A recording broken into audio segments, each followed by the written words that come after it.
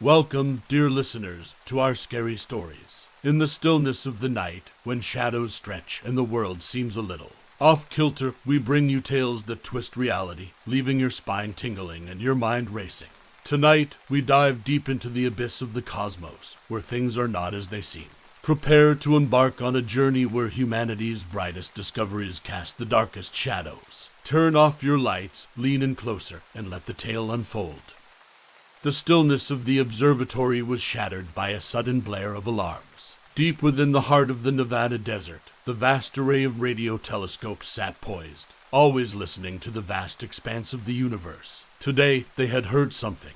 Dr. Marion Green's boots clicked hurriedly against the polished floor. She rushed into the central chamber, the cold sterility of the room forgotten as her eyes fixed on the monitors. A cascade of indecipherable symbols streamed down, causing a glint of excitement and apprehension to gleam in her azure eyes. "Talk to me, Raymond," she said, her gaze still fixed on the screens. Raymond, a tall, lanky man in his late 30s with salt and pepper hair, adjusted his glasses. "It's from the constellation Lyra, Marion.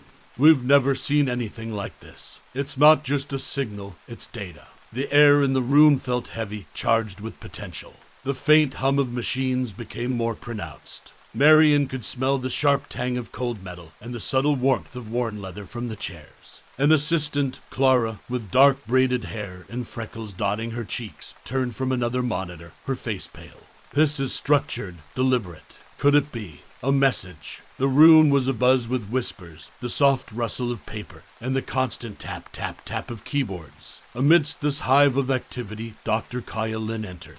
She was a vision of contrast with her fiery red hair and a demeanor as calm as a placid lake. As a linguistic genius, she was the bridge between numbers and narratives. Marion nodded at her. "Kaya, if this is a message, we need to understand it." Kaya approached the screen, her fingers gracefully dancing over the keys as she began to dissect the signal's language. "It seems mathematical, advanced, but there's a rhythm to it, almost like poetry." Raymond leaned in, the monitors casting an eerie glow on his face. "It's a blueprint, Marion. I'd wager my reputation on it." As hours turned into days, the observatory transformed from a quiet research facility to the heartbeat of an impending revelation. Scientists from all disciplines arrived, and tents sprung up around the campus. The vast Nevada sky, once just a canvas of stars, was now the epicenter of mankind's most significant discovery. One evening, Marion, Raymond, Kaya, and Clara sat around a makeshift campfire outside. The flames crackle and the chirping of desert crickets surrounded them. The rich scent of burning wood intertwined with the faint odor of cold coffee. Clara took a sip from her mug, her eyes reflecting the flames. What if it's a gift? A leap for humanity? Marion stared into the fire, its warm embrace doing little to chase away the cold knot of uncertainty in her stomach. Or a Pandora's box, waiting to be opened. Kaya, ever the philosopher, looked up at the stars. Messages have been sent into the unknown before, hoping for a response. But never have we considered the intent behind an answer. Is it wisdom or a warning? Raymond, ever the pragmatist, chuckled. "We'll soon find out. The world's about to change, for better or worse." The four sat in thoughtful silence, each lost in their musings, feeling the weight of the unknown bearing down upon them. The universe had reached out, and now it was up to them to grasp its outstretched hand and uncover its secrets. The world had shifted its gaze to the Nevada desert, where under enormous white tents in the shadow of the towering radio telescopes, an international coalition began the monumental task of bringing the blueprints to life. Beneath the baking sun, the scent of heated metal and the swirling dust in the wind pervaded the air.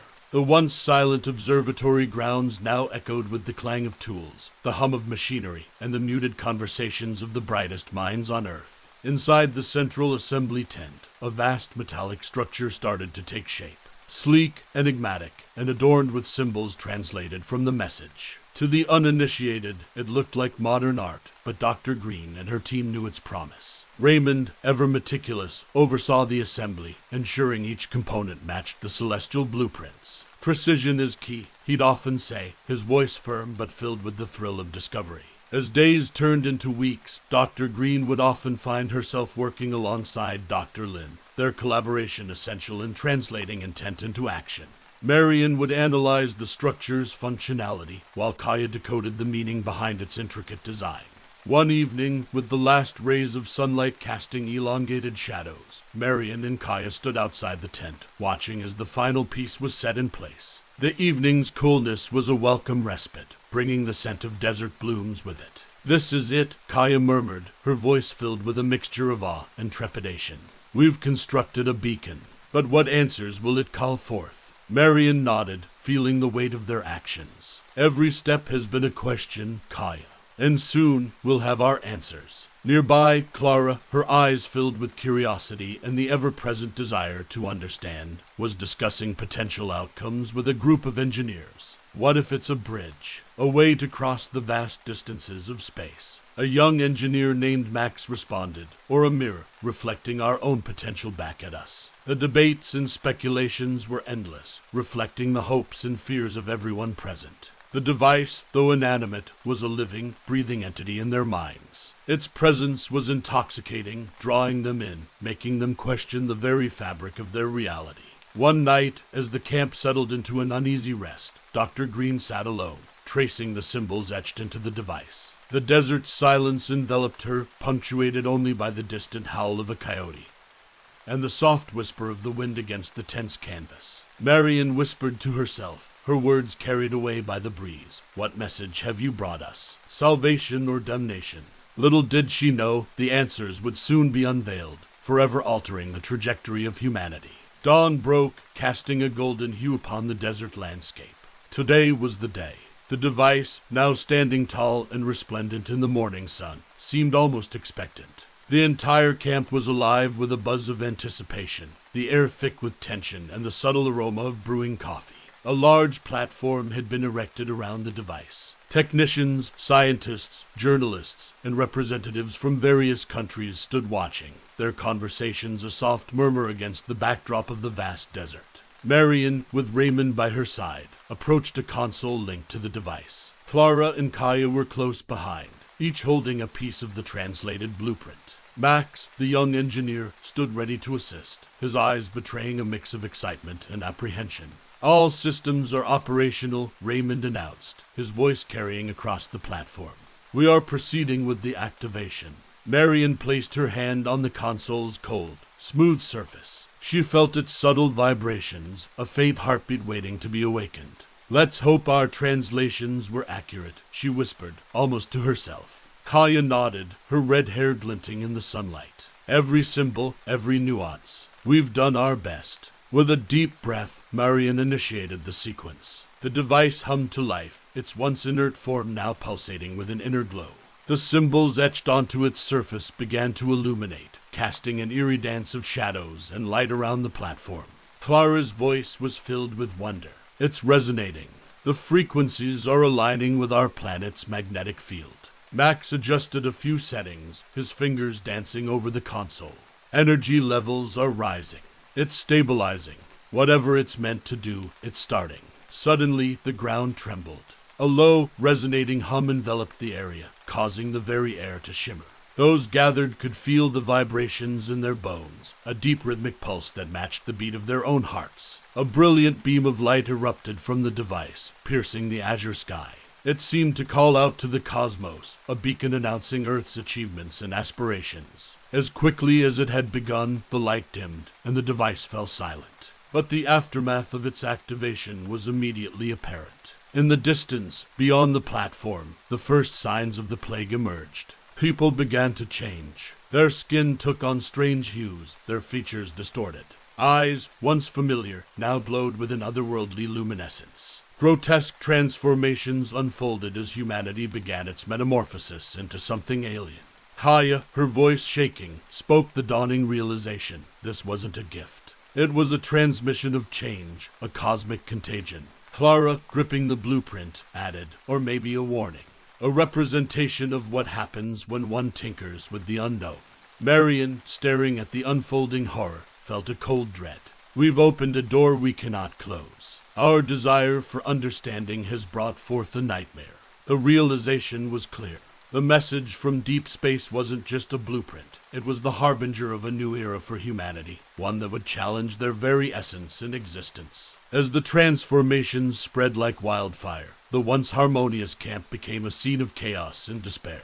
People were torn between the instinct to help those changing and the primal urge to flee. Kaya, watching as a colleague underwent the horrifying metamorphosis, shouted above the noise, "We need to quarantine the area." The effects seemed to be spreading outward from the device. Max, using his engineering skills, quickly began configuring barriers. "We need to contain this, and fast." His voice quivered, betraying his fear, but determination shone in his eyes. Outside the camp's immediate confines, the world watched in shock and horror. News broadcasts showed drone footage of the quarantine area, capturing the agonizing transformations of those within.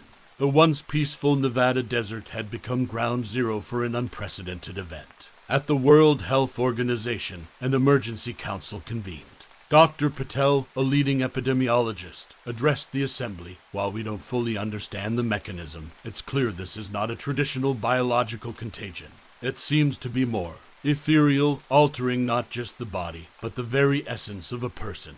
Governments worldwide issued advisories, urging citizens to stay indoors and avoid contact with anyone showing signs of transformation. Cities became ghost towns, with only the eerie glow of screens illuminating homes as people watched the unfolding crisis. Back at the camp, Marion and Raymond worked tirelessly, trying to reverse engineer the device. "There has to be a way to counteract its effects," Marion muttered, her fingers flying over the console. Raymond, deep in thought, responded, "We need to consider the message again. Maybe there's something we missed, a clue or a countermeasure." Clara, her face pale from exhaustion, joined the duo. "It's worse than we thought. Those who have transformed, they're not just physically altered. They're communicating in a way we don't yet understand." As night fell, the desert landscape was bathed in an eerie glow. The transformed, now numbering in the hundreds, stood in concentric circles around the device, their luminous eyes focused on its core. Their collective hum, a hauntingly beautiful melody, resonated through the air. Kaya, observing from a safe distance, whispered to Max, "It's like they're syncing, becoming one collective entity." Max shuddered. "It's mesmerizing, but it's terrifying. What if we're next?" With each passing hour, the circle of transformed grew, their unified hum growing louder, drowning out the sounds of machinery, the winds, and the fearful whispers of those yet untouched by the cosmic plague. As the first rays of dawn crept over the horizon, a chilling realization dawned on Marion. "We can't just contain this. We have to understand it, to communicate. Only then can we hope to find a solution." In a world now fractured between the transformed and the untouched, the quest for understanding would become the beacon of hope in the darkest of times. In major cities across the globe, eerie silence pervaded the streets, broken only by the hum of distant transformations and the rhythmic tapping of raindrops. Humanity was under siege, not from an external enemy, but from an unseen force that threatened the very core of their being. Within the Nevada camp, Marion and her team were working relentlessly. The makeshift lab was a hive of activity, with screens displaying data, charts, and satellite imagery of the spreading phenomenon. Raymond, his face gaunt from lack of sleep, approached Marion with a tablet in hand. "We've managed to decipher more from the original transmission. There are frequency patterns here, wavelengths that seem to correlate with the humming of the transformed." Marion's eyes widened in realization. "So, you're suggesting that if we can tap into this frequency, we might be able to communicate with them?" Raymond nodded. "It's our best shot." Kaya and Clara were already deep into constructing a mechanism that would allow them to tap into the frequency. Using modified satellite dishes and a series of amplifiers, they aimed to establish a two-way communication bridge. Max, inspired by their efforts, began creating a visual representation of the frequency patterns. If sound doesn't work, maybe visuals will. Patterns, lights, anything that might create a bridge. Hours turned into days. The team's efforts bore fruit when, during a test run, they received a faint response. A series of harmonious notes, unlike anything heard before, echoed in the lab. The transformed were reaching out. Clara, her voice trembling with excitement, said, "It's like music, an ethereal melody that's both haunting and beautiful." Marion adjusted the controls, attempting to send a response. A series of notes, carefully chosen to mimic the message received. The room held its breath as they awaited a reply. Moments later, a more complex melody filled the lab. It was a message, though not in words, but in feelings, emotions, and memories. Kaya, tears in her eyes, whispered they're sharing their experiences. Their transformations haven't just altered them physically. They've gained access to a vast cosmic consciousness. As the communication sessions continued, the team began to unravel the mystery. The cosmic plague was not a curse, but a gift. A gift of understanding, unity, and a connection to the vast universe. The transformations were not random, they were selective, choosing those ready for the next evolutionary step. Raymond, deep in thought, voiced the dilemma they now faced. We've been viewing this as a calamity, but what if it's an opportunity? An invitation to join a larger cosmic community. Marion gazed out at the transformed, their luminous forms painting the desert in shades of ethereal light. Then our task isn't to reverse this, but to bridge our worlds, to find harmony between the transformed and those who remain. In the heart of the crisis, a glimmer of hope emerged, a chance to understand, to grow, and to embrace the vastness of the universe. Outside the camp's confines, the world was in tumult. Governments struggled to maintain order, with martial law declared in many regions. Rumors of the transformed's intent ran rampant. Were they a threat? Were they still human? Fear prevailed as the untouched grappled with their rapidly changing reality. Within the camp, a small assembly was gathered, leaders of major nations, eminent scientists, spiritual guides, and influencers. Marion and her team had invited them to witness firsthand the communications they'd established with the transformed. Kaya played the harmonious notes, the musical conversation that had occurred between them and the transformed. It's a language of emotions, experiences, and cosmic memories. Words can't capture it. A spiritual leader from Tibet, Lama Tenzin, spoke softly. It's as if they've tapped into the Akashic records, the cosmic library of all experiences. President Martinez, representing one of the major superpowers, rubbed his temples, trying to comprehend the enormity of the situation. So, what you're saying is, they've evolved, become part of a grander design. Raymond nodded. Exactly. They're still human, just more attuned to the universe. The conversation was interrupted by a sudden vibration emanating from the device. The ground trembled, and the air was filled with a bright luminescence. Everyone shielded their eyes as the transformed gathered closer to the device, their collective hum resonating with the machine's frequency. As the light dimmed, an awe-inspiring scene unfolded before them. Above the device, a portal, shimmering, fluid, and vast, opened. Through it, they glimpsed a cosmos unlike any known to man, nebulae, stars, and galaxies intertwined in a beautiful dance of colors. From the portal, entities descended. Not grotesque or fearsome, but majestic, composed of stardust and light. Their forms constantly shifted, a play of colors and patterns, reminiscent of the aurora borealis. Max whispered, his voice thick with emotion, "They're beautiful, like nothing I've ever seen." One of the entities approached, its form stabilizing into a humanoid shape. Through the musical, emotional language they had come to understand, it communicated its message. Children of Earth, do not fear. The transformations are an invitation, a bridge to the greater cosmic family. Some of you are ready to join, while others will continue their journey here. The choice remains yours. The message was clear and profound. The cosmic plague was not a curse, but a door. A door to understanding, unity, and the vast realms of the cosmos. Marion stepped forward, her voice steady. "Thank you for this revelation. We need time to understand, to choose, and to bridge our worlds." The entity nodded, its form shimmering with colors. "We will wait. The universe is patient." As the portal slowly closed, leaving the night sky as it once was, the assembly was left in awe. The journey ahead was uncertain, but the path was illuminated with hope, understanding, and the embrace of the unknown.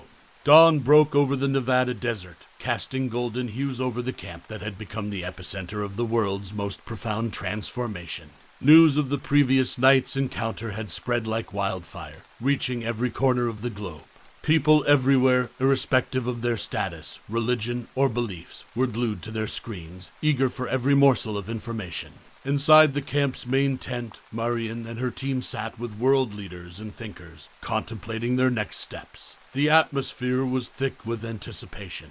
Max, sketching the entity they'd witnessed, mused, "We have a responsibility, not just to those who've transformed, but to all of humanity. How do we convey the enormity of this choice? Lama Tenzin, his voice a calm amidst the storm of thoughts, replied by embracing both paths. Each soul must choose its journey. President Martinez, her demeanor more relaxed than the day before, added, we must organize a global summit, a platform where every nation, every individual can understand and make their choice. Kaya, tinkering with the communication device, looked up. We can use this to broadcast the message, relay the experiences, and help people understand. Work began at a frenetic pace. Satellites were aligned, global broadcasters coordinated, and a massive stage set up, accommodating representatives from every nation. As dusk approached, billions tuned in. Marion, chosen as the voice for this momentous occasion, stood at the podium. The soft desert wind played with her hair as she began. People of Earth, we stand on the brink of a new horizon. The transformations, the messages from deep space, they offer us a choice. A choice to embrace a broader cosmic realm or continue our journey on this planet, cherishing and safeguarding our home. She continued, detailing their experiences, the communications, and the profound revelations. As her words flowed, visuals of the transformed, the portal, and the cosmic entities were broadcasted, making the experience visceral for all watching. As Marion concluded, the screen shifted to testimonials, stories of those transformed, their memories and emotions shared with those who remained unchanged. There was sadness, joy, and a deep sense of unity. Raymond, in a side segment, explained the science, breaking down the complexities into understandable terms. He reassured the world that the choice was not a one-time event. Evolution, he emphasized, was a continuous journey. Night had fallen by the time the broadcast ended. Around the world, candles, lanterns, and lights illuminated the darkness, symbolizing hope and unity. Conversations sprang up within families, among communities, across nations. People contemplated, debated, and introspected. In the days that followed, many chose to embrace the cosmic path, transforming into luminous beings, while others decided to remain, with a renewed commitment to Earth and its inhabitants. The world had changed not through conflict or conquest, but through understanding and choice. The cosmic saga had unveiled the strength of humanity's spirit, the depth of its compassion, and the boundless possibilities of its future. The sun cast its first light on a world irrevocably altered. Cities buzzed with a renewed energy. Parks, once mere green spots in urban jungles, turned into gathering places for introspection and discussion. The landscapes themselves seemed to pulsate with a vibrancy, echoing humanity's newfound awareness. Kaya, now a global ambassador for Earth's communications, stood overlooking a massive gathering in New York's Central Park. Beside her, the communication device had been reconfigured into a monument, a testament to humanity's encounter with the cosmic. Children ran around it, laughing and playing, while their elders sat in circles, discussing the profound choices they'd made in the paths they now tread. Artists painted, musicians played, and poets recited verses that captured the essence of this new era. Across the world, such scenes played out. In Tokyo, a festival celebrated unity. In Nairobi, people planted trees, symbolizing their commitment to Earth. In Rio de Janeiro, a carnival danced through the streets, its participants adorned in outfits reflecting both their terrestrial roots and cosmic aspirations. Marion, Raymond, and Max had initiated a global educational initiative, ensuring that the next generation would grow up with a comprehensive understanding of the universe's vastness and Earth's unique place within it. One evening, as stars dotted the sky, Lama Tenzin led a meditation session on a Himalayan peak. Gathered were those transformed and those who remained in their human forms. The lines of division had blurred, and a harmonious hum filled the air, a blend of human voices and the musical language of the transformed. Back in the Nevada desert, the original camp had been transformed into a research and cultural hub. Scientists, artists, and thinkers from all walks of life converged, drawing inspiration from the cosmic revelations and Earth's timeless beauty. One night, as a gentle breeze wafted, carrying the desert's unique scent, the communication monument activated. The familiar shimmering portal appeared, and through it stepped the cosmic entities. The gathered crowd, not surprised, welcomed them. No longer were they considered outsiders. They were family, mentors, and friends. A leading entity, its form resonating with soft, shifting colors, spoke through the musical language. Kaya, translating for all, voiced its message. Children of Earth, your journey has inspired countless realms. Your unity in the face of diversity stands as a beacon. While paths may differ, the destination, the pursuit of understanding and love, is universal. The entity gestured, and from the portal emerged artifacts, gifts from various cosmic civilizations. They floated down, settling in the hands of children, symbolizing hope in the continuous exchange of knowledge. As dawn broke, the entities, having imparted their wisdom and blessings, departed. The portal, though closed, left an indelible mark on the hearts of all. The world moved forward, no longer confined to terrestrial bounds. Earth became a nexus, a meeting point of cosmic civilizations, and a shining example of unity's power. Its inhabitants, whether wandering the vastness of space or tending to their blue-green home, carried with them an unbreakable bond of love and understanding.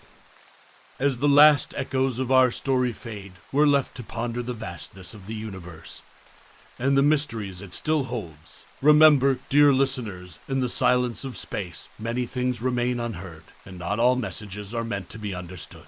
Until next time, keep your eyes on the stars and your ear to the ground, for there are always more tales to tell on our scary stories. This is our Scary Stories signing off for tonight. Welcome, dear listeners, to our Scary Stories. As the night's shadows grow longer and the air turns cold, settle in and make yourself comfortable, but not too comfortable. For in these tales of terror, every creak of the floorboard and gust of wind becomes a harbinger of the unknown. So dim the lights, lean in close, and let us journey into the dark recesses of our most primal fears.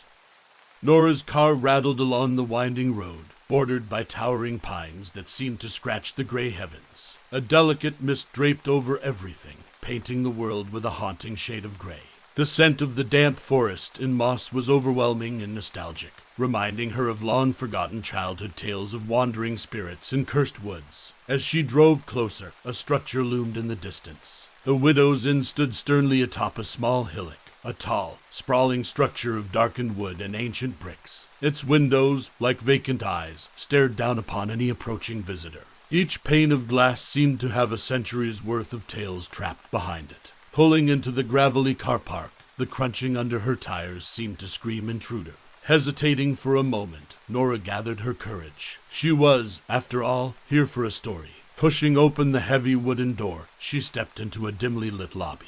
The air was thick with the musky scent of old wood and a hint of something sweeter, like aging roses. A grand chandelier, coated in a film of cobwebs, hung from the center of the ceiling, its flickering lights casting eerie patterns on the walls. Behind an ornate desk, a figure rose slowly. Mrs. Blackwell, her posture erect, was a tall woman draped in a dress that whispered of bygone eras. Her silver hair was tightly knotted, and her piercing blue eyes examined Nora from head to toe. "Welcome to the Widow's Inn," she said, her voice echoing through the vast lobby. "I assume you have a reservation." Nora nodded, trying to mask her unease. "Yes, I'm Nora Wyndham. Here for 2 nights." A smile, more chilling than welcoming, spread across Mrs. Blackwell's pale lips. "Ah, the writer. We've prepared room 13 for you. It offers a magnificent view of the woods." But she leaned in, her voice dropping to an almost inaudible whisper. "I would advise against wandering the inn after dark. Some rooms are better left undisturbed." There was a chill in that warning, a subtle threat that sent shivers down Nora's spine. "Thank you," she stammered. "I'll keep that in mind." As she turned to ascend the grand staircase, the dim evening light caught something at the far end of the corridor. A lone candle, its flame dancing wildly, yet no wind blew in the sealed inn. Around its flickering light, shadows cavorted, bending and swaying in a ghostly dance. The murmurs from the few guests in the lobby grew distant as Nora was drawn closer. Each shadow seemed to tell a tale, a lingering echo of laughter, sorrow, anger, and love. Mesmerized, she reached out to touch the flame, but a firm hand caught her wrist. "Not now," Mrs. Blackwell's stern voice cautioned. "Wait for nightfall. That's when they truly come alive." Pulling her hand back, Nora met the innkeeper's gaze, an unspoken understanding passing between them. The weight of the inn's history pressed down on her, and she was no longer just a visitor. She was now a part of its story. Leading Nora to her room, Mrs. Blackwell left her with one final word. "Remember, dear, darkness has a way of revealing what light often hides. Sleep well." With that, the door clicked shut, leaving Nora alone with the pulsating heartbeat of the Widow's Inn. The room seemed to breathe with an old-world charm. Wallpapers faded with time adorned the walls, and thick velvet curtains draped over large windows. An antique four-poster bed dominated the room, dressed in heavy linens. From her window, Nora could see the vast expanse of the darkening woods, their treetops swaying rhythmically, as if whispering secrets to the crescent moon above. Nora unpacked her belongings, each rustle and clink echoing softly in the hushed atmosphere of the inn. On the mahogany writing desk, she laid out her notebook and pen, ready to capture the essence of her stay. An old fireplace, dormant for years, stood opposite the bed. Above it, a portrait of a young woman stared out, her eyes filled with an emotion Nora couldn't quite decipher. Was it sorrow or warning? She sank into a plush armchair beside the window, lulled by the soft chirping of crickets and the distant hoot of an owl. But it wasn't long before her earlier fascination with the candle beckoned her. Slipping into her shoes, she quietly unlocked her door, the hallway outside dimly illuminated by the occasional lantern. Walking softly, she found herself drawn once again to the room with the solitary candle. Its golden glow painted a warm circle amidst the encroaching cold darkness. As she approached, the previously seen shadows resumed their ethereal dance. Like actors on a silent stage, they seemed to reenact moments of joy, heartbreak, and fury. One shadow, larger than the others, appeared to be beckoning her closer. Unable to resist, she inched towards the flame. Each step seemed to intensify the dance, the room growing colder as she moved closer. The air grew thick with tension, the aroma of burnt wax mingling with the chill. Her hand hovered over the flame. Each shadow's movement reflected the tempest of emotions she felt. Closing her eyes, she took a deep breath, sensing the weight of countless stories desperate to be heard, felt, and understood. And then, with a sudden rush of courage, she blew out the candle. Darkness enveloped her, the temperature plummeting.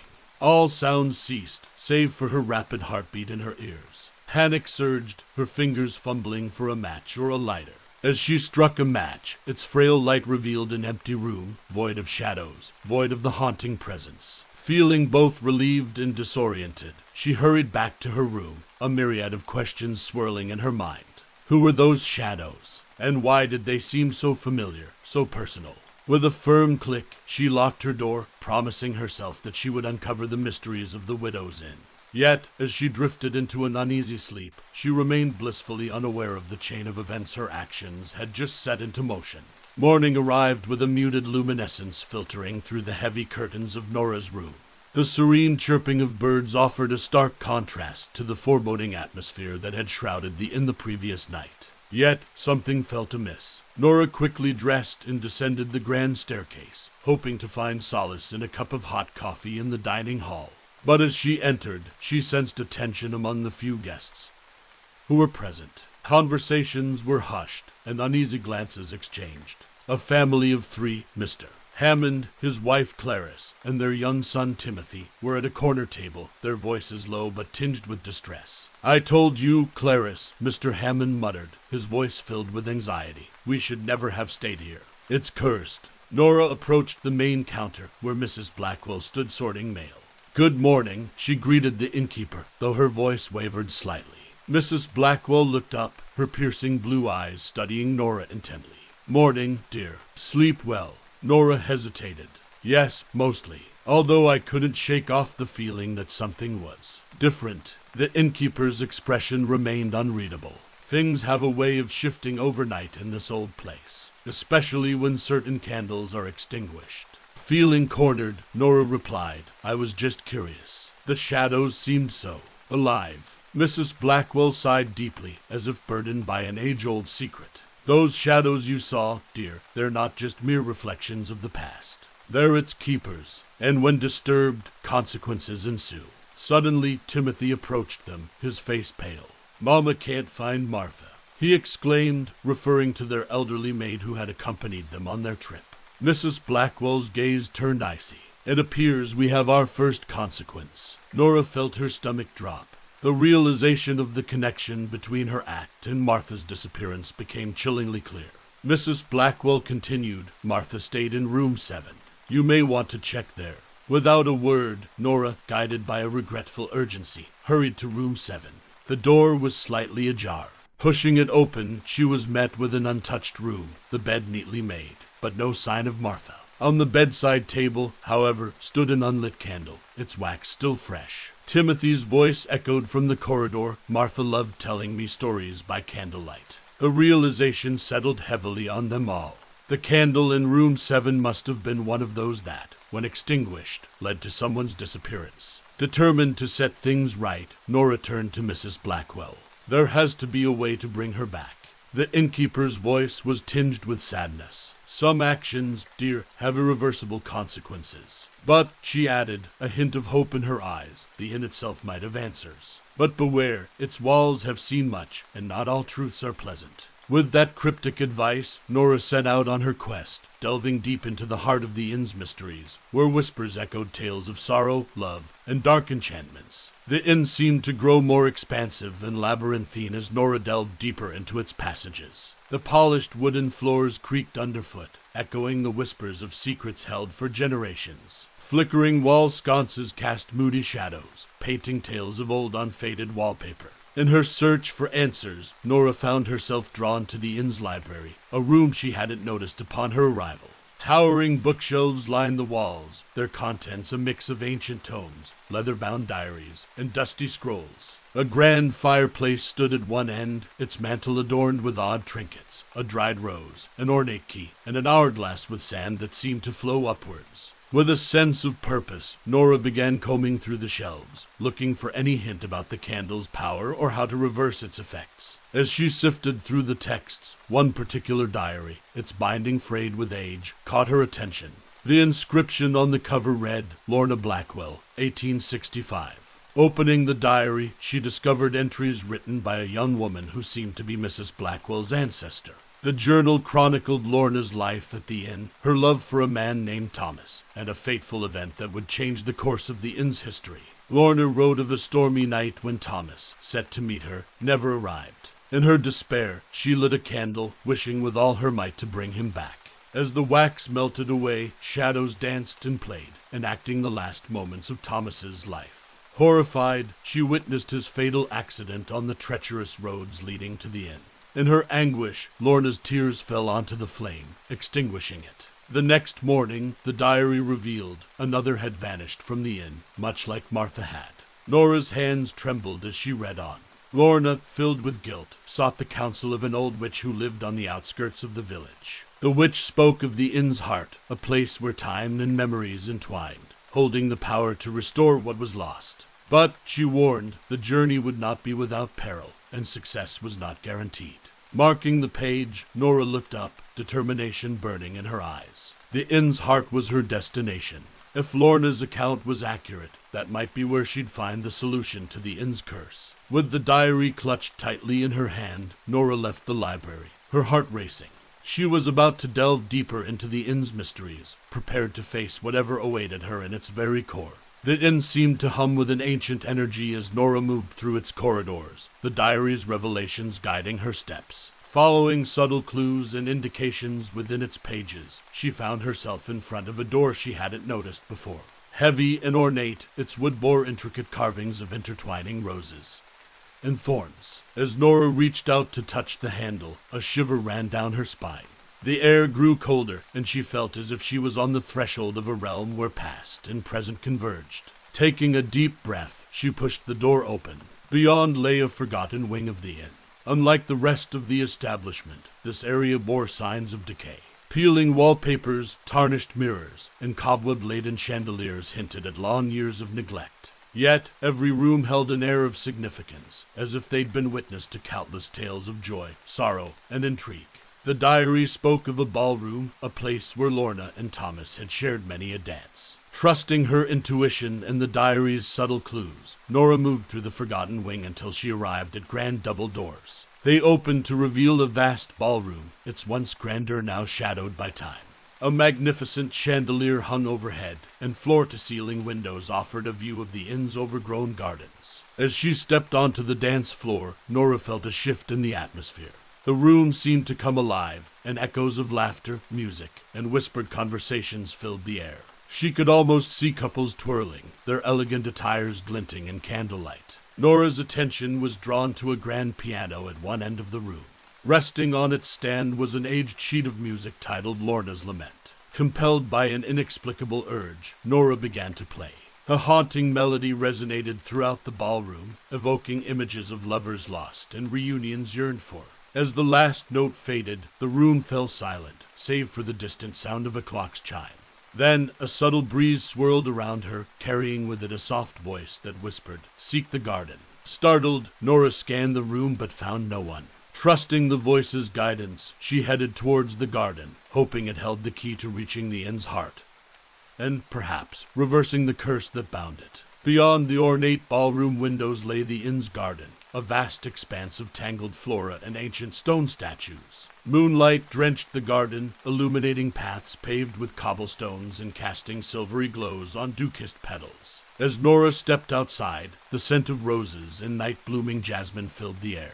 The sounds of the nocturnal world surrounded her, the soft hoot of an owl, the distant murmur of water, and the rustle of leaves in the gentle breeze. Centered in the garden was a massive, age-old maze, its walls formed by towering hedgerows. Entrances beckoned from each cardinal point, and at its heart, a statue of a woman stood, visible even from the outskirts, Lorna, perhaps. Drawing strength from the diary's revelations, Nora approached the maze entrance. Each path seemed to breathe with memories, and as she ventured deeper, glimpses of the inn's past unfurled before her. In one corridor, she saw children chasing one another, their laughter echoing through the years. Another pathway unveiled a young couple stealing a secret kiss, the shadows hiding their identities. With each turn, the garden's history whispered its stories, the lines between past and present blurring. However, navigating the maze proved challenging. Paths ended in dead ends or circled back onto themselves, leaving Nora disoriented. Just as frustration began to take hold, a soft lullaby wafted through the air, guiding her steps. Entranced, Nora followed the sound, letting the gentle tune lead her through the labyrinth. Emerging at the heart of the maze, Nora found herself in a secluded clearing. The statue of the woman stood there, elegant and poised, her hands outstretched as if beckoning someone close. At her feet, a stone pedestal bore an inscription, "To those who seek in moon's soft gleam, awaken memories from their dream." With a sense of purpose, Nora closed her eyes, reaching out to touch the statue's hand. The garden seemed to sigh, and a rush of energy surged through her. When she opened her eyes, the garden had transformed. The hedgerows were immaculate, flowers bloomed in brilliant colors, and the air shimmered with enchantment. Before her stood the ethereal figure of a woman, her eyes filled with centuries of wisdom and sorrow. "Lorna," Nora whispered, realizing she stood before the spirit of the woman whose diary had led her to this moment. The journey to uncover the secrets of Widow's Inn had taken a significant turn, and the mysteries of the candle and the vanishing guests were on the verge of being unraveled.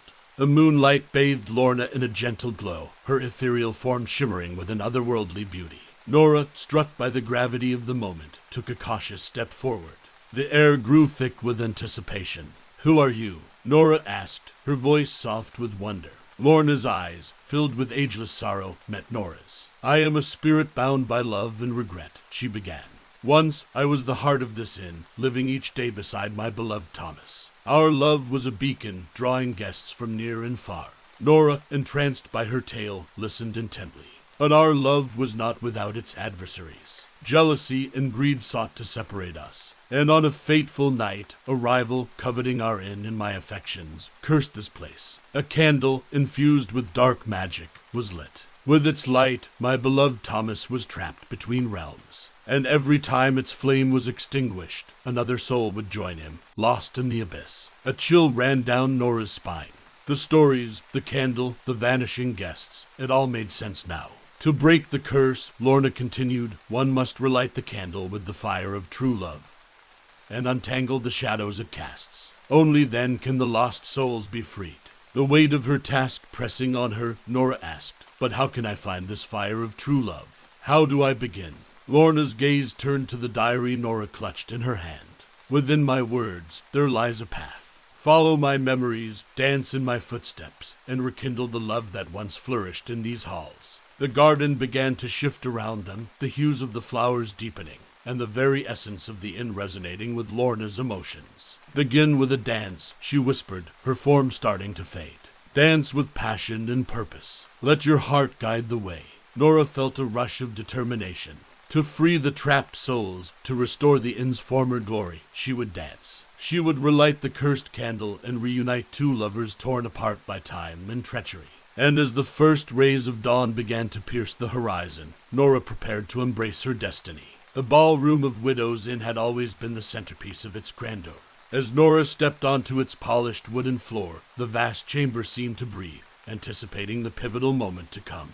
Vaulted ceilings, adorned with crystal chandeliers, reflected the morning's golden light. The room was awash with hues of amber and gold, and the shadows of past dancers seemed to play upon the walls. Taking a deep breath, Nora placed the diary upon a nearby table, its pages fluttering open to an illustration of a dance, Lorna and Thomas, forever captured in a moment of pure joy.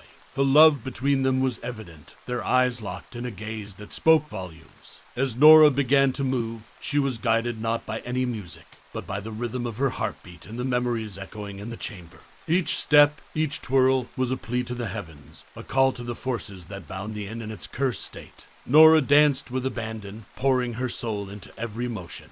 She envisioned Thomas reaching out to her from the realm he was trapped in, and Lorna watching with hope-filled eyes. With every sweep of her arms and every leap, Nora felt the energy of the room intensify. Suddenly, a gust of wind surged through the ballroom, causing the chandeliers to sway, and the candle from the haunted room to appear on the diary's open page. Its wick ignited spontaneously, casting a warm and radiant glow. Shadows began to form around the room, taking on familiar shapes, guests who had vanished, their outlines becoming clearer and more defined.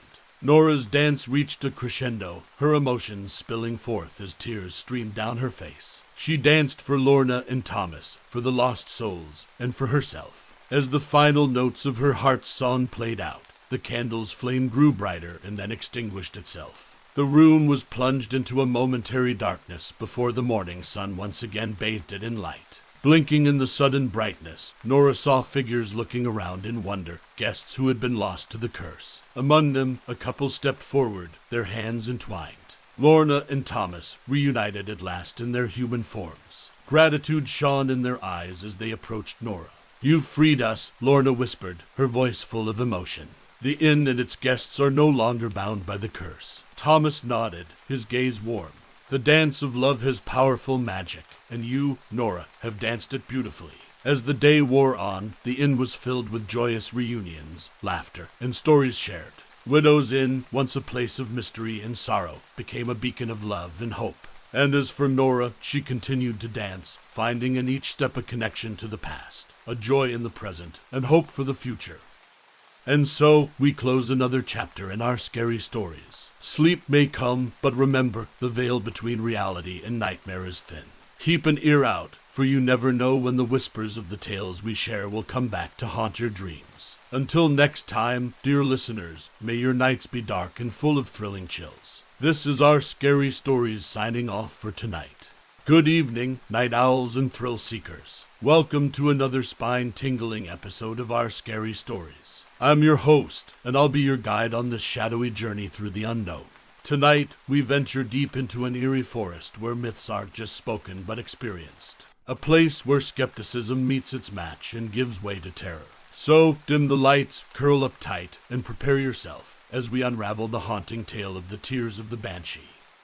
The air was thick with the smell of damp soil and decaying leaves. A moody sky, overcast and ominous, stretched its gray expanse above the forest that bordered the town of Hallowbrook. Tall, gnarled trees with leaves like the hands of skeletons stood like sentinels in the deepening twilight. Their shadows elongated, stretching and intermingling until it was impossible to tell where one ended and another began. The winds rustled the branches in whispered conversations, ancient dialogues known only to the forest itself. Sarah took a deep breath, feeling the weight of the moisture fill her lungs. Her eyes narrowed as she stepped from the pavement onto the soft, mulchy path that led into the belly of the woodland. In her hand, she held a flashlight that cast an irregular circle of light on the ground before her, chasing away the dark but not the sense of foreboding that clung to her like a second skin. Silly superstitions, she muttered to herself, frowning as she recalled the warning glances and hushed murmurs of her neighbors. Her reputation as a debunker of myths and a slayer of local legends was well known. Tonight was the night she'd expose the most pervasive myth of them all, the Banshee of Hallowbrook Forest. In the distance, Sarah heard the soft rustling of leaves and the occasional hoot of an owl. She inhaled sharply, detecting the earthy scent of fungus mixed with the metallic tinge of moisture. The forest seemed to close in on her, yet she pressed on, fortified by her skepticism. She was convinced that science could explain everything, even the mysterious, high-pitched wails that were said to echo through these woods on nights when death's presence loomed near. "Sarah, you really think you're going to find a Banshee?" A voice startled her, and she swung her flashlight around to see her friend Mark emerging from the darkness, a grin on his face. The varsity debunker herself couldn't resist. "How? Mark, what are you doing here? You followed me." Sarah's voice trembled slightly, more from irritation than fear. "Come on, you didn't actually think I'd let you go Banshee hunting alone, did you? Plus, someone needs to document your grand debunking for posterity," he replied, lifting his smartphone. Sarah shook her head. "Fine, but stay out of the way. The last thing I need is someone disrupting my observations with Snapchat filters." Together, they ventured deeper, their steps muffled by the wet foliage underfoot. The further they walked, the quieter the forest became, until all that remained was the oppressive silence of nature holding its breath. Just when Sarah began to wonder if the evening would prove uneventful, a soft sound wafted through the air. A cry, faint and distant, but unmistakable. A shiver traveled down Sarah's spine as the sound echoed off the trees, a hauntingly beautiful lament that clawed at the soul. "Tell me that was your stomach growling," Mark said, his voice tinged with genuine fear. Sarah bit her lip, her skeptic's armor showing its first crack. She looked at Mark, then back at the flashlight's trembling circle of light on the ground. The Banshee's cry, a forlorn aria, sounded again, only closer this time. "Let's find out," she whispered, her hand gripping the flashlight as if it were a talisman that could ward off the encroaching dread. With hearts pounding and breaths caught between excitement and terror, they ventured deeper into the forest's gloom, lured by a cry that seemed less like a myth and more like a portent of something both wondrous and terrible. The forest was no longer just a backdrop for their skepticism and dares. It was a living, breathing entity, and it seemed to beckon them further into its depths, into its oldest, darkest secret. Sarah felt the first inkling of doubt pierce her conviction as the mysterious cry grew louder. Unbeknownst to her, she was walking not just toward the sound that haunted Hallibrook, but also toward a revelation that would shatter her skepticism into a million shards, each as sharp as regret and as chilling as the forest's secret itself. The woods grew denser as Sarah and Mark advanced, their way lit only by the flickering beams of their flashlights. Even the moon seemed to shy away from this part of the forest, allowing darkness to drape itself over the branches and leaves like a heavy shroud. The scent of wet bark mingled with the aroma of moss and decaying foliage. Somewhere in the distance, a stream gurgled softly as if whispering secrets only the woods were meant to hear. What was that? Mark whispered, breaking the silence that had enveloped them like a thick fog. He shined his flashlight erratically into the bushes, revealing glimpses of twisted branches and fallen leaves, but no sign of the creature responsible for the haunting cries. "Just a raccoon or a fox, maybe," Sarah answered, though her voice lacked its earlier conviction. She couldn't shake off the chill that had wrapped itself around her spine since they heard the cries. As they pushed through a particularly tight clump of foliage, Sarah felt the first drops of rain splatter onto her forehead, adding another layer of murkiness to the already sinister atmosphere. The leaves overhead began to rustle as the rain grew steadier, drumming on the forest canopy like 100 little fingers tapping in rhythm. And then, cutting through the noise of rain and the rustling of leaves, came the unmistakable sound of sobbing. It was no animalistic cry this time. It was undeniably human, a lament so full of sorrow it seemed to drain the warmth from Sarah's bones. Sarah signaled to Mark to cut his flashlight. They stood in pitch darkness, hearts pounding, as they listened to the distant weeping. It was coming from the east, deeper into the forest, drawing them like a magnet. "Let's check it out," Sarah mouthed to Mark, gripping her flashlight tighter. Though her rational mind screamed in protest, her insatiable curiosity propelled her forward. As they crept closer to the source of the sobs, Sarah felt the air grow colder. It was as if the forest itself were warning them to turn back, to leave its secrets undisturbed. Yet they pressed on, the beam of Sarah's flashlight now landing on a clearing up ahead. With hesitant steps, they entered the open space. In the center stood a woman in tattered clothes, her long, unkempt hair shrouding her face. She was hunched over, her shoulders shaking as she sobbed uncontrollably. Sarah ducked behind a gnarled oak tree, pulling Mark with her. They watched, hidden from view, as the woman continued to weep. Sarah took out her notebook, wanting to jot down every observation, every feeling, every sound.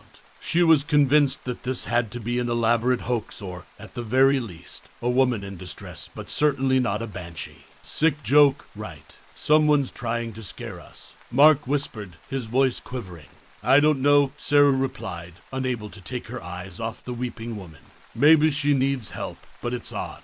Doesn't it strike you as strange that she's out here, alone, crying in the middle of nowhere? Maybe she's the one who's been making those sounds, trying to spook people for some reason, Mark ventured, though he looked unconvinced. Sarah could feel a knot of apprehension tightening in her stomach. Every fiber of her being screamed that something was deeply wrong, yet her rational mind fought against the idea. She thought of approaching the woman, of offering her assistance, but something held her back. An ancient, primal fear whispered that some doors, once opened, could never be closed. They watched as the weeping woman suddenly stood up.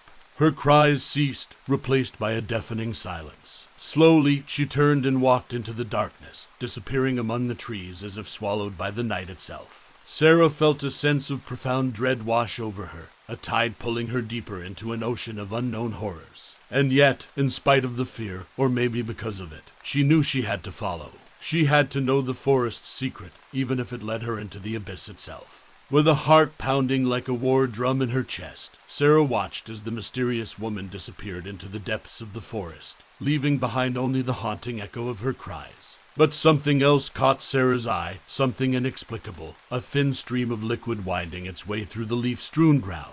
It glistened in the faint light, looking almost ethereal against the earthy forest floor. Sarah glanced at Mark, who seemed equally captivated by this strange phenomenon. His eyes met hers, a wordless agreement passing between them. They would follow the stream, wherever it led. As they began to walk, Sarah noticed how the rain had seemed to taper off, as if the forest was holding its breath, watching them intrude upon its hidden enigmas. The twisted trees loomed overhead like ancient guardians, their gnarled branches reaching out as though warning them to go no further. The sound of their footsteps mingled with the hushed whispers of the woods, filling the air with a sense of ominous expectation. The stream itself was unlike anything Sarah had ever seen. Its substance was not water but seemed more viscous, resembling teardrops that had coalesced into a rivulet. It shimmered as it wound through the forest, a winding path that seemed to beckon them onward, pulling them deeper into the enigma that was unfolding before them. The narrow stream snaked through tangled roots and crossed under fallen logs, always flowing steadily, purposefully, as if guided by some unseen force. At times it would expand into small pools that seemed almost like mirrors, reflecting the ominous canopy above. Despite the surreal beauty, Sarah felt a growing disquiet gnawing at her, an anxiety she couldn't easily dismiss. This was something unnatural, something eerie, a violation of the natural laws she held so dearly. And then, as they rounded a familiar bend, Sarah stopped dead in her tracks. The stream had led them back to a clearing she knew all too well. For there, standing before her, was her own house. The forest had circled back on itself, a labyrinth that led straight to her doorstep. How is this even possible? Mark muttered, his voice tinged with disbelief as he scanned the familiar surroundings. Sarah had no answer. She stared at the stream as it flowed purposefully toward her house, pooling briefly at the doorstep before disappearing under the door as if being absorbed by the house itself. It was an impossible scenario, a spatial riddle that contradicted all logic. Yet here she was, standing in front of her own house in the middle of a forest that shouldn't contain it. A cold sensation crawled up her spine as she took in the absurdity of the situation. Was the forest playing tricks on her? Or was it the weeping woman, the alleged Banshee, who had somehow manipulated the landscape? A light flickered on in an upstairs window, her bedroom window. And for a brief moment, she thought she saw a silhouette moving behind the curtains, a fleeting shadow that vanished almost as quickly as it appeared. A cold realization washed over her. Something, or someone, was in her house. And as that thought crossed her mind, a chilling cry pierced through the night air, echoing from within her own home. A lament so familiar, so dreadfully poignant, it made Sarah's skin crawl. It was the same cry they had heard in the depths of the forest, the cry of the Banshee. Mark looked at Sarah, his face pale, his eyes wide with terror. "Do we go in?" Sarah felt a tug of indescribable dread at the pit of her stomach. She knew that crossing that threshold would be an irrevocable step, one that might unveil horrors far beyond her wildest speculations. But the pull of the unknown was too strong, the mystery too consuming. And so, with a reluctant nod, she stepped toward her own front door, her hand trembling as she reached for the knob. Something awaited them inside, something born of tears and shrouded in mystery. And it was crying for them. Sarah's trembling hand turned the door knob, and she took a hesitant step into her own house. Mark followed close behind, his flashlight casting an uneasy glow that flickered across the hallway. As they closed the door, it seemed to shut out not just the wind and rain, but also the very essence of the forest behind them. The space felt different, confined, oppressive, as if the house itself had become an extension of the woods, a closing trap woven from both reality and legend. Should we even be here? Mark whispered, his voice almost lost amid the sudden stillness that had enveloped them. Sarah didn't reply. Instead, she began walking cautiously toward the stairs, each step on the creaking wooden floor sounding unusually loud in the uncanny quiet. The photographs hanging on the walls seemed to follow her with their eyes, their familiar faces twisted into expressions of silent warning. As she ascended the stairs, her thoughts turned to her mission, debunking the myth. Maybe this was all a series of odd coincidences, inexplicable but not supernatural. With the notes she'd gathered, she could easily make a case that there was nothing haunting about the forest. No banshees, no spirits, just strange geography and perhaps some manner of natural phenomenon that she didn't yet understand. Reaching the top of the stairs, Sarah turned the corner and approached her bedroom door. It stood ajar, the room within submerged in darkness except for the soft glow of her computer screen, which had somehow awakened from sleep mode. She hesitated, then pushed the door open fully, her eyes scanning the room. The sobbing erupted again, soft and mournful, filling the room like a melody composed of pure sorrow. It was coming from somewhere near her bed, where the light of her computer screen seemed to lose its battle against the shadows. Sarah felt her heart jump. This was too real, too immediate to be brushed off as a figment of her imagination. Is someone there? Mark's voice wavered as he stepped into the room, his flashlight cutting through the darkness to reveal nothing. No figure, no form. Just an empty room filled with furniture and shadows. Sarah's eyes turned toward her bed. It was neatly made, the sheets folded back, almost invitingly, as if expecting her. That's when she saw it, the moisture on her pillow glistening in the flashlight's beam. Fresh tears. A chill colder than any winter wind swept through her, knotting her stomach and pulling a scream to the edge of her lips. Before she could let it out, her computer chimed, announcing a new email. Automatically, her eyes darted to the screen. The sender was unknown, and the subject read, "Do you believe now? Sarah, we need to leave." "Now," Mark urged, his voice tinged with an urgency that matched the terror in his eyes. Sarah felt paralyzed, unable to process the nightmarish turn of events. Her skepticism had been her armor against the fears and myths that plagued others. Now, as the walls between reality and legend crumbled around her, she found herself defenseless, cornered by her own disbelief. The sobbing grew louder, closer, as if gathering substance, evolving from sound into presence. And then, almost as a whisper in her ear, the sobbing framed a single, horrifying word, a word that shattered her last vestiges of skepticism and denial. Sarah. Mark, sensing something too awful to articulate, grabbed her arm, pulling her toward the door. We're going right now."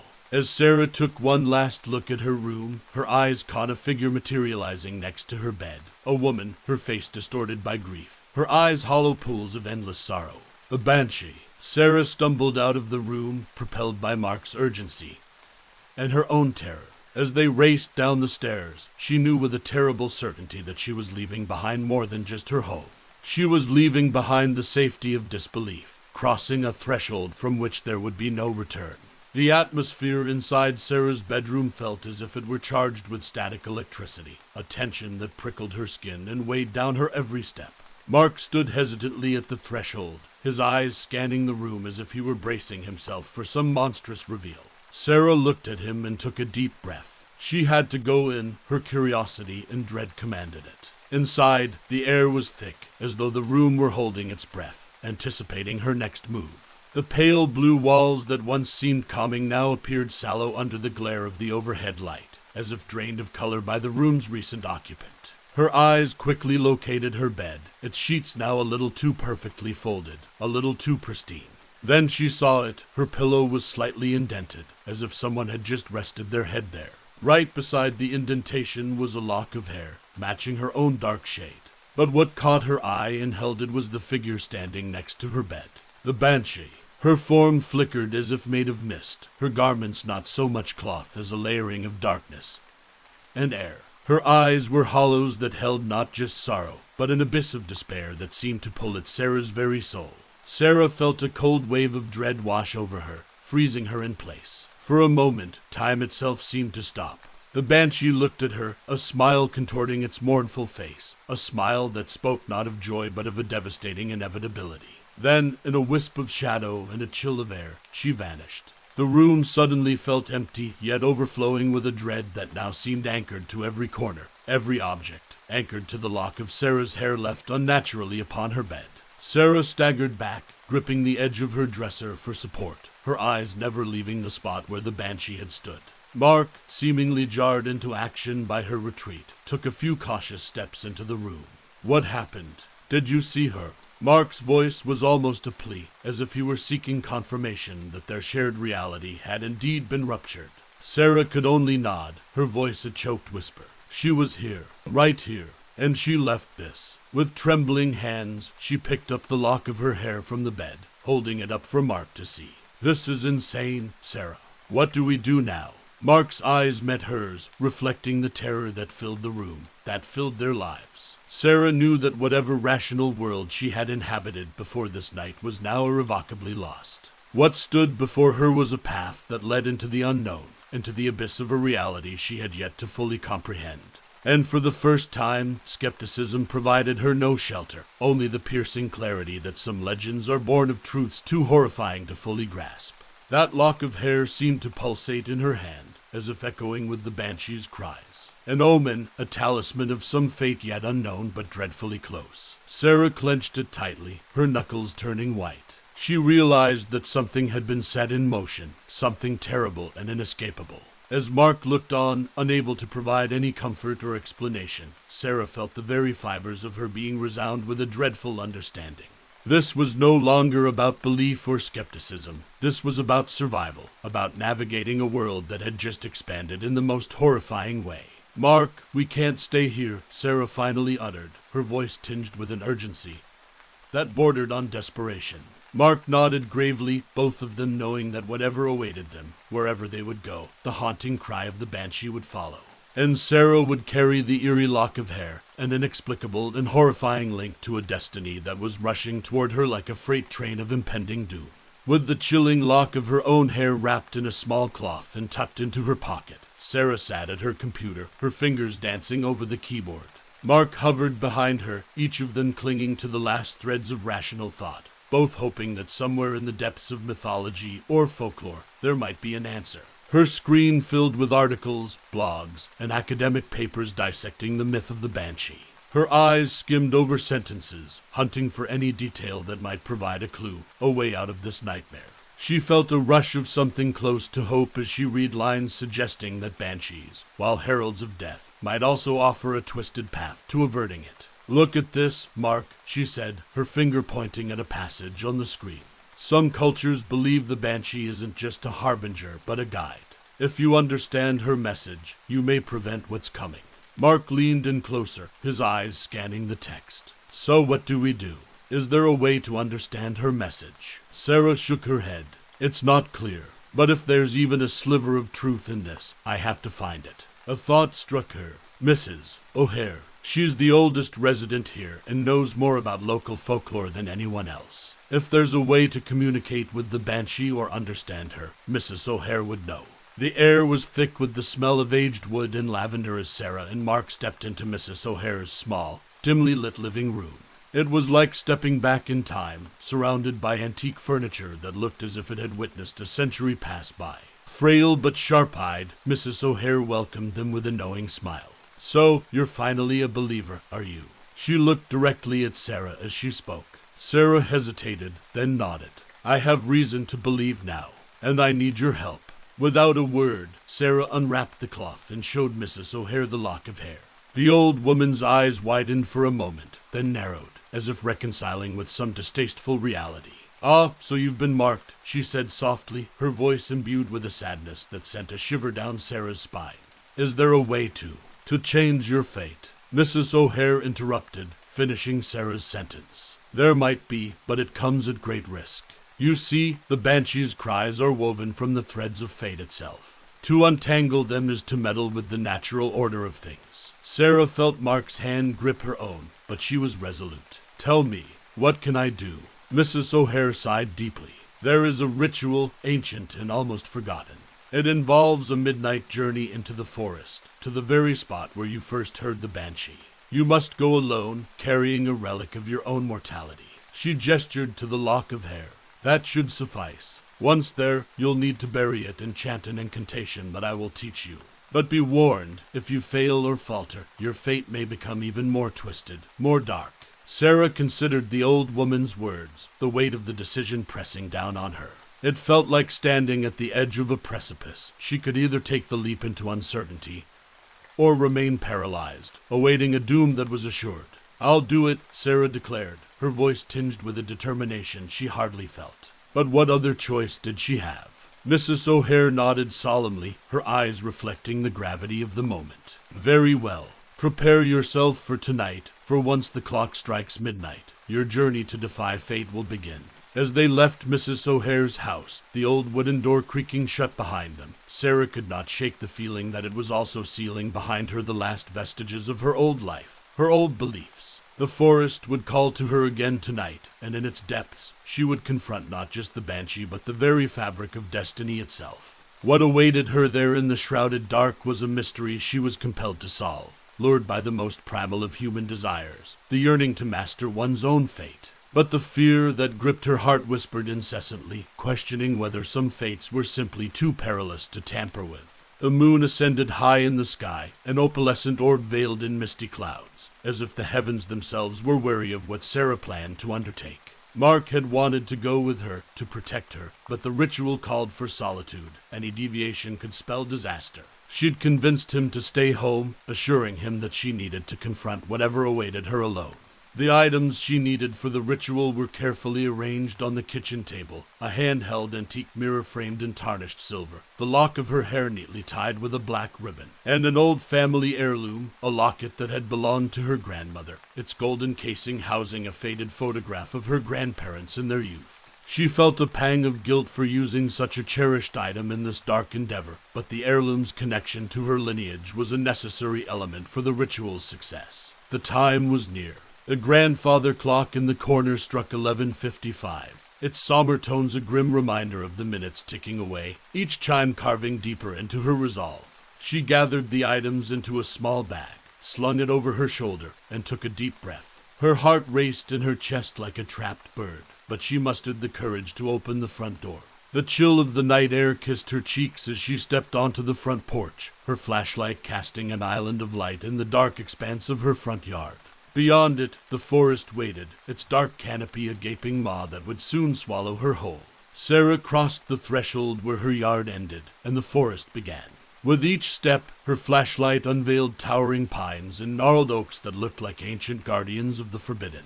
The path was familiar, but tonight it felt different, as if the forest itself were alive, watching her every move. After what felt like an eternity, she arrived at the clearing where she had first encountered the Banshee.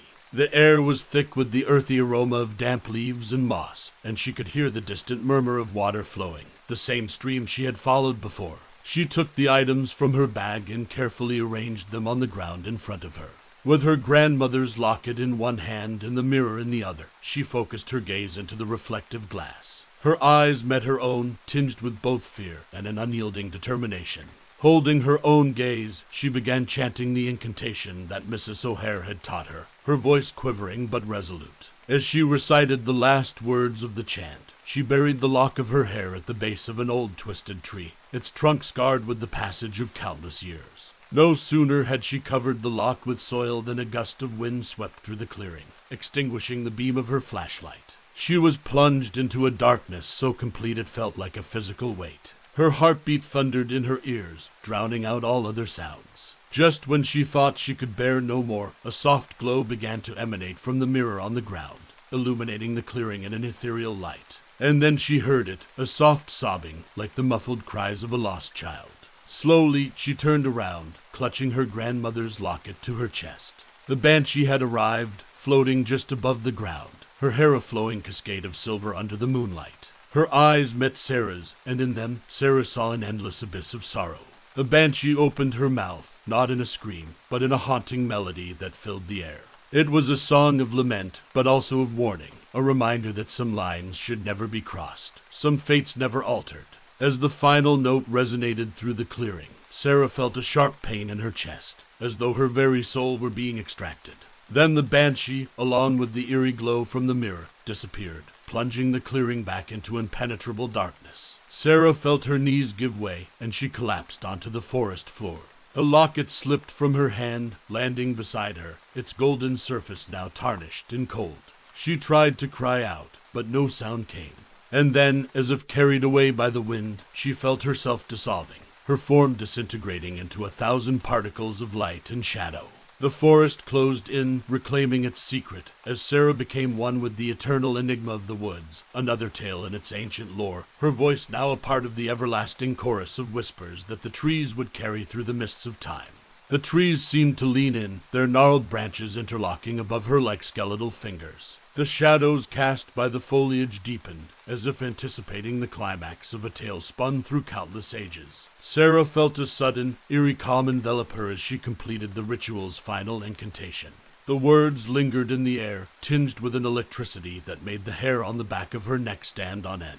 The moment stretched, and then broke. From the depths of the forest, a cacophony of voices erupted, some wails of unfathomable sorrow, others peals of laughter so twisted they seemed to mock the very essence of joy.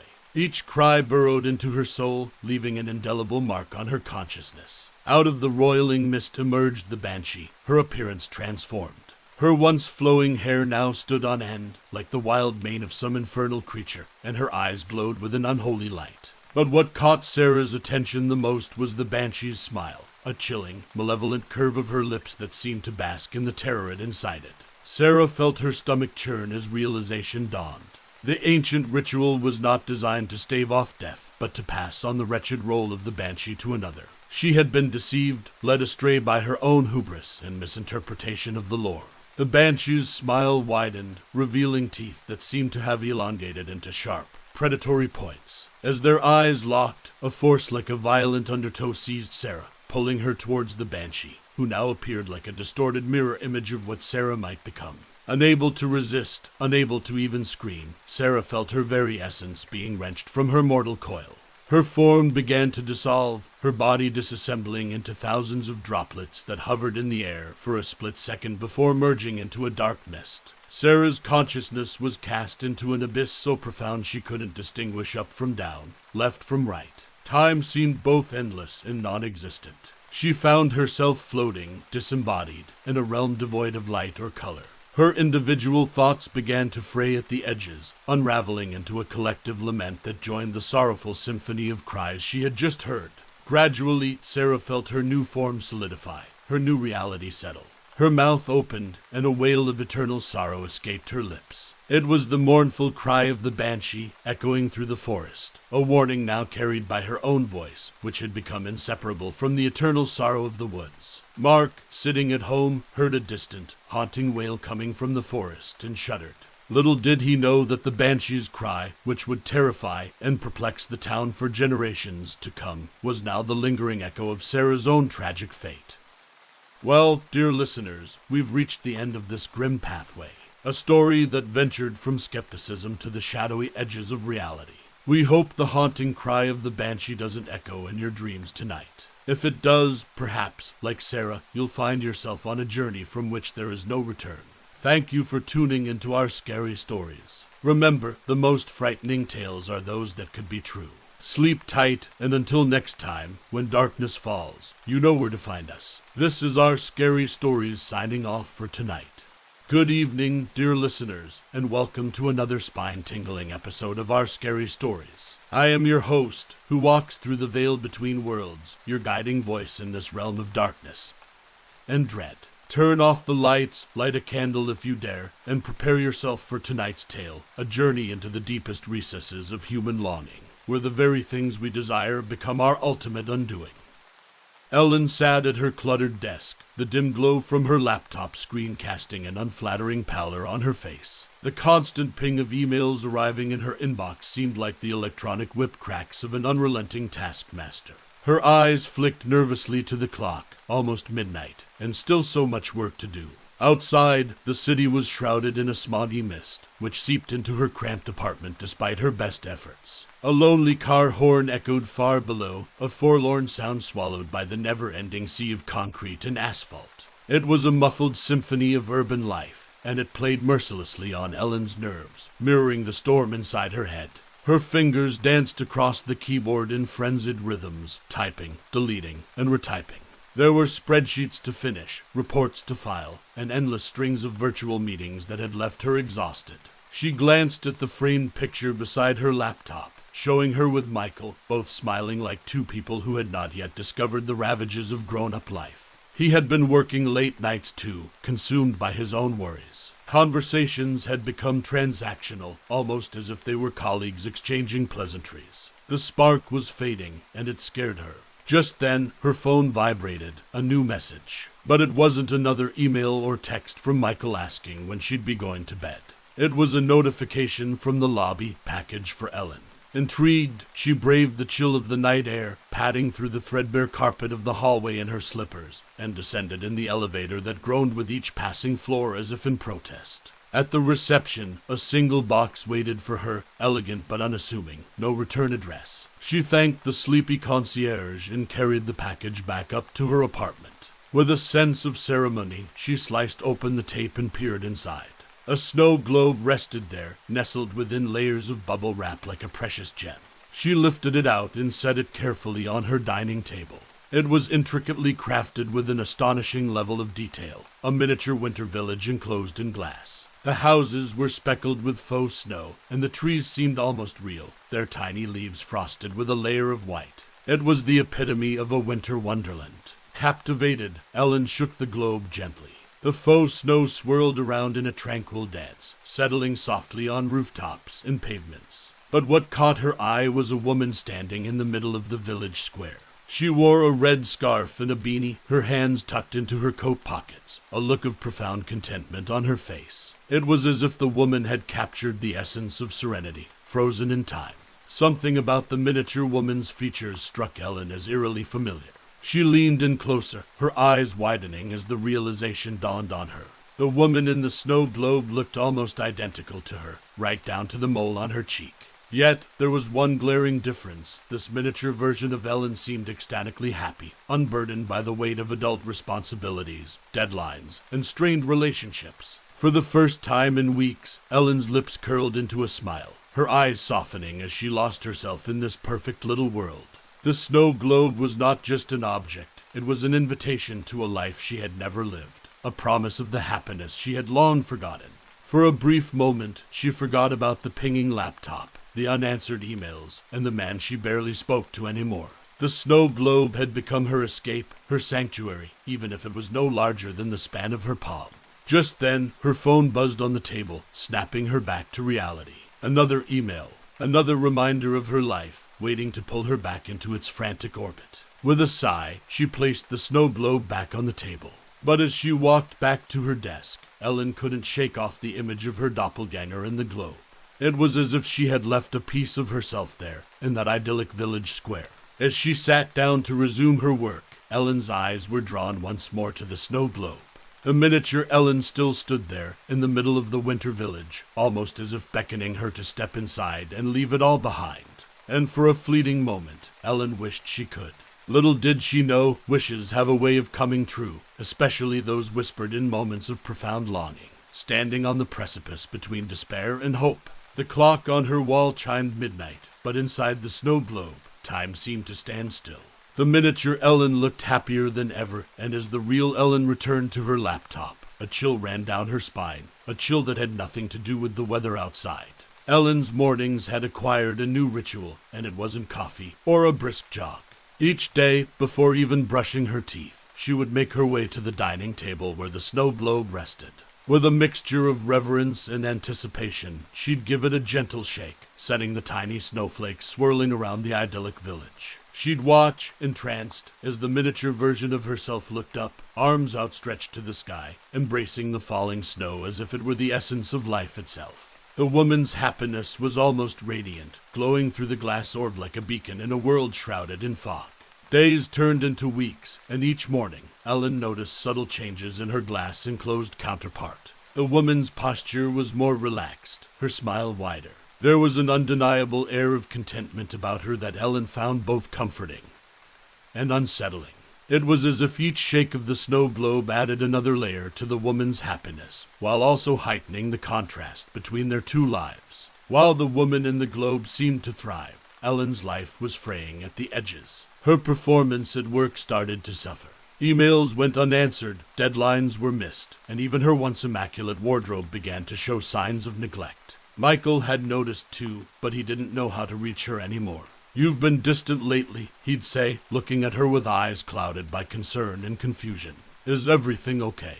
"Yeah," Ellen would reply absent-mindedly, her thoughts miles away.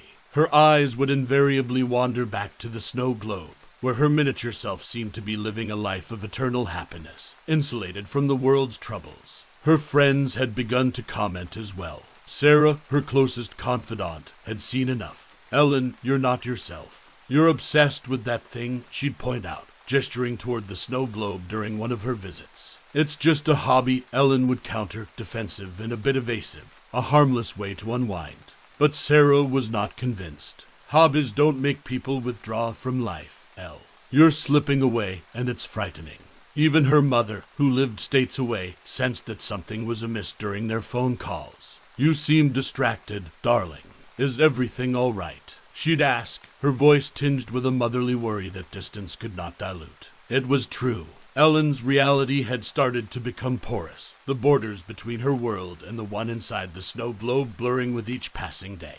She found herself losing time, her gaze fixated on the wintry scene, thoughts wandering through the streets of the miniature village as though she were a resident and not just a spectator. One particular evening, as twilight merged into the indigo hues of night, Ellen sat alone in her dimly lit apartment. The streetlights outside cast wavering shadows on her walls, like wraiths pacing back and forth, waiting for an invitation to enter. Her phone lay beside her, a catalog of missed calls and unread messages that she could no longer muster the will to check. Her eyes fell upon the snow globe. A woman inside was radiant, practically exuding joy from every pore.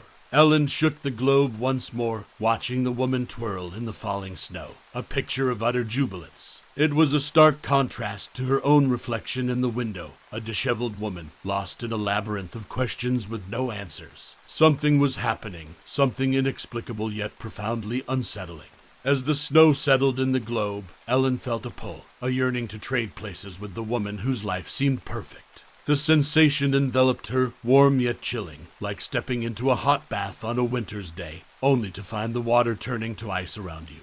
And then, as if her thoughts had triggered an unseen mechanism, the woman inside the snow globe looked straight at her, smiling with an invitation that was impossible to ignore. For Ellen, the world outside the globe ceased to exist, and in that moment, reality bent, wavered, and seemed ready to break. Her phone buzzed again, but Ellen was far away, teetering on the edge of a decision that could either shatter her world or complete it. She felt herself sinking deeper into a trance, her finger hovering above the glass surface of the globe, as if about to touch another dimension. It was no longer just a piece of decor on her dining table. It had become a portal, a vortex pulling her in, promising something she had longed for yet feared in equal measure, a happiness so intense it could obliterate all that she knew, all that she was. As her finger made contact with the cold glass, Ellen felt a jolt run through her, an electric charge so powerful it seemed to originate from the depths of her soul. She pulled her hand back quickly, almost as if scorched. Her heart pounded against her ribcage, and she felt a shiver that had nothing to do with the temperature of the room. But as she looked at the globe one more time, the woman inside seemed to wink at her, as if sharing a secret that only the two of them understood. And for the first time, Ellen felt a sense of foreboding, an inkling that she was standing on the precipice of an abyss, the depths of which she could neither see nor comprehend. Yet there was no turning back. She had already taken the first step, and the journey, whether she liked it or not, had irrevocably begun. Ellen's life was unraveling like a poorly knit sweater, each thread of stability and happiness coming loose with alarming speed. Work had become a quagmire of unmet deadlines and disappointed faces. Mr. Thompson, her boss, called her into his office, the air thick with the scent of stale coffee and unspoken reprimands. "Ellen, this isn't like you. Your performance has been less than satisfactory, and we can't overlook it any longer," he said, his gaze locking onto hers as if trying to search for the employee he once knew. The dim light from his table lamp flickered across his features, casting shadows that made him look both stern and somewhat disheartened. "I understand, Mr. Thompson," Ellen managed to reply, her voice betraying a fatigue that weighed on her like lead. At home, the situation wasn't much better. Michael had become a fixture on the periphery of her life, circling her like a satellite disconnected from its orbiting planet. Their conversations were sparse, filled with an unspeakable tension that they both avoided acknowledging. "Are you okay?" Michael would occasionally venture, his voice tinged with a despair he couldn't fully mask. "I'm just tired," Ellen would always reply, a veil of weariness muting the emotional palette of her life to dull grays. The stillness of her apartment was now a cavern of isolation. It absorbed the muted sounds of the outside world, honking cars, chatter from passerby, the distant laughter of families coming home, and left an echo of solitude. Her plants, once vibrant and full of life, had begun to wilt, their drooping leaves mirroring her own decline. And then there was the snow globe, the only source of light in a growing sea of darkness. Its allure had become almost hypnotic. Ellen would sit for hours, shaking it, watching the snow descend like soft whispers on the idyllic world inside. And always, her doppelganger in that tiny village seemed happier, her life a crescendo of joy and contentment. In a moment of utter vulnerability, Ellen broke. "I wish I could be you. I wish I could trade places with you," she said softly. Her voice little more than a husk as she gazed into the globe. The words felt like a betrayal, yet the relief they brought was instant, like lancing a wound that had festered for far too long. As her words hung in the air, a silence engulfed the room.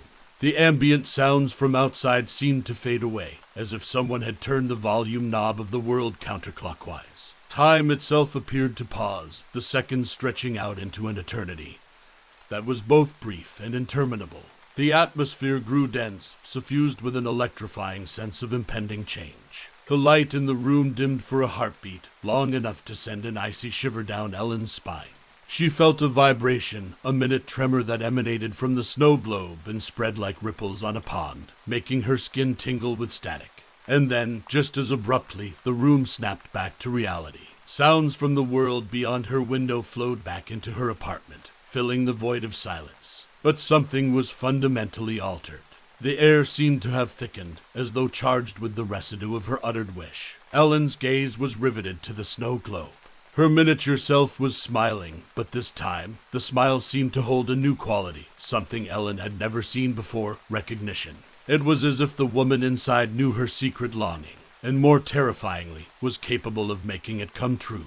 The walls of the apartment seemed to close in on her, as if echoing the constriction she felt within her chest. A palpable dread settled in the pit of her stomach, twisting into a knot of foreboding. The line between her world and the one inside the snow globe had not just blurred, it had been crossed. And Ellen couldn't shake the chilling feeling that her life was about to irrevocably diverge onto a path from which there was no return. Ellen awoke to a burst of sunlight filtering through her curtains, so brilliant and golden that it felt almost unnatural. Blinking away the remnants of sleep, she sat up in bed, stretching her arms and taking in the comforting sense of freshly baked bread and blooming flowers. It was as if the entire atmosphere had been perfumed. Confused but intrigued, she stepped out of bed, her feet landing on a plush carpet that felt like cool grass under her toes. She felt unusually refreshed, the burdens of her old life fading away like a distant nightmare. Everything seemed touched by an ethereal beauty, each object and piece of furniture exquisite and picture perfect. Dressed in a beautiful white gown, she walked toward her window and opened it. Her eyes widened. Gone were the bustling city streets, replaced by a landscape of eternal winter, majestic and pristine. Children were building snowmen, while couples skated on a frozen pond. A whole village was buzzing with a sense of perpetual happiness, its residents a picture of contentment and ease. A wave of euphoria washed over Ellen as she stepped outside, greeted warmly by neighbors whose names she somehow knew despite never having met them. "Good morning, Ellen," they chorused as she walked past gardens filled with winter roses and homes adorned with twinkling fairy lights. "No work today, Ellen. Enjoy the fair," exclaimed Mrs. Johnson, a friendly older woman who lived a few doors down. Her voice was warm, filled with an affection that felt almost motherly. As Ellen strolled through the picturesque village, she encountered more residents who greeted her with smiles and waves, their eyes gleaming with an unspoken recognition. The stresses of work, the strain of her relationship, and the burdens of adult life seemed to belong to another universe altogether. And yet, as she settled into this newly discovered paradise, Ellen began to notice peculiarities, tiny cracks in the facade. Birds sat in the trees, but their beaks remained closed, never offering the expected melodies. She picked up a book from a beautifully crafted wooden bench, only to find its pages blank, devoid of text or images. More unsettling was the sky, an endless tapestry of blue that never changed, as if frozen in a single moment. No clouds ever marred its perfection, no winds ever disturbed its stillness. Even the faces of the people, though friendly and welcoming, held a uniformity in their expressions that unnerved her. Their smiles seemed perpetual, unchanging, almost as if painted on. Perhaps most disconcerting was the evening fair she attended. Tames were set up, stalls were teeming with winter treats, and villagers moved about enjoying the festivities. But something was missing. The laughter, though loud, felt hollow, as if echoing in a void. And the music, what should have been the heart and soul of any fair, was oddly mechanical, a repeated set of notes that looped over and over again, like a record stuck in an endless groove. A creeping sense of unease took root in Ellen's heart. The very elements of this world that had first enamored her now felt eerie in their perfection.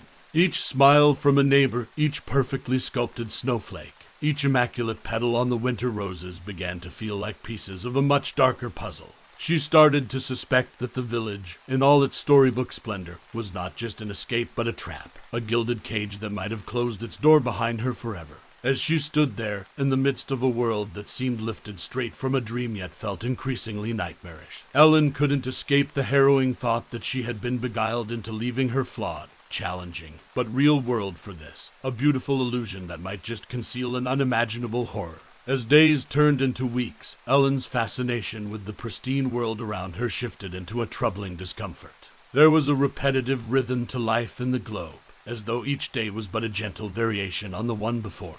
The once enchanting loop of harmonious faces and unending festivities had begun to feel like a looping record, scratching at the edges of her sanity. "Isn't this beautiful, Ellen?" said Mr. Thompson, the local baker, handing her a freshly baked cinnamon roll. His fingers were spotless, nails impeccably manicured. He wore a perpetual smile that now seemed more like a mask than an expression of genuine joy. "It's lovely," she replied, forcing a smile, "but don't you ever want something more? Something different?" The moment the words left her mouth, Mr. Thompson's face seemed to stiffen, though his smile never wavered. "Different is just a way to spoil perfection, don't you think?"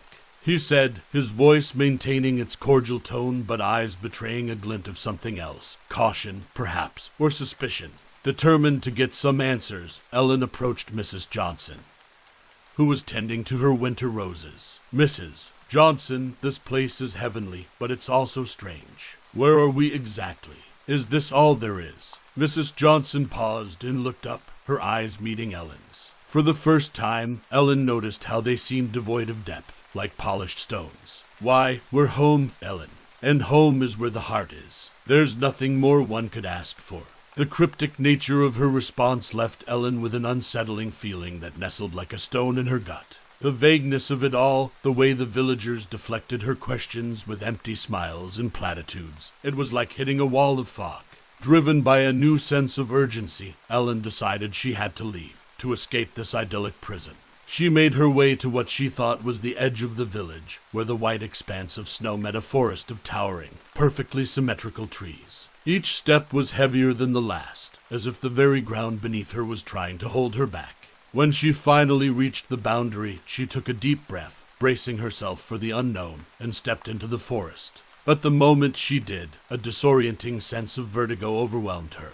Her vision blurred, and her surroundings seemed to twist and warp in a dizzying kaleidoscope of colors. When her sight finally cleared, she found herself back in the village square, standing near the frozen pond where couples were still skating in blissful ignorance. Dumbfounded and disoriented, Ellen felt her pulse quicken.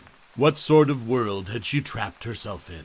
As she looked around at the smiling faces, the eternal winter, and the too perfect symmetry of it all, a cold realization settled over her. This wasn't just an escape from her old life. It was a trap, a place from which there might be no leaving. It was a world that answered none of her questions, a maze without exits, and Ellen was caught in its intricate web, struggling to find a way out. The monotony of Ellen's days was broken by an unexpected ripple in the globe's static universe. As she stood in the village square, a new figure caught her eye. A man, disheveled and visibly stressed, had appeared beside the ornate clock tower. His eyes darted around nervously, absorbing the surreal yet idyllic setting with a mix of awe and disbelief. He was a splash of chaos in this overly ordered world, and Ellen felt an unexplainable pull towards him. It was only as she took a step to approach the newcomer that she realized something chilling.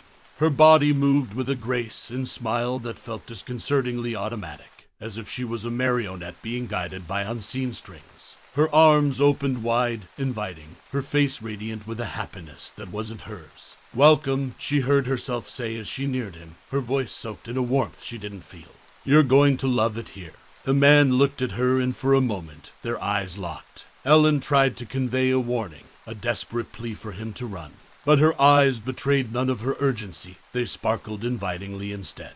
"Who are you?" he asked, a cautious curiosity lining his voice. "I'm Ellen," she responded, her voice brimming with an enthusiasm that sounded foreign to her own ears. "And this is home." As the word home escaped her lips, a cold, sinking feeling settled deep within Ellen.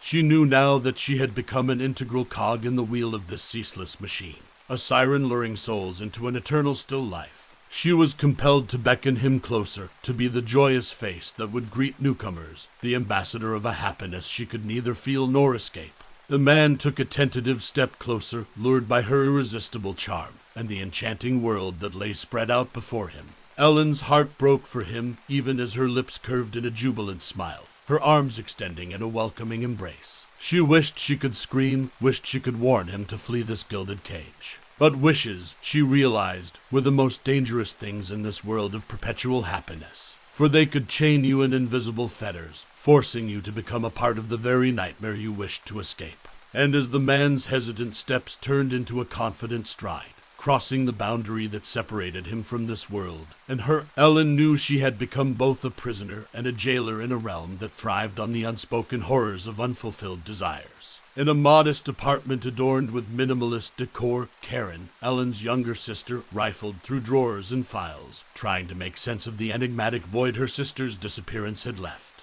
The atmosphere was heavy with an amalgamation of stale coffee, unanswered questions, and unspoken fears. Ellen's presence seemed to permeate every nook, from the dog-eared self-help books on the shelves to the faded photographs that adorned the walls. Karen came across a snow globe resting on a side table in the living room, surrounded by a pile of unpaid bills and unread magazines. It was a beautiful piece, displaying a winter village that seemed lifted from the pages of a storybook.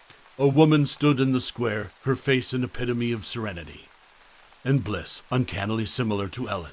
The resemblance was startling, but rather than alarming Karen, it filled her with a sort of quiet, melancholy comfort. She shook the snow globe gently, watching as a flurry of snowflakes danced around the woman.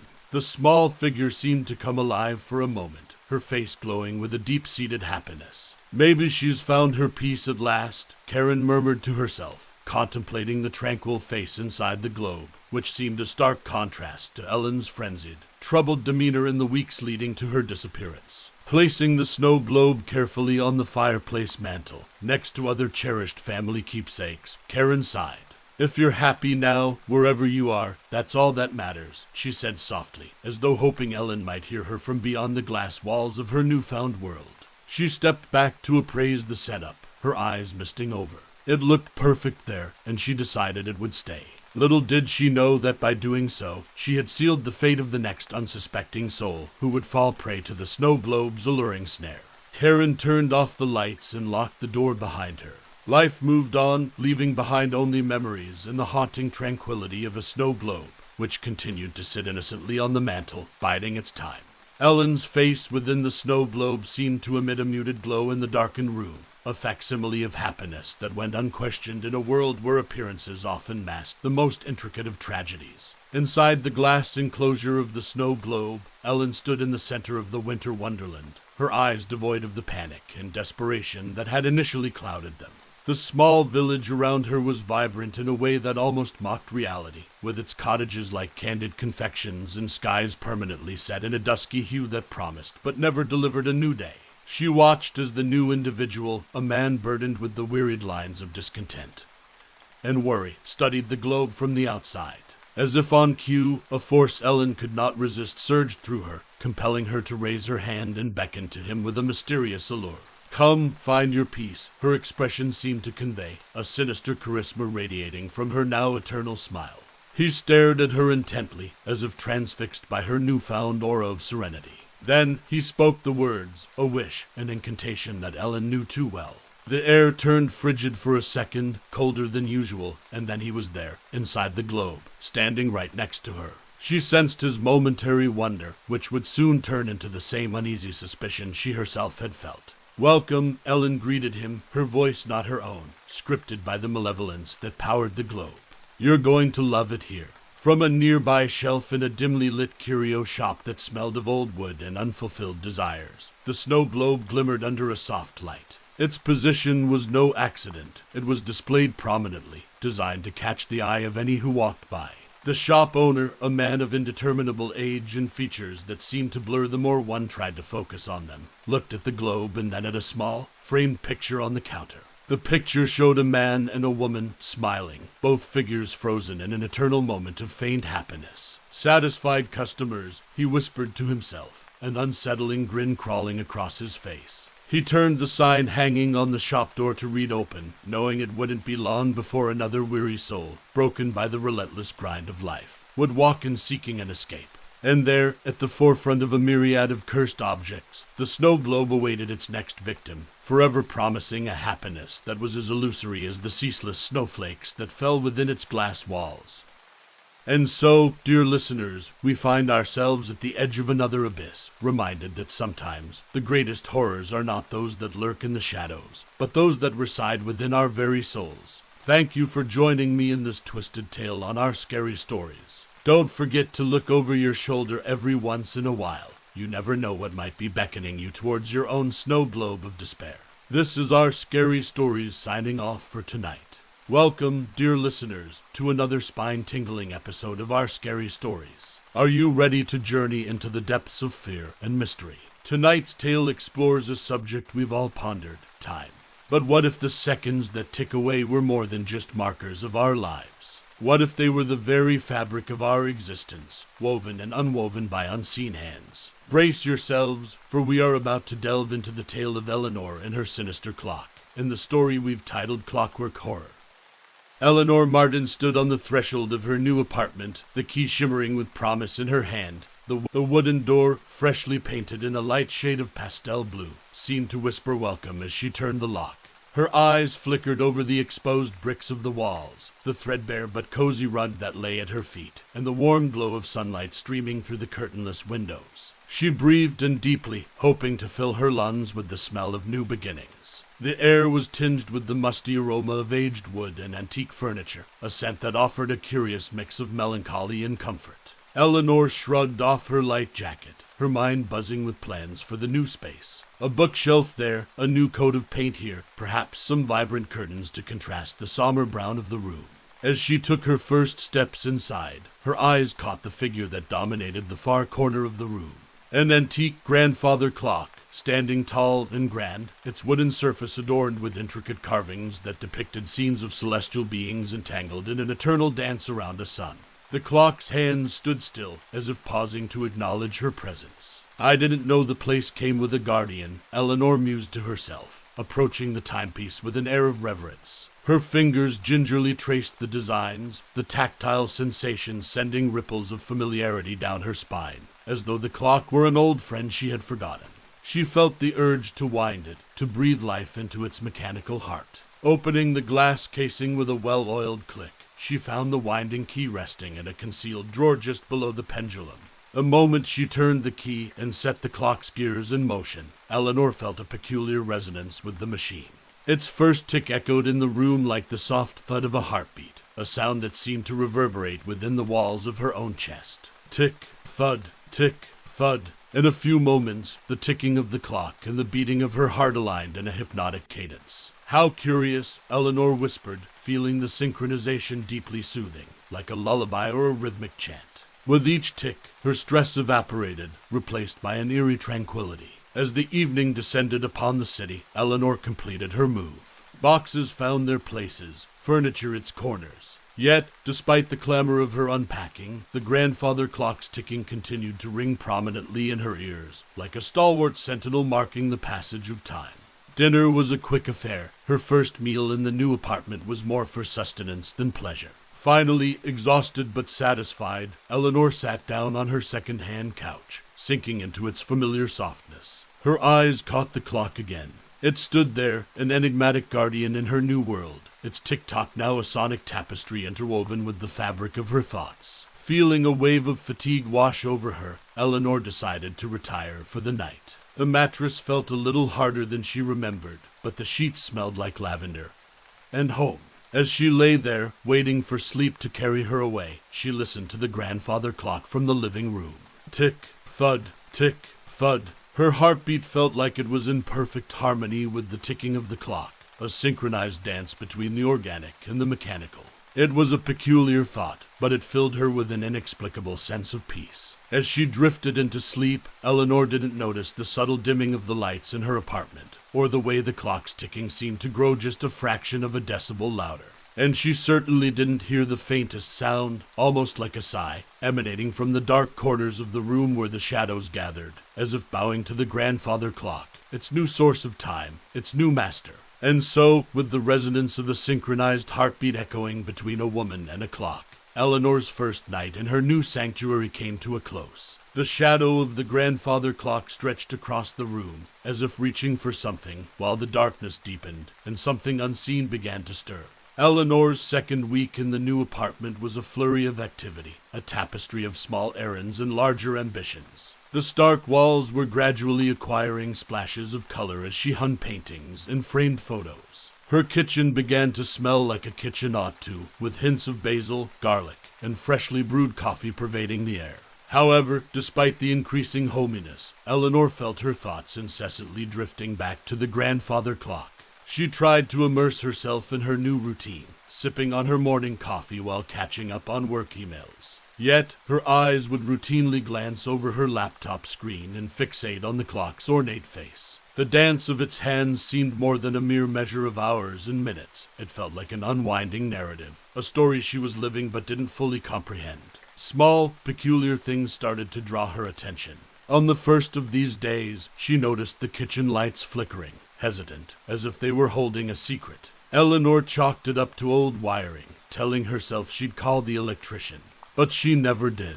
A few days later, she spotted shadows lingering a bit too long on her walls. They weren't menacing, but they felt misplaced, like phantoms out of a forgotten dream. They seemed to crawl reluctantly back into form when she turned to look at them directly.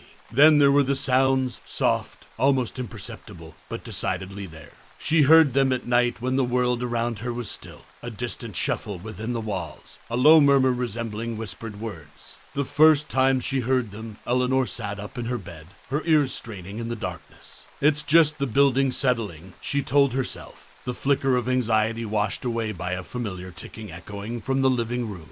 Tick, thud, tick, thud. Her heartbeat and the clock continued their unsettling harmony. But where once this sound had been a comfort, now it seemed like a mockery of her rising disquiet. She felt more than just emotionally entangled with the clock. Her very vitality seemed to ebb and flow with its rhythm. Days felt longer, dragging on as though the seconds themselves were growing heavy. Eleanor noticed her hands trembling ever so slightly as she poured herself a cup of tea. Her reflection in the mirror looked worn, eyes ringed with a fatigue that sleep couldn't dispel. "You're just stressed," Eleanor admonished her reflection. "New place, new routines, it takes a toll." Still, she couldn't escape the sensation that she was becoming a lesser version of herself. Her thoughts seemed sluggish, her actions delayed, as if every movement was a second behind her intentions. It felt as if something was draining her, leaving her an empty shell. It was during one of these taxing evenings that her neighbor, Arthur, knocked on her door. Eleanor opened it to find an older man, perhaps in his late 60s, wearing a tweed jacket and a disarming smile. "Good evening, Eleanor," he greeted, extending a hand. "I thought it might be neighborly to introduce myself. I'm Arthur. I live in 2B. Eleanor took his hand, noting its surprising firmness. "Pleasure to meet you, Arthur. Would you like to come in for some tea?" Arthur stepped inside, his eyes glancing around the apartment before falling upon the grandfather clock. A shadow passed over his features, subtle but distinct. "What a fascinating clock," he finally said, tearing his gaze away and looking back at Eleanor. "You know, they don't make them like that anymore." "Ah, yes," Eleanor found herself saying. "It's become something of an obsession for me. Almost feels like it's a part of me." Arthur looked at her, his eyes narrowing ever so slightly. "Obsessions can be dangerous things, Eleanor, especially in old buildings like this one, filled with their own stories and energies." Eleanor chuckled nervously, trying to dispel the tension that had crept into the room. "Well, it's just a clock, isn't it? What harm could it possibly do?" Arthur seemed about to say something, but then he paused, letting out a sigh instead. "You're probably right. What do I know? Old folks see ghosts where there aren't any." Yet as he sat down to share a cup of tea, Eleanor couldn't shake off the feeling that Arthur's words were a warning she should heed. A silence settled over them, and for a moment, all that could be heard was the distant ticking of the clock and the unsettling harmony of two heartbeats, human and mechanical, growing fainter, weaker, perfectly in sync. Eleanor found herself unusually restless after Arthur's visit. His words about strange energies hovered around her thoughts like motes of dust in a shaft of light. Her eyes again wandered to the clock, its ornate face now imbued with an air of inexplicable menace. The ticking sound seemed to reverberate, filling her apartment with a dissonant melody that she could neither escape nor ignore. As she scoured her apartment to distract herself, Eleanor stumbled upon an old drawer she had not yet emptied. The previous tenant had left it stuffed with what initially appeared to be random junk, old papers, tarnished coins, a rusty pocket knife. But as she sifted through its contents, her hand fell upon a crumpled piece of newspaper. It was an article dated over 2 decades ago, detailing the mysterious disappearance of a local craftsman known for his intricate clockwork designs. The man, named Horace Greenfield, had vanished without a trace, leaving behind a workshop full of unfinished projects. Strangely, Eleanor felt a pulse of dread as she read Greenfield's specialty, grandfather clocks. An uninvited thought slipped into her mind. Could her own clock be one of Greenfield's creations? The idea was ludicrous, of course. A relic like that could have had any number of owners, and yet she couldn't shake the eerie coincidence. Eleanor's glance darted toward the clock again, its stately hands now accusing in their continuous cycle. She thought of the mysterious shadows, the unsettling sounds, and the insidious drain on her energy. Could this clock, this beautifully ornate piece of machinery, be more than it appeared? She was pulled from her thoughts by her reflection in the hallway mirror. She stared at the woman looking back, expecting to see her usual youthful appearance. Instead, Eleanor noticed something disconcerting, a trace of wrinkles around her eyes and a subtle silver tint in her otherwise brown hair. She touched her face, as if expecting the wrinkles to smudge away like makeup. But they were real, carved by an unseen chisel that seemed to work in sync with every tick of the clock. Alarm clawed its way up Eleanor's spine. She was a woman in her 32nds, in the prime of her life. Aging was an abstract notion, a far-off worry. But here she was, looking at a reflection that seemed to have borrowed years from her future. A knock on her door jolted her from her dread-filled reverie. It was Arthur, holding a pot of geraniums, the red flowers a vivid contrast to his sober attire. "I thought you might like these," he said, handing her the pot. "They have a way of making a place feel like home." "Thank you, Arthur," Eleanor said, mustering a smile. "They're lovely." Arthur's eyes met hers, and Eleanor sensed that he was scrutinizing her, as if trying to discern something not readily visible. "Are you feeling all right, my dear? You look a bit fatigued." "I've been having some long days," she replied, a little too hastily. Arthur's gaze once again shifted to the grandfather clock behind her. Time has a way of catching up with us, doesn't it? His words settled into the room, leaving Eleanor with an unmistakable sense of foreboding. The old man nodded, as though confirming some private intuition, and took his leave. Closing the door behind him, Eleanor felt a weight descend upon her. Her eyes fell on the geraniums, so full of life and color, then shifted to the clock, its intricate hands spinning in perpetual, unwavering motion. Tick, thud, tick, thud. Her heart, once a steadfast drumbeat to her life's rhythm, now seemed to play a submissive second to the clock's haunting tick. And as its hands moved, each tick, each tock, each synchronized heartbeat, Eleanor couldn't shake the chilling notion that her time wasn't just being measured. It was being borrowed. The relentless ticking was now more than a mere background noise. It was a cadence Eleanor could no longer ignore. Its resonance seemed to pulse through her veins, insidiously siphoning off her vitality. When she looked in the mirror now, her skin appeared ashen, her eyes tinged with fatigue. The silver strands in her hair multiplied each day, mocking her progressively enfeebled state. Convinced that answers lay beyond the confines of her increasingly oppressive apartment, Eleanor sought out Mildred Hughes, a local historian known for her eccentric interest in folklore and the arcane. Walking into Mildred's tiny book-laden office was like stepping into a world frozen in time. Stacks of manuscripts towered high, antique curios filled wooden shelves, and faded photographs adorned the walls. It was a place that breathed history. Ah, Eleanor, come in. I was just reading about haunted daguerreotypes. Fascinating stuff, Mildred exclaimed, her wiry spectacles perched on the bridge of her nose. Eleanor took a seat across a desk cluttered with artifacts and papers, feeling as if each item had its own tale of dread or intrigue. She hesitated before speaking, her concern making her words tentative. I have a peculiar issue. It's about an antique grandfather clock in my apartment. Mildred's eyes flickered with intrigue. Clocks. Ingenious but perplexing devices. Often used in folklore as symbols of human mortality, you know. With a sense of urgency, Eleanor recounted her bizarre experiences, her words dancing around her fear and confusion. Mildred listened intently, her face assuming an expression of deepening concern. Ah yes, the legend of the clockmaker's curse. I've come across it in my readings. Cursed clocks are said to house entities that feed on the time of their owners. Entities. Eleanor's voice broke. Yes, ethereal beings that grow stronger as they consume the time you have left on this earth. It sounds fantastical, but many cultures harbor similar myths. Time-stealing spirits, if you will. A chill swept over Eleanor. Is there any way to break the curse? To free oneself from such an entity? Mildred sighed, removing her spectacles and rubbing her eyes. Legends offer various remedies, but the most recurrent theme is to sever the bond between the clock and its victim. However, the methods are, shall we say, less than scientific. Returning to her apartment, Eleanor felt as though she was crossing the threshold into a lair of invisible menace. The clock greeted her with its continuous ticking, almost as if it were gloating in its triumph over her well-being.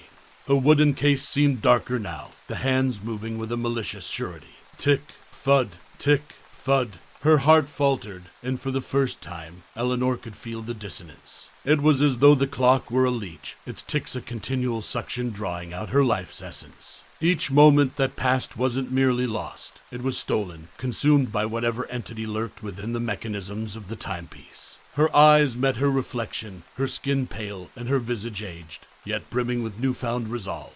As the grim implications settled in, Eleanor knew she was bound in a struggle not merely against time, but for time.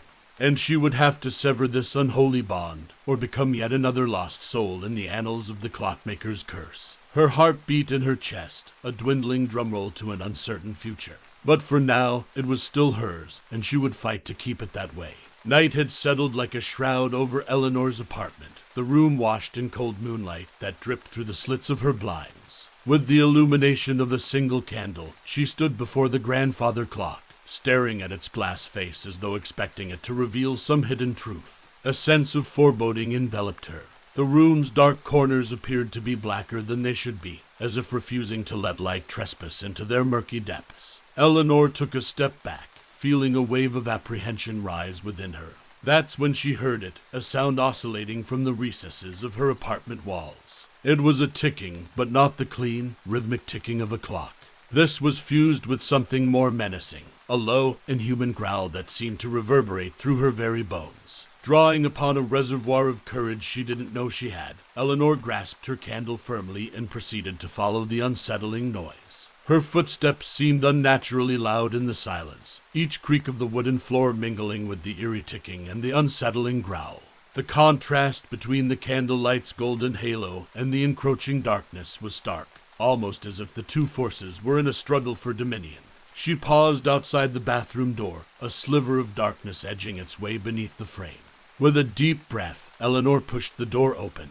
Her eyes widened as she peered into the gloom, the shadows so dense they felt tangible, a murkiness that seemed to swallow the candle's glow as she extended it into the room. Tick, grell, tick, grell. The sound was more pronounced here, emanating from the direction of the shower curtain, its folded fabric appearing almost menacing. Eleanor's hand wavered, her finger inches from pulling back the curtain, when she was overtaken by an icy sensation, as though unseen eyes were watching her. The walls seemed to close in, the sound now so vivid she could almost feel the growl vibrating in the air around her. Suddenly, a voice pierced the oppressive atmosphere. "Eleanor, is everything all right?" It was Arthur, her neighbor, his voice tinged with concern as it came through the wall adjoining their apartments. Eleanor withdrew her hand, stepped back, and quickly exited the bathroom. With shaky hands, she placed the candle back on the dining table, its flame casting a feeble glow on the ticking monster encased in wood and glass. "Everything is fine, Arthur. Just a power outage," she lied, her voice hardly convincing to her own ears. "As you say, Eleanor. Just remember, strange energies never bode well," Arthur's muffled voice returned, tinged with an uneasy wisdom that Eleanor found unsettling.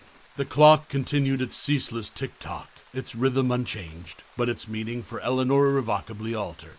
A dread realization gripped her. She was not alone in her apartment. The darkness was not just an absence of light, it was a presence, a growing malevolence born from stolen time, and it was making itself at home in her life. Morning light streamed through Eleanor's windows, but it brought her no sense of comfort or renewal. The same could not be said for the clock. Its wood looked lustrous in the daylight, its brass fixtures gleaming as if polished overnight. Perhaps they were, in some malevolent way, burnished by the stolen minutes, hours, and days. While the city around her sprung to life, Eleanor felt like a withered leaf, drained and ready to fall. But this was no time for despondency. She needed to confront the beast in her living room. With a newfound resolve, Eleanor took a closer look at the grandfather clock. She pored over its ornate engravings, its meticulous detailing, searching for some clue, some hint to this absurd nightmare. Then she saw it, an anomalous notch in the carvings, subtle and easily missed. It was an uneven groove among symmetrical designs, a blemish in the work of an otherwise perfect craftsman. Heart-pounding, Eleanor pushed the carving inward. To her astonishment, it yielded, revealing a hidden compartment. A folded piece of yellowed paper lay inside, begging to be read. Eleanor retrieved the letter and unfolded it, her hands trembling. The ink was faded but legible, and what it said made her heart sink further. "To whomsoever discovers this message, I am Victor Grimaldi, the artisan responsible for the creation of this wretched clock. I pen this confession with a heart heavy with regret. I had intended to defy the natural order, to craft a clock that granted life rather than merely measuring its passage. In my hubris, I entered into a pact with a dark entity, binding it to the very gears and springs you see before you. But there is a cost. The entity craves time. It devours the very life force it promises to bestow. Each tick you hear is not a second measured, but a second taken. A second fed to that unspeakable force bound within. If you find yourself entrapped, know that the entity's strength waxes with each moment stolen. Delay is your enemy. Signed, Victor Grimaldi." Eleanor refolded the letter, her mind racing. A blend of disbelief, terror, and a gnawing sense of urgency combined to form a noxious cocktail of emotion. Then the clock chimed, loud and crisp, as if punctuating the dire warning she had just read. Each chime sounded like a mockery, a triumphant anthem to her spiraling despair. No longer could she dismiss her plight as mere superstition or an elaborate hoax. The threat was real, its presence sealed in wood and brass and tucked into a corner of her living room. Yet it was no mere corner, it was an altar to an entity growing stronger with every stolen heartbeat. She glanced at the letter again, Victor Grimaldi's cautionary words reverberating in her mind. "Delay is your enemy." Eleanor knew she had no time to waste, quite literally. The clock on her wall and the pulsing in her veins told her the same thing. Every tick was a countdown, and she was running perilously close to midnight. Eleanor practically burst out of her apartment, the letter from Victor Grimaldi clutched in her hand like a dreadful talisman. She pounded on Arthur's door, each knock a mirror to the urgency swelling within her. The door opened to reveal Arthur. His eyes widened in alarm at Eleanor's ashen appearance. "Good heavens, Eleanor, you look like you've seen a ghost." "There's no time for pleasantries, Arthur," Eleanor gasped, her voice tinged with a desperation she couldn't mask. Did you know about the clock?" Arthur's eyes flickered to the letter she held, then met her gaze with a defeated look. "I had heard rumors, old wives' tales, but I never—" He stopped, swallowing hard. "I never thought they were real." "Well, they are as real as the lines forming on my face and the weakness settling in my bones," Eleanor snapped. "We have to do something, Arthur. Help me." Nodding gravely, Arthur gestured for her to follow him. They returned to Eleanor's apartment, their steps quick and purposeful. The clock stood there, a totem of her accelerated mortality, ticking away in the sunlight as if mocking them. Is there any way to reverse it? To get back the time it stole? Eleanor asked, her voice quivering with a blend of hope and trepidation. Arthur adjusted his glasses and took a long look at the monstrous timepiece. If this entity is bound by the clock's mechanics, then perhaps reversing those mechanics could weaken it, or even sever the bond. Eleanor's eyes widened. "You mean to tamper with the clock's gears? Reverse its movement?" "Exactly," Arthur confirmed. "It's a long shot, but it might just work." Eleanor moved swiftly, swinging the front panel of the clock open with a mix of reverence and revulsion. The inner workings lay exposed, gears, springs, and pendulums arranged in an intricate dance of timekeeping. Except, for her, they had become instruments of time-stealing. With Arthur instructing her on the subtleties of clock mechanics, Eleanor's hands navigated the maze of metal. She carefully disengaged a gear here, adjusted a lever there, her movements becoming increasingly shaky as her energy waned. Every adjustment felt like a battle, a small but crucial victory in a war against an invisible foe. Suddenly, the room darkened perceptibly, as if the walls were closing in. The corners seemed to drink in the light greedily. Eleanor heard a low, menacing growl from within the walls. The entity, she realized, was fighting back. Arthur noticed Eleanor's faltering strength. "Hurry, Eleanor. You don't have much time."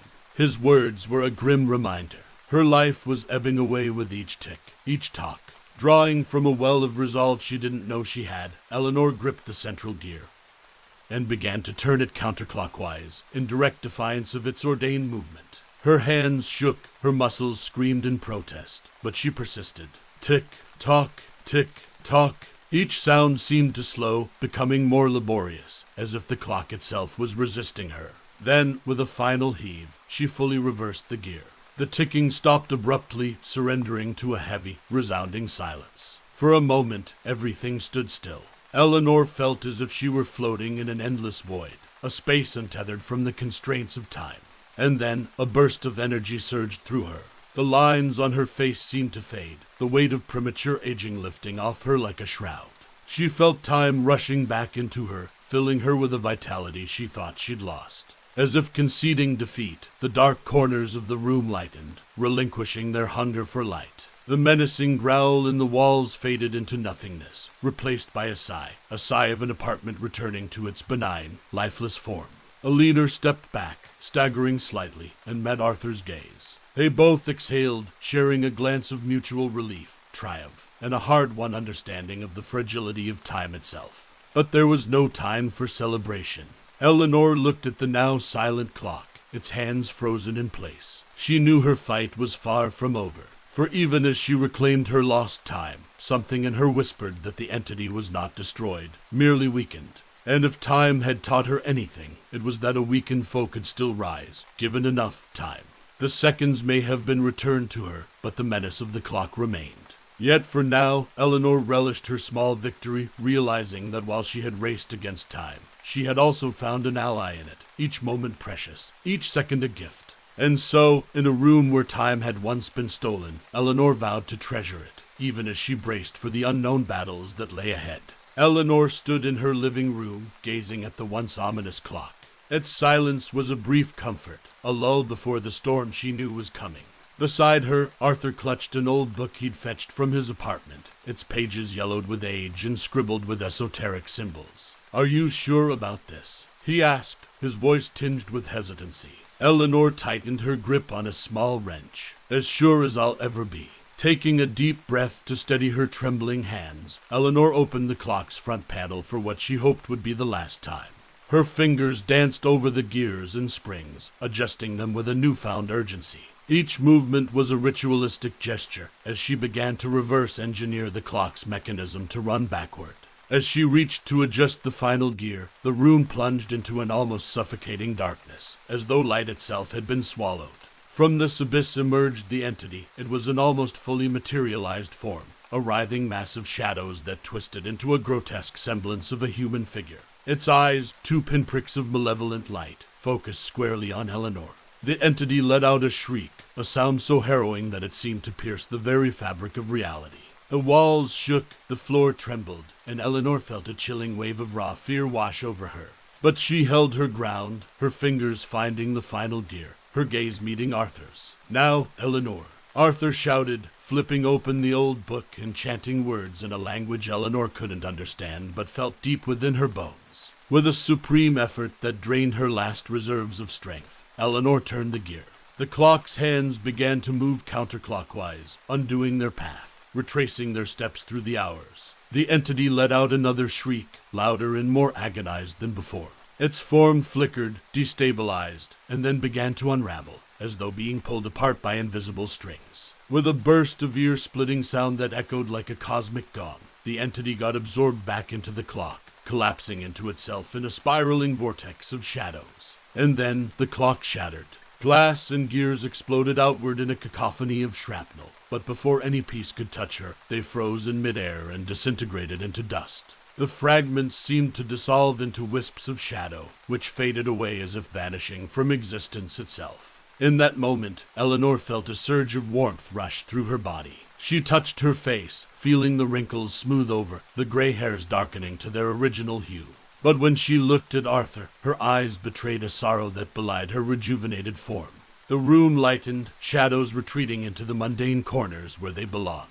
Yet Eleanor knew, with a chilling clarity, that she was forever haunted by the seconds she could never get back, moments stolen not just from her life, but from her very soul. She collapsed onto a chair, exhausted yet alive, saved yet scarred.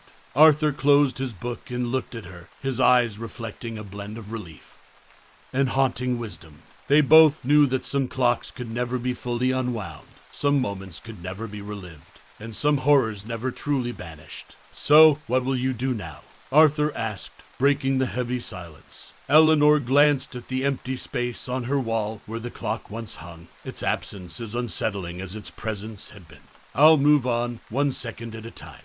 After all, that's all we have, isn't it?" And so, in an apartment once cursed by stolen time, Eleanor learned the most harrowing lesson of all, that while time could be lost and regained, the shadows it cast would linger, indelible and inescapable, in the ticking chambers of her heart. Dear listeners, we reach the end of another journey through the maze of human fear and folly. Eleanor's story may be over, but the questions it poses about time, fate, and the choices we make will linger long after the final tick.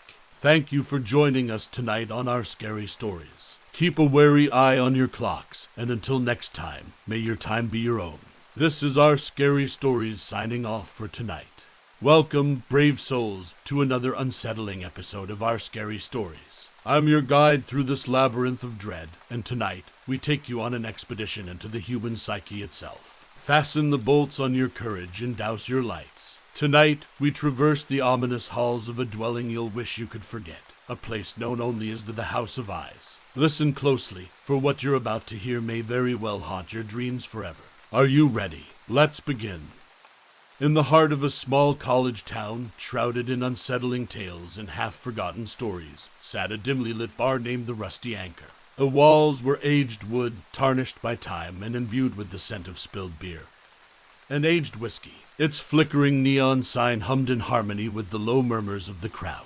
At a round table tucked into a corner, the amber glow of hanging light bulbs caressed the faces of 4 friends, amplifying the fervor in their eyes. Nathan sat with an air of relaxed authority, his eyes scanning the room with a kind of skepticism only a criminal justice major could possess. Beside him was Olivia, radiant and daring, her eyes often hidden behind the lens of her camera, capturing what she liked to call the spirit of the moment. Across the table were Mark and Sophia, twins bound not just by blood, but also by an insatiable curiosity for the unexplained. Mark, with his wire-rimmed glasses, was the epitome of a tech geek, while Sophia, more pensive in demeanor, aimed to dissect the complexities of the human psyche as a psychology major. Come on, Nathan. It's the last weekend before finals. Don't you want to do something adventurous? Sophia swirled the ice in her drink, her tone half challenging, half playful. Nathan looked hesitant. Adventurous is one thing.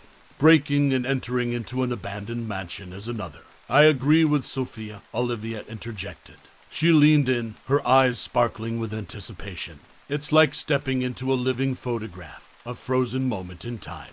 Plus, it would make for some amazing pictures. Mark, not needing any more encouragement, took out his smartphone and showed them a grainy image. Here, look at this. They say it's the last picture ever taken of the place. You can almost feel the aura of mystery around it. The picture showed an imposing mansion cloaked in darkness, its structure distorted by the vines and the shadows, an emblem of both grandiosity and decay. But you all know the stories, right? About the so-called House of Eyes. Nathan questioned, still not convinced. Sophia nodded. Exactly why I want to go. Think about it. What better way to study fear than to confront it head-on? It's not just folklore, it's a psychological experiment. Mark joined in. And besides, who knows? Maybe we'll debunk the myth. It could be nothing more than an old, decrepit building.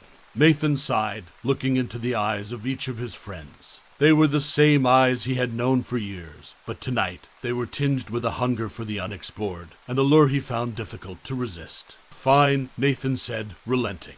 But if we're doing this, we do it smart. We tell someone where we're going, and we stick together. Agreed. Agreed, they chimed in unison, their voices mingling with the bar's smoky air, and becoming part of its fabric of whispered conversations and lingering tales. Little did they know that their pact, sealed in the comfort of friendship and dim lighting, would soon lead them into the haunting darkness, to a place where walls didn't just have ears but eyes that saw too much, and mouths that never spoke. As they got up from the table, laughter and excitement cloaking their apprehension, the rusty anchor hanging on the wall of the bar seemed to creak almost imperceptibly, as if warning them of the depth into which they were about to plunge. For now, the night was young and full of promises. But promises, like whispered legends, have a way of becoming real, especially in a town where darkness lurked not just outside but within the walls of an unassuming house. A house with too many eyes but no faces. They settled their bill, unaware that this simple act was their final step toward an ordinary world. Beyond this point, the landscape of their lives would twist and writhe, as mutable and treacherous as the tales that filled the bar's murky air. Gathering their jackets, they stepped out into the night, their footsteps in rhythm with their pulsing hearts. Each beat a drumroll leading them closer to a story of their own, a story that was waiting to be written in the ink of their fears and curiosities. And so, under the shroud of a moonless night, they made their way to the mansion known only as the House of Eyes, their laughter fading into the wind, swallowed by the trees that stood like sentinels, guarding a secret that was never meant to be unearthed. The rusty door of the bar swung closed behind them, as if concluding its chapter in their tale, sealing them into the narrative of a night that would test the very fabric of their realities. The journey to the House of Eyes was marked by a chilling silence that lay thick over the town. The usually raucous nightlife of insects and nocturnal creatures was eerily muted, as if even nature sensed the unseen boundary the friends were about to cross. Trees loomed like ancient guardians, their limbs contorted into shapes that seemed to signal caution, and the wind carried a moist, earthy scent that hinted at years of untold secrets decaying in hidden corners. As they turned the final bend of the narrow, gravel road, their eyes fell upon it, the mansion.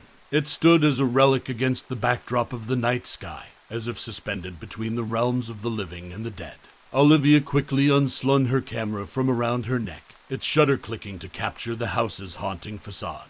It doesn't look so terrifying, Olivia observed, staring at her camera's LCD screen where the image was now frozen, its haunting atmosphere confined within the boundaries of pixels. Yeah, said Mark, it's just an old building, probably full of rats and rotted wood.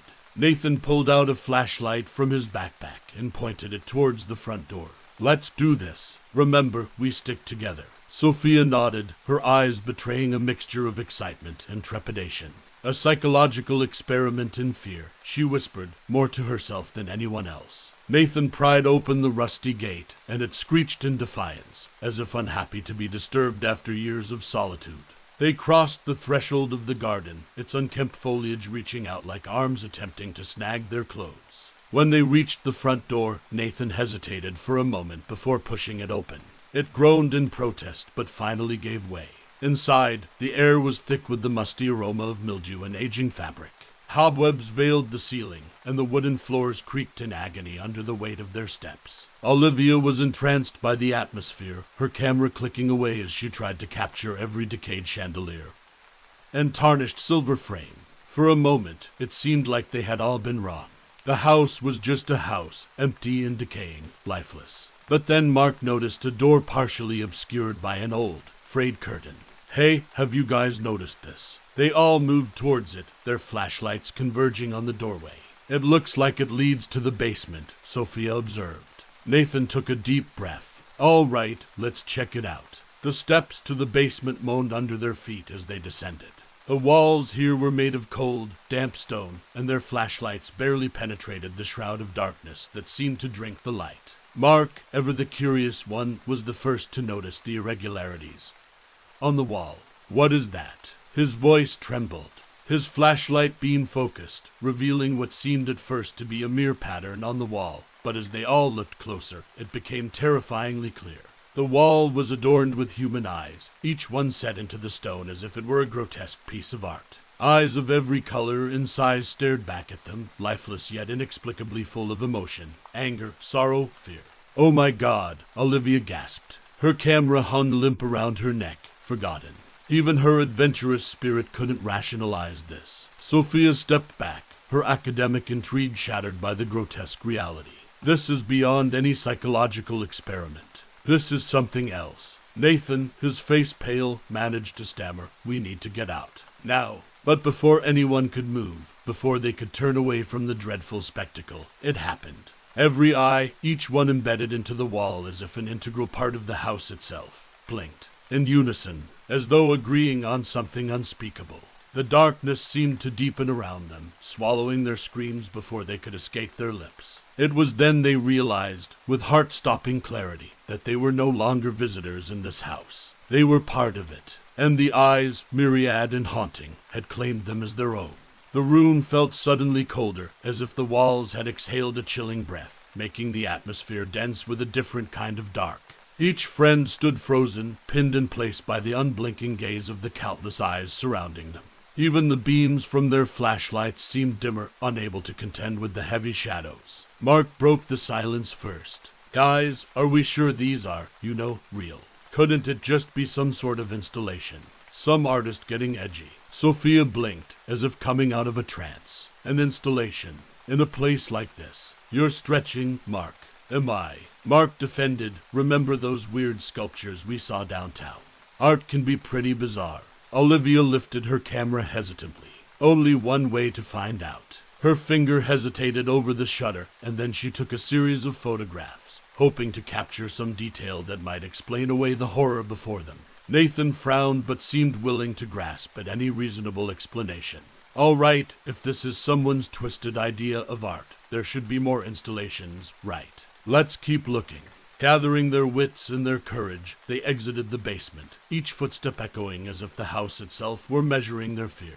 As they returned to the main floor, the door behind them clicked shut. No one seemed to notice. Their flashlights flicked from room to room, revealing Victorian furniture covered in dust, more cobwebs, and faded portraits of unsmiling faces. It was an eerie gallery of times long past. Olivia took photos sporadically, the camera's flash cutting through the gloom like a knife. Sophia led them into what appeared to be a dining room.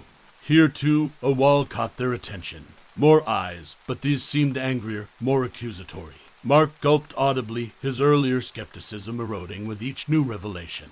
They continued their uneasy exploration, entering a room that must have once been a nursery, judging by the dilapidated crib and time-worn toys. Again, another wall of eyes. But these eyes seemed to hold a deep sadness, like lost souls crying out from some forgotten purgatory. Behind them, the door softly clicked shut, its sound drowned by their breathing, which had become shallow and hurried. It was Sophia who first noticed the disturbing pattern. "Have you all realized that every door we've passed through has locked behind us?" Panic edged into Nathan's voice. "Let's double back. Try to force one open." They rushed to the door they had just entered through, Nathan and Mark throwing their weight against it. It refused to budge, as though sealed by an unseen hand. The room felt like it was closing in on them, the walls almost pulsating with a sinister life force. "Wait," Olivia's voice was tinged with disbelief as she reviewed her camera's photos. "Look at this." She showed them a photograph of Sophia standing before the wall of sad eyes. But there, behind her, was a shadowy figure, almost blending into the darkness, but distinctly human-shaped, its outline captured by the camera's flash. Sophia felt her skin crawl, as if the figure were still lurking behind her. "What is that?" Mark stared at the image, his eyes wide. "That's not a trick of the light. That's something else." For a heart-stopping second, they all felt it, the weight of invisible eyes upon them, unseen yet intensely felt. It was as though the shadow in the photograph had given substance to their escalating fear, transforming it into something malevolent, something that lurked in the dark corners of the room, waiting. And it was that terrifying moment of realization that glued them to where they stood, each wondering if the eyes on the walls were simply the beginning, an unveiling of a deeper, darker horror that had yet to reveal itself. Nathan's flashlight scanned the room, dancing over the time-worn furniture, the faded wallpaper, and a tall, imposing bookshelf that looked curiously out of place. It was as though the room had been holding its breath for decades, waiting for this very moment. Nathan approached the bookshelf, fascinated by the array of ancient texts and yellowing novels. "Over here," he said, motioning for the others to come see. His hand hesitated above a leather-bound volume before pulling it toward him. As he did, there was a grinding noise, and the entire bookshelf creaked as it revealed a hidden door. Olivia captured the surreal moment through her lens, preserving it as though fearing it would slip away as some forgotten dream. The hidden door led to a room that seemed to murmur with forgotten voices. It was filled with personal belongings, trinkets, clothing, and a desk overwhelmed by diaries and sketches. The room felt sadder than the rest, its very air saturated with the weight of untold stories. Mark picked up a driver's license from the desk. "Guys, look at this. It's dated 20 years ago. This person is one of the missing." Sophia reached for one of the diaries, its pages tinged with age, and began to read aloud. "I can't tell if they watch me for my benefit or theirs. They see everything, every tear, every smile. It's as if they feed off our emotions. I tried talking to them today." Her voice trailed off, captured by the palpable sense of dread that drenched each written word. These weren't just relics, they were desperate messages from people who had vanished, swallowed whole by the house and its ever-watchful eyes. Nathan looked at Sophia, his face flushed with a new understanding. "This is not art, Mark. These are lives, people who walked into this place and never walked out." Mark swallowed hard, his earlier bravado crumpled under the burden of reality. "We need to find a way out. Now." Sophia gently closed the diary, her fingers lingering on the cover as though to absorb its hidden tales. That's when it happened, a whisper, so faint it was almost drowned by the sound of her own heartbeat. It said her name, Sophia, like a breath exhaled in the dark. She froze, her eyes searching the room, praying to catch sight of a draft, an open window, any rational explanation. But the room offered none, and the name echoed in her ears as a haunting reminder of the mysteries that still lay hidden within the house's suffocating walls. The room seemed to hold its breath as Sophia's whispered name still hung in the air. Mark, trying to break the tension, started fiddling with his tech gear. "I can't get any signal in here," he finally muttered, both fascinated and terrified by the mansion's capacity to isolate them from the outside world. Nathan, still in leader mode, surveyed the room. His gaze fell on a complex series of levers and gears mounted on the wall, mostly hidden behind a tattered curtain. A look of determination settled over him. "We need answers, and it seems like they're hidden behind these walls." Pulling the levers required force, as though the house resisted surrendering its secrets. With a final heave from Nathan, there was a clunking sound and the wall slid aside, revealing yet another hidden chamber. This one was different. The atmosphere was dense, and the room felt like a sacred space, violated by their presence. An altar stood in the center, covered with ancient symbols and ceremonial tools, daggers, chalices, and a large, leather-bound book that seemed to pulse with a life of its own. Olivia felt a shiver crawl up her spine as she aimed her camera at the altar. Even her lens seemed hesitant to capture this moment. Sophia, always the brave one, opened the book. "It's in Latin," she said, "but there are notes in the margin." Someone translated some of it. She read aloud, "A pact with the Ancient One. Immortality granted in exchange for souls, fed through the eyes of watchfulness." Mark's face drained of color. So, the eyes on the walls, they're not just some twisted art. They're conduits feeding an ancient entity with our emotions, our souls. Everyone turned to look at Nathan, who clenched his fists and shook his head in disbelief. "No, this can't be. We need to get out of here. We need to." His words were cut off by a deafening sound, like the groan of the earth itself. It echoed through the chamber, followed by a sickening silence. Olivia rushed to a window, her breaths coming out in shallow gasps. "Guys, the windows, they're not windows anymore. It's like they've turned into stone walls." As her words settled, the room seemed to tighten around them, as though the house itself was constricting. The atmosphere became stifling, each breath a labor. It was as if the house had sealed its lips after sharing its grotesque secret, leaving them entombed in its dark, unfathomable belly. Desperation filled the air like thick fog as they returned to the chamber, the altar's presence a silent testament to the horrors surrounding them. Nathan's jaw was set, eyes narrowed. "We need to split up. Maybe one of us can find a way out." Sophia looked concerned. "Isn't that what every doomed character says in horror stories?" Nathan's voice rose in frustration. "Do we look like we're in a story? This is real, Sophia, and we need real solutions." And so they dispersed, each taking a different hallway leading out from the chamber. Olivia's footsteps were hesitant, the once adventurous photography major now gripped by the enormity of the situation. She found herself in a room wallpapered in hazy, nostalgic images, pictures of her and Nathan in happier times. Her heart sank. Then the images twisted. Nathan's face in the photos contorted into sinister expressions, accusing her with his eyes. Olivia trembled, her camera slipping from her fingers. Did he suspect her? Did he think she led them into this trap? Meanwhile, Mark was grappling with his own demons. His room was an unsettling replica of his childhood bedroom, replete with old computers and gaming consoles. But the screens flickered to life, showcasing his deepest insecurities in flashing pixels, words like failure, fraud, and alone repeated endlessly. He collapsed to his knees, clutching his head as if he could hold his unraveling sanity together. Sophia, who had delved into studying the psychology of fear, was now the subject of her own chilling case study. The room she entered was a mirror maze, except each reflection whispered taunts and accusations, making her question her grip on reality. "Is this what you wanted, Sophia? A psychological experiment?" One of the reflections jeered. Nathan, retracing their steps, felt a weight on his mind, each room imbued with a rising suspicion that Olivia knew more than she let on. When he reached the initial wall of eyes, for the first time, he noticed that a pair of them resembled Olivia's. His eyes widened in disbelief and betrayal. Finally, it was Mark who stumbled upon the most unnerving room yet. This chamber contained another wall of eyes, but these eyes were different. As he peered closer, his blood froze. These were his own eyes, mirroring his deepest fears back at him, a vivid display of every nightmare he'd ever had, every terror he'd ever suppressed. His scream resonated through the mansion, a raw sound that ripped through the veil of distrust and dread that had fallen over each of them.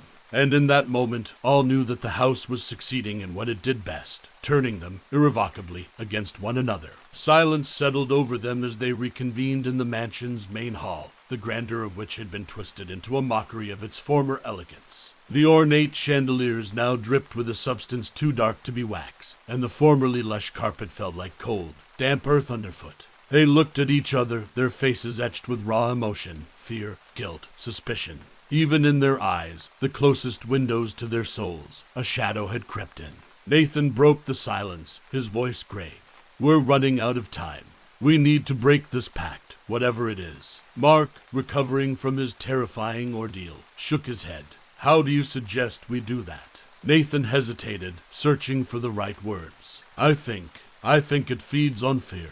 When we were scared, it seemed to grow stronger. Sophia nodded, her expertise in psychology suddenly invaluable. Fear can be a powerful fuel. So, what if we could starve it? Olivia took a shaky breath. And how do we do that? Nathan sighed, pulling the ancient book they'd discovered earlier from his backpack. This book mentioned counter-rituals. If we can master our fears, we might be able to disrupt the energy feeding this entity. With a newfound sense of purpose, they gathered in a circle around the book, which lay open on a dusty table. A counter-ritual was chosen, one designed to repel malevolent entities by channeling inner strength and courage. They took positions around the room, each clutching an object of personal significance as a focus for the ritual. Together, they began to chant the incantation, their voices joining in a desperate plea to forces beyond their understanding.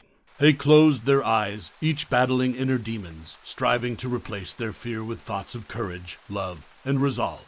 Minutes stretched on. The atmosphere felt as if it were thickening, almost holding its breath. And then, just when they thought they might have succeeded, they opened their eyes. The eyes on the walls glared back at them, brighter than ever before.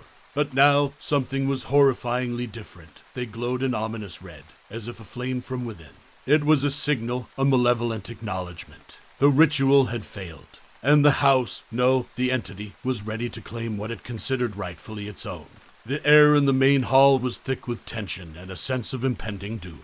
The glowing red eyes that adorned the walls seemed to pulsate, as if feeding on the group's collective despair. "We need to do something, and fast," Nathan said, his eyes darting from face to face, each one a tableau of dread. "Any ideas?" Mark, visibly shaken but still able to think, stuttered, "What if? What if we can't escape the house, but can blind the entity? Those eyes are its conduits, right?" Sophia caught on immediately. "We destroy the eyes, we starve the entity of its senses. And maybe," Olivia chimed in, "just maybe, the house will let us go."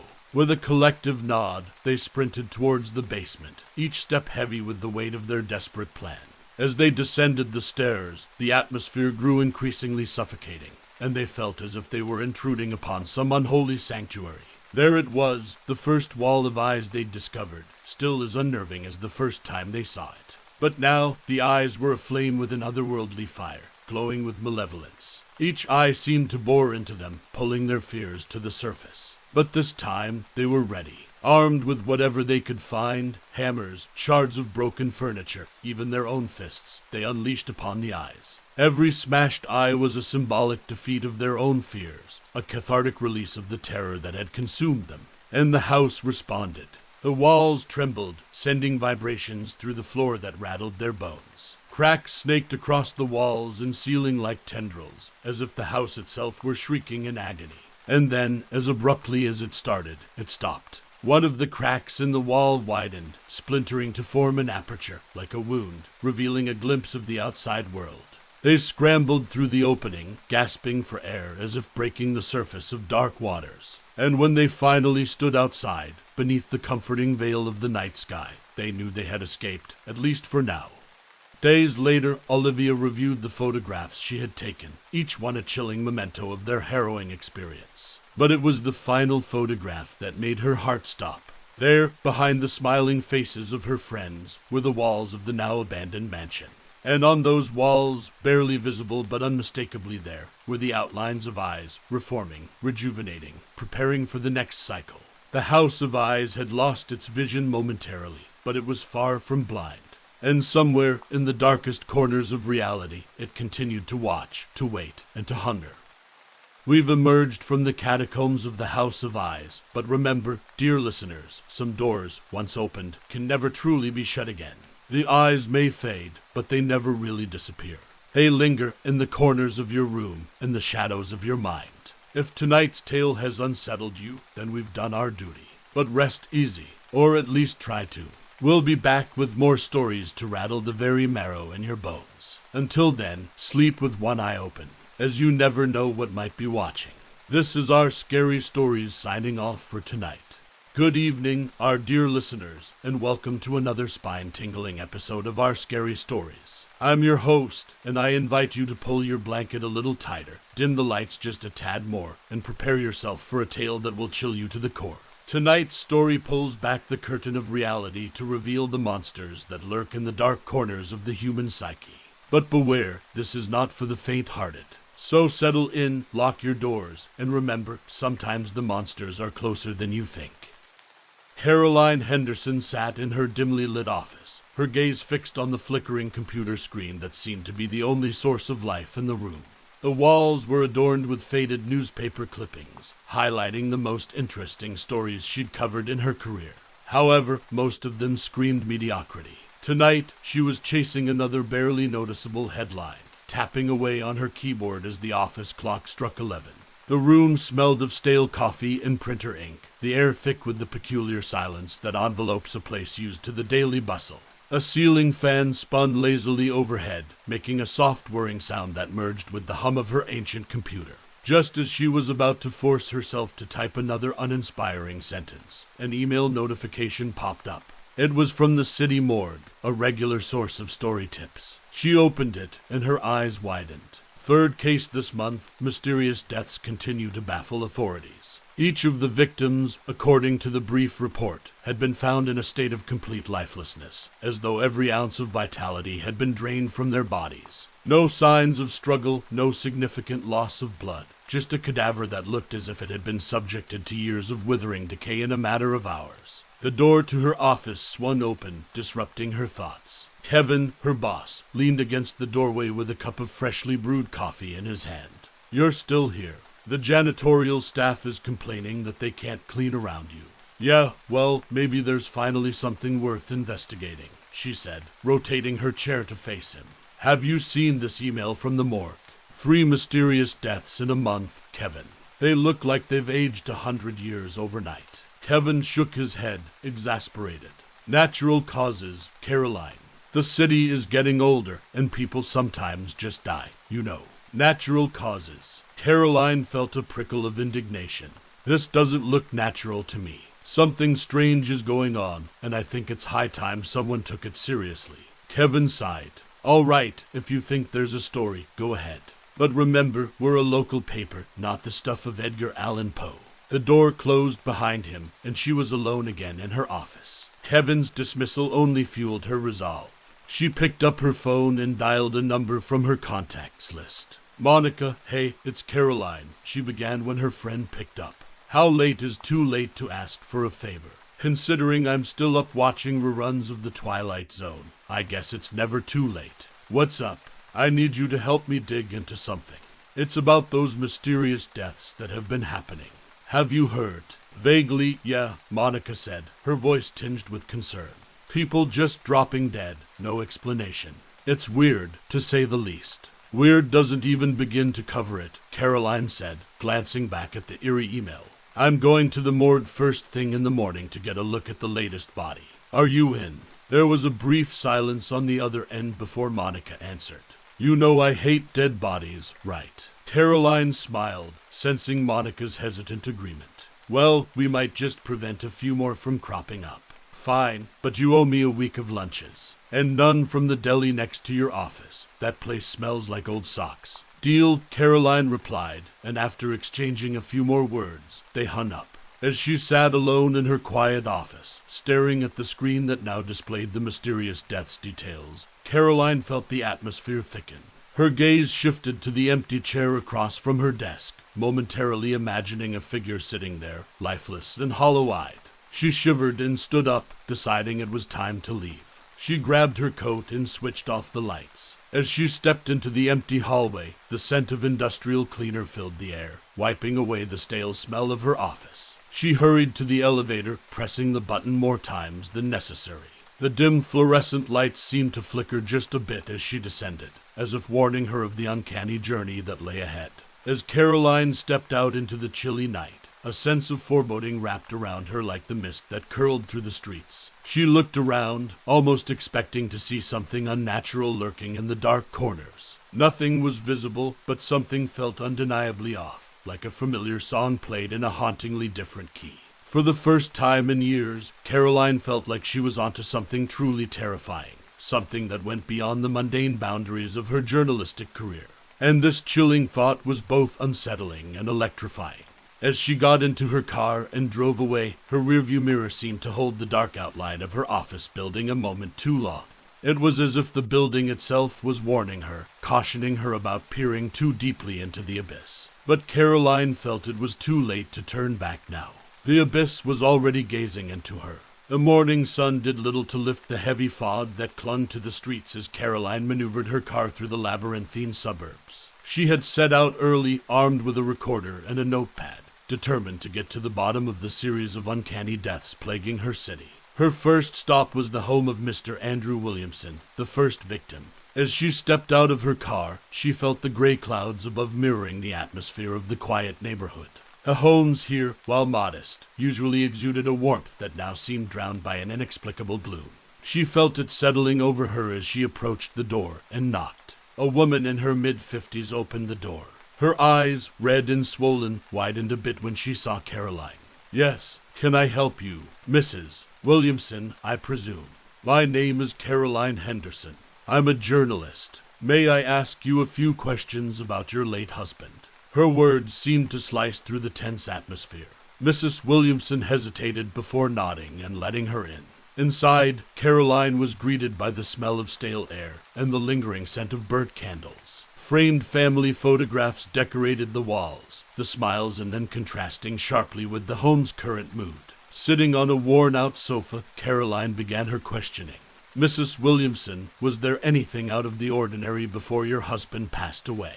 Any strange behaviors or symptoms?" The woman looked as if she was wrestling with the words. "Well, now that you mention it, he had been feeling unusually down. It was more than just sadness. It was as if he were drowning in despair." Intrigued, Caroline noted this down. The conversation lasted a few more minutes, and though she sensed there was more that Mrs. Williamson wasn't sharing, she thanked her and left. The same air of despair that seemed to envelop Mr. Williamson was almost tangible here. It clung to the walls like invisible cobwebs. 2 more interviews with families of the victims told a similar story, a mysterious, overwhelming sense of despair before their untimely deaths. Each home carried the same oppressive air, each family torn between grief and confusion. With her thoughts swirling like the thickening fog outside, Caroline drove to the police station. She hoped to talk to her contacts, Officers Tom Carter and Emily Fields. Both were friends from her days of reporting minor crime stories, and if anyone could provide a law enforcement perspective, it would be them. As she walked into the precinct, the atmosphere changed noticeably. The antiseptic smell of the station replaced the home's staleness, but the tension remained. Officers hurried past her, their faces etched with lines of stress and concern. Something was causing unease, and it wasn't just administrative pressure. Finding Tom and Emily wasn't hard. They were huddled in a corner, looking over a set of files. The 2 looked up as Caroline approached, their faces breaking into welcoming smiles that quickly faded. "What brings you here?" Tom asked, clearly concerned. "I'm investigating the recent deaths," Caroline replied. "I've noticed something peculiar. They all reported experiencing an inexplicable despair before dying." Tom and Emily exchanged a glance. "Well, that aligns with what we're hearing," Emily said, her voice tinged with hesitation. "Go on," Caroline urged, sensing there was more. Tom looked around before leaning closer. "Rumors are floating around the department, talk of a night stalker. Some officers believe we're dealing with something, well, supernatural." Caroline felt a chill run down her spine. "A night stalker? Are we in a horror movie?" "I wish it were that simple," Emily replied. 3 more reports came in last night of people seeing a shadowy figure lurking around the neighborhoods of the victims. They described it as more of a shape than a person, indistinct, like a collection of darkness. The thing is, those who've seen it claim to have been overwhelmed by an intense feeling of despair soon after. The air in the precinct suddenly seemed colder, heavier, as if charged with the foreboding of unspeakable things to come. Caroline took a deep breath. "This just got a lot more complicated, didn't it?" Emily nodded. "Yeah, we're way past complicated." As Caroline left the police station, her thoughts were a turbulent storm. A night stalker. Could these deaths be the work of something supernatural, or was she letting her imagination get the better of her? As she got into her car, she felt an inexplicable wave of dread wash over her, momentarily paralyzing her. Shaking it off, she reminded herself that this was no time for fear. She had an investigation to lead. But as she drove off, the tendrils of mist seemed to close around her, as if warning her that she was venturing into territory from which there might be no return. And for the first time, Caroline wondered if she was prepared to face whatever darkness was waiting to be unveiled. The sun had sunk below the horizon, giving way to a sky awash in shades of indigo and black. As darkness enveloped the city, Caroline's heartbeat quickened with anticipation. Tonight was the night she would attempt to capture evidence of the elusive Night Stalker. In preparation, she had visited a local electronics store, picking up a night vision camera and a high-end flashlight. Now, she sat in her parked car on Mulberry Lane, close to where the last victim had been discovered. Her eyes scanned the area as she went through her checklist. Night vision camera mounted on the dashboard, phone ready to record at a moment's notice, flashlight within arm's reach. Silence loomed heavily around her, broken only by the distant sound of a dog barking or the occasional car passing by. It was unsettling how quickly a neighborhood could shift from a cozy suburban sanctuary to a stage for something horrifying. The streetlights flickered intermittently, casting unsettling shadows on the pavement that seemed to dance like dark specters. Hours passed. The digital clock on her dashboard read 2:17 a.m., and Caroline began to feel the weight of exhaustion pulling at her eyelids. She fought it off, splashing her face with some cold water from her thermos. Just as she was contemplating calling it a night, a strange noise jolted her to full alertness. It was a faint, anguished moan carried by the wind, a sound tinged with despair that seemed to crawl under her skin. Her heart pounding, she grabbed her phone and switched it to video mode. Her eyes darted across the dimly lit street until they settled on a darkened alley adjacent to a closed convenience store. A hulking figure, shrouded in what seemed like a shroud of absolute darkness, towered over a slumped, desperate-looking man. Caroline could make out the outline of the creature's form. It was distorted, like a man stretched and twisted by some unimaginable force. Its limbs were elongated, its back hunched, and its head seemed to sink into its shoulders. Transfixed, Caroline watched as the creature extended what appeared to be a hand toward the man. As it touched him, a dark, smoky mist seemed to flow from the man's body into the creature. The man's cries escalated to a chilling scream before dwindling into a lifeless whisper. His body went limp, falling to the ground as if his very life had been siphoned out of him. Caroline gasped, her hand flying to her mouth. The creature's head snapped in her direction, as if sensing her presence. Its eyes, two glowing orbs of malevolent crimson, locked onto hers. She felt a rush of dread surge through her, an emotion so intense it almost felt like physical pain. Shaking with adrenaline, she fumbled with her phone, managing to hit the record button. She captured a few seconds of footage, the distorted figure, the limp body, the glowing eyes, before the creature let out an ear-piercing shriek that echoed through the night. It seemed to dissipate into the shadows, vanishing as if it were made of the darkness itself. With her heart pounding like a drum, Caroline threw her car into reverse and sped away. Her hands trembled on the steering wheel, her mind raced to process what she had just witnessed. She had seen the Night Stalker, and it was more horrifying than she could ever have imagined. But she had evidence now, a brief but damning video that might just turn her investigation around.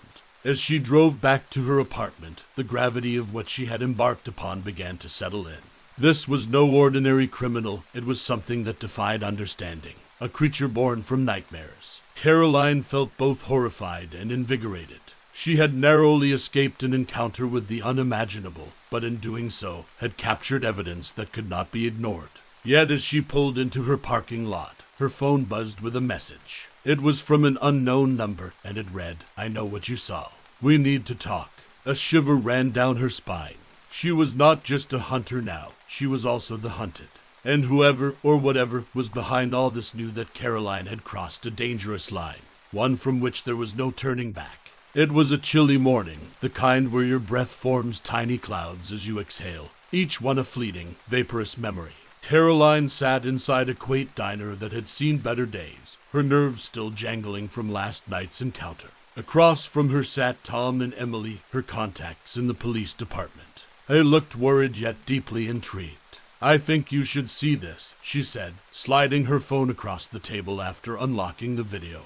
Their eyes widened as the screen displayed the night's grotesque events. Tom pushed his cup of steaming black coffee away, suddenly losing his appetite, while Emily leaned closer to the screen, scrutinizing every pixel. "Could be a hoax, you know." People doctor videos all the time. Tom finally spoke, although the hesitance in his voice indicated that he was trying to convince himself as much as Caroline. But what if it's not? Emily interjected. We've seen the bodies, Tom. They're not just dead, they're emptied, like something sucked the wool right out of them. The atmosphere inside the diner grew tense. Even the old jukebox in the corner, playing a classic tune, seemed to wail in a minor key. I've been thinking about the pattern, Caroline said, breaking the silence. Each victim reported overwhelming despair before their deaths. It's as if the creature preys specifically on that emotion. It's feeding off their misery. Tom looked uncomfortable but nodded. It's a grim thought, but you might be onto something, Caroline. I just don't know how I'd even begin to file that report. Ignoring her coffee, which had grown cold, Caroline pushed on. What if we look into the city's history? Maybe there have been similar occurrences in the past that went unnoticed or were covered up. Tom's eyes met Emily's, and for a moment, the room felt suspended in time. All right, Emily said, we dig. The remainder of the day was spent poring over dusty city records that smelled of mildew and time. Most were digitalized, but some of the older, brittle pages were so delicate that Caroline felt like an archaeologist unearthing fragile fossils. Hours went by in a haze of coffee breath and strained eyes. Finally, in the dim glow of the microfilm reader, Caroline found something. Articles dating back decades told of similar phenomena, mysterious deaths, each victim suffering from unexplained emotional distress, their lives seemingly evaporated from their bodies. It wasn't just an isolated event, it was a pattern stretching back for years, possibly longer. Yet each series of deaths ended as suddenly as it began, the final reports always attributing them to mass hysteria or unknown natural causes. It was late when Caroline left the archives, her body aching from hours of sitting, her mind swirling with possibilities. The streets were quiet, but she felt as if she were walking through a city of ghosts. Each shadow seemed menacing, each alley a potential hiding place for the creature. Her phone buzzed. Another message from the unknown number, time is running out. Stop looking or become the hunted. Caroline tightened her grip on the phone.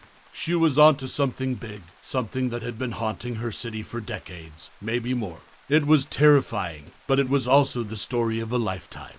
Her journalistic instincts were aflame. She couldn't back down now. Yet, a part of her understood that she was walking on a razor's edge. The creature, this night stalker, was not just a story to be reported. It was an entity of incomprehensible darkness, an eater of souls. She had glimpsed its world, and now she had to face the unnerving reality. She was entangled in its shadowy web, a part of the story she was so desperate to tell. For better or worse, Caroline knew she was beyond the point of no return. The hunter and the hunted, both roles were now irrevocably hers, and the lines between them were blurring with every step she took deeper into the darkness. Caroline's eyes were bloodshot from staring at her computer screen. The folders and digital documents spread across it like puzzle pieces she desperately needed to fit together. Her apartment was shrouded in a deep night, with only the soft glow from the laptop illuminating her features. A cup of tea sat by her side, long since forgotten and grown cold. She had hacked her way into a hidden database, a veritable labyrinth of firewalls and encrypted codes. Her heart pounded as she opened a folder titled Project Lament. Studying the effects and manipulation of human despair, read the PDF title. As she scrolled through, a wave of cold dread washed over her. The document revealed a clandestine experiment carried out 30 years ago, aimed at harvesting and understanding human emotions, particularly despair. But it wasn't just the science that made her stomach churn. It was the list of subjects, all of whom were registered under numbers and not names. Except for one, Subject 17 Marcus Williams. The screen read. A sudden, sharp inhale cut through the silent room. Marcus Williams was her father. Her mind instantly flooded with fragmented memories of a man whose face had faded with time. A man who had mysteriously disappeared when she was just a child. Caroline clicked on a hyperlink attached to her father's name.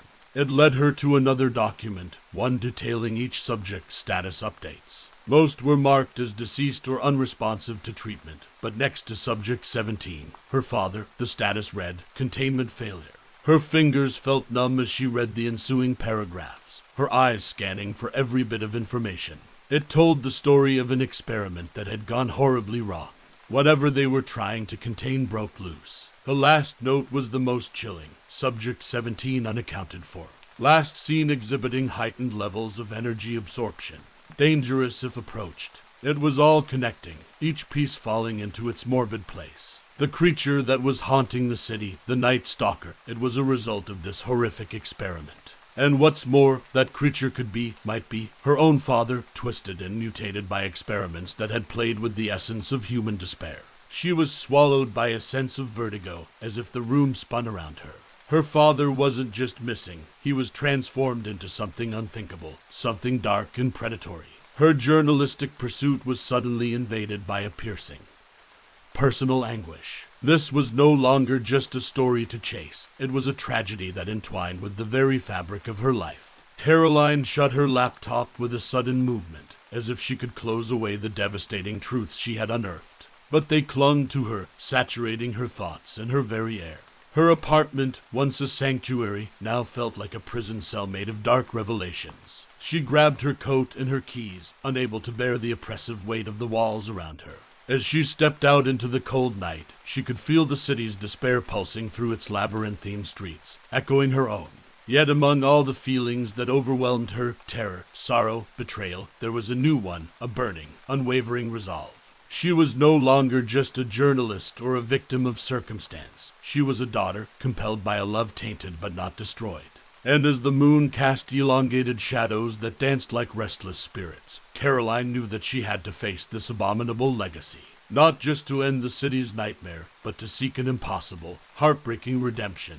The sun had long since dipped below the horizon, surrendering the sky to a stark darkness punctuated by the sporadic glimmer of stars. The city lay beneath a quilt of shadow and dim streetlights. Caroline stood on a deserted street corner, her heart pounding as if trying to escape her chest. The looming silhouette of an old abandoned factory stood across from her, a monument to forgotten hopes and derelict dreams. She had chosen this spot carefully. It was close to where she'd last encountered the creature. Clutched in her trembling hand was a small, golden locket. She opened it to reveal a faded photograph of a smiling family. Her mother, herself as a little girl, and her father, Marcus. She closed the locket and held it tightly. This was no longer a journalistic pursuit. It was a soul-searing quest for answers. Her eyes darted about, peering into the swirling mists and dark alleyways. A gust of wind carried with it the musty scent of damp earth and decaying leaves. She shivered but held her ground. After what felt like an eternity, a guttural growl reverberated through the air, tingling the nape of her neck. A hulking figure emerged from the obsidian abyss between two buildings. It was grotesque, its skin mottled and gnarled like the bark of a diseased tree. Eyes that once might have been human now glowed a malevolent yellow. Yet as monstrous as it appeared, there was an inexplicable sadness in its posture, a despair that resonated with her own. It approached, eyeing her cautiously. Caroline's heart hammered as she raised the locket, her arm trembling. "Dad, if that's you, look at this," she pleaded, her voice quivering. The creature hesitated, its menacing advance slowing. For a moment, its fierce eyes met hers and she saw a flicker of something, a vestigial humanity lingering in the depths of those predatory orbs. It looked at the locket, then back at her. A convulsion of emotion racked the creature's form, a ripple of internal strife. Then a gut-wrenching growl erupted from it, a blend of anger, confusion, and an ineffable sorrow. Caroline felt a hot tear slip down her cheek, her body trembling like a fragile leaf. The locket fell from her numb fingers, clattering onto the asphalt. For a moment, the creature looked down at it, then turned and retreated back into the shadows, its form gradually dissolving into the deepening darkness. Caroline fell to her knees, clutching her chest as she gasped for air. Her shoulders heaved as sobs broke free, each one echoing into the night like a mournful ghost. This monster, this creature of unimaginable horror, was her father, or at least, what remained of him. The sorrow she felt was a labyrinth with no escape, every pathway leading to a darker, more hopeless chamber. Yet within that maze of despair, a tiny flame of resolve flickered to life. Caroline couldn't save her father from what he'd become, but she could save him from himself, and perhaps others from sharing his gruesome fate. She picked up the fallen locket, snapped it shut, and slipped it into her pocket. Then, wiping her tears with the back of her hand, she stood up. The night air was now thick with purpose, tinged with a tragic love and an aching sorrow. This was her mission, her unbearable burden, and her last tether to a past consumed by darkness. As she walked away, her form was just another shadow among many, but it was one that moved with an unwavering resolve. The somber symphony of her heels against the pavement was her battle march, a metronome of steps towards an unknown, harrowing future. Monica's apartment was awash in the warm glow of table lamps, their light casting a tapestry of shadows on walls adorned with art prints and eclectic memorabilia. The scent of freshly brewed coffee filled the air, mingling with the comforting aroma of old books and scented candles. It was a sanctuary in a world teetering on the edge of inexplicable horrors, and for that, Caroline was grateful. She sat on a plush, wine-colored sofa, her knees drawn up to her chest. Across from her, Monica leaned forward, her eyes filled with a complex blend of concern and curiosity. A steaming mug of coffee sat untouched on the coffee table between them. "So, let me get this straight," Monica said, her voice a mix of disbelief and dread. "You believe this creature is your father, transformed by some twisted, classified experiment from decades ago?" Caroline nodded, her eyes clouded with torment. "As insane as it sounds, yes. The evidence is all there, Monica. And when I showed him the locket, there was a moment of hesitation. It's like some fragment of him recognized me, or maybe recognized a part of his former life." Monica sighed heavily, rubbing her temples as if trying to ward off an impending headache. "That's a lot to take in, Caroline." I know it's almost inconceivable," Caroline said, her voice tinged with desperation. "But I found something in those old files, something that might help. The research details a chemical compound they were studying, something that reacted adversely with human emotion, specifically despair. If I can get my hands on that compound, maybe I can reverse the process, maybe bring my father back." Monica looked at her, eyes narrowing with both skepticism and worry. "And what are the chances of that working? Also, you do realize this is incredibly dangerous." Caroline bit her lip, her hands clenched into tight fists. "I know it's a long shot, but it's a shot I have to take. If there's even a minuscule chance of saving him, I have to try. Otherwise, I'll be condemning him to this monstrous existence, and more people will die. But what if you're wrong?" Monica's voice was tinged with an edge, a piercing blend of skepticism and fear.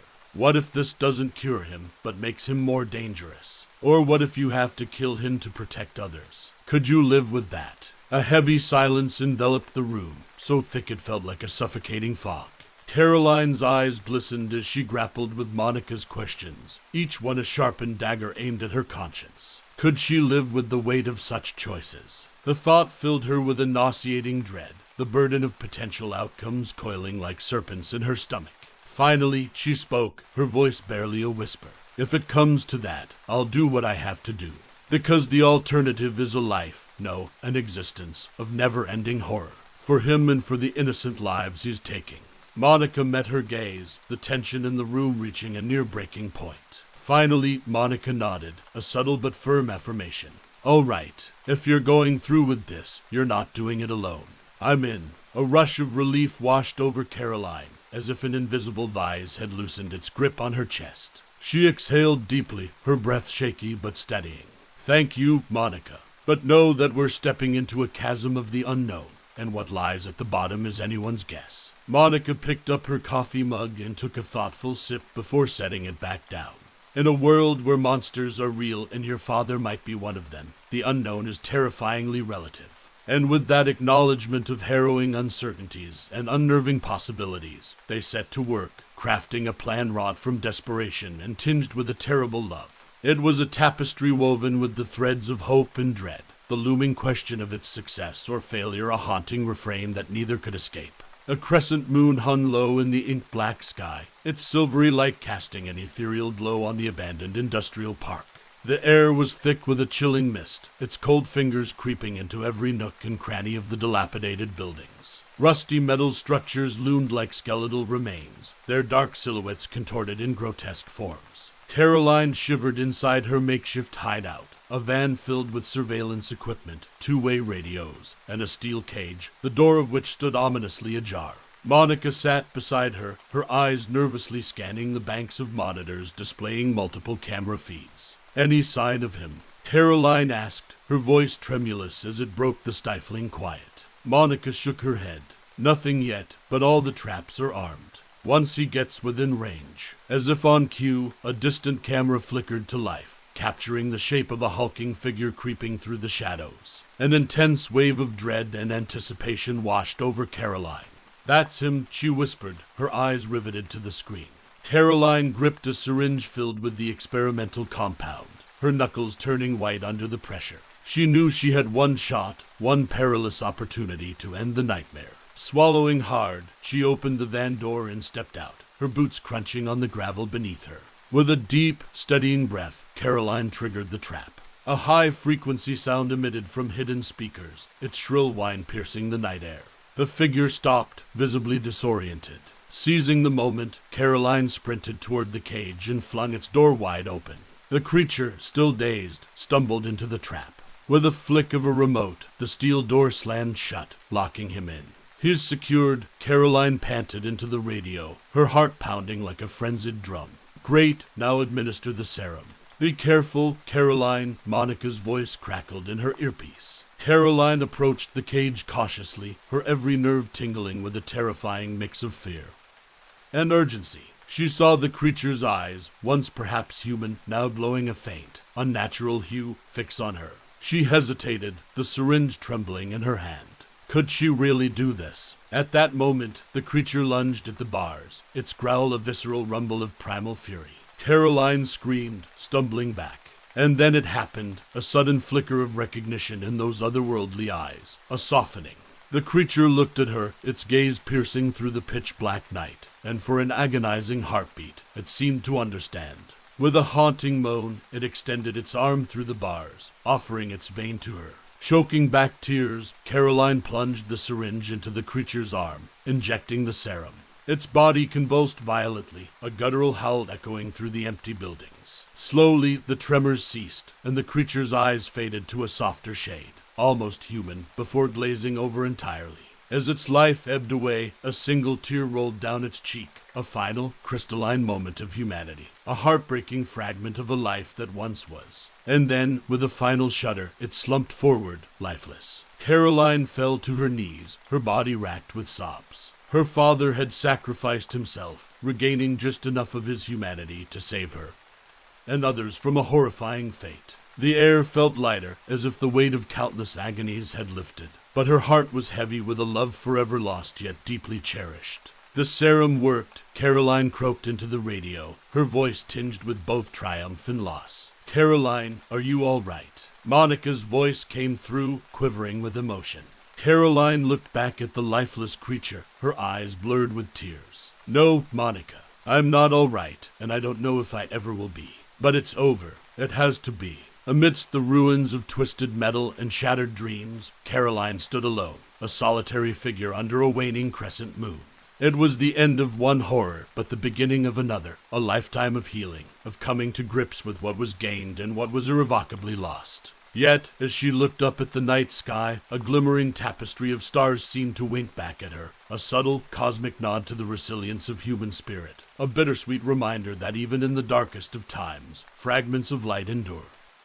And there you have it, dear listeners, a story of torment, loss, and the haunting choices that define us. We hope you've enjoyed tonight's eerie tale, but don't let the end of our episode bring you comfort. After all, who's to say that the monsters we've heard about tonight aren't real? Maybe they're still out there, lurking in the shadows, closer than ever. Until next time, keep the lights on and stay vigilant. Good night, and sweet dreams, if you dare. This is our Scary Stories signing off for tonight. Welcome, brave souls, to another episode of our Scary Stories. I'm your host, the Keeper of Fears, inviting you to step into the abyss of the unknown. Tonight, we bring you an extraordinary tale that straddles the borders between science and the supernatural, between ambition and hubris, between life and, well, something far more chilling. Buckle up, listeners, for a journey through the crumbling corridors of a place known as Eternal Life, where time and space unravel, and where the very fabric of reality threatens to tear at its seams. This is the Cryogenic Nightmare, a story that asks, what would you sacrifice to save the world you'll never see?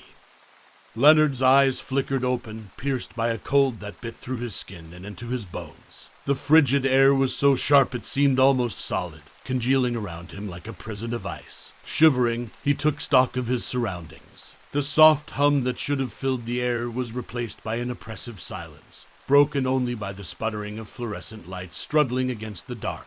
His gaze fell upon a spiderweb of cracks that marred the glass lid of his cryogenic pod. It looked as though someone or something had struck it forcefully. As his pod hissed open, plumes of frosty mist escaping into the room, Leonard staggered out, his legs wobbly, his thoughts disoriented.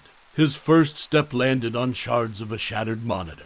The glass crunched under his bare foot, sending a jolt of pain up his spine. How could this happen? This facility was Eternal Life, the epitome of cutting-edge technology, designed to carry its occupants to a future where illness was a mere shadow of a bygone era. That was why he'd come here, after his terminal diagnosis. Leonard's eyes shifted to the nearby control panel, its screen riddled with static and lines of garbled text that could only mean one thing: system malfunction. Grimacing, he leaned on a steel counter, his fingers dancing over the panel, searching for a hint of what had gone wrong. A timer caught his eye. He had been programmed to wake up a century from now, but according to the digits blinking erratically on the screen, it had only been 20 years. 20 years, and yet the facility looked like it had been through an apocalypse. Frustration mixed with fear as Leonard recalled his past. He had been a pioneer in his field, a physicist, a seeker of the unknown. He remembered the contract, the glossy brochures of Eternal Life, promising a seamless journey through time. Now, his investment seemed to be a one-way ticket to an unscripted nightmare. A low groan reverberated through the walls, jolting Leonard from his thoughts. That sound did not belong to any machine. His skin tingled as if electric currents flowed beneath it. He considered his options. The computer system was useless, doors to other sections appeared to be sealed or barricaded with furniture, and he was decades away from when help was expected. His eyes darted to a fire extinguisher hanging on a wall, and a toolbox below it, primitive, but they were better than bare hands. Just as Leonard decided to venture deeper into the labyrinthine corridors of Eternal Life, he heard it, a faint whisper, slithering through the gaps in the walls, a murmuring so low it could almost be mistaken for the wind. But there was no wind here, in the sealed haven of science and ambition turned to. His hand gripped the fire extinguisher like a lifeline. The room seemed to close in, the walls dripping with a cold sweat, the lights flickering as if in morbid anticipation. Leonard felt an abyss open inside him, swallowing his scientific skepticism, leaving him with an instinct as ancient as the darkness around him, the instinct of fear. No, he couldn't let it take over, not if he wanted to survive whatever awaited him in the frozen, eerie hallways of Eternal Life. But the whisper grew into a sigh, filling the room, swirling the mist, chilling his bones even through the dread that warmed them. This was not what Leonard had planned for his future, but it was the future he found himself in, a derelict realm of ruin and shadows, and perhaps worse. Shaking off the fog of trepidation, he gripped his makeshift weapon tighter. Whatever lay ahead, whatever monstrous realities had supplanted the future he'd envisioned, he would face them. His fingers, cold and trembling, pressed against the door's release button. With a resigned sigh, the door slid open, revealing the abyss beyond. Leonard took a deep breath to steady himself, filling his lungs with the frigid, stale air. Then, lifting the fire extinguisher like a knight brandishing a sword before battle, he stepped into the dark unknown. The door slid shut behind him, sealing with a mechanical thud that sounded like the final note in a requiem. But for Leonard, it was an overture, a haunting prelude to a symphony of uncertainties that would unravel in the labyrinth that lay ahead. The corridor stretched out before Leonard like a tunnel into darkness, the air thick with the scent of rust and stagnant water. The overhead lights blinked in and out, casting pools of light swallowed almost instantly by the engulfing black. His grip on the fire extinguisher tightened as he ventured deeper into the cold abyss of the Eternal Life facility. Leonard's steps echoed on the metal floor, each footfall reverberating through the corridor. Anxious, he strained his ears, trying to discern other sounds that didn't originate from his own movements. And there it was, a scuffling, a soft murmur that seemed to come from the walls themselves. He paused, his eyes scanning the dark, searching for any shape or form that might account for the noise. Nothing. As he continued forward, Leonard discovered a door slightly ajar, with the words "Maintenance Room" inscribed on a tarnished plaque. Cautiously, he pushed it open. The room was a mess, shelves toppled over, tools scattered everywhere, but it was a treasure trove for his immediate needs. Quickly, he exchanged the fire extinguisher for a heavy wrench and grabbed a flashlight whose beam flickered uncertainly. They were crude armaments, but they gave him a sliver of hope. Exiting the maintenance room, Leonard was now certain that he wasn't alone. Shadows flitted across the edges of his vision, always just beyond the reach of his flashlight. A low growl, more felt than heard, rumbled through the hallway, as though resonating from the very walls. It was a sound devoid of any humanity, a sound that echoed from unfathomable depths. His pulse quickening, Leonard's eyes darted from corner to corner. Then he saw it, a fallen workstation just a few feet away, its screen still aglow with a dim light. He rushed towards it. Maybe it held some answers. As he skimmed through the logs, lines of text were obscured by corrupted data, making much of it unreadable. What he could make out, however, sent a shiver down his spine far colder than the air around him. Security log 20430718. Breach in Sector C, unknown entities. Perimeter compromised. Do not approach. They feed on. The sentence cut off there, but that final fragment filled Leonard with a dread far deeper than he had felt before. Feed on what? Then a horrifying realization dawned on him. These entities fed on the frozen souls, the very people who, like him, sought sanctuary in suspended animation. As if on cue, the air thickened, becoming almost dense enough to touch. The overhead lights flickered out, plunging the corridor into an impenetrable dark. Leonard's flashlight sputtered and died, as if drained by an unseen force. He felt it then, the presence of something malevolent and hungry, just inches from him in the pitch black, breathing in the scent of his living soul. His heart pounding in his chest, Leonard grasped the wrench tighter, aware that the entities knew he was awake. In that moment of paralyzing darkness, the invisible hunters of eternal life began their insidious prowl. For the first time, Leonard understood. His waking nightmare was part of a much greater horror, one that gnawed not just on the body, but feasted on the essence of the soul itself. He took a deep, shuddering breath, a mix of frosty air and palpable dread. It was time to move. Leonard's fingers fumbled for a backup switch on his flashlight, praying it would spring back to life. It did, casting a feeble light that barely pierced the darkness. But it was enough. Clutching his makeshift weapon, he pressed on, knowing he had to find a way to stop these unseen hunters before they drained the life from every frozen soul in the facility, including his own. For Leonard, the Eternal Life facility had transformed into an arena of shadows and terror. But whatever awaited him in that dark maze, he would face it. The alternative, doing nothing, was a fate too grim to contemplate. With a newfound resolve, he moved deeper into the unknown. A single living soul against a lurking, insatiable darkness. The cold air nipped at Leonard's face as he moved cautiously down another corridor, flashlight in hand, the wrench gripped tightly in the other. His breath misted the air, vanishing as quickly as it appeared, just like the shadowy figures haunting the outskirts of his perception. He tried to shut out the sense of ever-watchful eyes upon him, but the nagging feeling grew with every step he took. His flashlight beam settled on a door unlike any he had seen so far in the facility. Intricate patterns of circuitry embedded into the door's surface seemed to ripple and shift, giving the impression of a portal rather than a simple entrance. The plaque read time reversal chamber. Puzzled, Leonard reached for the access panel beside the door.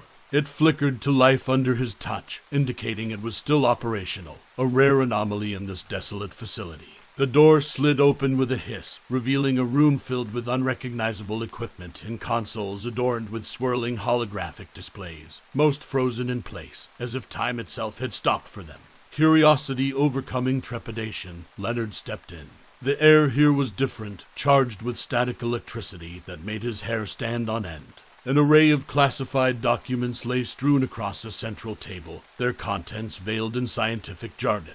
But certain phrases stood out. Phrases like temporal rifts, dimensional instability, and chronological feedback loops. Leonard's heart sank as he pieced together the clues. Eternal life wasn't just in the business of prolonging human life. They had been dabbling in bending the fabric of time itself. The chamber, and possibly others like it, were part of a shadowy experimental project that went far beyond ethical boundaries. And it became increasingly clear that these experiments may have torn open the very rifts that let those malevolent entities into this world. A ripple of unease surged through Leonard as he examined a holographic interface that surprisingly responded to his touch. A 3D model of the facility appeared, overlaid with undulating waves and fluctuating numbers. An overlay of multicolored lines zipped and darted around the model, representing, Leonard assumed, the flow of time within the facility. Most lines moved linearly, but a few spiraled erratically, vanishing and reappearing at random points. The entities weren't just from another dimension, they were from another time. And worse, they seemed capable of manipulating time itself, an insight that amplified their danger exponentially. Leonard thought of the frozen souls around him, of their suspended journeys through time. What if these entities had the power to manipulate that as well? Suddenly, the room darkened, as if shadows had swallowed the sparse lighting. Leonard felt a piercing gaze on him, colder than any temperature the cryo chambers could reach. He turned, flashlight sweeping across the room. Then he saw it, or thought he did, a flicker, a distortion in the air, a shadow darker than the absence of light. It appeared for just a fraction of a second, but long enough to make his blood run cold. The entities were here, perhaps curious about his newfound knowledge, or perhaps drawn to the room's temporal energies. His body tensed, adrenaline surging through him. The wrench felt heavier in his hand, and he tightened his grip as if clinging to the seconds ticking away.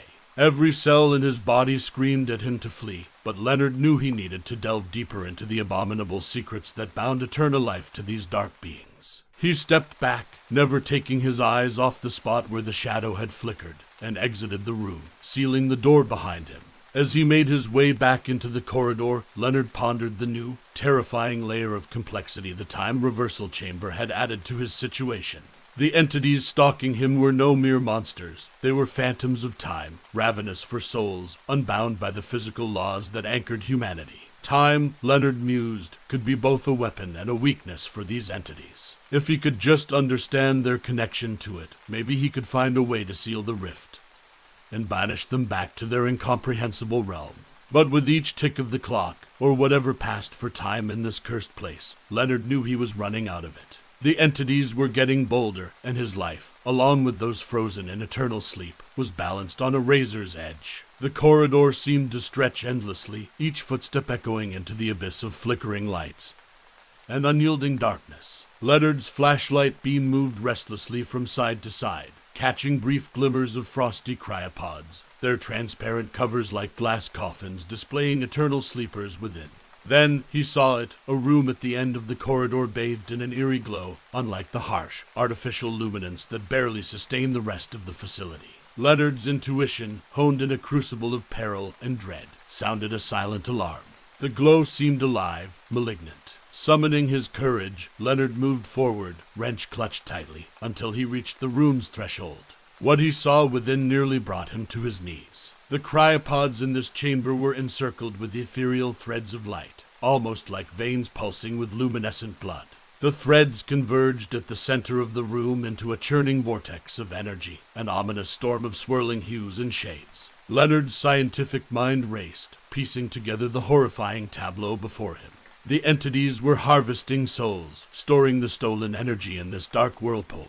And the most terrifying revelation hit him like a thunderbolt. The day of mass reanimation, the day when thousands were to wake up from their frozen slumber, was the day this vortex would reach its apocalyptic potential. On that day, the entities would have enough energy to fully manifest in the world, breaking the tenuous dimensional barriers that so far contained them. His eyes darted around, desperately searching for a way to stop this abominable process. Then he saw it, a pod at the far end of the room, less entangled in those spectral threads than the others. The name tag on the pod made his heart skip a beat. It was Jenna, an old friend and colleague from what seemed like another lifetime. Could he save at least one soul from this harrowing fate? With a surge of determination, Leonard rushed to the pod's control panel. The screen flickered as he accessed the emergency protocols. Sweat trickled down his brow as he coded a command to divert the energy drain away from Jenna's pod. As he executed the command, he saw the ethereal threads around her pod dissipate and vanish, their ghostly glow dimming as if starved. Just as he exhaled a sigh of relief, a guttural growl filled the room. The temperature plummeted, the ambient light dimming as if being consumed. A shadow detached itself from the darkness, a formless, swirling mass of blackness, its presence a pit of malevolence that seemed to pull the very light into it. It was one of the entities, and it was aware of Leonard's interference. His muscles tensed for combat, but rational thought prevailed. He couldn't fight this. Leonard bolted, wrench and flashlight abandoned on the control panel, his survival instinct screaming at him to run. He dashed through the labyrinthine corridors, hearing the inhuman growl fade into a hiss, like steam quenching on hot metal. He knew he'd barely escaped. The entity was palpably angry, but still bound by some unspoken rules or limitations. Breathless, Leonard halted to lean against a wall, feeling the cold surface press against his forehead. He knew he had just scratched the surface of this dark tapestry woven with science and the paranormal. But for the first time since awakening in this frozen hell, he felt a flicker of hope. It was possible to interfere with their plans. It was possible to fight back. And so, as Leonard pushed away from the wall, his heart pounded not just with the fear of the unknown threats lurking in the shadowy depths of eternal life, but also with the resolve to defy the apocalypse the entities so meticulously planned. Time was of the essence, and he couldn't afford to waste another second. Leonard's shoes squeaked against the sterile floor as he hurried through a maze of hallways. Each turn was a gamble, each corridor a potential dead end, or worse, a lurking ambush by the insidious entities haunting the facility. His eyes caught a glimmer of light ahead, steadier than the erratic flickers that haunted most of the building. As he approached, Leonard found himself in front of a glass door, behind which was a room ablaze with the light of multiple monitors, control panels, and a colossal screen at the center. Control room, the plaque next to the door read. Using an emergency override code, Leonard stepped inside. The room hummed with a strange vibrancy, as if it were the nerve center of this ghostly body. His eyes were immediately drawn to the massive screen, where a countdown clock displayed a string of numbers, hours, minutes, and seconds that were relentlessly ticking down. According to this merciless timer, the apocalypse was only 3 hours away. 3 hours until the mass reanimation, 3 hours until the entities would gain enough energy to unleash their full wrath upon the world. His mind raced. Could he use eternal life's forsaken technologies to avert the coming doom? His eyes scanned the room and settled on a console labeled Time Reversal Chamber Controls. A flood of adrenaline washed over him as an audacious idea took root. What if he could use the time manipulation technology to reverse the rift itself, to force these entities back into their own dimension? Moving with newfound purpose, Leonard started pulling up schematics, emergency manuals, and override codes. If this were to work, he'd need to construct a makeshift device to channel the facility's experimental technologies into a single focused effort. Scouring through cabinets and drawers, he found coiled wires, crystal oscillators, and old quantum chips, scraps that could turn theory into reality. As he feverishly assembled his creation, another thought struck him, gnawing at the edges of his mind like a worm through an apple. This device would need immense power, more than any of the facility's depleted systems could provide. It would need a life force. It would need a soul. With chilling clarity, Leonard understood what had to be done. His life would be the fuel to seal the rift, his existence the final cost of mankind's salvation.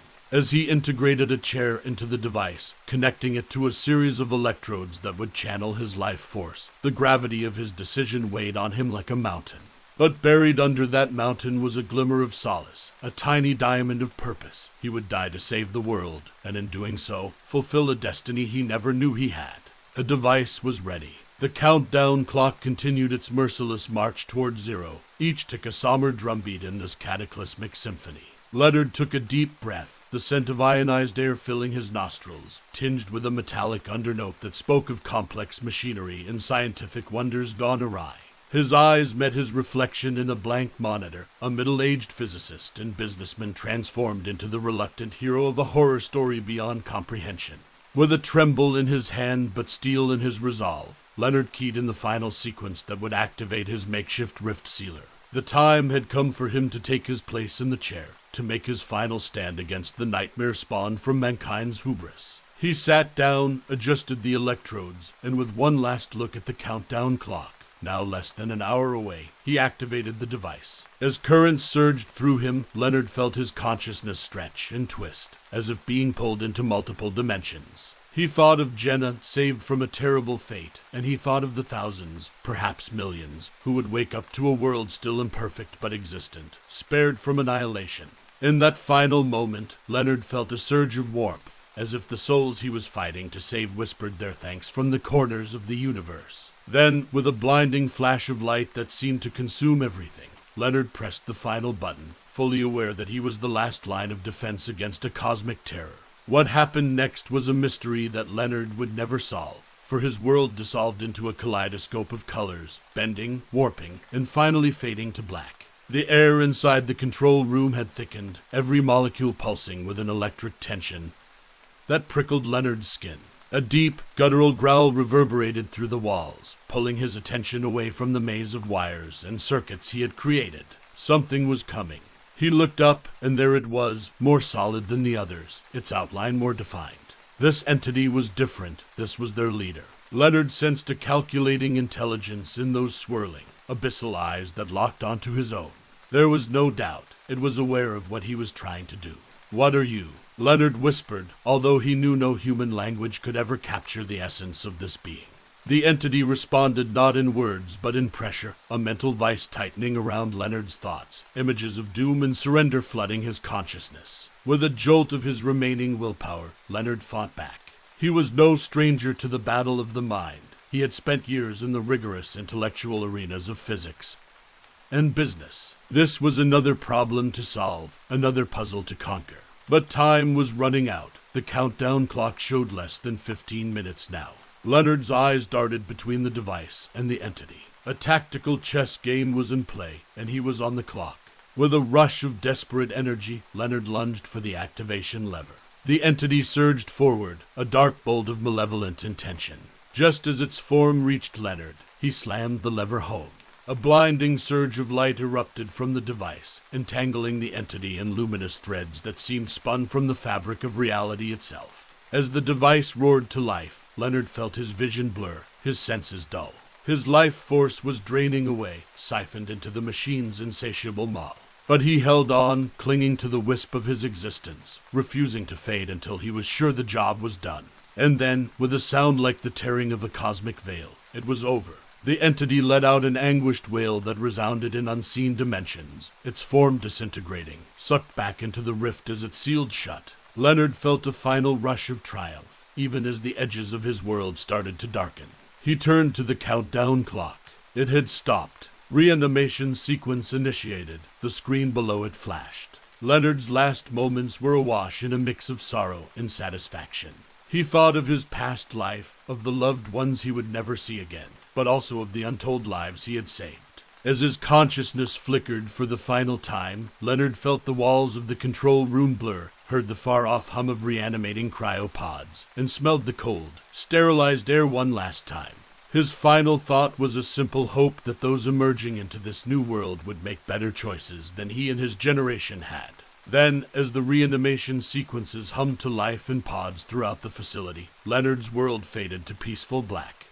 Years later, the Eternal Life facility stood as an empty, haunted husk, a place of legends, myths, and ghost stories. It was a relic of a time when humanity had reached too far, too fast, heedless of the dangers lurking in the unknown. Though civilization had moved on, now full of people who had been given a second chance, no one would ever know how close they had come to never waking up. No one, that is, except for the phantoms and echoes in a long-abandoned control room, where a stopped countdown clock remained as an unspoken monument to the man who had sacrificed everything for a world he would never see. And so, the world continued to spin, its people living and dying, loving and losing, completely unaware that they owed their existence to a single, irreplaceable soul, Leonard, the physicist, the businessman, the reluctant hero of a story that would never be told. But somewhere in the framework of the universe, in the fabric of time and space, Leonard's sacrifice resonated. A quiet note in the cacophonous symphony of existence, a note of hope, of redemption, and perhaps of a lesson finally learned. And so, dear listeners, we draw the curtain on Leonard's tale, a haunting saga where the clock was the real monster, ticking down to oblivion. A facility meant to cheat death became a gateway to horrors beyond human comprehension. Leonard made his choice, but would you have done the same? As you lay down tonight and close your eyes, remember, some choices have ramifications that ripple across the tapestry of time and space. Until we meet again, this is your Keeper of Fears, signing off from our scary stories. Keep that night light on, because you never know what lurks in the darkness, or in the light, for that matter. This is our Scary Stories signing off for tonight. Welcome, brave souls, to another haunting episode of our Scary Stories. I am your host, lurking in the shadows of your deepest fears. Tonight, we venture into a tale where an innocent fascination turns into a twisted nightmare. So turn down the lights, if you dare, and make sure to look over your shoulder. You never know what might be watching. Prepare yourself for the harrowing journey into the soul photographer. The first thing that hit Owen as he pushed open the creaky door was the musty aroma, a mixture of old leather, mothballs, and the crisp tang of yellowing paper. It was like stepping into another world, a cocoon insulated from the bustling streets of the city that thrived outside the shop's dust-smeared windows. Dim light spilled from tarnished chandeliers, casting hazy silhouettes on curios and heirlooms that cluttered wooden shelves. An ancient gramophone crooned a haunting tune, its sound wavering through the air as if filtered through time itself. Owen, a lanky man in his late 20s, felt his heartbeat slow, absorbed by the quietude. He was an introverted soul, a photographer by trade who often found more solace in the inanimate subjects of his lens than in human interaction. Today, he was on a quest for the peculiar, an exotic lens or an antique flash perhaps, something to add a unique touch to his portfolio. His eyes skimmed the random assortment, typewriters with rusting keys, ornate vases exuding an air of lost royalty, dog-eared novels, and tarnished mirrors. His gaze settled on a glass cabinet near the back, its contents dimly lit. Cameras, not just any vintage ones, they're brass and leather worn from decades, maybe even centuries of capturing moments. As Owen approached, one model caught his eye. It was unlike the others, a curious blend of old and new, as if it were a bridge between eras. "You have a good eye, young man." That one special rasped a voice behind him. Startled, Owen turned to find the shopkeeper, an elderly man with eyes like faded marbles and a stoop that suggested the weight of untold stories. "It's not just any camera. That one has a special lens." The words sank into Owen like a melody. "What makes it so special?" he asked, although part of him hesitated, aware of the old man's unsettling demeanor. The shopkeeper chuckled, a dry, crumbling sound. "Let's just say it captures more than just photographs. It's an experience not easily forgotten." Torn between skepticism and allure, Owen finally yielded to the magnetic pull of the mysterious object. Money was exchanged, a sizable sum but not exorbitant, and the camera was carefully placed into an old leather bag. Exiting the shop, Owen felt both excitement and a peculiar sense of trepidation.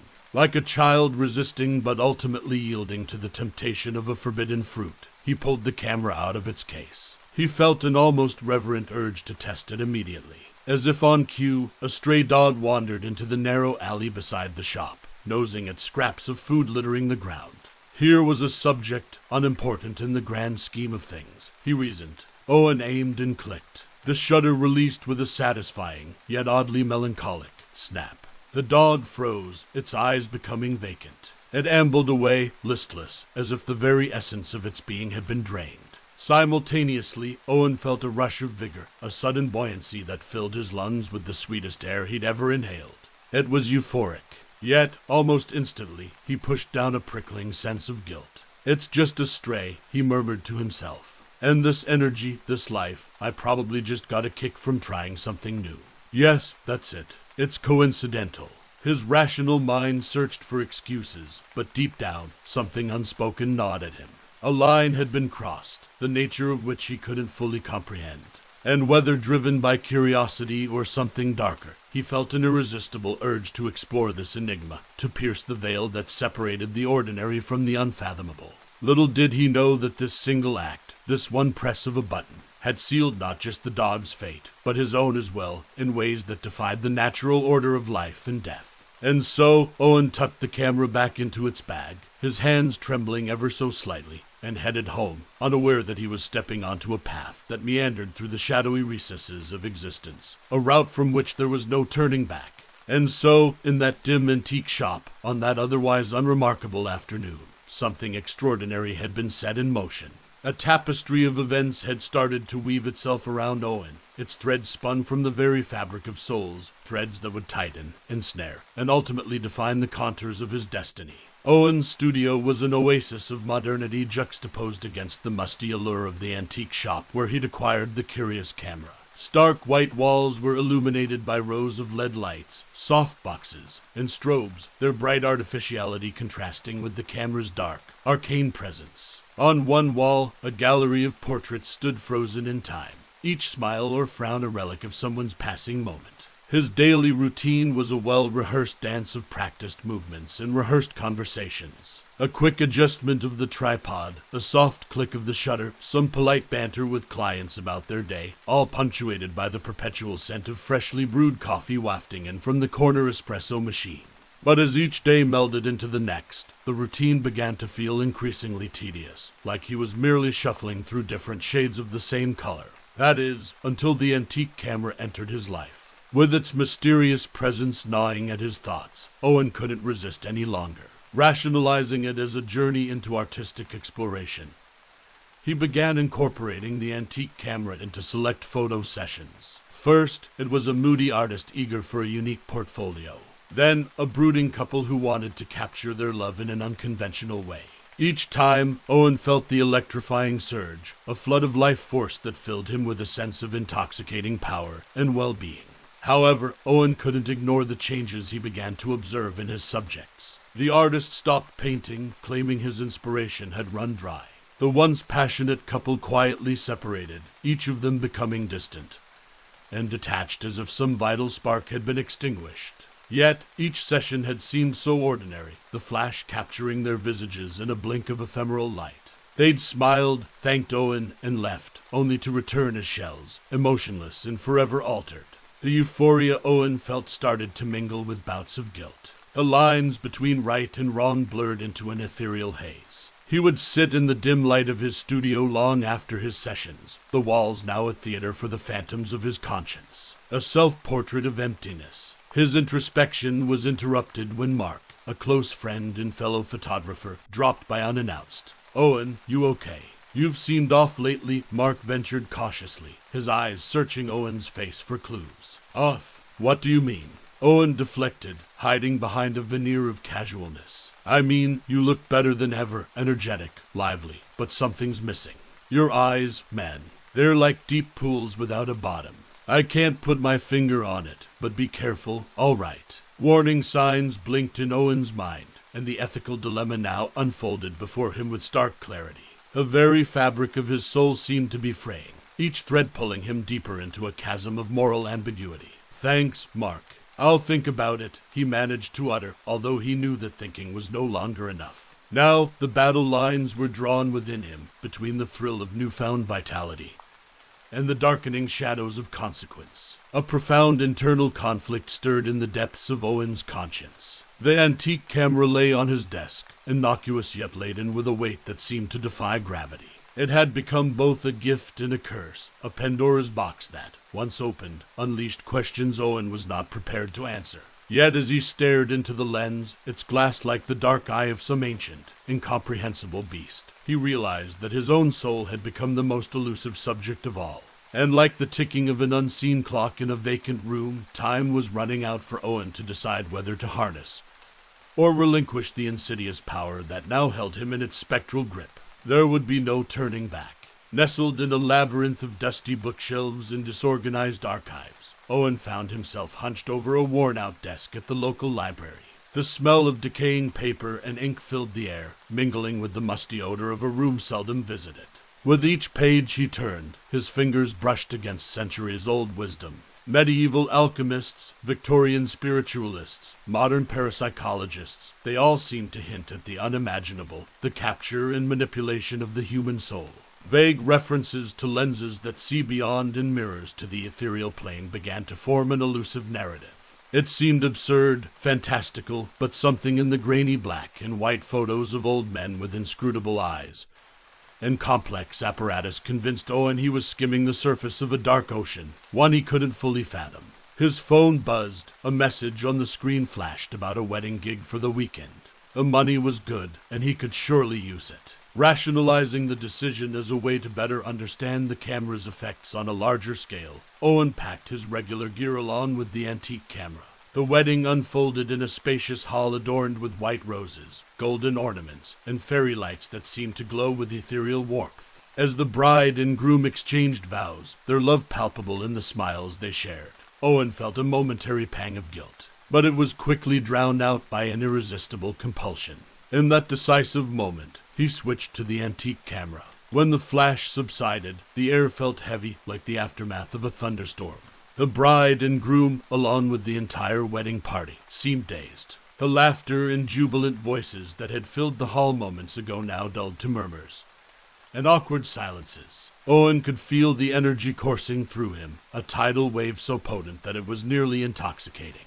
But the room seemed to drain of color, the golds and whites fading into lifeless gray. In the days that followed, the gravity of what Owen had done began to sink in. The bride and groom had separated, their families puzzled and distraught. The friends who had celebrated so joyously now became withdrawn, mechanical in their actions. The community was abuzz with rumors, suspicion gathering like dark clouds on the horizon. Media stories hinted at a mysterious affliction, speculating about psychological disorders or even illicit substances. Unable to bear the guilt and public scrutiny, Owen retreated into himself, his studio becoming a sanctuary or perhaps a prison. Once a space of creativity and passion, it now felt like a tomb, the walls closing in with each passing day. The camera sat there, its dark lens absorbing all light that dared approach it. Its very presence seemed to drain the atmosphere of warmth, as if it were an empty void that swallowed life itself. His phone, once a source of endless notifications and business proposals, lay silent. His social media filled with concerned messages, half-finished conversations, and abandoned plans. Owen realized he was a pariah, not by the judgment of the community, but by the irreparable harm he'd inflicted through his insatiable curiosity. It was as if he'd crossed into a realm from which there was no return, a realm where his actions, like everlasting frames in a film reel, captured moments of devastation rather than beauty. And each frame was etched not just on celluloid, but on the very fabric of his being, a tapestry of shadows that no light could dispel. The feeling was more than guilt. It was an oppressive weight, a recognition of a power he never should have wielded. The antique camera had captured more than photographs. It had captured Owen himself, framing him in a chilling tableau of ethereal darkness from which there seemed to be no escape. With each passing day, Owen's studio felt like a chamber of echoes, each sound reverberating and amplifying his solitude.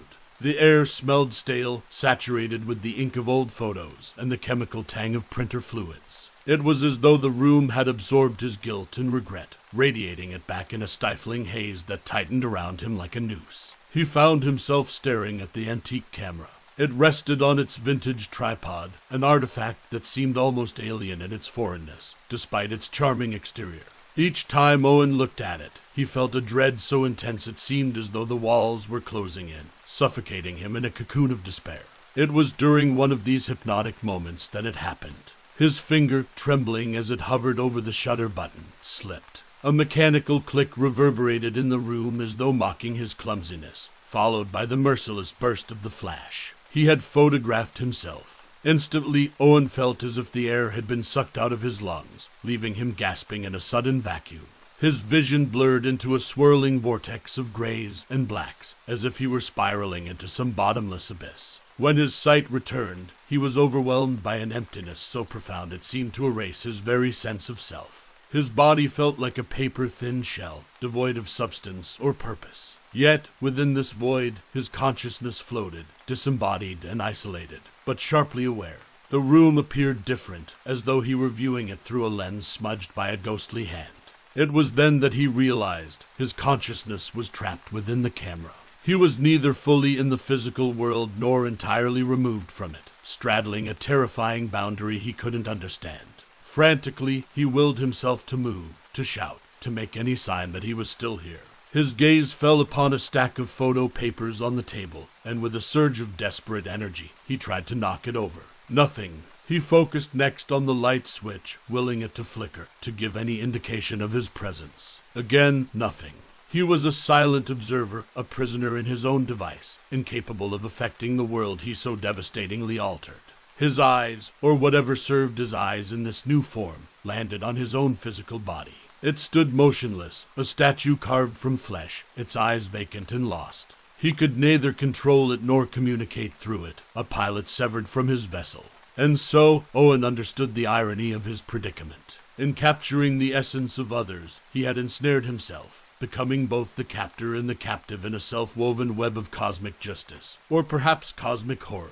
He couldn't scream, but if he could, would it be out of desperation or acknowledgement of this cruel twist of fate? Within his lens-encased purgatory, Owen was left to ponder this, a silent witness to his own lifeless form and to a room that grew increasingly dim, as though fading from existence, a portrait of emptiness he himself had orchestrated. Within the darkened chamber of the antique camera, Owen sensed a thickening of the atmosphere. It was as if the very walls of this metaphysical space were closing in, pulsating like the chambers of a heart. Yet there was something else, whispers in the murk. The presence of others is lost, and formless as he was. It took him a moment to comprehend the staggering realization. He wasn't alone. Faint glimmers emerged, flickering like dying embers, each a captured soul in this loathsome prison. An ethereal chorus of voices started to rise, filling the space with murmurs of lament and accusation. The essence of each individual he'd imprisoned with his camera was here, and they were all aware of their jailer's arrival. One by one, they told their stories of love never confessed, families broken, dreams never pursued, all shattered the moment the flash froze them in perpetual emptiness. Each tale wove a fiber in a tapestry of grief and rage, culminating in a collective resentment that seemed to shake the very foundations of their prison. Among them, a soul with an air of ancient wisdom appeared.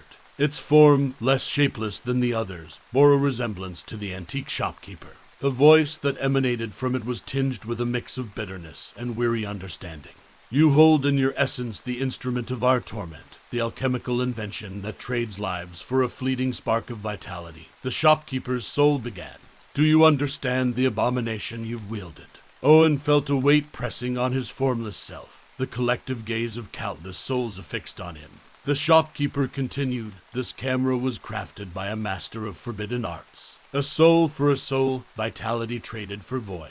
The loop can be closed, but the cost is one's humanity. In that dark realm, where feelings were transferred as if through osmosis, Owen understood the means to escape. A reset, a loop closed by capturing his own living essence, returning the stolen life forces to their rightful owners. But did he deserve it? Torn between his desperate desire to reverse his grievous mistakes and the palpable weight of his guilt, Owen felt as if he were standing on the edge of an abyss. The void beckoned, promising an eternal escape from the judgment of those he'd wronged, but also trapping him in ceaseless isolation. Each captured soul, in its own way, seemed to implore him to make a choice, their collective voices blending into a haunting requiem for lost possibilities. The shopkeeper's soul alone remained silent, its grim wisdom hanging like a shroud over Owen's existential crossroads. To free himself was to accept a second chance he wasn't sure he deserved. To remain was to bear eternal witness to the suffering he had caused, a punishment that seemed equally fitting. As the walls of his metaphysical prison seemed to close in, the ephemeral voices reaching a crescendo of sorrow and anticipation, Owen knew he had to make his irrevocable choice. Owen focused his nebulous consciousness on the lens of the camera, which now sat abandoned on his studio desk. He had to get out, and not just for himself. The souls trapped with him deserved freedom. A flicker of movement caught his attention. His close friend, Mark, stepped into the studio, his face etched with concern. Owen willed every fragment of his being into a pinpoint of light, a desperate signal. He thought of Mark, of their shared memories, of warnings unheeded. The camera lens flickered. Mark's eyes narrowed as he observed it. His hand reached out hesitantly, lifting the camera. He peered through the viewfinder, and in that instant, Owen surged a ripple of ethereal energy through the lens. "Owen, is that you?" Mark whispered, setting the camera down like it was made of glass. A mixture of disbelief and terror colored his voice. Owen pulsed the light twice as a crude nod. Though he could not utter words, Owen was able to send fragmented thoughts. Ritual, freedom, remorse, each impression blooming in Mark's mind. Mark's eyes widened with understanding. Mark gathered ancient tomes and handwritten notes, his hands shaking as he arranged them around the camera. The air grew dense, filled with the musk of burning sage and the electricity of an approaching storm. His voice wavered as he recited incantations long lost to the tons of men. A luminescent vortex spiraled within the lens, swirling into an ephemeral bridge between two realms. One by one, the captured souls floated towards it, vanishing in bursts of luminance. Each exit sent a ripple of emotion, relief, sorrow, gratitude. As Owen's form neared the vortex, he hesitated. He looked back at the multitude of souls, their forms now invigorated with colors of emotions long lost. Then he stepped through. The first thing Owen felt as he returned to his earthly body was sensation, the cold air biting his skin, the weight of gravity, his heart pounding like a desperate drum. His eyes met Mark's, who was overcome with relief but also a heavy sadness. "I can't believe it worked," Mark sighed, but the furrows on his brow betrayed unresolved tension. As Owen looked around his studio, the sense of euphoria began to wane. It was as if a residue had clung to his soul, a scar of ethereal darkness that reminded him of his transgressions. Mark seemed to sense it, his eyes clouded with a complexity of emotions, happiness, disappointment, and a sliver of fear. With a deep breath, Owen picked up the antique camera, his hands trembling, and smashed it onto the ground. The splintering sound felt like a momentary release, but it wasn't complete. He picked up the lens, the core of their agony, and placed it in a lockbox. A grim keepsake, a reminder never to tread such a dark path again. Weeks passed, and the town was awash with talk of a miraculous recovery wave hitting the people who had been emotionless. Yet, whispers of their hollow gazes and scars of indescribable experiences kept the townsfolk unnerved. Owen avoided the public eye, drenched in a mix of guilt and relief. And then came the news. The antique shop had burned to the ground. It was reported as an accident, but Owen felt an unsettling sensation as if an invisible noose around his neck had slightly loosened. Life had almost returned to its mundane cycle when Owen received an anonymous package. With apprehensive hands, he unwrapped it to reveal a lens, identical to the one he had locked away. Attached was a note that sent shivers down his spine. "For your next project." Owen felt as if the walls of his studio were closing in on him again, but this time, the prison was one of a different making. The temptation lay before him, an endless loop of choices, each darker than the other. And for the first time, Owen realized that some doors, once opened, could never be fully closed. And so, dear listeners, we close the unsettling chapter of The Soul Photographer, a tale of curiosity, transgressions, and inescapable consequences. A grim reminder that some doors, once cracked open, will haunt you forever. If you felt an unsettling tingling down your spine, then we've done our job. Sleep well, or try to, until next time, when we'll pull back the curtain on another macabre tale. Until then, keep the lights on and beware the darkness. This is our Scary Stories signing off for tonight.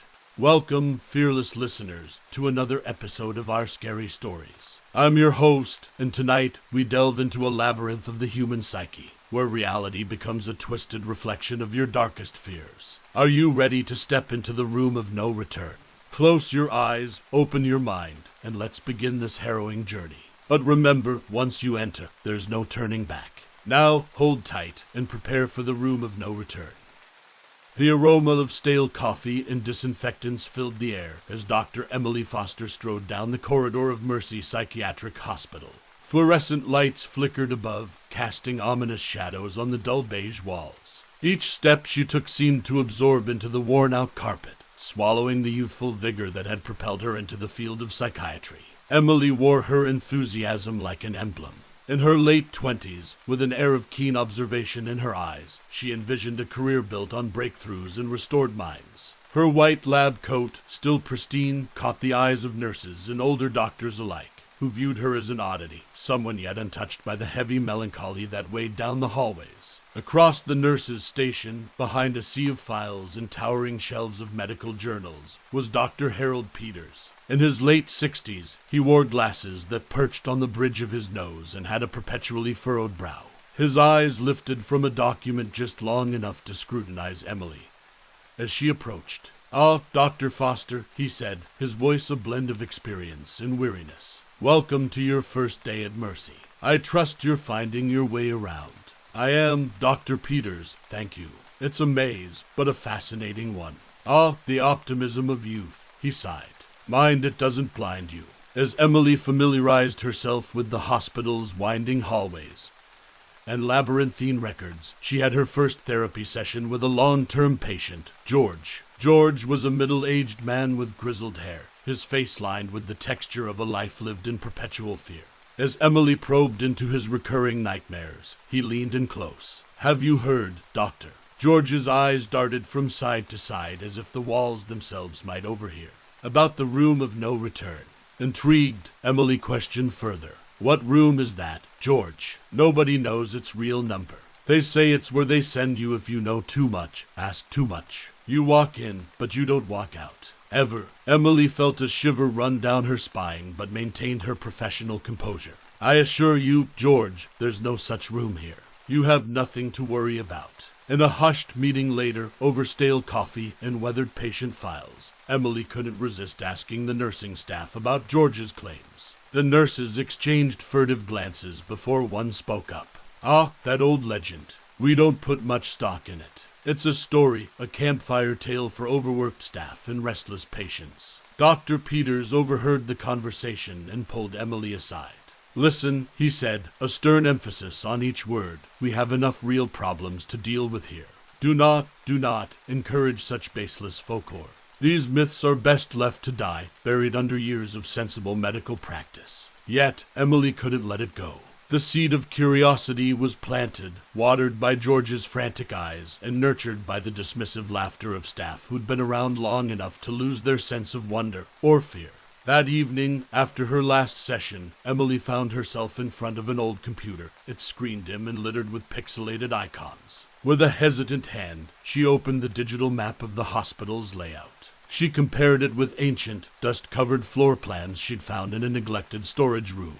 Her eyes widened as she noticed a small discrepancy, a room unaccounted for in the newer records, hidden behind the convoluted design of the dilapidated building. As the clock neared midnight, Emily felt a mix of dread and anticipation. Like a moth irresistibly drawn to a flame, she couldn't shake off the desire to find out more. If there was a truth buried within the myth, she was determined to uncover it. What she didn't know was that some legends are rooted in realities too horrifying to fathom, and that some rooms are better left unopened. But all of that was still to come, lurking in the unseen corners of Mercy Psychiatric Hospital, awaiting discovery in a room of no return. So ended Emily's first day at Mercy, her mind swirling with clinical jargon, emotional patient encounters, and a tale she was half inclined to dismiss. But as she switched off her desk lamp and the room plunged into darkness, she felt something she hadn't felt since her first step into the hospital. A shiver of unexplained fear, one that warned her that some doors, once opened, unleash things that can never be put back. The clock ticked, each second echoing in the emptiness, as Emily was left to contemplate the weight of choices yet to be made. Little did she know that her choice would send ripples through the very fabric of reality, inviting shadows darker than any human mind could conceive. But that is a tale for another chapter. For now, the room remained a whispered myth, its secrets sealed away behind layers of dust and disbelief. And as Emily turned to leave, she cast one last glance at the floor plans she'd unearthed, not yet aware that they were a map to an abyss from which there might be no return. In Mercy Psychiatric Hospital, where time seemed to stand still, and dread hung heavy in the air, Emily's journey into the incomprehensible had only just begun. Dr. Emily Foster, bolstered by the thrill of uncovering what many deemed a fairy tale, found herself in an unused corridor. Its walls were lined with outdated medical equipment and stack upon stack of old records and yellowed photographs. Cobwebs hung from the ceiling, making a low canopy, while dust particles floated in the shafts of pale light filtering in through grimy windows. Each step she took made the wooden floor creak in protest, as if voicing its displeasure at being disturbed after years of solitude. The air was thick with the musty smell of mildew and forgotten years. The hospital's pervasive scent of antiseptic and sterilized instruments gave way to an older, more organic aroma, as if the building itself were exhaling memories long since buried. Emily was armed with a flashlight, her pulse a drumbeat in her ears. She moved the beam of light along the wall until it rested on a barely visible doorframe, partially concealed behind a rusty gurney and a toppled cabinet. With her heart pounding in her chest, she pushed the clutter aside, her muscles straining against years of accumulated detritus. There it was, a door. No number, no sign, just a tarnished brass knob, almost begging to be turned. Despite the stern warnings of Dr. Peters, the uneasy laughter of the nursing staff, and the chilling dread settling in the pit of her stomach, Emily couldn't resist the allure of the unanswered. Her hand shook as she reached for the knob, feeling the cold metal press into her skin, and offered a slight resistance before giving way.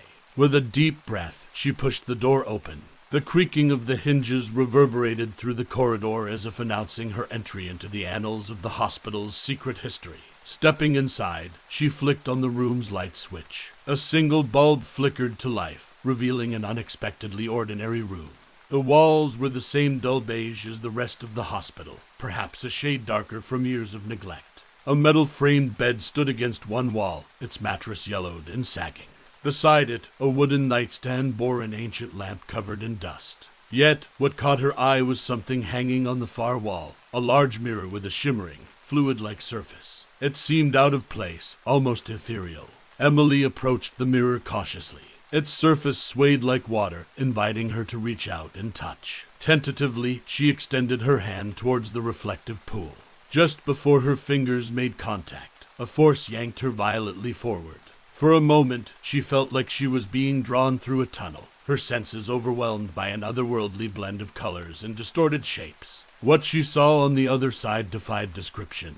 A realm of darkness stretched out before her, illuminated only by flashes of incandescent light. Twisted, monstrous forms writhed in the shadows, creatures made of fangs and scales, eyes without faces, limbs not belonging to any known anatomy. It was a waking nightmare, an echo chamber of humanity's deepest, darkest fears. Emily screamed, her voice devoured by the void. Then, just as quickly as she was pulled in, she was thrust back, tumbling onto the cold floor of the hospital room. She lay there for a moment, panting, her mind grappling with the reality of what she'd experienced. The door behind her swung shut with an ominous thud, as if chastising her for her recklessness. Cautiously, she raised her head to look at the mirror. It was solid once again, its surface just a plain reflective glass. But Emily knew better. She knew she had peered into an abyss, one that stared right back at her. And in that instant, she realized she had opened a door, both literal and figurative, that led to realms unimaginable. Her sense of academic curiosity was now muddled with an instinctual dread. She had seen what lay beyond, and it was a horror that defied reason, defied explanation. As she staggered out of the room, she couldn't help but wonder if she was the first to glimpse the dark realm, or merely the first to return from it. And as the door clicked shut behind her, she felt a wave of nausea wash over her, as if her very being had been contaminated by the terrible knowledge she had gained. Unbeknownst to Emily, the mirror shimmered once more, as if it had taken on a life of its own. But for now, the door remained unopened, leaving Emily to ponder the unspeakable horrors lurking just beyond the threshold of human understanding. And so, in a corridor that time and hospital staff had forgotten, stood a door that Emily knew should never be opened again, even as every fiber of her being knew she would be unable to resist its haunting allure. The hospital returned to its nightly routine, unaware of the new terror that lurked within its walls, a terror that Dr. Emily Foster had unwittingly invited in. In the room that should have remained a forgotten myth, the mirror's surface began to ripple, as if disturbed by an unseen hand. Without warning, it stretched outward like liquid, an ever-widening pool that defied the laws of physics and matter. From this swirling vortex emerged grotesque entities, each more horrifying than the last. They slid into the room, their forms solidifying as they transitioned from their dark realm into ours. The air grew icy cold, and a fetid odor, rotting meat mixed with burning sulfur, filled the room. A guttural hum vibrated the walls as the creatures materialized fully, keen on exploring their newfound world. Among them was the faceless child, an entity resembling a young boy, its skin as pale as milk, its features disturbingly smooth, no eyes, nose, or mouth. Its existence questioned the very nature of innocence, offering a cruel mockery of youth. Then there was the clawed shadow, an elongated figure that seemed made of darkness itself, its form punctuated only by razor-sharp talons that scraped menacingly against the walls, craving contact with anything it could tear asunder. The entities surveyed their surroundings, instinctually feeling the scent of fear and despair that filled the hospital, as if nourished by human dread. With an eerie synchronicity, they dispersed, passing through walls and floors as easily as a gust of wind through autumn leaves. The night was long, and the hospital was rife with whispers. Staff spoke of equipment malfunctioning, doors jamming, and a pervasive chill that seemed to cling to certain corridors. Patients complained of nightmarish visions, figures lurking at the foot of their beds or darting into dark corners when confronted by light. By morning, 3 patients were missing, their beds empty and their belongings undisturbed. A nurse was found unconscious in a supply closet, mumbling incoherently when revived. No one could account for what had occurred, but a sense of dread loomed heavy over the hospital. Dr. Emily Foster received the news of the mysterious disappearances with a sinking feeling of dread and guilt. Each vanished patient, each unexplained incident, felt like a stone being added to the unbearable weight she carried. Her eyes, red-rimmed from lack of sleep, met those of Dr. Harold Peters, who shook his head in disbelief at the escalating situation. "Something's gone horribly wrong," he muttered, oblivious to Emily's role in the nightmare unfolding around them. And yet, even as Emily considered confessing, revealing the terrible error in judgment she had made, her lips remained sealed. What could she say? How could she explain the inexplicable? Fear gripped her, not just fear for her career, but fear of the horrors she had unleashed. Could they be returned to their dark realm? Or had she irrevocably ruptured the fabric between their world and ours? Emily returned to her office, locking the door behind her. Her eyes drifted to the building's old blueprints and floor plans, now spread across her desk. The room of no return, stared back at her, its outline marked with a red circle she had drawn days earlier. How naive she had been, how foolishly curious. Yet, even as she pondered her next move, she couldn't escape the gnawing thought that she alone had the knowledge to confront these horrors. Her eyes met her own reflection in a small desktop mirror. But unlike the terror-stricken woman who looked back at her, the mirror held no dark secrets, no monstrous figures lurking in its depths. Or so she desperately hoped, as outside her office door, down cluttered corridors and within dimly lit rooms, the horrors roamed, and the boundary between nightmare and reality grew perilously thin. Sequestered in her office, Dr. Emily Foster pored over ancient texts and arcane theories she'd downloaded onto her computer. Her eyes flitted across descriptions of parallel universes, dark matter, and eldritch entities. Each click seemed a desperate plea to the universe, each scroll a prayer for redemption. Her room smelled like cold coffee and desperation, lit only by the ghostly glow of her screen.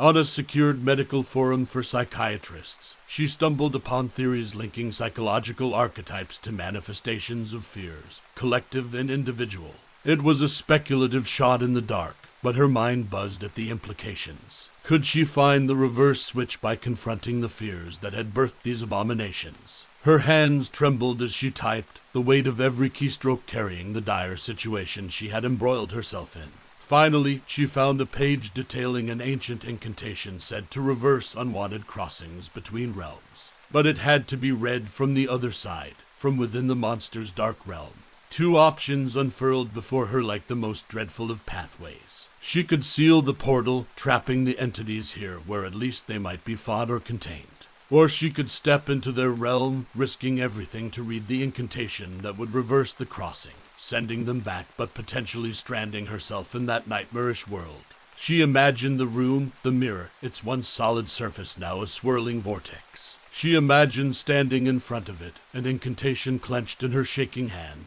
and monstrous eyes that defied anatomy and reason, watching her from a world no human was meant to see. A knot tightened in her stomach as she opened her office door. Down the hall, Dr. Harold Peters' office emitted the soft glow of a table lamp. Taking a deep breath that did little to steady her, Emily knocked and entered. Harold looked up, concern etching lines deeper into his already lined face. "What brings you here so late, Emily?" he asked. It's hypothetical, but let's say there's a way to put an end to the escalating crisis," she began cautiously. "But the catch is, one option leaves us with an unpalatable outcome. The other is dangerous, incredibly so, but could resolve the problem entirely. What should one do?" Harold paused, adjusting his glasses before speaking. "In medicine, we take calculated risks every day. It's about evaluating the greater good against the potential fallout." Emily nodded, her heart pounding. "And if the risk is your own life," Dr. Peters sighed, "then you better be damn sure it's a risk worth taking, for yourself and for everyone else." He had no idea how literal his advice was, but it seemed to hand Emily the piece of courage she had been desperately searching for. "Thank you, Harold," she said softly, stepping out of his office. As she walked back, the dim fluorescent lights flickered above her, as if the building itself sensed the monumental decision that lay ahead. Was it her imagination, or did the shadows in the corners of the hospital seem darker, more menacing? Emily returned to her office, her eyes falling upon the ancient incantation displayed on her screen. With resolve solidifying in her chest, she printed it out. Whatever she was going to do, she'd have to do it soon. Time was slipping through her fingers, much like the fabric of the world she knew, and the dark realm that now bled into it. Emily sat alone in her office, staring at the printed sheet of incantations. The paper felt heavier than it looked, like it was soaked in the weight of her choices. With a sense of ritual, she folded it carefully and tucked it into a pocket close to her heart. She felt like a soldier preparing for war. In a way, she was, arming herself for a battle in realms beyond human comprehension. She wore no armor, but she felt the invisible weight of responsibility draped around her shoulders. For additional protection, she grabbed a talisman she'd read about, an obsidian amulet said to ward off dark energies. Who knew if it would work, but at this point, she'd cling to a lifebuoy of hope, however feeble. Before leaving her office, she took a deep breath, smelling the lingering aroma of old coffee. An antiseptic. Then, forcing her feet to move, she marched towards the neglected wing of the hospital, her shoes tapping a grim drumroll on the tile floors. The door to the room of no return looked innocuous, deceitfully so. Emily's fingers hesitated on the cold metal handle. She thought of Harold's words, of the unknown faces and names that filled the hospital rooms. Taking another shuddering breath, she twisted the handle and stepped inside. The room greeted her with an atmosphere thick with anticipation, as though it had been waiting for her. Her eyes fell upon the mirror, its surface undulating like dark water under moonlight. She could feel it pulling her, a cosmic whirlpool beckoning her into its depths. With a last glance at the world she knew, she stepped through. Cold, dark, indescribable. Emily was plunged into a realm where the air was thick with dread. Flickers of malevolent light revealed glimpses of landscapes not crafted by any god known to man, crooked mountains, pulsating skies, and misshapen creatures. They were terrifyingly more formidable here, in their native realm, their eyes glowing brighter, their shadows darker, their forms more contorted. Summoning every ounce of courage, she unfurled the paper with shaking hands and began to recite the incantation. Each syllable was a battle, each word a war cry. But as she reached the penultimate line, a particularly cunning entity emerged, a serpentine shadow with piercing, luminescent eyes, slithering around her in spirals, whispering doubts into her mind, trying to break her focus. "Turn back, Emily Foster," it hissed, "or risk eternal entanglement in our web of nightmares." She felt her concentration waver, the incantation tremble on her lips. And then, with a flash of insight, she remembered the obsidian amulet hanging around her neck. Grasping it firmly, she felt a surge of clarity wash over her, as if she'd tapped into a reservoir of latent strength. With a newfound sense of resolve, she belted out the final line of the incantation. For a breathless moment, the world stood still, then shattered into a cyclone of reversing chaos. She felt as if she were in the eye of a storm, watching the monstrous entities scream and disintegrate into smoky tendrils that were sucked back into the tumultuous mirror. Suddenly, she found herself hurled back into the room of no return. The mirror's surface had returned to its normal reflective state. Was it over? Had she done it? Her body ached, her spirit felt both drained and elated, yet she was consumed by a single, overwhelming emotion, hope. She hurried out of the room, locking it behind her. Whether it was sealed forever or just for now, the immediate threat was over. But as she leaned against the locked door, catching her breath, Emily Foster knew that her life had irrevocably changed. She had touched a darkness so profound it defied comprehension, yet she had also glimpsed an indomitable human spirit, her own, capable of pushing back the dark. And for now, at least, the dark had retreated. Emily felt an overwhelming sense of relief wash over her as she gazed into the now benign mirror. She'd done it, she'd sent them back. Taking a step forward, she reached out to touch the surface, half expecting her hand to sink into another realm. Her fingers met cold glass. Startled, she pushed harder, but the glass remained solid, unyielding. It took her a moment to grasp the horrifying reality. She'd succeeded in reversing the portal, but at a cost she hadn't anticipated. She was stuck in the other realm. A surge of despair gripped her, but she pushed it back, realizing there was still work to be done. The obsidian amulet weighed heavily around her neck as if asking, "What now?" She recalled another incantation, one that would seal the portal permanently, making it impossible for anyone or anything to cross again. She knew it was a one-way ticket, a final act of sealing her fate while saving countless others. With a deep, shuddering breath that tasted of alien air, she began to recite the incantation, her voice echoing in the twisted landscape. As the final word left her lips, a shockwave emanated from her, cascading towards the mirror. It shattered into ethereal dust, dispersing into the dark atmosphere. Back at the hospital, Harold Peters walked into Emily's office, his eyes falling upon her disheveled desk. Papers were strewn about, a coffee cup left abandoned. His eyes narrowed when he noticed a handwritten note among the clutter, recognizing Emily's handwriting. He picked it up and began to read. It was a detailed account, her research, her discovery, and her intention to end the nightmare once and for all. Harold felt his throat tighten.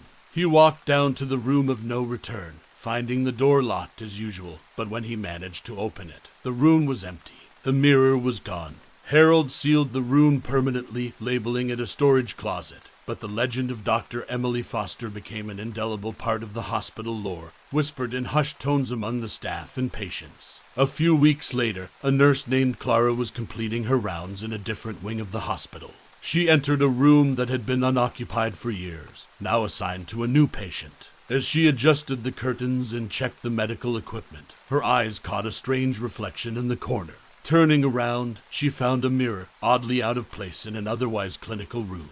It was an antique, with ornate designs cradling its frame.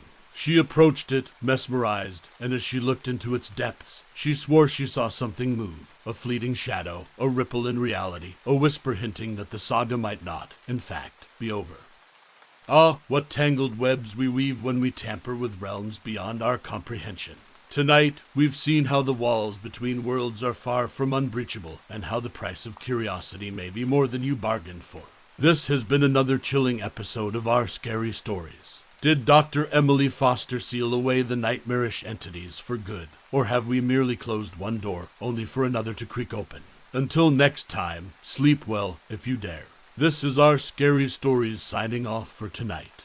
Good evening, brave souls and thrill seekers. You're tuned into our Scary Stories, the podcast that dares to journey into the darkest corners of your imagination.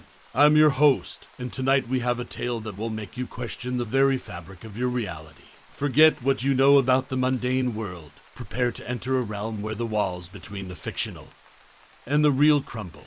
Grab your nightlight and hold your loved ones close. You're going to need them. Now, let us delve into the chilling tale of the last channel. Rita sank into her well-worn couch, a sigh escaping her lips as she grabbed the remote control.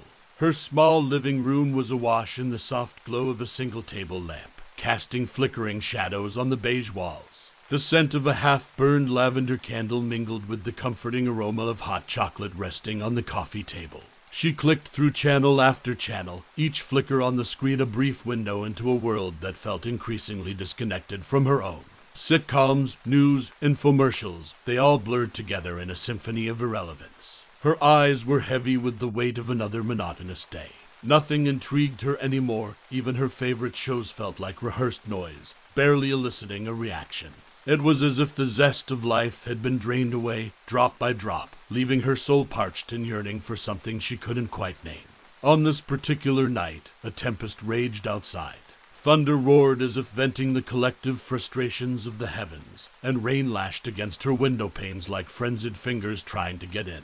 Rita felt a strange comfort in the turmoil outside. It was as if nature was taking on the emotional chaos she kept bottled up. A flash of lightning momentarily lit up the room, giving her surroundings an almost ethereal quality. Restless and a bit desperate for something new, she ventured beyond her usual channels, her thumb pressing the down arrow with robotic indifference. Suddenly, the screen turned to grainy static, filling the room with a harsh, buzzing sound. Then, as if unearthed from the depths of the television's hidden capabilities, the static gave way to Channel 0.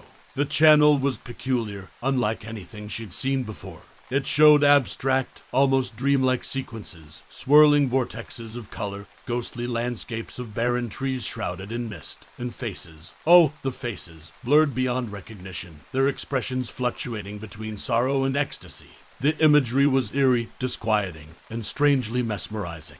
A weird sensation washed over Rita as she watched. It felt as though the room had grown colder, the shadows deeper. The images on the screen seemed to ripple and quiver, as if threatening to leap into her living room. She shook off the unsettling thought, attributing it to the late hour. And yet, she couldn't tear her eyes away. Her phone buzzed, a message from her friend Karen, but she ignored it, setting the phone face down on the table. The world around her started to feel less significant, blurring into the background as her focus tightened on the enigmatic allure of Channel Zero. In that moment, Rita felt a sense of purpose ignite within her, something that had been missing for a long time. She was captivated, hooked into the channel's peculiar frequency, even as a nagging voice in her head warned her that something about this channel was undeniably wrong. As the hours slipped away, Rita realized she had found something that finally shattered the numbing monotony of her life. A sensation of anxious excitement overcame her. She felt almost giddy thinking about the next broadcast. For the first time in a long while, she looked forward to the clock striking midnight, for the static and white noise to envelop her again, pulling her deeper into the enigma that was Channel Zero. As she finally turned off the TV and headed to bed, her ears seemed to ring with an imagined echo of the channel's haunting visuals. She was tired, but it was a fatigue tinged with anticipation.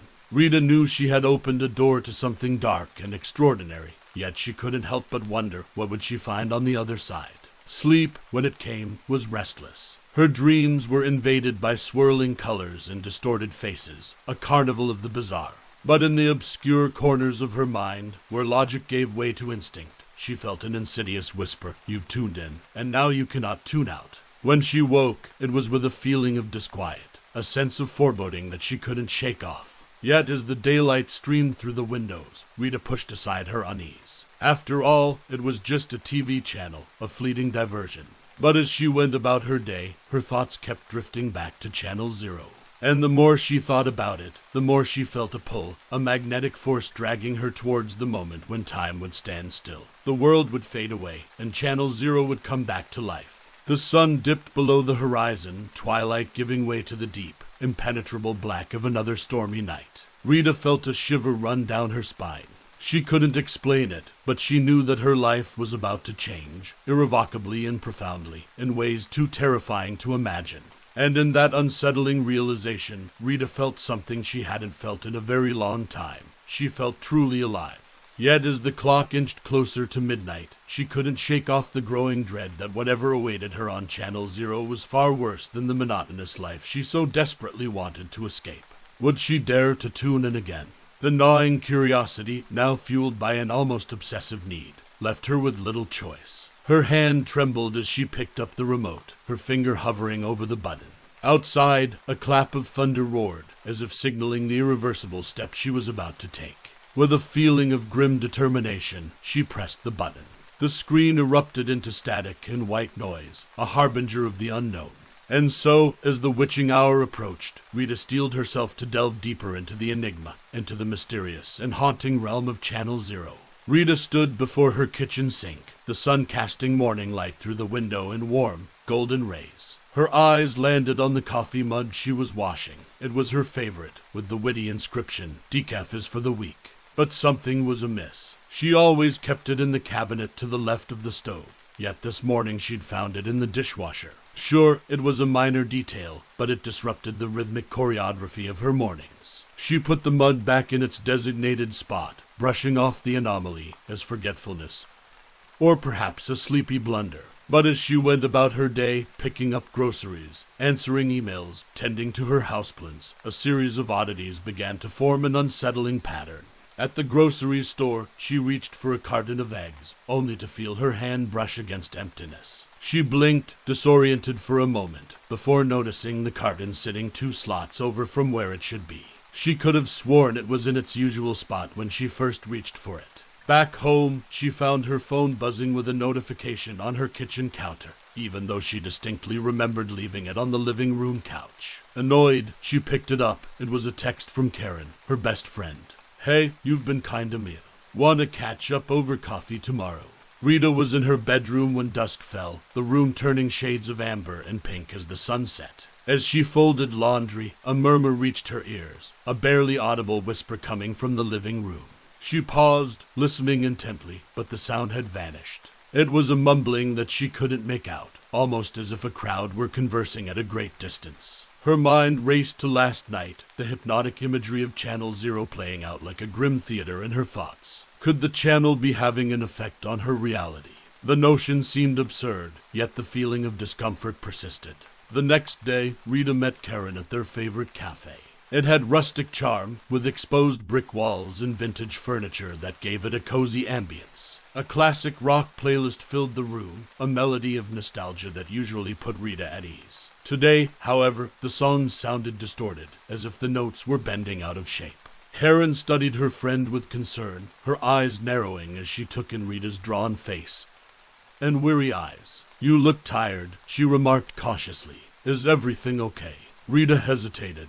"Just some work stress and late nights," she replied, avoiding eye contact. "Late nights doing what?" Karen probed. Before she could stop herself, Rita found herself spilling the beans about Channel Zero, its surreal visuals, the eerie emotions it evoked, and her growing obsession with it. Karen's eyebrows furrowed. "That sounds weird, to say the least. Are you sure it's a good idea to keep watching something that intense?" Rita shrugged. "It's different, Karen. After a long time, I feel like I'm onto something unique, something that breaks the monotony. I can't explain it." Karen leaned in, her voice tinged with apprehension. "Rita, I've known you for years, and I've never seen you this obsessed. It's like you're getting lost in it. What if it's messing with your head?" Rita felt a spike of irritation. "Come on, Karen. It's just a TV channel. I think you're reading too much into this." Karen sighed, letting her shoulders slump. "Maybe.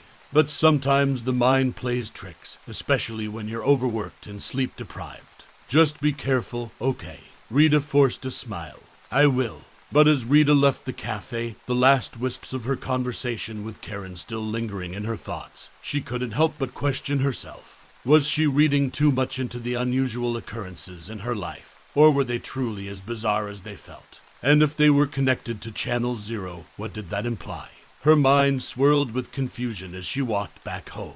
She entered her house, shutting the door behind her, and froze. Her living room looked normal at first glance, but something was unsettlingly different. The arrangement of the cushions, the position of her coffee table book, the tilt of her standing lamp.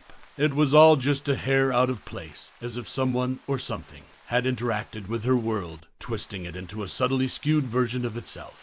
A surge of unease gripped her, an intrusive thought taking root. What if Channel Zero is more than just a show? What if it's a doorway?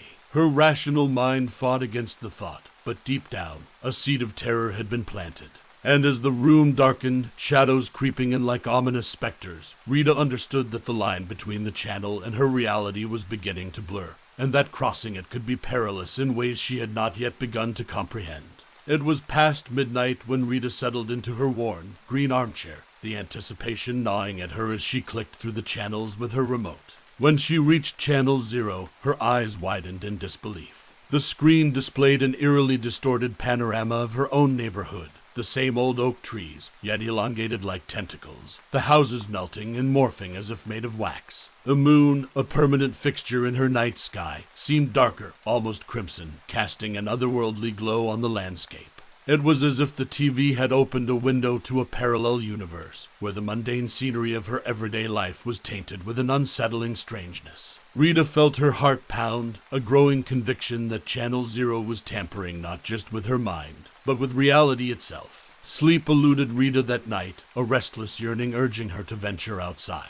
When dawn finally broke, Rita slipped on her sneakers, threw on a jacket, and stepped out of her front door. The neighborhood looked the same, lawns well-maintained, cars parked in driveways, kids' bicycles strewn about, but it felt changed, tainted by the macabre filter of Channel Zero. The oak trees seemed menacing, their branches like gnarled hands reaching out. Houses, once cozy and welcoming, now appeared to leer at her with darkened windows for eyes. Determined to shake off her discomfort, Rita embarked on her usual walking route. But even the air felt thick, as if resisting her strides. And then it happened. She saw a neighbor's cat, a typically friendly tabby, locked in an unusual, predatory stare. The feline lunged at a bird and caught it midair, an act Rita had never witnessed from this particular, generally docile, pet. It was exactly the sort of violence she'd seen in the animal kingdom as depicted on Channel Zero, but it was unfolding in her own front yard. Fighting the creeping dread that weighed on her, Rita quickened her pace, eager to return to the safety of her home. Her mind was spinning with questions, dark implications forming, when her phone buzzed in her pocket. It was a text from Karen, coming over in 10. "You around?" When Karen arrived, Rita ushered her into the living room. then hesitated. "I need to show you something," she said, "something that's hard to explain." With a click of a remote, Channel 0 lit up the screen. Rita held her breath, waiting for Karen's reaction to the unearthly scenery. But as the seconds ticked by, Karen's face registered nothing but confusion. "I don't get it," Karen finally said. "It's just static and white noise." Disappointment washed over Rita. Could it be that Channel 0 was an experience solely tethered to her perception? That thought isolated her even more. "Listen, Karen," Rita began cautiously. "I've been seeing things on this channel. Things that are starting to happen in real life, my real life, but they're twisted, darker somehow." Karen's eyes widened with concern.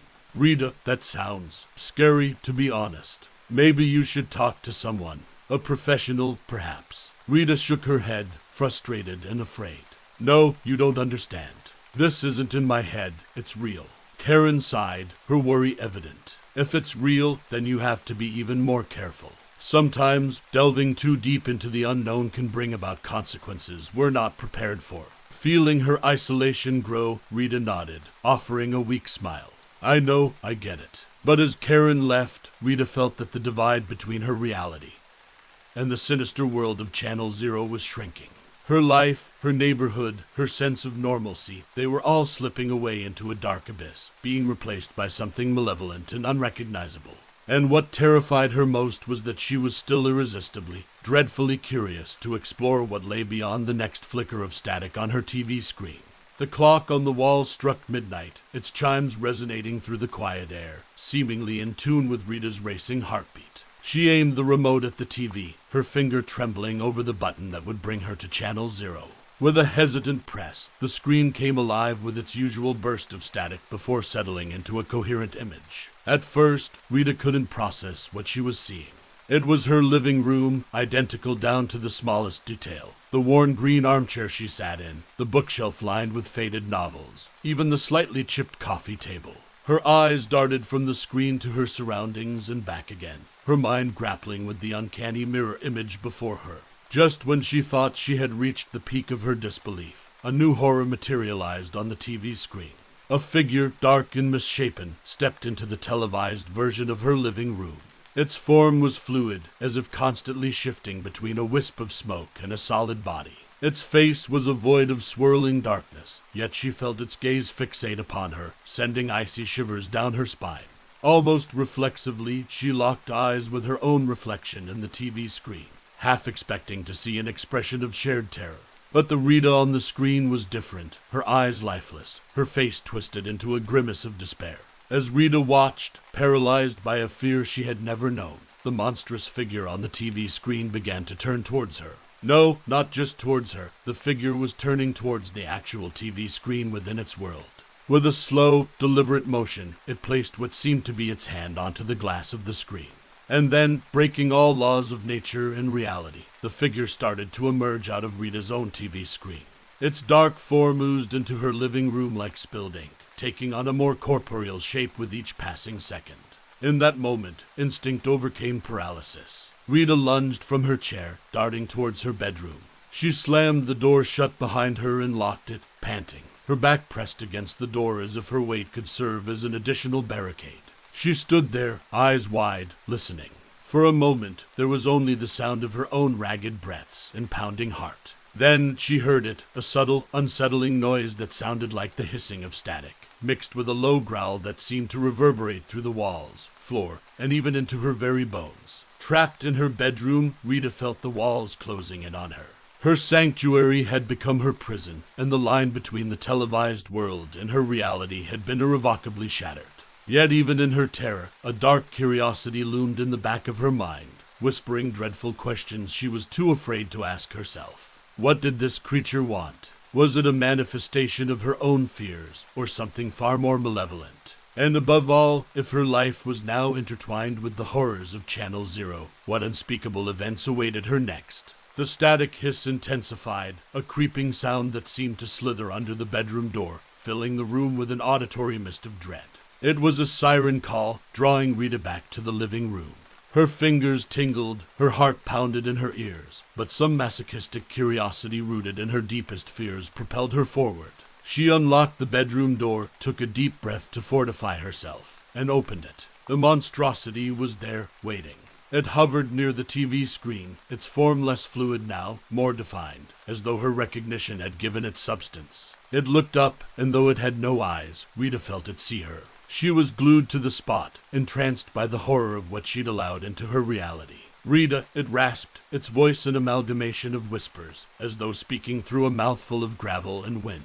You brought me forth, a manifestation of your fears, your suppressed desires, your untapped anger. What do you want? Her voice quivered, barely above a whisper. To exist, it replied.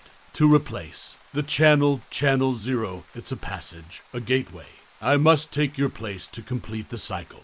Her heart sank at the creature's words, a dizzying mix of disbelief and realization. Was this the fate of all Channel 0 viewers, their realities twisted until their nightmares walked the earth? With a jerk of its form, it lunged at her. Rita's scream pierced the heavy air as she dodged, narrowly avoiding its grasping reach. She ran, her bare feet slapping against the cold floor, through the kitchen, into the hallway, and back into the living room, a maze of terror in her own home. It followed, its movements a disturbing blend of human-like strides and ethereal gliding. Finally, they were both in the living room, encircling each other in a morbid dance, each waiting for the other to make a move. The TV screen behind the creature flickered intermittently, as if excited by the impending doom. With a surge of desperate strength, Rita grabbed a decorative vase from the side table and hurled it at the entity. It struck true, passing through its form like a stone through mist, shattering against the wall. Yet, the action seemed to destabilize it, its form flickering like bad reception. Seizing the moment, Rita lunged at the TV remote on the coffee table. Her fingers clasped around it just as the creature's form solidified, its dark hand reaching for her. With a click, she turned off the TV. The room plunged into darkness, broken only by the dim light filtering through the closed curtains. The static hiss died abruptly, replaced by profound silence. She dared not breathe, straining her ears. Minutes stretched like hours. Finally, her eyes adjusted to the darkness. The creature was gone, or so it seemed. Yet, as Rita stood there in the heavy silence, she couldn't shake the feeling that somewhere, in some dark corner of her home or perhaps in her own mind, it still lurked, waiting. The cycle was incomplete, and the thought chilled her more than any ghostly manifestation. With a trembling hand, she picked up the remote and cautiously turned the TV back on. A news channel flickered to life, its mundanity never more comforting. Yet as Rita looked around her once familiar living room, a sense of unease remained, like a stain that wouldn't wash out. Even as she tried to laugh off her own paranoia, a chilling thought whispered through her mind. What would happen when the clock struck midnight again? Would she be able to resist the temptation of Channel 0? And if she did venture into that realm of nightmares once more, what other terrors might she unleash? Channel 0 remained a sinister enigma, its screen now blank, but its potential for horror limitless. And so, with her heart still pounding in her chest, Rita made a vow. She would never tune into Channel 0 again. But as she sat there, staring at her own reflection in the darkened TV screen, she had to wonder, could she keep that promise? Even as daylight seeped into the room, a bleak contrast to the horrors of the night, Rita couldn't dismiss the entity's words. It was a manifestation of her fears, her suppressed desires, her untapped anger. Could it mean that the monster was just as confined by these elements as she was? An idea sparked in her mind, audacious and fraught with peril, but it was the only plan she had. She had to lure it back into the cryptic, ever-changing realm from which it emerged. Rita shook her head, baffled by the paradox of her plan. To banish her nightmare, she had to confront it, invite it even. As the night rolled in, a cold unease settled over her home. Midnight loomed, and the air grew heavy with the weight of unseen horrors. Every tick of the clock boomed like a drum in her ears, each second pulling her closer to the witching hour. Finally, the clock hands united at 12, and with a trembling hand, she picked up the remote. Channel 0 flickered to life. The monstrosity materialized almost instantly, as though it had been waiting for her just beyond the veil of the screen. It lunged out, but Rita was prepared. With a calculated risk, she stepped aside at the last moment, positioning herself so that the entity was between her and the television. So eager to enter my world, aren't you? Rita quipped, a newfound courage steadying her voice. With a swift motion, she aimed the remote and changed the channel. A force unseen but overwhelmingly felt engulfed the room. The creature let out a distorted howl as it was pulled back, twisting and contorting, before vanishing into the screen. The channel flickered once more, this time showing the entity trapped in a world that looked like a grotesque mockery of its own origin, alone, confined, and unmistakably powerless. With a satisfying click, Rita turned off the TV, her heart pounding not from fear, but triumph. The room was hers again, the walls mere plaster and paint, not the edges of a living nightmare. She unplugged the TV, its screen a void she never wanted to peer into again, and smashed it for good measure. The wreckage she threw out, an exorcism in the form of cathartic violence. In the days that followed, Rita sought professional help to delve into her suppressed fears and untangled emotions. Therapy, she found, was her new channel, a channel towards understanding, towards healing. In another part of the city, in another lonely living room, the clock struck midnight. A lone viewer, frustrated by the void of late-night television, stumbled upon a peculiar channel, Channel 0. And there it was, the entity, standing in a world that seemed twisted and distorted, yet oddly captivating. For a moment, their eyes met, although it had none. Then, a twisted semblance of a smile contorted its formless face. The screen flickered to static, but the dread remained, palpable and lingering, an unsettling promise that the story was far from over. Ah, dear listeners, we've reached the end of tonight's gut-wrenching tale. What horrors lurk within the mundane? What terrors might emerge from the spaces between channel up and channel down? Remember to unplug once in a while, for some channels were never meant to be tuned into. Keep your remotes close, but your imagination closer. Thank you for taking this harrowing journey with us, and remember, the darkness you fear may just be your own reflection. Until next week, this has been Our Scary Stories. Sleep tight if you can. This is Our Scary Stories signing off for tonight. Welcome, dear listeners, to another unsettling episode of Our Scary Stories. I'm your host, inviting you to dim the lights, lock the doors, and prepare your ears for a tale that will weave the very fabric of your nightmares. Tonight, we delve into the haunting world of artistry and obsession, a domain where the line between genius and madness disintegrates like ashes in the wind. So brace yourselves as we unravel the disturbing symphony of crimson strings. Clara's fingers danced over the strings of her violin, each stroke producing a melody that seemed to shimmer in the air around her.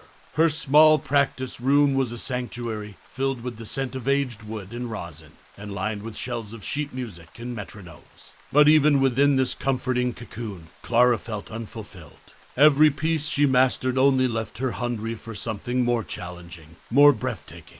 And though she had performed on countless stages and received numerous awards, they felt like hollow victories. With this thirst for a more profound musical connection, Clara found herself wandering through the labyrinthine aisles of harmonics, an antique music store tucked away in a forgotten corner of the city. The smell of old paper and decaying leather filled the air, musty but oddly inviting, like the pages of an unread book beckoning to be opened. Looking for anything in particular, young lady? The shopkeeper, a wrinkled man with glasses perched on the edge of his nose, peered over from the counter. Something exceptional, Clara replied, her eyes scanning the shelves filled with musical scores from bygone eras. The shopkeeper reached under the counter and pulled out a sheet music file, its cover unmarked and its pages tinged yellow with age. Perhaps this might be to your taste, he said, handing it over cautiously. Though I must warn you, it's said to be cursed. Clara chuckled, amused. Cursed. Legend has it that whoever attempts to play it never remains the same.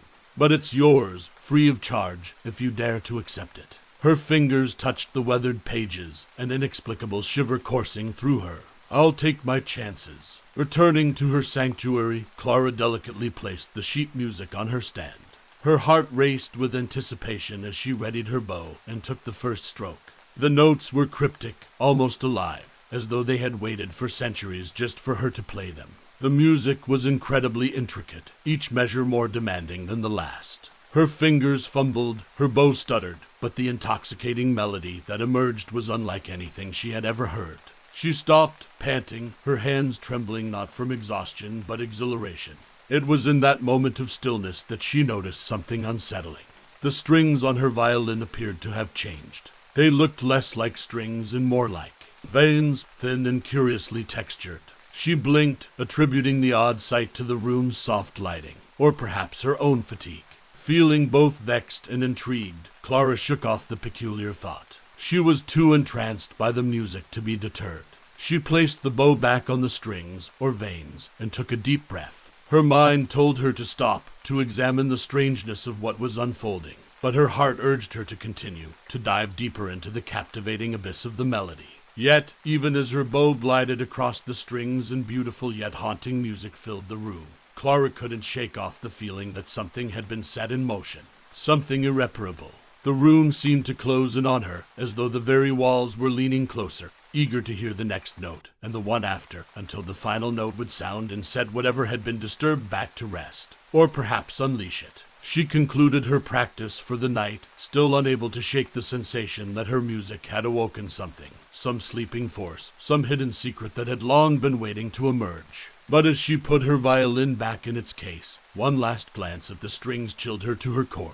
They still looked like veins, but now, ever so slightly, they seemed to pulse. As Clara switched off the lights and left her practice room, she failed to notice that the once welcoming atmosphere had grown thick and heavy, as if the room itself were holding its breath, awaiting her return to continue the unspeakable melody she had so naively begun. So ended the first chapter in Clara's unwitting journey into the hidden, sinister world that lurked between the staves of her newfound composition. With each passing day, the room waited, the strings waited, the lurking shadows waited, but most of all, the insidious melody waited. For the time was near when all would rise in a chilling symphony of dread, and Clara would find herself entangled in a fate more twisted than she could ever imagine. Days folded into nights, and nights back into days in a seamless loop, with Clara lost in the ceaseless tide of her obsession. The curtains of her practice room remained perpetually drawn, shielding her from the outside world, a world she now found trivial and meaningless compared to the mesmerizing complexities of her mysterious composition. Meals went uneaten, phone calls unanswered, even the mirror reflected a face increasingly gaunt, and eyes that held a haunted look. But none of this mattered to Clara. The only reality that beckoned her was the ever-elusive mastery of the piece. The composition itself seemed to evolve. No matter how many times she played it, there was always something new to discover, a subtle twist in the melody, a hidden chord, a whispering undertone that she had never noticed before. It was maddening and magical all at once. When Clara's fingers touched the strings now, they pulsated beneath her touch, almost like a living entity responding to her caress. They no longer just resembled human veins, they looked unmistakably like them. An intricate network of slender tubes, thin walls nearly translucent, displaying the rush of some dark fluid within them. Yet, the grotesque alteration only drove her deeper into her fixation. The thought that the music was doing something to her, changing not just the violin, but also perhaps Clara herself, was relegated to a distant corner of her mind. One fateful night, as the world around her slept in blissful ignorance, Clara reached an unparalleled level of communion with her music. Her bow hovered above the strings, as if drawing energy from them, and then descended in a sweeping motion. The room vibrated, filled not just with sound but with a resonant force, an energy that seemed to awaken something primal. Each note spiraled out of her violin and swirled around the room like dark motes of some ancient magic. As her fingers flew across the strings, she felt an abrupt chill spread through the room. The atmosphere turned heavy, laden with a sense of dread she couldn't quite place. With a gasp, her eyes darted to the window. For the briefest instant, a shadowy figure materialized on the glass pane, its form indistinct but its intent inexplicably malevolent. Then it vanished, as if swallowed by the dark. Clara's bow wavered, her hands trembling. For the first time, her relentless pursuit seemed to falter. But before she could process what had just occurred, an ungodly whisper filled the room, slithering into her ears. The whisper was a garbled symphony of voices, unintelligible but deeply disturbing. It seemed to urge her on, to complete the piece, to unleash whatever lay trapped between the haunting notes. With a resolve born from either bravery or madness, Clara lifted her bow once more. The pulsating strings seemed to call out to her, eager for the harmonious union that would complete the dark symphony. Yet as she played, the creeping realization settled in. She was no longer alone in her quest for perfection. She had summoned something from the shadowy recesses of reality, a force that now echoed in every note she played and stared at her from the blackness beyond her window. But Clara, entrapped in her obsession, chose to ignore the warning signs. She delved back into the music as the room seemed to quiver around her, synchronizing with her accelerating tempo. And as the last note reverberated through the strings, a sensation washed over her. It was a feeling of completion, but also of an irreversible beginning. The room went eerily silent, as if holding its collective breath. Clara looked at her violin, its strings now a living labyrinth of veins, and knew that whatever came next, there was no turning back. Unable to brush aside the dark epiphanies of the previous nights, Clara resolved to unearth the provenance of the enigmatic sheet music that had consumed her life. The old music store, with its aroma of musty paper and polished wood, was where she had found her cursed treasure. Entering it now felt like crossing the threshold of a forbidden temple. The shopkeeper looked up, the room's dim light reflecting off his thick glasses. "Ah, you're back," he said, almost as though he'd been expecting her. "I need to know more about the piece you gave me." Clara's voice was tinged with a mixture of dread and intrigue. The man hesitated, his eyes narrowing. "That piece has a history, a tale of rituals, of vanishings, of dark incantations. It's not just music, it's an invocation." A chill slithered down Clara's spine.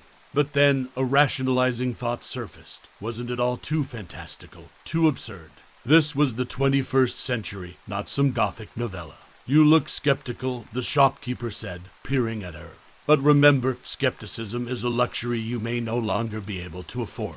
Ignoring the rising tension, Clara left the shop, clutching an old book that the shopkeeper insisted she read, a record of occult practices and folklore, filled with spine-chilling accounts that disturbingly resonated with her own experiences. Back at her home, she pored over the book's brittle pages. It spoke of musically imbued rituals conducted in various cultures, of disturbing phenomena, of shadowy figures that acted as guardians or harbingers of unnameable forces. The musical piece she had was apparently one such invocation, designed to serve as a bridge between dimensions. Clara shook her head.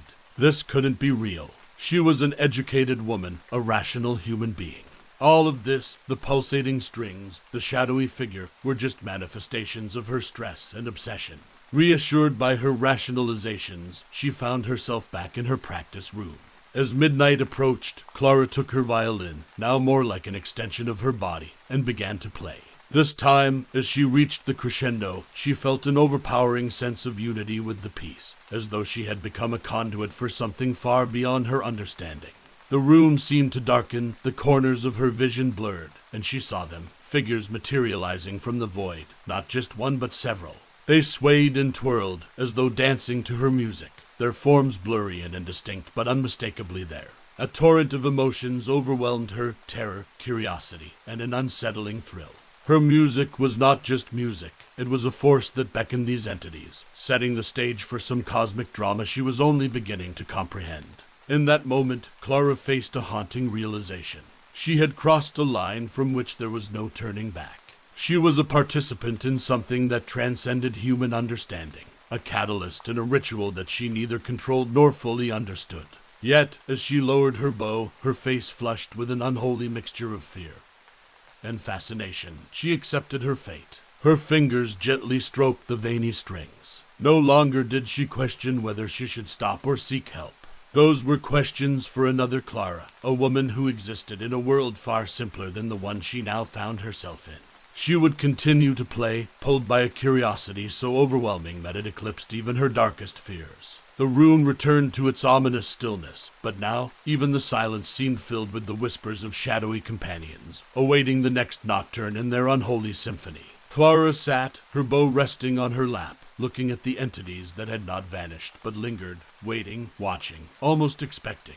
She was part of something now, something ancient and ineffable, and whether it would be her making or her undoing was a question whose answer lay beyond the veil of shadows she had so recklessly pierced. The phone on Clara's cluttered desk buzzed relentlessly, its screen lighting up with names she once considered important: family, friends, her manager. She glanced at it dismissively before continuing to rosin her bow, now more a ritual tool than a musical instrument. Her violin rested on her knee like an expectant child, its strings not just veiny but pulsating slightly, as if in anticipation of the music to come. Human connections felt like distant echoes, remnants of a life she could hardly remember. All that mattered now was the sheet music spread before her, the notes like cosmic constellations promising uncharted realms of experience. On a trip to the local library's archaic music section, her second home before her new obsession, she stumbled upon a brittle article about the composer of her piece. An eccentric recluse, he had vanished without a trace, leaving behind rumors of occult practices and deviant rituals. His contemporaries spoke of his obsession with penetrating the veil.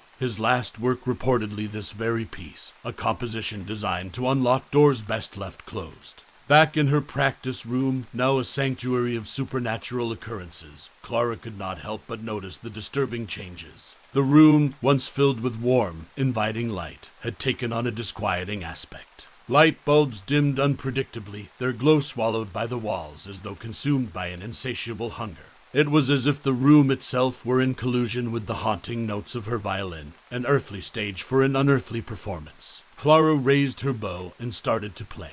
As she moved through the sinuous melodies and chaotic scales, she discerned new, hidden layers within the music. Whispers seemed to emanate from the strings, formless voices that cried and beckoned, urging her to press on, to complete the composition. They wound themselves around the notes, an audible haunting that seemed to seep from the very air. The whispers grew into cries, each note she played amplifying their urgency. They were no longer mere hallucinations, they were voices, countless, pleading, desperate voices. They were not asking her to stop, they were urging her to continue, to fulfill whatever arcane purpose lay in the completion of the piece. As Clara navigated the labyrinthine composition, her hands no longer felt entirely her own. They were guided by a will more ancient, a desire more primal. She was a vessel now, a conduit through which something ineffable would manifest. Her heart pounded in a mixture of dread and exhilaration. She was almost there, just a few more notes, a few more measures. Her fingers danced with feverish intensity. Her bow slashed through the air, as if cutting the fabric between worlds. She felt the crescendo approaching, the final climax of her journey into the forbidden. The voices were a chorus now, their screams and sighs woven into a tapestry of sound that only she could hear. As she played the final note, the room plunged into a darkness so complete it felt like the absence of all light and life. The voices reached a deafening climax, a wave of sound that seemed to shake the very foundation of her soul. And then silence. Clara sat still, her fingers trembling on the strings, her bow hanging limply by her side. The voices had vanished, but their absence was not a relief. It was a void, a pregnant emptiness filled with palpable expectation. She had done something, unleashed something, what, she did not know. But as she sat in the chilling darkness, her only companions the shadows that seemed to crowd closer with every passing second, she realized that ignorance was no longer a sanctuary, and turning back was no longer an option. In a moment of solitude, wrought with both feverish anticipation and icy fear, Clara beheld her reflection in the tarnished mirror that hung on the opposite wall. Her face was drawn, almost ghostly, framed by matted strands of hair that had lost their luster. But her eyes held a gleam, a flickering ember of determination, or was it desperation? It was time, she felt it in her marrow, to perform the cursed piece in its entirety. Tonight was the climax of her grueling odyssey, an artistic rite of passage she convinced herself would transcend conventional boundaries. The sheet music lay sprawled on her desk like an open incantation, its notes no longer intimidating. Instead, they beckoned her to resolve their musical enigma, to bring to life what had long been trapped in cryptic symbolism. With a trembling hand, Clara picked up her bow, now more an extension of her being than ever before. Her violin waited patiently in its stand, its strings quivering, an uncanny semblance of veins throbbing with a life of their own. As she held the violin under her chin, its familiarity comforted her, almost lulling her into a sense of normality. Then she played. Her bow glided over the pulsating strings, each note reverberating in the dim room. But something was different. Each chord seemed to resonate within her, each note a key turning a lock deep within her psyche. The walls no longer just absorbed light, they seemed to drink in the sound, humming softly as if energized by the haunting melody. As Clara neared the final stanza, she felt an overpowering connection to her instrument. Her fingers seemed to meld into the strings, each tendon, each nerve becoming one with the fibrous veins that now thrashed violently under the pressure of the bow. The room quivered, a dimensional tremor shaking the very air. Suddenly, the shadowy figures that had been ephemeral whispers and fleeting glimpses emerged into horrifying clarity. They coalesced at the edges of the room, darker than the encroaching night, their forms solidifying into shapes of monstrous malevolence. They seemed to hunger for the concluding strains, their very essence summoned and sustained by the twisted music. In that harrowing moment, Clara understood. The figures, the shadows, the haunting voices, all were fragments of a malevolent whole, shards of a darkness she had summoned into her reality. And now, as she attempted to release her fingers from the violin to cease the music, she found she could not. Her skin, her flesh, her very being were now fused with the intricate web of living strings. She was ensnared, a moth forever caught in a twisted tapestry of cosmic malevolence. Her final note was a scream, inaudible yet deafening, a dissonant harmony with the sinister orchestra she had conjured. Imprisoned in her own artistic creation, an eternal dirge performed by a violin with strings of veins and a bow of bone, Clara became the embodiment of her own dark opus, an everlasting concerto in a theater of shadows. And so she remained, a frozen tableau of torment, an artist forever bound to her masterpiece in an agonizing finale macabre. Trapped in an otherworldly existence, Clara's consciousness swirled within the violin, a vessel now mingling her artistic essence with eternal suffering. From this unique, torturous vantage point, she could observe the dark forces that had gathered in her practice room, their ominous forms a stark contrast against the surrounding gloom. They raised arms, tentacles, perhaps, or worse, in a ghastly pantomime of applause, their clapping a sound like decaying wood splintering in a quiet forest. One of them stepped closer, its shape less definable, but its intent crystal clear. Your masterpiece shall be the herald of a new dawn, a symphony sung in the forgotten corners of the world, it hissed, its voice a blend of silk and rust. With that final, ominous promise, the dark shapes receded into the shadows, vanishing as if they were mere illusions, figments of a nightmare. But Clara knew better. Her room, now steeped in a solitude as thick as ink, was different yet painfully the same.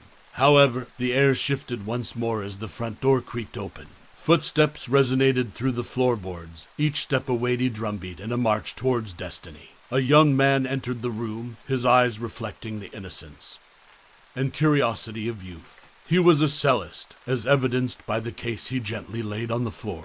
The room seemed to pulse at his presence, shadows caressing the corners of his eyes as he surveyed his surroundings. Then he saw it, a violin of exquisite craftsmanship, its strings a mesmerizing network of complex textures. It was as if the instrument called out to him, its allure irresistible. Hesitant but entranced, he lifted the violin from its stand and ran his fingers lightly over the strings. They felt oddly warm, pulsating with an inner life that ached for expression. A sudden urge overwhelmed him to try the bow that lay next to it. His fingers grasped it naturally, a sense of familiarity enveloping him as if guided by an invisible maestro.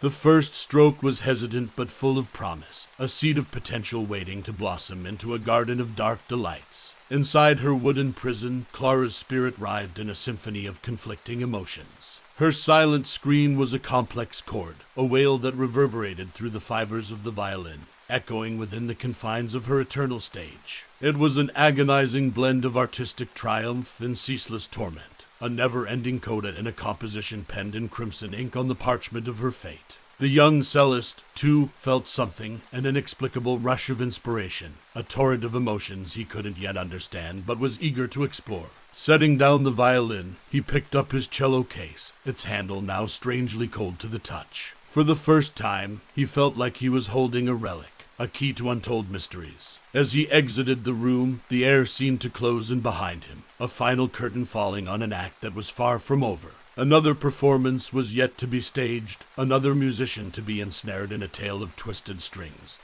and haunting melodies. And Clara would be there, a silent witness to her dark legacy, forever entangled in a symphony of shadows. The cycle was reset. The music would play on. Ah, the echoes of Clara's violin still resound in the chambers of your mind, don't they? A crescendo of terror, a haunting melody of desperation that lingers long after the curtain has fallen. Remember, our dear listeners, sometimes the most dreadful of monsters wear the guise of beauty, and the allure of darkness is but a bow's stroke away. Thank you for joining us for this episode of Our Scary Stories. Sleep well, if you dare. This is Our Scary Stories signing off for tonight. Welcome, brave souls, to another episode of Our Scary Stories. I'm your host, inviting you to dim the lights, put on your headphones, and venture with us into the obscure corners of reality. Tonight, we bring you an unnerving tale where ancient myths come to life, and the fog outside your window might just hold something. far darker than mist. So take a deep breath and steel yourselves, for we are about to unravel the eerie tale of eyes in the mist. Laura's heels crunched on the gravel driveway, announcing her arrival at her new sanctuary. The old Victorian house stood before her, an embodiment of faded elegance and years etched into wooden sidings and weather-streaked windows. It was both charming and nostalgic, like a melody from a song you'd forgotten you ever knew. She clutched her purse in one hand, the keys to her new life jingling softly in the other. A wistful smile found her lips. Here, away from the city's relentless cacophony and her disintegrated marriage, she hoped for serenity, for renewal. She took a deep breath. The air was heavy with the damp earthiness one only found in rural seclusion, tinged with the distant scent of pine. There was also a subtler note, an undertone she couldn't quite identify, something ancient and arcane. After unlocking the front door and stepping inside, she glanced around. Wallpaper curled at the edges, and the hardwood floors creaked in agreement with every step she took. Each room was a testament to decades gone by, and as she roamed through her new dwelling, the atmosphere whispered stories of its own, some familial, some joyous, and some that seemed to murmur cautionary tales. It was then that she first sensed them, the small irregularities. A picture frame tilted just so, not as she remembered placing it. A low thud from the upstairs room even though nothing had fallen. And then there was that draft that seemed to snake its way in from some unseen crevice, chilling her neck momentarily. She shook her head. Old houses have their quirks, she reassured herself. The sun dipped below the horizon as Laura unpacked the last of her boxes. She decided it was time for some herbal tea and self-reflection, but just as the kettle began to wail, she felt it. A subtle shift in the atmosphere. Looking out her kitchen window, she noticed that the landscape had been draped in mist, a thick veil that blurred the boundaries between her property and the untamed woods beyond. It lent the world a dreamlike quality, but also seemed to deepen the encroaching night. Taking her tea to the living room window, she peered into the misty gloom. That's when she saw them, two orbs of iridescent light, suspended in the mist like will-o'-the-wisps. Her heart froze in her chest. Unblinking, they stared back at her. For a heartbeat, everything in her screamed that these were not mere reflections of earthly lights. They bore an otherworldly hue, something she'd never seen yet felt she had always known. A chill crawled up her spine, filling her with both dread and fascination. Then, as suddenly as they'd appeared, they vanished, swallowed by the mist. "Dear," she stammered, setting her cup down with hands that trembled ever so slightly. "They have to be deer or maybe some nocturnal creatures." Her voice wavered, unconvincing even to her ears. She knew that animals didn't look at you quite like that, with an awareness, a silent demand. Yet, she rationalized away her fear. Rural life was new to her, after all. These were just the jitters, the price of letting her imagination run wild in an unfamiliar setting. She drew the curtains with a forced finality and headed up to her bedroom. But as she lay in the dark, wrapped in the cold sheets, one thought burrowed into her mind, refusing to let her surrender to sleep. Those eyes were not just seeing her, they were looking into her. And somewhere deep within her, where logic held no sway, she knew they would return. For whatever had cast those orbs of light into the mist seemed to say, "You're not alone, Laura, and what we want, only you can provide." Alone in the night, she turned and adjusted her pillow, but the comfort it offered was illusory. Despite her best efforts, she couldn't shake the feeling that her life had just intersected with a tale as old as the mist-shrouded land outside. A tale that was far from over. Laura's car rumbled along the winding country road that led to the nearby town. Fields of golden wheat and clusters of dense forest sped past her windows. She had made a list, groceries, cleaning supplies, maybe some local produce, but her mind kept drifting back to the ethereal eyes in the mist. Could the rural locals shed some light on the strangeness enveloping her new home? As she pulled into a parking spot near the main square, she noticed the quaint quality of the town. Aged stone buildings with ivy creeping up their sides, old-fashioned lampposts that promised a warm glow come nightfall, and narrow cobblestone streets that had seen generations pass over them. People greeted each other warmly, and their conversations filled the air with a sense of close-knit community. After picking up some essentials from a small grocery store, Laura ventured into the local cafe. A bell jingled above the door as she entered, drawing the eyes of the patrons. She sensed the subtle shift in atmosphere as conversations briefly paused, a natural wariness toward an unfamiliar face. However, a warm smile from the barista quickly set her at ease. With a cappuccino in hand, she found a corner seat by a window and tried to catch snippets of conversations around her. It wasn't long before she heard it, whispers of odd happenings in the surrounding countryside. Two older gentlemen in flannel shirts, sipping black coffee, were discussing something that immediately piqued her interest. "You remember old tales about the thing, don't you?" one of them said, his voice tinged with a blend of amusement and reverence. "Ah, the hounds of the dark, you mean. Ghostly things, protectors of the other world," replied the other. "Childhood stories to keep us from straying too far into the woods." The conversation shifted to an ongoing archaeological dig. Rumor has it they found some strange things there, Celtic artifacts, some kind of ritual stones. Who knows what they've stirred up? As Laura absorbed the words, a thrill of both excitement and trepidation ran through her.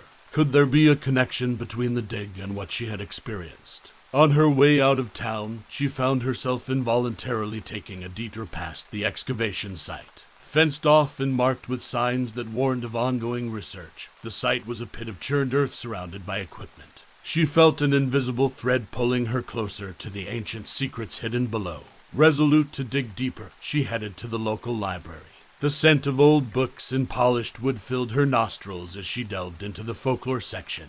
Hours slipped away as she turned the brittle pages of tomes describing Celtic myths. She read about the Fae, mysterious and capricious beings of immense power, otherworldly hounds said to haunt the land, and other entities both wondrous and terrifying. As she closed the last book, Laura felt the weight of the knowledge she had acquired.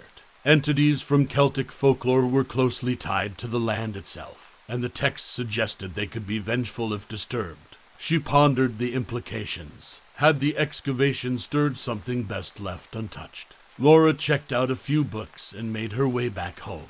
The day had given her more questions than answers, but one thing had become clear. She was entangled in a web far more complex than she'd ever imagined, a tapestry of ancient myth woven tightly into the very fabric of the here and now. As she approached her house, she noticed the mist beginning to roll in from the surrounding woods, as if to confirm her newfound understanding.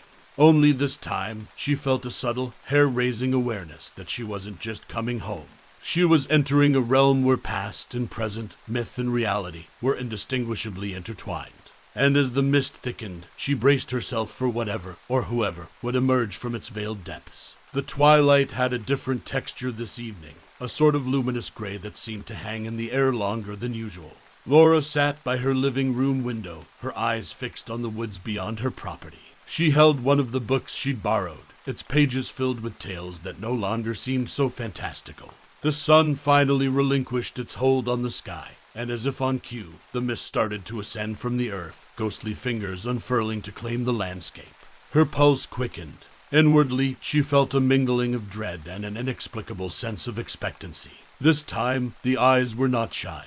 No longer distant orbs floating at the edge of her vision. They were closer, brazen, and decidedly more numerous. 2 pairs, then 3, then 5, materializing from the mist like a council of watchers. They glowed brighter than before, casting eerie reflections on the window pane.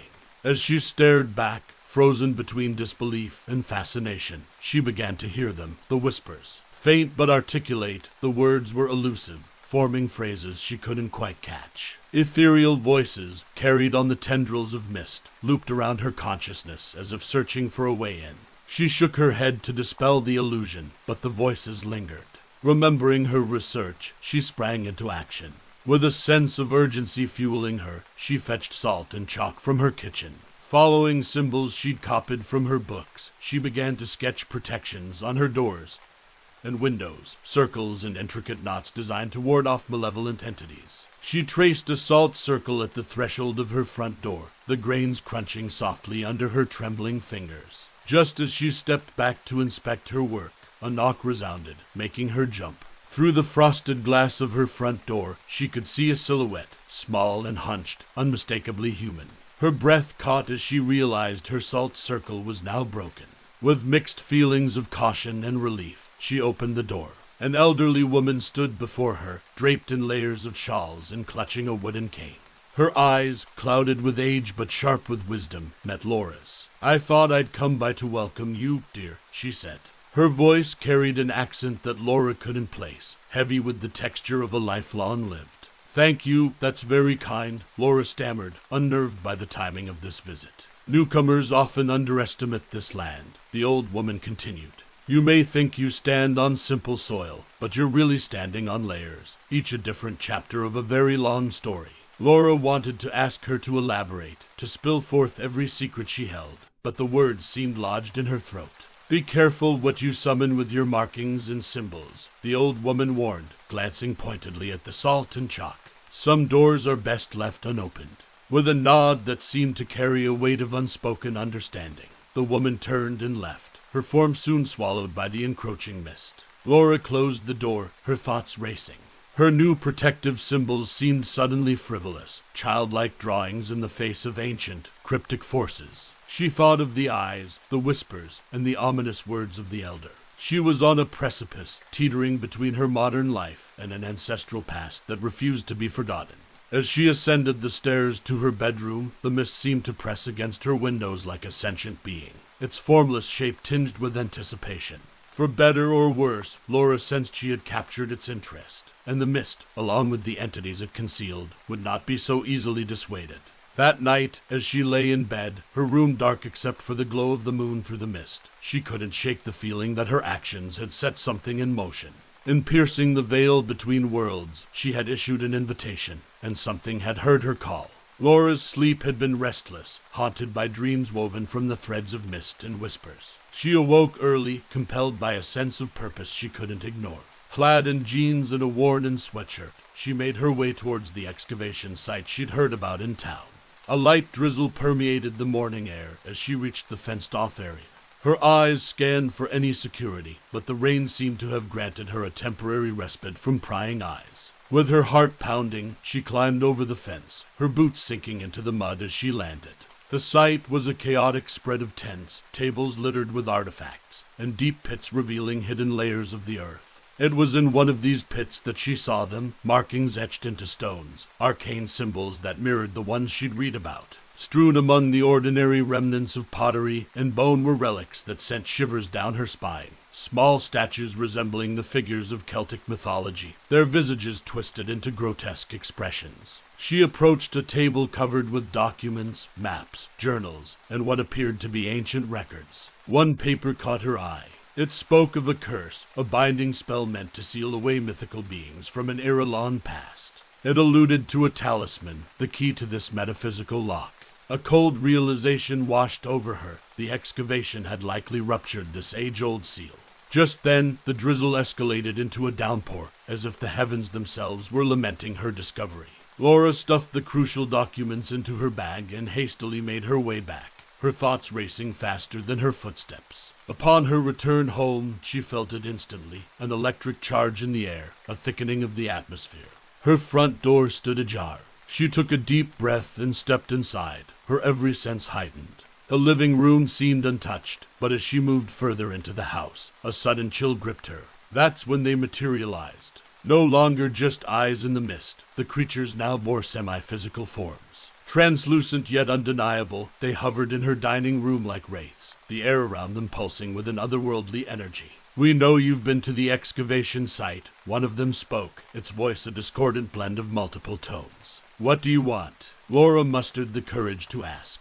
"The talisman," another creature hissed, its form shimmering as it spoke. "Only you can activate it, descendant of the lineage who sealed us." Her mind raced back to family stories, tales of distant ancestors endowed with mystical knowledge. Could she be the key to an ages-old lock simply by virtue of her heritage? "The talisman has been broken into pieces," a third creature added.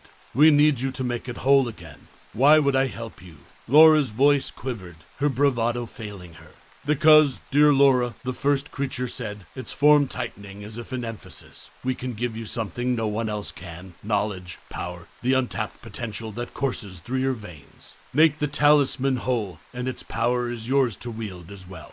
Torn between fear and an insatiable curiosity, Laura pondered their words. The mist outside seemed to congeal into heavier clouds, pressing against the windows with a yearning that mirrored her own. Had her lineage destined her for this? Was this curse, or perhaps a twisted form of blessing, her legacy to bear? As she stood there, the weight of generations pressing upon her, she knew she was at a juncture that could not be undone. She could defy these ethereal beings and risk their wrath, or she could embark on a journey to unearth secrets buried not just in the ground but within her very DNA. Either way, the veil between her world and the misty realm had been lifted, revealing a path fraught with peril and promise. There was no turning back. Laura spent the night sifting through dusty family albums, old journals, and keepsakes that once belonged to people she'd never meet. In the attic, amidst the smell of aged wood and mothballs, she found it. A tarnished, old trunk secured by a rusty padlock that seemed almost as ancient as the myths she'd been entangled with. A pair of bolt cutters dealt with the lock, and the trunk creaked open to reveal a collection of peculiar objects, vials of dried herbs, handwritten scrolls, and finally, the talisman. It was a pendant, a perfect circle with intricate symbols carved into its surface, made of a metal that defied identification. It felt unnaturally cool to the touch, yet holding it made Laura feel like she was tapping into a reservoir of latent power. In the trunk, there was also a leather-bound book, its pages yellowed but its words clear. With trepidation, she leafed through it and found the ritual, an ancient rite capable of using the talisman to either banish the entities or bind their power for her own use. No sooner had she read the lines than a soft murmur filled the room. The creatures were back, this time taking on shapes designed to pull on her heartstrings. Her mother, who had passed away when Laura was a child, materialized before her, her form almost solid, her voice a lilting song of sadness and love. "Choose empowerment, my love, and we can be reunited," the figure said, touching Laura's cheek with a wisp of a hand. It was an emotional artillery shell, and Laura felt her resolve shake. Other figures began to manifest, long-lost friends, old pets, each more persuasive than the last, urging her to seize the power offered. Just then, the room's temperature dropped further, and the figures dissipated like fog under a gust of wind. Standing at the doorway was the elder from the village, her eyes a mix of wisdom and sorrow. "You're at a dangerous crossroads, child," she said, walking in as though she'd lived there for years. "I am Morwen, a guardian of the ancient traditions. I've been watching you, waiting for the time to offer guidance." Morwen explained that the talisman was indeed powerful, but the creatures would be bound to Laura's will, a seductive proposition, but one that came at the price of eternal vigilance. You could banish them, sending them back to the realm they came from, sealing the veil once again. Or you could draw from their power, gain knowledge and abilities beyond mortal comprehension. But remember, power corrupts. It's a relentless force that can turn even the purest soul. Laura felt like she was teetering on a precipice, one foot dangling over a chasm of endless possibilities, both exhilarating and terrifying. The whispers of her mother's voice still echoed in her ears, battling for space with Morwen's sage warnings. "You don't have much time," Morwen finally said, pointing towards the window where the mist was beginning to accumulate again, clinging to the glass like a living thing eager to invade. "Choose wisely, for your choice will ripple across realms." In her hand, the talisman seemed to pulse, as if it were a heart itself, alive and hungry for a decision. Laura knew the entities were waiting, their incorporeal forms gathering strength for the final act. And so, standing in the attic amidst fragments of her past and the key to her future, Laura realized that the most difficult trials are those that force us to confront who we truly are. With Morwen's watchful gaze upon her, Laura took a deep breath and began to recite the incantation, committing to a path that would forever alter the fabric of her destiny. The attic felt like a crucible, a chamber where fates were sealed and destinies decided. Laura's eyes, red-rimmed but resolute, glanced once more at Morwen, who nodded approvingly, as if silently saying, "You're making the right choice." With a tremor in her fingers, Laura grasped the talisman tightly and stepped into the chalk circle she'd etched onto the wooden floor. Words in an ancient tongue flowed from her lips, resonating with the kind of authority she had never felt before. Each syllable tingled in the air, etching lines of light around the circle as the talisman glowed brighter with every verse. Outside, the mist contorted as if in agony, curling around itself while the glowing eyes within it flickered, unable to maintain their haunting gaze. As she recited the final words, Laura felt an immense surge of energy course through her. For a fleeting moment, she sensed the vast reservoir of power the entities held, a cosmic library of knowledge and capability, all just a whisper away. It was tantalizing but also unnerving, like standing on the edge of a towering cliff, fascinated yet horrified by what lurked below. With a shout, she thrust the talisman into the air. The symbols carved into its surface blazed like miniature suns, sending a torrent of light cascading through the attic, tearing through the mist outside. An otherworldly howl echoed as the entities were pulled into a vortex, their forms disintegrating into ethereal threads before vanishing completely. It was done. Laura slumped to her knees, overwhelmed by a cocktail of exhaustion and relief. Morwen approached, her steps deliberate and respectful. "You chose well, Laura. Our world is a little safer because of you." As if in response to Morwen's words, the mist outside began to lift, pulling back like a curtain to reveal a world colored anew.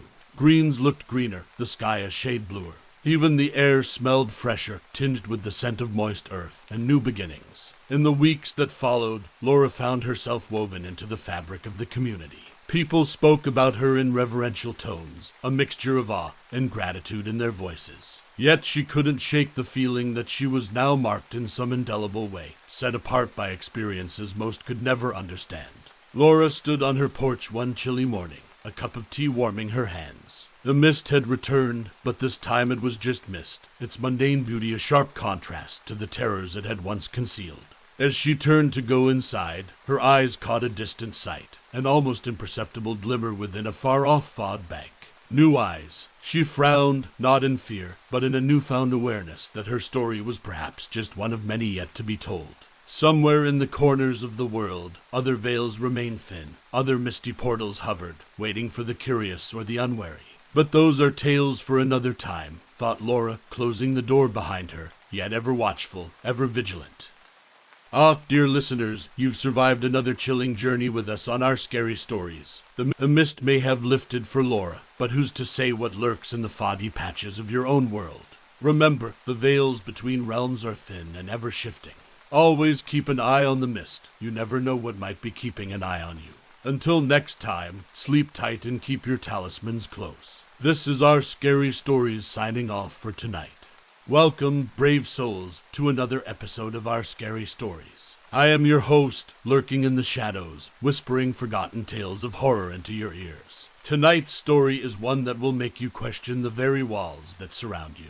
Lock your doors, dim your lights, and hold on to that comforting blanket, because you'll need all the security you can muster. We bring you a tale of voices in the dark, of malevolent entities confined but ever watchful. Get ready to meet he who whispers. Rebecca steadied her breath as she took in the grandeur of the towering Victorian house that would be her new sanctuary. Overwhelmed by the intricate architecture, she allowed her eyes to trace the elegant tracery, high gables, and ornate moldings. The creaking iron gate behind her felt like the closing chapter of her chaotic past. The cobblestone path to the massive mahogany door symbolized her path to a fresh start. With a key that felt heavy, not just in weight but in responsibility, Rebecca unlocked the front door.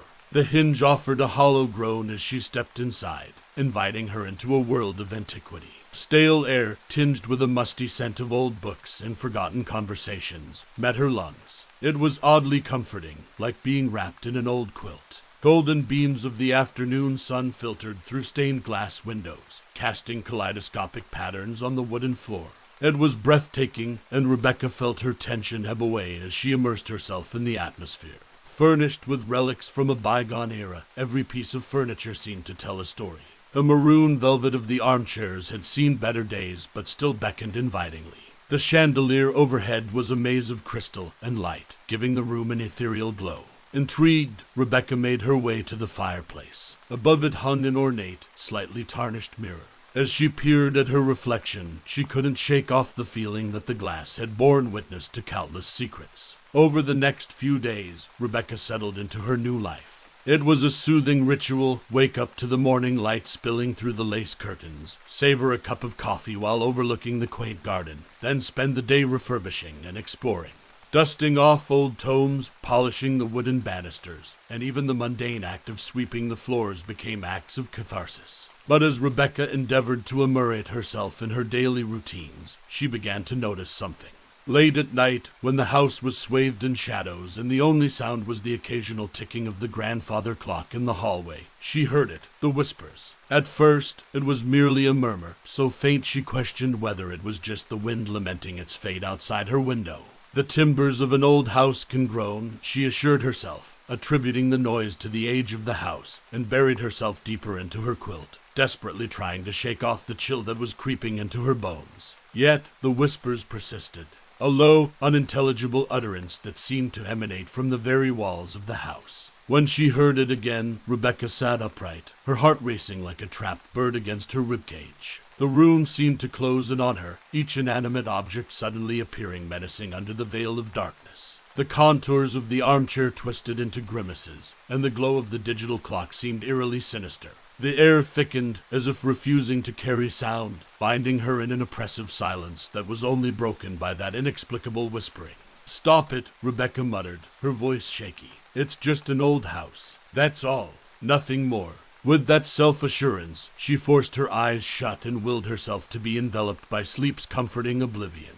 Yet, as she drifted off, one unsettling thought plagued her. What if the whispers weren't just the house settling or her imagination playing tricks? What if the whispers were speaking to her? Her heart pounded in sync with the ticking of the grandfather clock as she drifted into an uneasy sleep, a sleep that did little to prepare her for what lay ahead. Rebecca was not yet aware, but the weight of the house's silence bore down upon her like an unspoken promise, a promise that her life was about to become entangled with the unspeakable history held within these ancient walls. The days crept by as if each were reluctant to yield to the next. Rebecca, occupied with her projects of home restoration, convinced herself that the whispers had been a fleeting trick of the mind. However, her eyes betrayed her, flickering frequently to corners of rooms, as though expecting to catch an unseen presence off guard. The morning was draped in mist, giving the world outside her windows a dreamlike quality. As Rebecca reached for a teacup from her hutch, her fingers grazed empty air.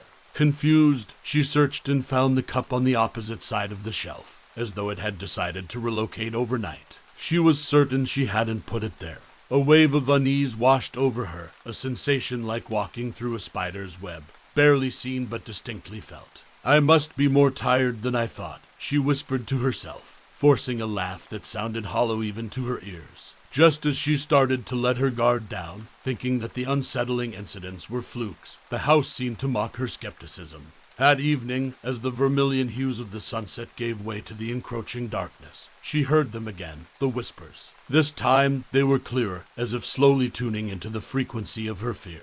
Though the words were still indistinct, the malevolent tone was unmistakable. It was a timbre laced with intention, an auditory shiver that scuttled down her spine. That night, as Rebecca curled into her sheets, she had her first unsettling dream. She was wandering through her own home, except it was a distorted version, labyrinthine and warped. The walls pulsated like the chambers of a heart, and from them emanated the whispering voice. It was everywhere and nowhere, a pervasive sound that filled the rooms like water fills a sinking ship. She tried to scream, but her voice was trapped, a mute cry in a house of echoes. Then she woke up, her nightgown sticking to her back, wet with a cold sweat. Enough was enough. Sitting on the edge of her bed, Rebecca grabbed her phone and dialed. The call went through, and after a few rings, Sarah's voice came from the other end, tinged with surprise. "Rebecca, it's late. Is everything all right?" Sarah was an old friend from college. Studious, rational, with a degree in psychology, she was the sort of person who dissected fears, not the one who entertained them. "I need someone rational to tell me I'm not losing my mind," Rebecca blurted, her voice quivering. "Something's happening here, Sarah. In this house. I keep hearing whispers." Sarah paused, weighing her words. "Have you considered it might be stress-related? Old houses can be creepy, and you've been through a lot." "It's not just that," Rebecca insisted. "Objects are moving. I'm seeing things in my dreams that make my skin crawl. It's as if the walls are trying to talk to me." Sarah sighed, audibly conflicted between her concern for Rebecca and her natural skepticism. "All right, look, why don't I come over this weekend? We can look into it together. Worst comes to worst, we find out you have a rodent problem and I get to spend some time in a cool Victorian mansion." Though Rebecca agreed, hanging up the phone felt like clamping a lid on a pot of boiling water. Sarah's visit would offer a brief respite, but it did little to quell the sinking feeling inside her. As she tried to drift back to sleep, she couldn't shake the sensation that she wasn't alone. The whispers seemed to lurk just beyond the veil of her consciousness, a lurking presence in a house full of inanimate witnesses. Her eyes darted once more to the dark corners of her room. The veil between the rational world and the inexplicable seemed thinner than ever, and she was teetering on the edge. The whispers were there, woven into the very fabric of the house. Words still elusive, but growing bolder, as if fed by her escalating fear, and they felt eager, almost impatient. Rebecca sensed it deep within her, a lurking dread that she was no longer the sole mistress of her home. There were other occupants, unseen, unheard, but most certainly felt. Lying in her bed, Rebecca gripped her sheets tightly as if they could shield her from the encroaching dread. A realization settled upon her like an invisible shroud. The walls didn't just have ears. They had voices, and those voices were waking up. The weekend arrived with deceptive normalcy, casting its sunlight on the opulent wallpapers and intricate woodwork of the Victorian mansion. Rebecca, awaiting Sarah's arrival, couldn't help but feel a knot of anxiety form in her stomach. Would the house behave, shrouding its sinister secrets in the face of skeptical scrutiny? Sarah arrived in an old Honda, its engine struggling against the weight of years and miles. The moment she stepped inside, her eyes widened with genuine admiration. Wow, Rebecca, this place is a treasure. You weren't exaggerating. The house, bathed in daylight, did indeed look charming. It was as if the walls, ceilings, and floors were actors, their malevolent character hidden behind the mask of architectural beauty. With a thin smile, Rebecca nodded. It's amazing what some sunshine can do. After a quick tour, they went to work setting up an array of cameras and microphones, strategically placing them in areas Rebecca felt were hot spots for the strange phenomena. Sarah, ever the rationalist, examined everything with a cautious yet open mind. Let's test it out, Sarah suggested, her fingers syncing the devices with an app on her tablet. We'll record through the night. Even if we don't catch any ghosts, maybe we'll find out you have some sneaky raccoons. As night unfurled its dark canvas, both women settled in the living room, their eyes darting frequently to the tablet's screen, which displayed the feeds from the cameras. The hours crept by, accompanied by the occasional creak of timber or rustle of wind-blown leaves outside. Twice, Sarah's eyebrows shot up as they heard indistinct rustling through the microphones, only to be followed by the rather unextraordinary sight of a curtain fluttering at a draft, or a door settling in its frame. Old houses do make strange sounds. It's not uncommon, Sarah said, looking up from the tablet. Rebecca bit her lip, hesitating. But it's different when you're alone. It's as though the house senses it. Sarah looked at her with a mixture of concern and disbelief. Houses don't sense, Beck. They stand. The night wore on, uneventful but thick with unspoken tension. By the time morning light crept through the curtains, both women wore expressions of exhaustion. Sarah yawned, her skepticism intact but tinged with mild disappointment. Maybe your ghosts got stage fright, she joked as they reviewed the recordings, finding them devoid of any conclusive evidence. Late Sunday afternoon, Sarah packed her equipment and offered Rebecca a tight hug. If you ever feel scared again, just call me. Though honestly, I think you're letting the atmosphere of this place mess with you. Rebecca walked her to the car and waved goodbye, a knot of dread forming the moment Sarah's car disappeared from sight. No sooner had she turned back to the house than she felt it, the weight of silence, pregnant with anticipation. She stepped inside, locking the door behind her. All right, you've got me alone. Is this what you wanted? For a moment, nothing. Then the voice spoke, its tone no longer an ambiguous whisper, but a clear, chilling articulation that curled around her like an icy draft. We knew you'd come back, Rebecca. We've been waiting for you. The room seemed to constrict, the walls closing in like an architectural vice. The voice knew her, spoke with an intimacy that tore through her deepest fears. It was no longer hiding, no longer a mere echo in the walls. I know about the fire, Rebecca. I know what you've tried to forget. Her heart raced as her mind whirled. The fire, a chapter in her life she had sealed away, shared with no one. How could it know? Her knees buckled, and she stumbled back against the door. She was chained to a house that not only whispered but knew her, knew the dark chapters of her life she'd never read aloud.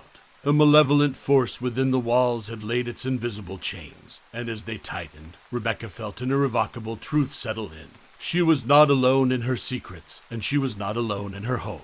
For lurking within the very bones of the house was an entity that had awoken, and it knew her name.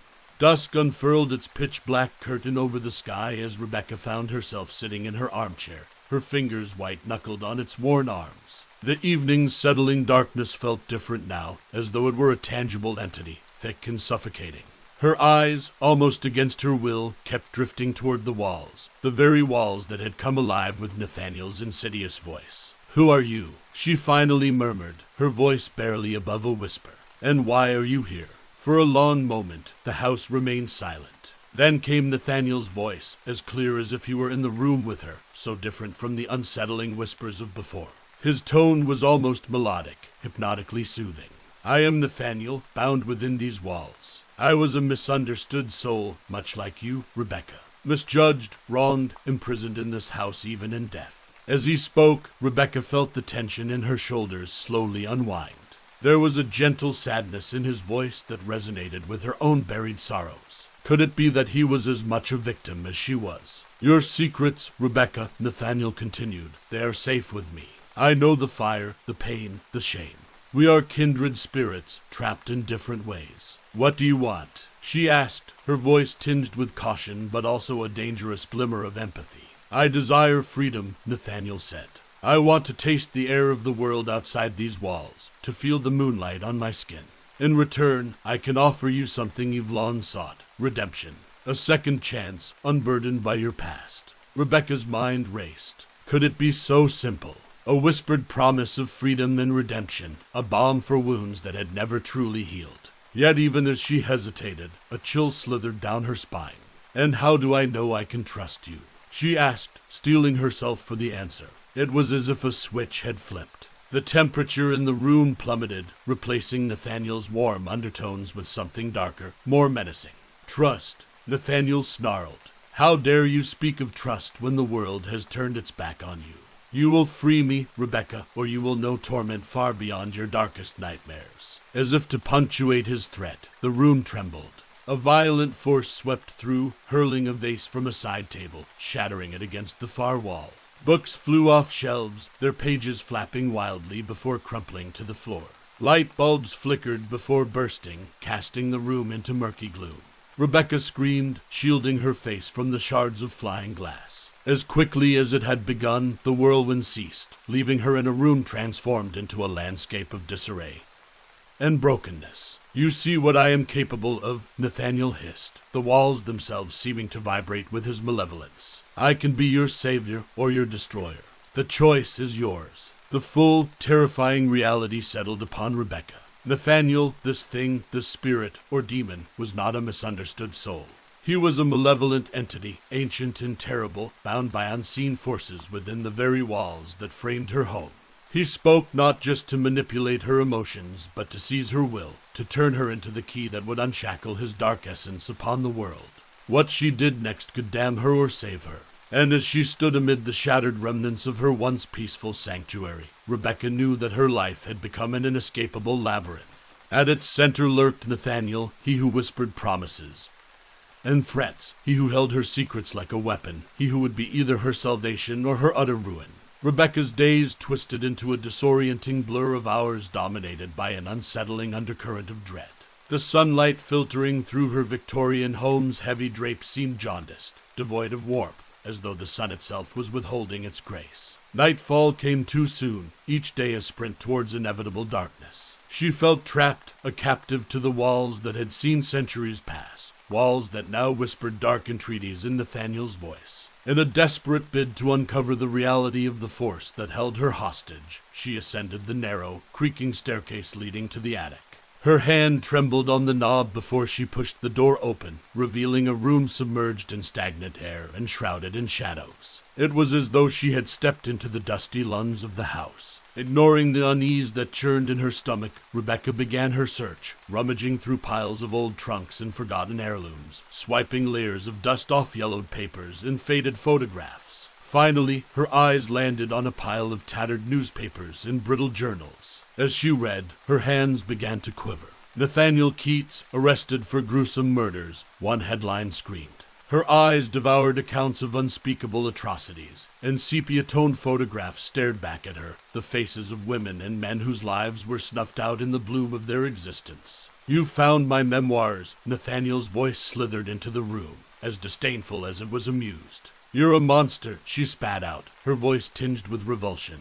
"Or a liberator. I took their meaningless lives and transformed their pain into art." Just as we could do with your life, Rebecca, he replied. His words sank into her thoughts, intertwining with her fears, her regrets, and her darkest desires. You're weighed down by your past, by the judgments of insignificant people. I can free you just as you can free me. We can rise, transcendent, unburdened. The proposition carried a twisted allure. Wasn't she already a pariah, mired in guilt and suppressed memories? Her heart pounded in her chest as Nathaniel whispered the final, unthinkable proposal, a ritual to free him, to tear down the walls of his spiritual prison and forge a new destiny for them both. Drawn almost against her will, Rebecca found herself gathering the ingredients, a silver chalice filled with rainwater, a ring of salt around an intricately chalked pentagram, and at its center, an old locket containing a strand of her hair.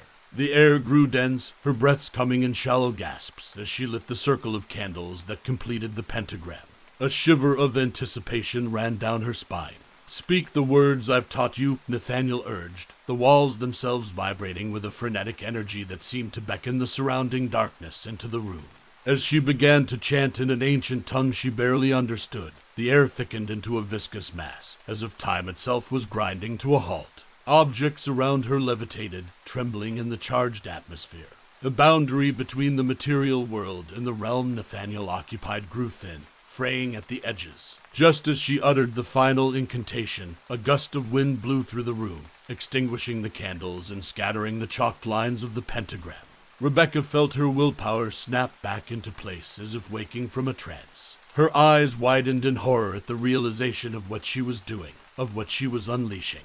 No, this ends now, she screamed, her voice breaking the unnatural stillness, her words a rejection, a sealing of the doorway that had nearly been thrown wide open. For a moment, the house quivered, as though caught in an earthquake. Nathaniel roared in frustration, the sound echoing like thunderclaps within the walls. You dare defy me. You will regret this, Rebecca. His voice shattered into 1,000 echoes, each a shard of malevolent intent. As the room settled back into its previous state, Rebecca trembled, aware of how close she had come to crossing an irrevocable threshold.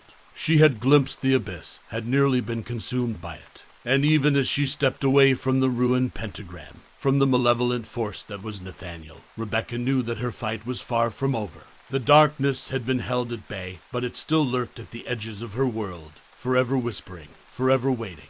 The air in the Victorian home was so tense it felt like a bowstring drawn taut, ready to snap. Rebecca had only moments before averted the ritual that would free Nathaniel, the monstrous spirit confined within these walls. But she knew she was treading on a razor's edge. You will regret your defiance, Rebecca, Nathaniel hissed, the menace in his voice making the hairs on the back of her neck stand up. She rushed downstairs to the study, her hands trembling as they searched frantically through a pile of musty, age-worn books on ancient rituals and spells she'd found earlier, but dismissed as superstitious nonsense. Now they were her only hope. She knew she needed to fortify the spiritual barriers of the house, to trap Nathaniel even more firmly within its walls. But how?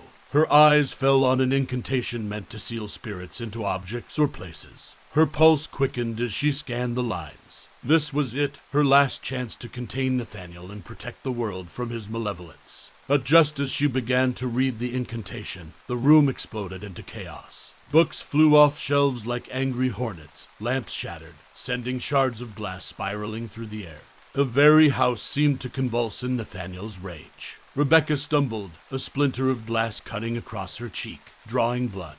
Her eyes met her reflection in a shard of a broken mirror. Blood trickled down her face, but it was her eyes that held her attention, fearful, yes, but also resolute. With a renewed sense of purpose, she clutched the book against her chest and began reciting the incantation, her voice rising above the storm Nathaniel had conjured. The words felt heavy on her tongue, each syllable a leaden weight, but she pushed forward. You cannot contain me. I will not be bound. Nathaniel roared. The walls trembled, the air grew icy, and Rebecca felt a crushing pressure against her chest, as if invisible hands were trying to squeeze the life out of her. She wavered, gasping for air, but forced herself to continue. I sealed thee into the very fibers of this dwelling. Let the walls be your eternal cage. She shouted, finishing the incantation with a guttural cry. An almost inhuman wail filled the house, a sound so filled with agony and rage that it seemed to come from the bowels of the earth itself. And then, just as suddenly, silence, a heavy, expectant silence that felt like a blanket smothering the room.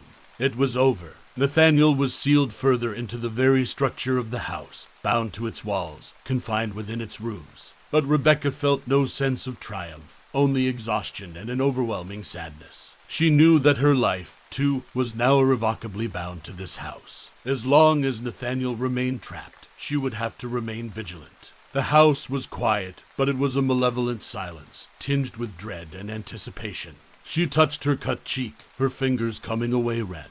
The room lay in ruins around her, a testament to the struggle that had just unfolded.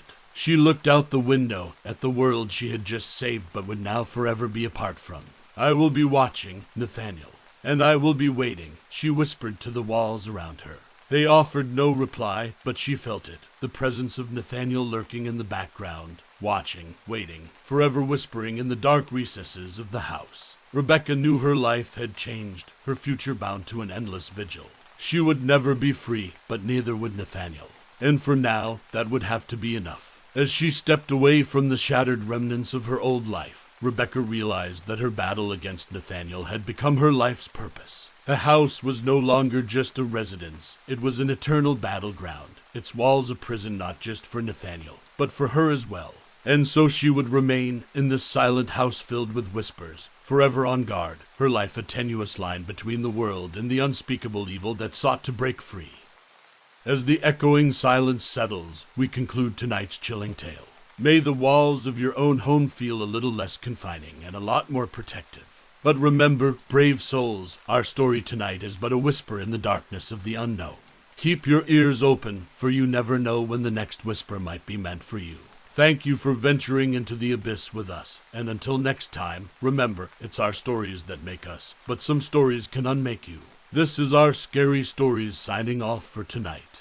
Welcome, dear listeners, to another chilling episode of our Scary Stories. I'm your host, lurking in the shadows of your deepest fears, waiting to enthrall you with tales of the macabre and the mysterious. Tonight, prepare to journey through time to a village steeped in suspicion, a community teetering on the edge of reason, all the while blissfully ignorant of the malevolent force that lurks among them.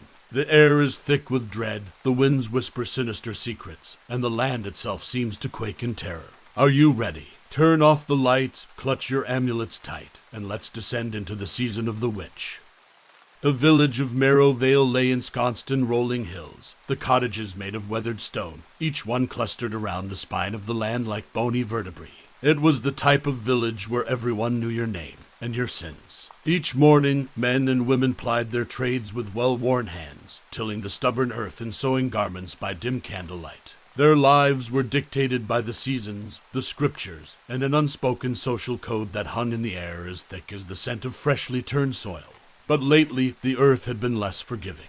Fields that should have yielded abundant harvests brought forth shriveled corn and hollow gourds. Livestock grew gaunt and listless. And the skies, they churned in strange hues, not just the soft oranges and blues of dawn, but sometimes an eerie green, as if the heavens themselves had turned ill. In the center of the village, adjacent to the imposing stone church, villagers gathered in the worn meeting hall. Wood planks creaked as the community filed in, each face etched with worry, framed by the flickering light of wall-mounted lanterns. Henry, the blacksmith, and a man of some authority, stood.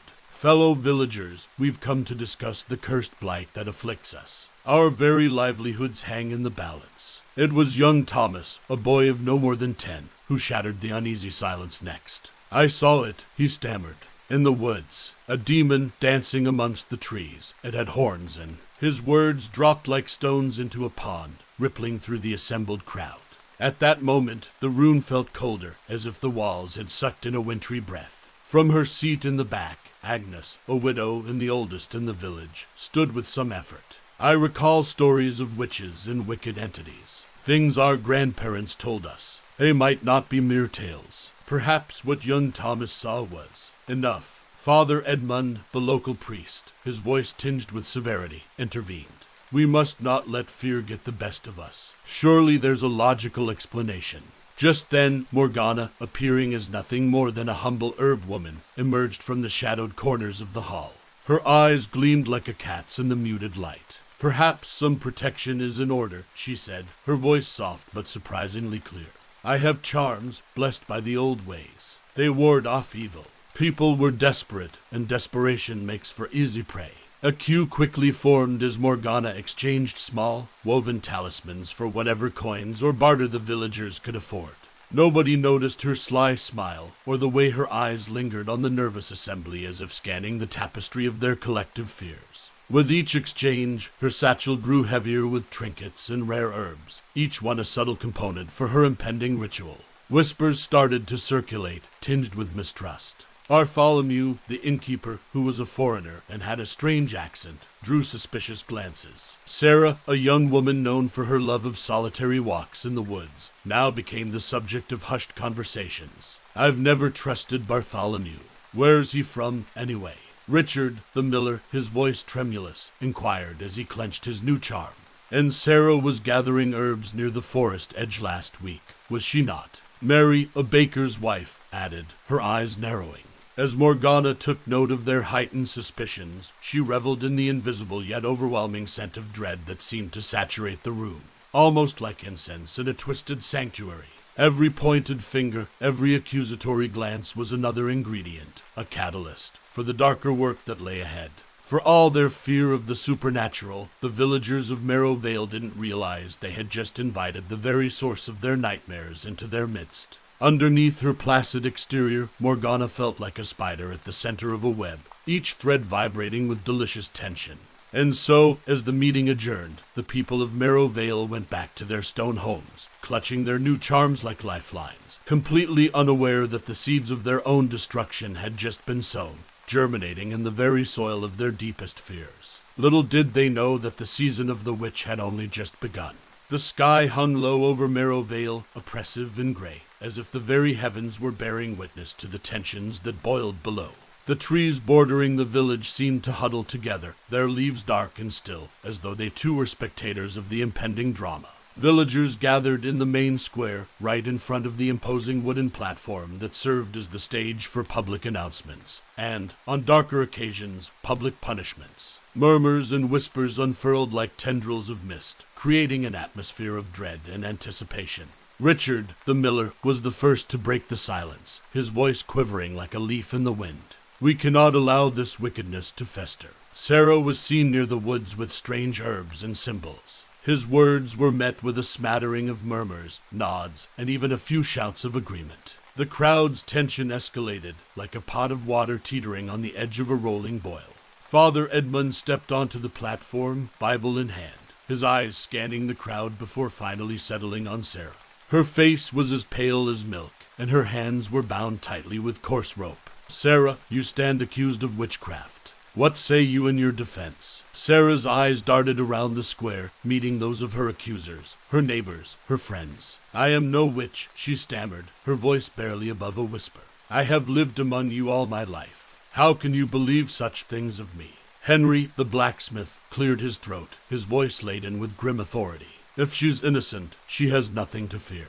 The trial will reveal the truth. A collective gasp echoed through the crowd as Morgana, still donning her guise as a simple herb woman, unveiled a piece of fabric tightly wrapped around a bundle of peculiar herbs and a crudely drawn pentacle, items she had secretly planted among Sarah's possessions. Father Edmund took a deep breath. Given this evidence, and lacking any other explanation, we must proceed with grim duty. Sarah, you are hereby sentenced to hang for the practice of witchcraft. The crowd's reaction was a mix of gasps, sobs, and a few murmurs of agreement. Lines were drawn, relationships strained and broken, as neighbors turned against neighbors, and even families became divided.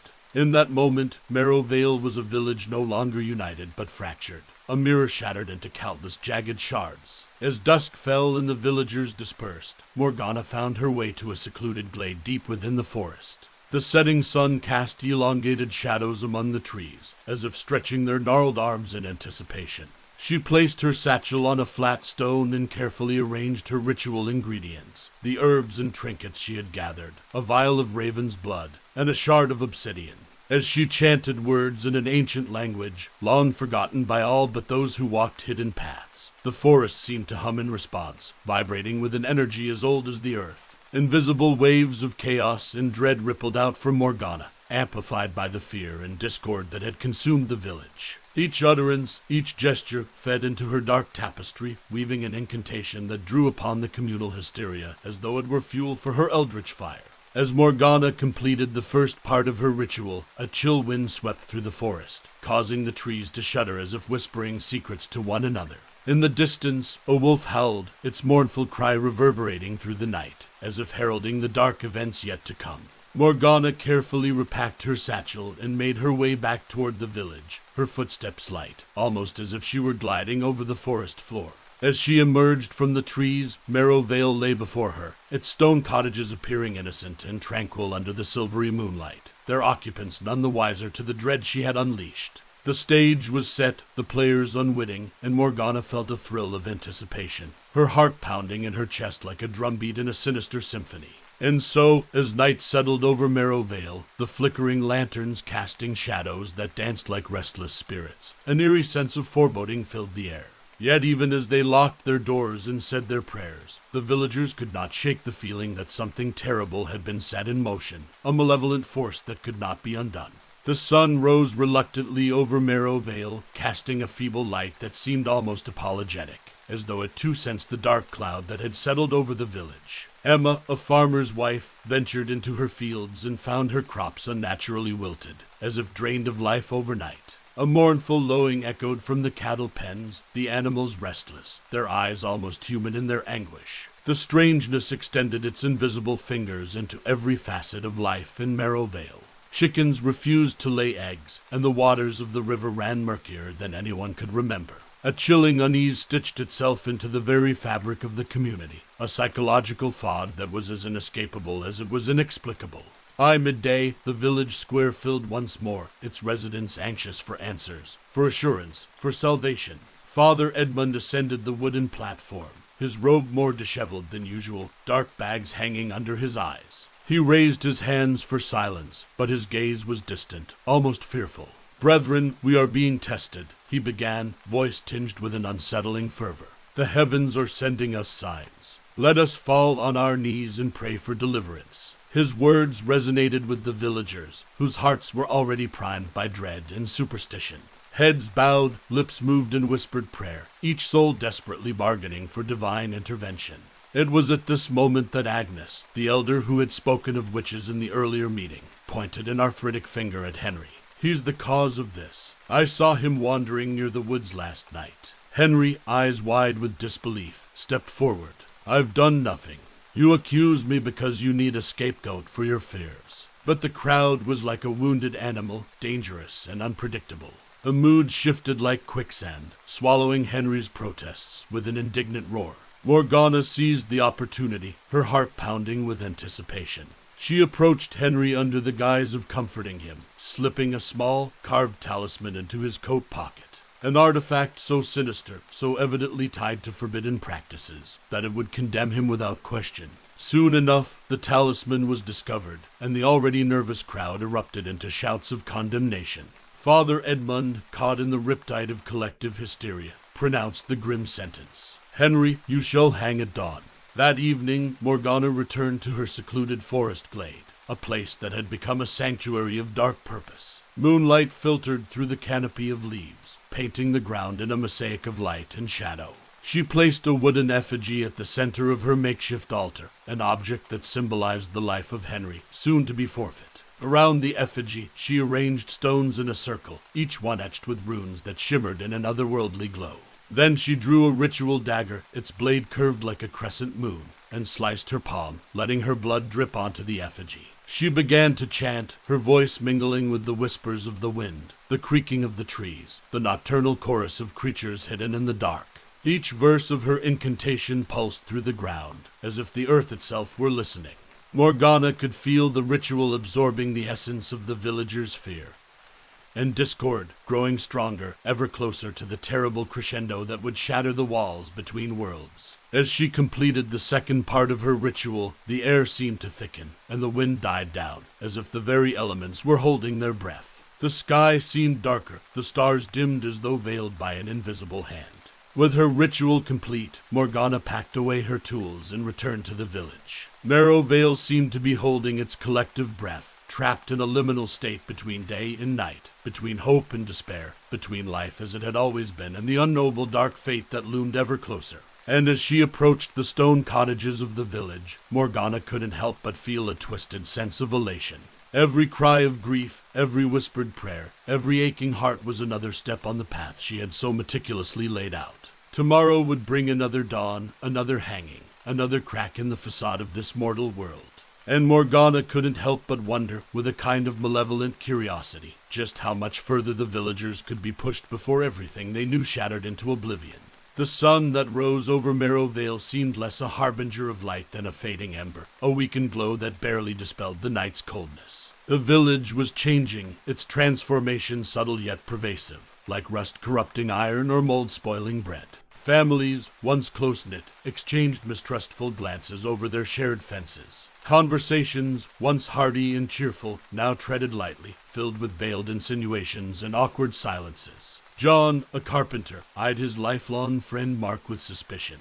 The two had been inseparable since childhood, but now every laugh, every pat on the back, felt like a potential betrayal. "It's like we're all cursed," Mark said, staring into his ale as though expecting it to reveal some hidden truth. "Aye, perhaps we are," John replied, not looking up, his mind awash with apprehensions. And then, as if on cue, a new tribulation gripped the village, a mysterious sickness. Villagers began falling ill, their symptoms unsettlingly vague yet debilitating.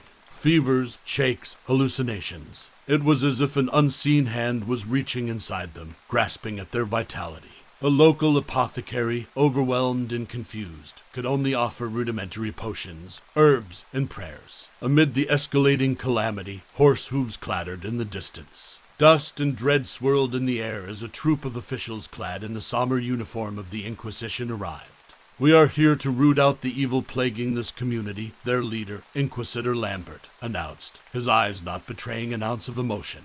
Morgana watched, her fingers lightly grazing a pouch of dried herbs hanging from her waist. The arrival of the Inquisition would only serve her plans, accelerating the spiral of chaos and despair. As the Inquisitors made themselves at home, appropriating the village hall as their base, two more villagers, Helen and Robert, were arrested. They were the easiest to blame, Helen because of her keen knowledge of herbs, Robert because of his reclusive nature. The subsequent trials were swift, almost perfunctory, as if the judgments had been rendered before they even began. Both were found guilty and executed, their screams of innocence swallowed by the mob's cries for justice. For Morgana, the moment was ripe to seek the final ingredient for her ritual, a tear from an innocent. She found her opportunity in young Thomas, who was already on edge from the unraveling of his community, conveniently offering herself as a source of comfort to the distraught child. She pulled him aside.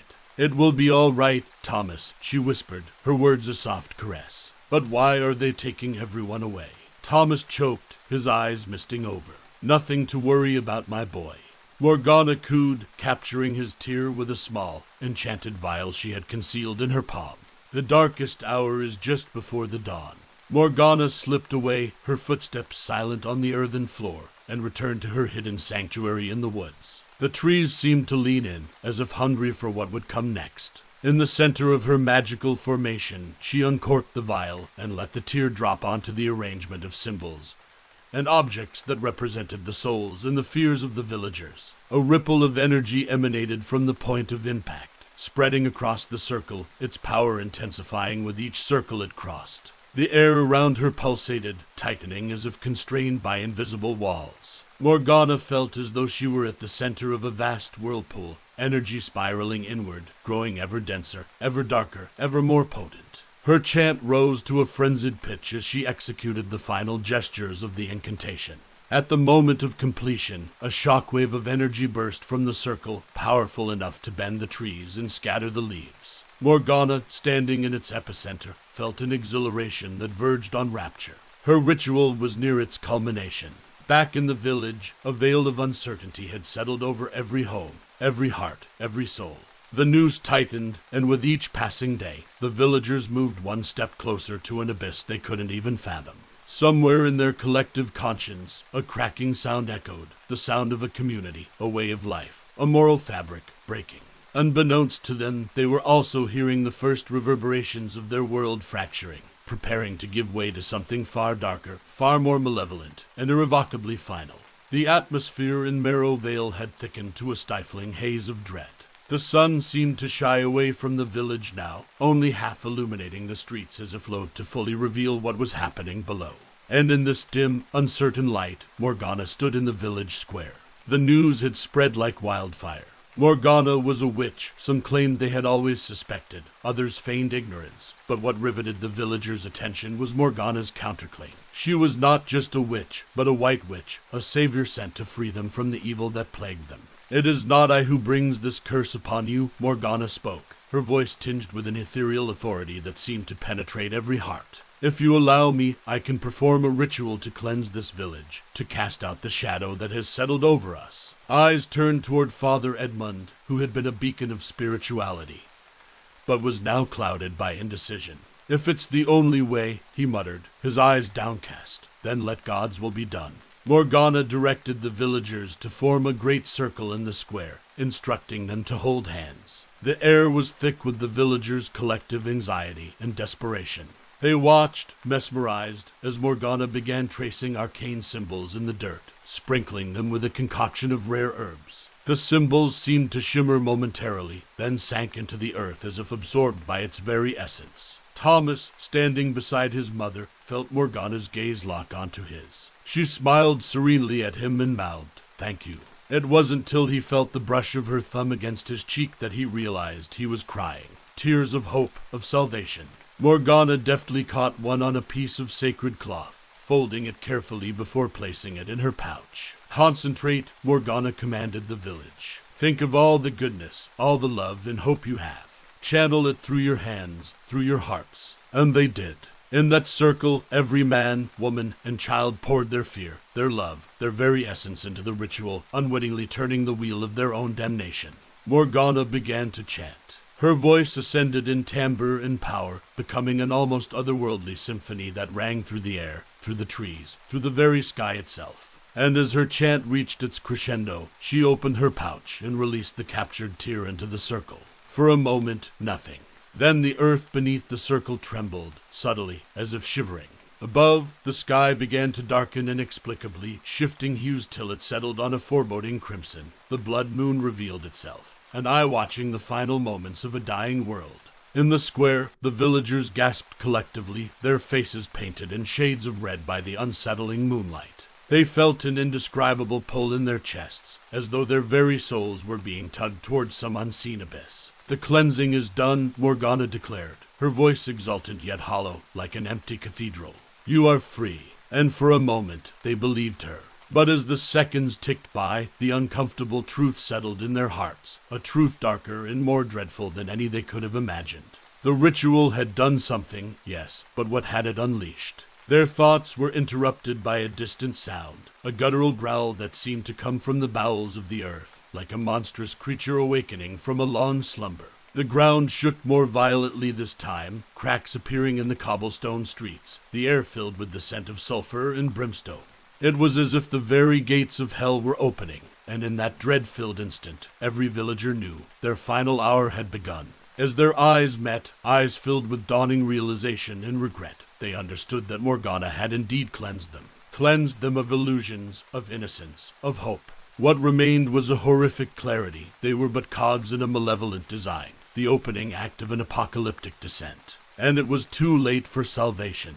Barely had the last tremor faded when the sky above Marrow Vale erupted into chaos. Lightning bolts, the color of rotting flesh, crisscrossed the heavens, colliding with an explosive fury that sent shudders through the ground below. Furious winds howled through the trees, as though voicing the lament of tortured souls. The earth itself seemed to groan in agony, its surface fracturing into jagged cracks that reached like dark tendrils across the village square. Those too near fell screaming into abysses that appeared from nowhere, swallowed whole by the ravenous ground. Panic unfurled its monstrous wings, enveloping the villagers in a frenzied chaos. Friends, family, neighbors, all social contracts were abandoned as each person scrambled in a futile effort to escape an inescapable doom. Doors were barricaded, prayers were shouted over the tumult, and as the gravity of their betrayal sank in, the cries for mercy turned to wails of despair. "God have mercy. What have we done?" Father Edmund fell to his knees, clutching his crucifix so tightly the edges bit into his palms. He had led his flock not to salvation, but to slaughter. In the midst of this pandemonium, Morgana stood solitary and unscathed. As her eyes met those of the villagers, one by one recognizing her, even in their hysteria, a wicked joy danced in her gaze. With a wave of her hand, she transformed. It was as if her flesh were made of smoke and shadow, swirling and reforming into a figure that was no longer human. Towering above them, her form was now an amalgam of darkness and dread, with eyes that glowed like molten lava. Her laughter resonated in a terrible cacophony that reverberated across the open square, full of malice and triumph. "It is done. The season of the witch is upon you, upon the world." Morgana spread her arms wide, as if to embrace the mayhem she had unleashed. Suddenly, a gale of supernatural force blasted from her, flattening everything in its path. Houses crumbled like cards, trees were uprooted, flung into the air like kindling. The villagers were tossed about like mere dolls, their screams of terror drowned out by the demonic winds. The ground beneath the village ruptured with one final, violent upheaval, as if the earth itself were dislodging a rotten tooth. Buildings, people, the entire landscape was consumed in a vortex of darkness and fire. The village of Marrow Vale was no more, reduced to smoldering ashes in a world teetering on the edge of oblivion.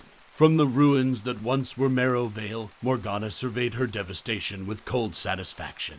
In her true form, imposing yet elegant, she unfurled her wings of night. As she took to the sky, her eyes were drawn to the horizon, beyond which lay countless cities and kingdoms, teeming with souls ripe for harvest. With a smirk that was both cruel and ecstatic, she soared into the approaching storm, leaving behind a world on the brink. Morgana reveled in her newfound freedom, savoring the taste of victory. She had all the time in the world, what was left of it, anyway. The season of the witch had begun, and so too had the unraveling of the world. So ends our grim journey through the shattered remnants of Marrow Vale. Were the seeds of their doom sown by their own mistrust and betrayal, or were they merely pawns in a game orchestrated by an ancient evil? Perhaps we'll never know. What we do know, however, is that the season of the witch is not confined to a single village nor a single moment in time. It lurks in the corners of our world, in the recesses of our minds, waiting for the perfect time to strike. Thank you for daring to venture into the abyss with us tonight on our scary stories. But remember, before you rest your eyes and succumb to the illusions of safety and light, remember Morgana, and ask yourself, what season is it in your world? Sleep well if you can. This is our Scary Stories signing off for tonight. Good evening, dear listeners, and welcome to another episode of our Scary Stories. I'm your host, and tonight we have a story that reaches into the depths of ancient curses, moral dilemmas, and the haunting call of the unknown. In a quiet, seemingly uneventful town, there lies a field, a cornfield unlike any other. You've heard of places that you should never visit, but what happens when curiosity conquers caution? Brace yourselves as we venture into the silver cornfield.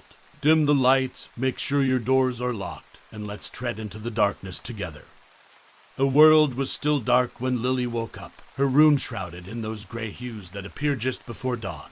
She sat up, allowing the crumpled bedsheets to fall away from her young frame. Barefoot, she padded over to her window and peered out at the silhouette of Maplewood, her new home. The small, isolated town was as if frozen in time, its colonial houses standing like stern, aged sentinels guarding lives that moved at a glacial pace. The scent of freshly baked bread wafted into Lily's room from downstairs, drawing her attention to the coziness of her new house. Even as a new resident, she felt that Maplewood's very walls and timbers demanded conformity, a strict adherence to age-old routines. With that thought, she quickly got dressed and made her way downstairs. The aroma grew stronger as she descended, filling her senses, momentarily pushing aside the curiosity that had nestled in the corners of her mind since moving here. "Morning, sweetie," her mother, Jane, greeted, placing a basket of rolls onto the family breakfast table. Her father, Mark, was already engrossed in the morning newspaper, the headline too distant for Lily to read. "Morning," Lily replied, picking at her food, her thoughts already wandering toward her day ahead at Maplewood Middle School. By the time Lily reached the schoolyard, it was buzzing with students engaged in animated discussions. Friends were huddled in groups, but Lily was alone, still a newcomer. It wasn't until she overheard the hushed whispers of her classmates, Andy and Sarah, that her ears pricked up like a cat sensing a far-off noise. "Did you hear about the silver cornfield?" Sarah murmured, casting a wary eye toward the adults loitering nearby. "You mean the werewolf thing?" Andy responded, a nervous giggle escaping his lips. "Just stories to scare kids." Sarah shushed him. "It's not a joke. My sister's friend went there once, and he said he heard something, howling or crying. He wasn't sure. He never went back." Lily could contain herself no longer. "Hey, I couldn't help but overhear. What's the silver cornfield?" Andy and Sarah looked at her as if she'd just announced she was from another planet. "You don't know." Andy was incredulous. "You've never heard the stories." Before Lily could respond, the bell rang, but the question and the fear in her classmates' eyes lingered in her mind. That evening, after a dinner that tasted of nothing and everything all at once, Lily found her parents in the living room. "Mom, Dad, what's the silver cornfield?" Jane and Mark exchanged glances. "Ah, the local folklore," Mark chuckled, a touch of unease sneaking into his voice. "It's just a story, Lily, meant to keep kids from straying into the cornfields and getting lost." "But is there something about a werewolf?" Lily pressed on, her voice tinged with urgency. Jane sighed. "Every place has its tales, sweetheart. Here, it's a werewolf. Other places, it might be a witch or a haunted house. It's just people's way of making sense of things they don't understand." Her parents' vague answers only fueled Lily's burgeoning obsession. And as if on cue, the night air was split by a distant howl, one that seemed to come from the direction of the very cornfield that was becoming the epicenter of Lily's thoughts. It was a mournful, bone-chilling sound that threaded its way through the walls of their home, bypassed the cheerful family portraits, and found its way into Lily's core, settling there like a seed in fertile ground. For the first time since moving to Maplewood, Lily felt a shiver of genuine fear crawl up her spine, making her feel alive in her dread. And so it was with a mixture of terror and an insatiable curiosity that Lily found her thoughts drifting back to that mysterious, forbidden expanse of rustling stalks and hidden shadows. The silver cornfield. It was as if the very words were a key, unlocking a door to a room she had yet to enter but knew, with an unsettling certainty, she would never be able to leave untouched. As Lily retreated to her room that night, she found herself gazing once again out of her window, her eyes straining against the obsidian sky. It seemed darker than usual, and yet, in that velvety blackness, the full moon hung low and heavy, as if it too were burdened with the secrets of Maplewood. And so the night wore on, quiet as a whisper, yet loud as a warning, promising nothing and everything all at once. Lily could not shake off the sensation that something monumental lay ahead, a feeling that solidified when another howl, distant yet unmistakable, sliced through the still air, piercing her very soul. The silver cornfield was calling, and it was a summons Lily knew she could not ignore. Lily's footsteps echoed in the library, a building as antiquated as the town itself. Rows upon rows of bookshelves reached toward the ceiling like gnarled fingers, while the ambient light seemed too dim, as though struggling to pierce the shroud of Maplewood's secrets. "Can I help you find anything?" The librarian, Mrs. Thompson, squinted at her from behind thick-rimmed glasses. "I'm looking for information on the silver cornfield," Lily uttered, almost in a whisper. Mrs. Thompson's expression tightened for just a moment, a flicker of some unspoken emotion. "Local history is in the back, third row on the left." "Thank you," Lily said, her voice laced with a mix of eagerness and trepidation.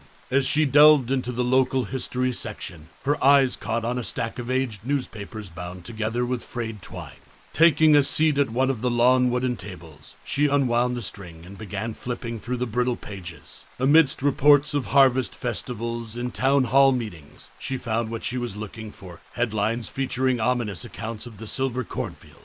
"Unearthly howls disturb night's silence," she read under her breath, the words printed in the kind of typeface that spoke of a bygone era. Skimming the article, her eyes widened. Witnesses reported hearing cries that sounded half-human, as if torn between worlds. A sudden creak from the other end of the library made her start. It was just Mrs. Thompson shelving books, but Lily felt her heartbeat quicken. Shaking off her nerves, she refocused on the documents before her. Digging deeper, she unearthed a copy of an old diary wedged between two dusty encyclopedias. The leather was weathered, the pages tinged yellow with age. The diary belonged to a certain Abigail Carter, dated back to the 1800s. Abigail wrote of a local outcast, a man who had been cursed and turned into a werewolf. But what caught Lily's attention was a particular passage. The beast is not purely evil but ensnared in its own fate. Redemption awaits it, a deliverance bound by a specific,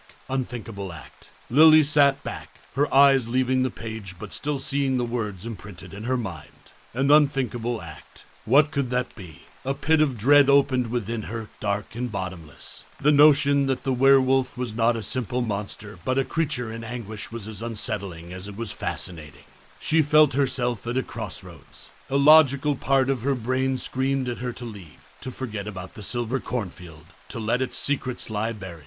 But another part, the part that heard the cries of an accursed being in search of redemption, yearned to know more. Closing the diary, she glanced around.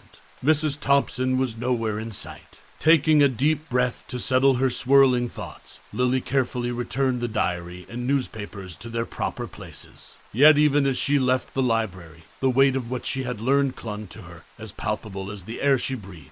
That night, Lily found herself once again at her window, her eyes tracing the distant silhouette of the cornfield, barely visible in the moonlight. She could almost hear the rustle of the cornstalks, as if beckoning her to unearth their hidden truths. Yet, accompanying that imagined rustle was another sound, a mournful howl that seemed to come not just from the depths of the field, but from the depths of a tormented soul. Lily clutched her chest, torn between the burning curiosity that had been her lifelong companion and a newfound sense of dread that tightened around her like a noose. For the first time, she questioned whether some secrets, like buried corpses, were better left undisturbed. Yet the howl in the distance spoke not just to her fears, but also to her empathy, to her burning need to understand. Torn between two worlds, much like the creature in her thoughts, Lily knew her life in Maplewood would never be the same again. Her journey into the shadows of the silver cornfield had begun, whether she was ready or not. And so she lay in bed, staring at the ceiling, her thoughts a maelstrom of fear and fascination. The puzzle pieces were falling into place, but the complete picture, she sensed, would shake the very foundations of her world. And though she wished she could turn back, that mournful howl echoed in her ears, a siren call from the depths of the unknown. Lily's fate was sealed. The only way out was to venture further in.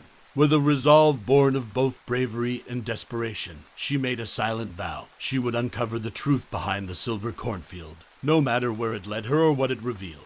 As sleep finally claimed her, it was not a restful slumber but one fraught with dreams of moonlight, of shadows, and of eyes, yellow and piercing, watching her from the depths of a labyrinthine field of silver corn.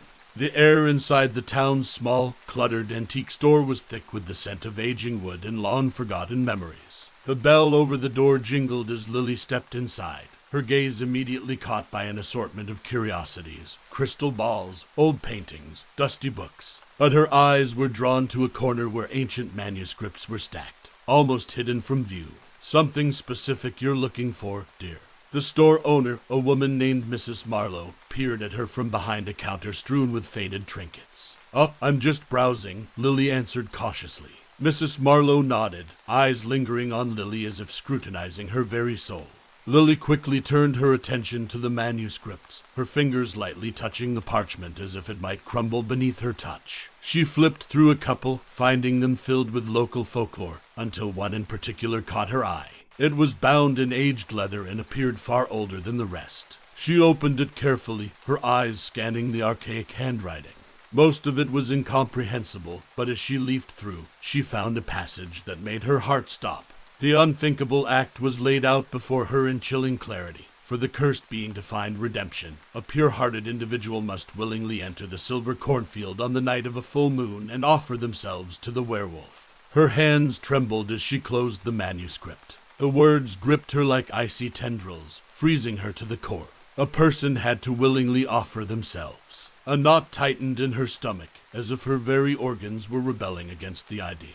Was it sacrifice, redemption, or both? She put the manuscript back into its place, her movements mechanical, her mind swirling in a storm of conflicting emotions. Silently, she exited the store, barely noticing Mrs. Marlowe's scrutinizing gaze that followed her to the door.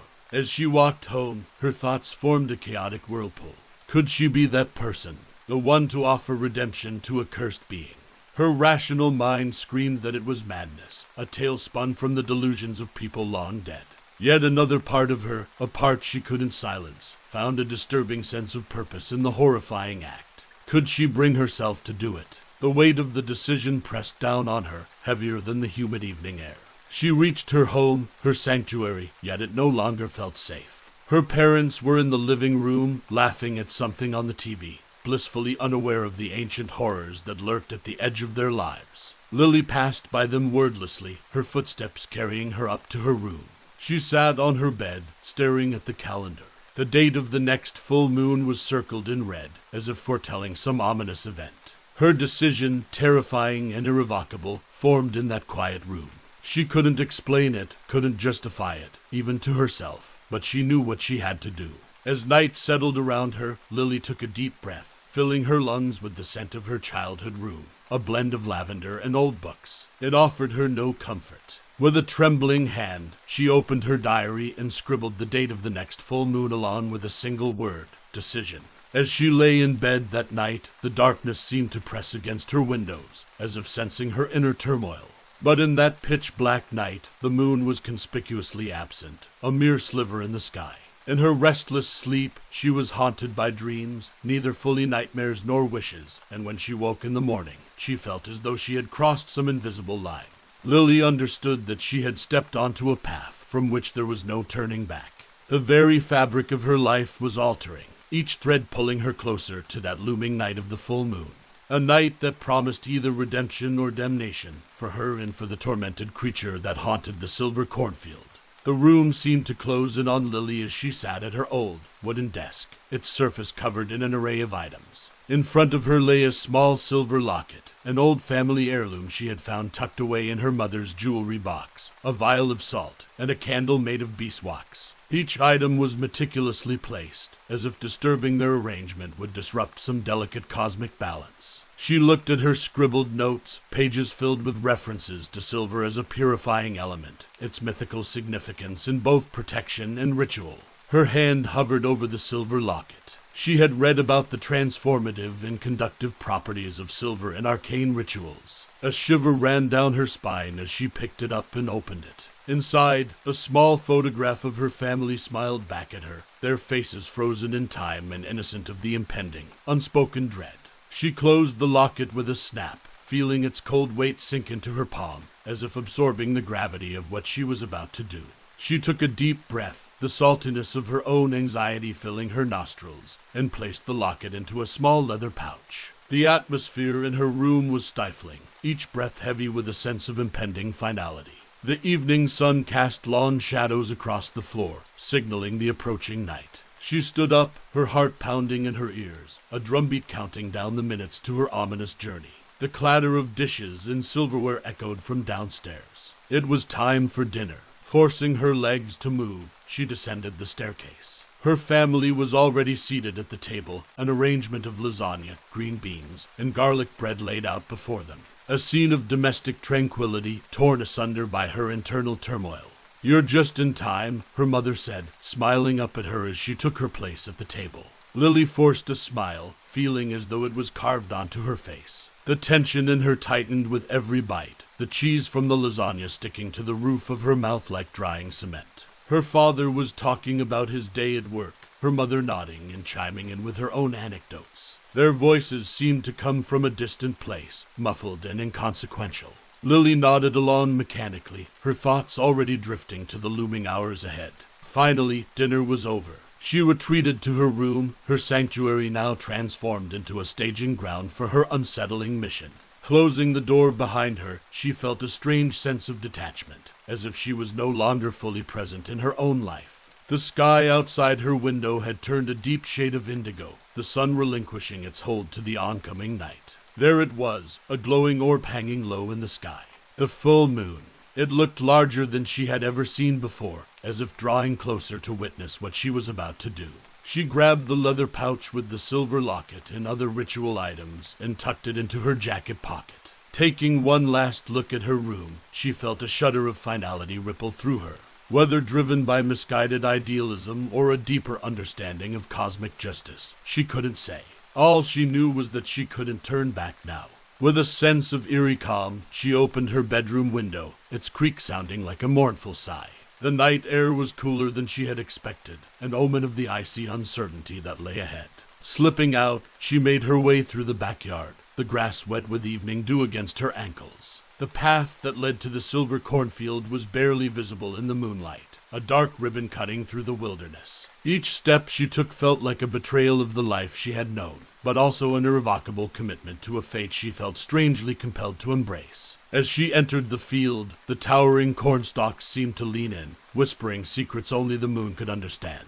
Above, the night sky was a tapestry of stars, twinkling like the eyes of long-departed souls. She felt them watching her as she made her way deeper into the silver cornfield, the locket in her pocket pulsating like a second heartbeat. She had crossed into a realm of the inexplicable, a borderland where myth and reality merged. And there, she stopped to wait, the moon casting its silvery glow upon her. The world around her seemed to hold its breath, as if pausing for the event that was about to unfold. In this haunting quietude, her earlier trepidation was replaced by a sense of terrible clarity. She was here, driven by a quest for answers to questions she could barely articulate, a desperate gamble to redeem a soul, or perhaps to lose her own. Suddenly, the wind changed, carrying a scent she couldn't identify, raw and animalistic. And in that moment, a low, guttural howl echoed across the field, piercing the stillness, and making every hair on her body stand on end. She knew, with chilling certainty, that it was time. The sound seemed to come from everywhere and nowhere, filling the night with its mournful lament. In that instance, fear and wonder collided within her, like two galaxies merging in a cosmic dance of destruction and creation. The howl seemed to echo her own inner turmoil, a voice for the dread she could not express. With a shaking hand, she reached into her pocket and took out the silver locket, clutching it tightly as if it could shield her from the unknown. And as she stood there, enveloped by the silvery moonlight, she felt a strange kinship with the creature whose mournful howl had guided her to this fateful moment. Lily waited, the locket's cold metal pressed against her skin, its chill seeping into her very being.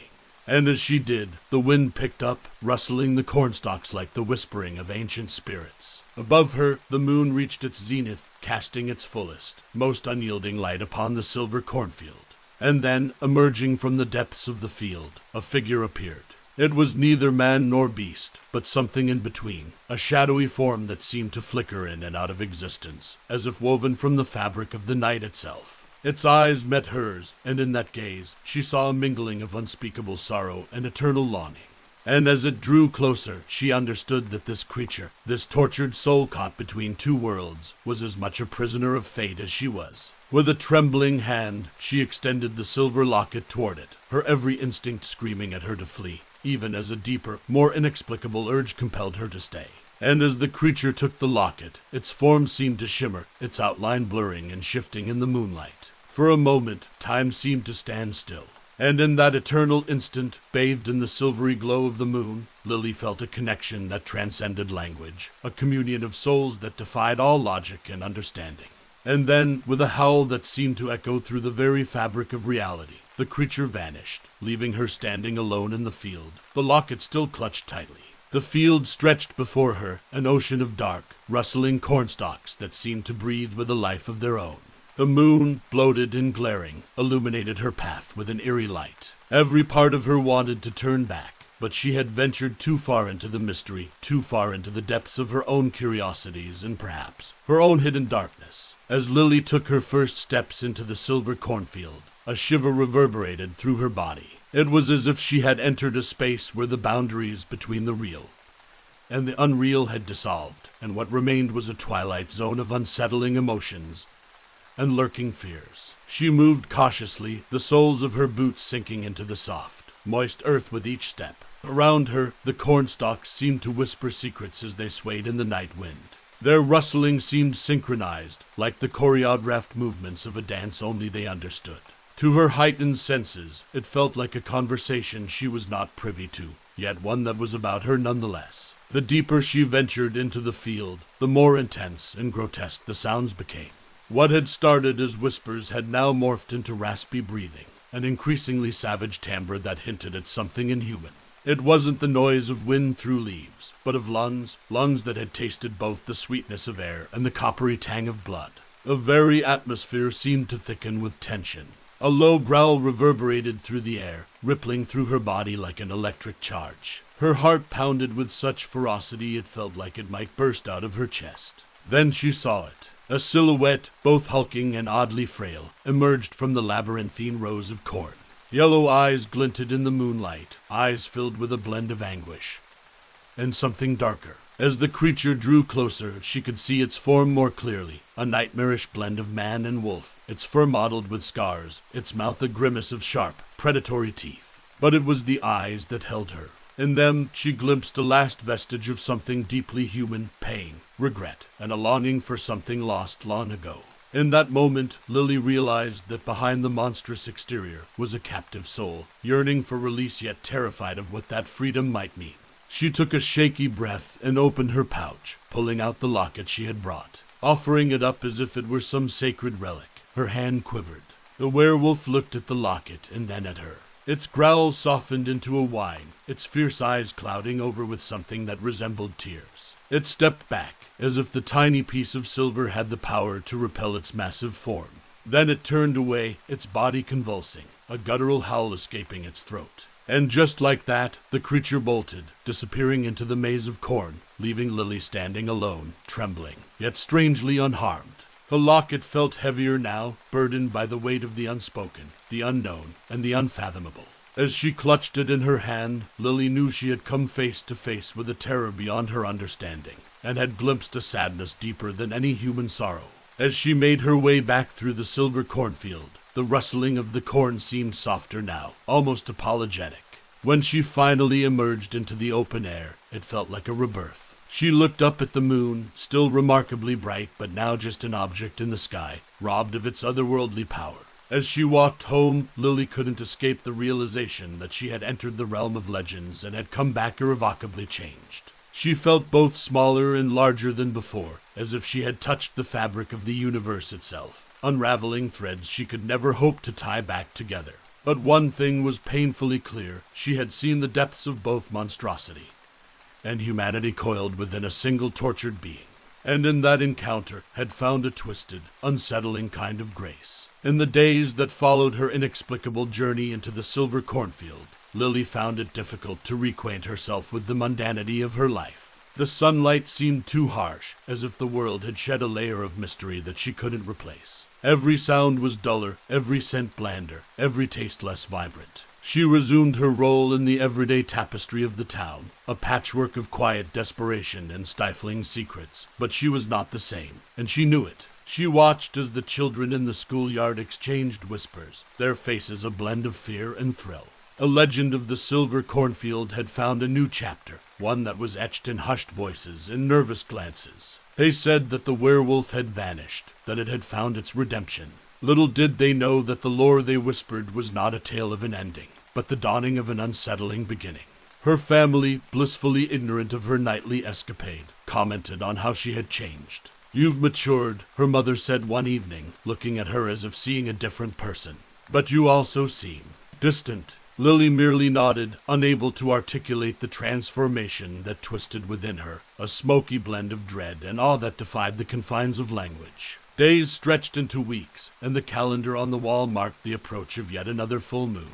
Lily felt an inexplicable tension build inside her. She couldn't dismiss the notion that her act in the cornfield, however incomplete, had changed something fundamental in the weft and weave of that cursed place. As the night descended and the moon took its place, a celestial voyeur peering into the lives of mortals, Lily found herself standing by her bedroom window. Her gaze was fixed on the dark silhouette of the silver cornfield, barely visible in the distance. Then it came, the howl. But it was not the same howl that had beckoned her into the cornfield weeks before. This was a sound more intricate, tinged with a melancholy she hadn't perceived earlier, and layered with a ferocity that was altogether new. It was as if the creature, wherever it was, had embraced its eternal torment while revealing a new layer of its complex agony. The howl trailed off, leaving a residue of silence that was both haunting and profound. Lily stood there, feeling an emotion she couldn't name, an amalgam of relief, horror, and an uncanny form of kinship. Her heart felt like a labyrinth, its every twist and turn reflecting the enigma of the silver cornfield, and the being that roamed within it. And so she understood that the curse was unbroken, that the werewolf remained a prisoner of its own existence. Yet it had changed, mutated into something even more unfathomable, something that reflected the dualities of life and darkness, human and monstrous. As Lily retreated from the window, she felt a curious sense of resignation. She had touched the fringes of the unknown and had been touched in return. There was no going back, not for her, and not for the wretched creature bound to the land and the moon. The town would continue its placid existence, its residents none the wiser. Children would swap embellished tales, adults would murmur prayers of thanks for their uneventful lives, and the cycle of days and nights would roll on. But woven into the fabric of that simplicity were threads of a story that defied understanding, a story that had claimed her as its witness, and, in some ineffable way, its participant. Lily lay on her bed, staring at the ceiling, but seeing only the endless rows of corn, hearing only the echo of that last, sorrowful howl. In the quiet of her room, she realized that some boundaries, once crossed, reshape you forever. And some howls, once heard, never really cease. They reverberate in the soul, a haunting melody in the intricate symphony of being. Ah, the sound of that final, sorrowful howl. It sends chills down your spine, doesn't it? Ladies and gentlemen, we've come to the end of another unsettling journey here on Our Scary Stories. As you lay in your bed tonight, staring into the dark void of your ceiling, ponder this. How many of us can truly resist the lure of the forbidden, the enigmatic? Remember, some boundaries, once crossed, reshape you forever. Thank you for listening, and until next time, keep the lights on. You never know what lurks in the shadows. This is Our Scary Stories signing off for tonight. Welcome, fearless listeners, to another episode of Our Scary Stories. This is the safe haven, or perhaps the perilous abyss, where your deepest fears and wildest imaginations come to life. Tonight, we beckon you to look skyward. But beware, what gazes back at you might just steal your soul. Lock your doors, dim the lights, and open your mind as we unravel the dark mystery of the black feathers. Now, let the story begin. The morning sun was an elusive guest in the sky, hidden behind thick, almost purplish clouds that carried the weight of a surreal grimness. The air was stiff, almost as if afraid to move. The usually bustling city was muted, holding its breath for something that neither its skyscrapers nor its sprawling parks could understand. The city was like a theater set before the rise of the curtain, but today it held not excitement, but dread. Sarah, wearing her sharp blazer and business skirt, looked into her camera. Behind her were the city's landmarks, but the real point of interest was the ground itself. Feathers, black as obsidian, were strewn all over. They coated cars, gardens, and even floated eerily in fountains, turning familiar places into landscapes from dreams you couldn't quite remember. And here we are, trying to get to the bottom of what residents are calling the feather phenomenon, Sarah said, forcing her journalistic tone to mask her concern. Is it art? Is it a biological anomaly? No one knows, but we are here to find out. Inside a brightly lit apartment, surrounded by glass beakers and terrariums filled with exotic plants, David squinted at his TV. He looked at the black feather held gingerly in Sarah's hand on the screen, and then at the identical feather on his table. His eyes, usually so keen and analytical, swam with confusion and skepticism. There was a sort of unease in him, a shiver that ran counter to his scientific disposition. "I've never seen a feather structure like this," he murmured to himself, picking up the feather with a pair of tweezers. "This isn't just some ordinary bird. This defies all avian taxonomy." Simultaneously intrigued and disturbed, he placed the feather under his microscope. He needed to investigate, for his own peace of mind more than anything else. The room changed when Emily walked in. Small for her age, with wisps of golden hair framing her face, she had the air of someone who existed partially in another realm. Her eyes had a mature depth, contradicting her tender years. She held a feather too, but unlike Sarah and David, she held it like a familiar friend. "Do you like the feathers, Mommy?" Emily asked, her voice tinged with an innocence that made the question even more unsettling. Her mother, Martha, looked from Emily to the feather inside. "I don't know, darling. They are beautiful but strange. They make me feel uneasy, like a lullaby sung in a language I don't understand." Sarah's phone buzzed with notifications as her report aired.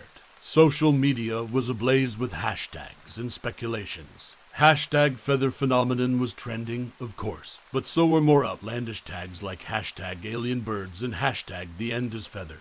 Sarah couldn't focus. She wrapped up her on-site reporting and headed back to the news van. Her eyes flickered nervously over the skies, half expecting something to swoop down. Yet, even her trained imagination couldn't conjure what would come next. David was absorbed in his microscopic examination when a chill rushed through him. The shadows in his room deepened as if absorbing light. The sensation was unmistakable. He was no longer alone. "What in the—" he began to say, but was interrupted by a scratching noise at his window. With trepidation, he pulled back the curtain, but found nothing. Mustering courage, he opened the window and peered outside, his heart pounding louder than the wind. Again, nothing. As David closed the window and drew the curtain, his room flooded with normal light once again. But now he was sure of it. The feather wasn't the only foreign entity to have invaded the city. The chill remained with him, a lingering note in a haunting melody. Emily stood by her window, watching with curiosity as adults in her neighborhood discussed the mysterious feathers. She was too young to understand their fears, but she felt the weight of their emotions. Looking down at the feather in her hand, she whispered as if sharing a secret, "It's not their fault, you know. They are looking for something."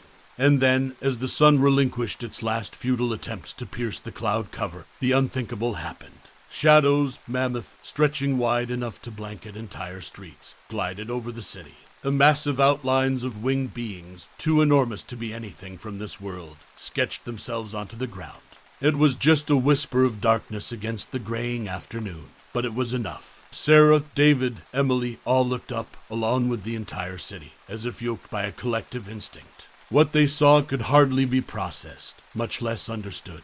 Majestic and terrifying, birds of colossal size broke through the clouds, their eyes red like molten coals. Their feathers, black as the deepest night, reflected the scant light, imbuing them with an ethereal glow. For a brief, chilling moment, human and bird locked eyes. A silent understanding passed, filled with warnings and oaths. And just as suddenly as they appeared, they ascended back into the clouds, leaving only a torrent of black feathers raining down, as if mourning an event yet to pass. The city below held its breath, each person alone with their dread, yet united in a shared sense of impending cataclysm. There was no turning back now. The skies had awakened, and they were dark and full of terrors. The sun had barely broken the horizon, its feeble rays reaching out to a world transformed.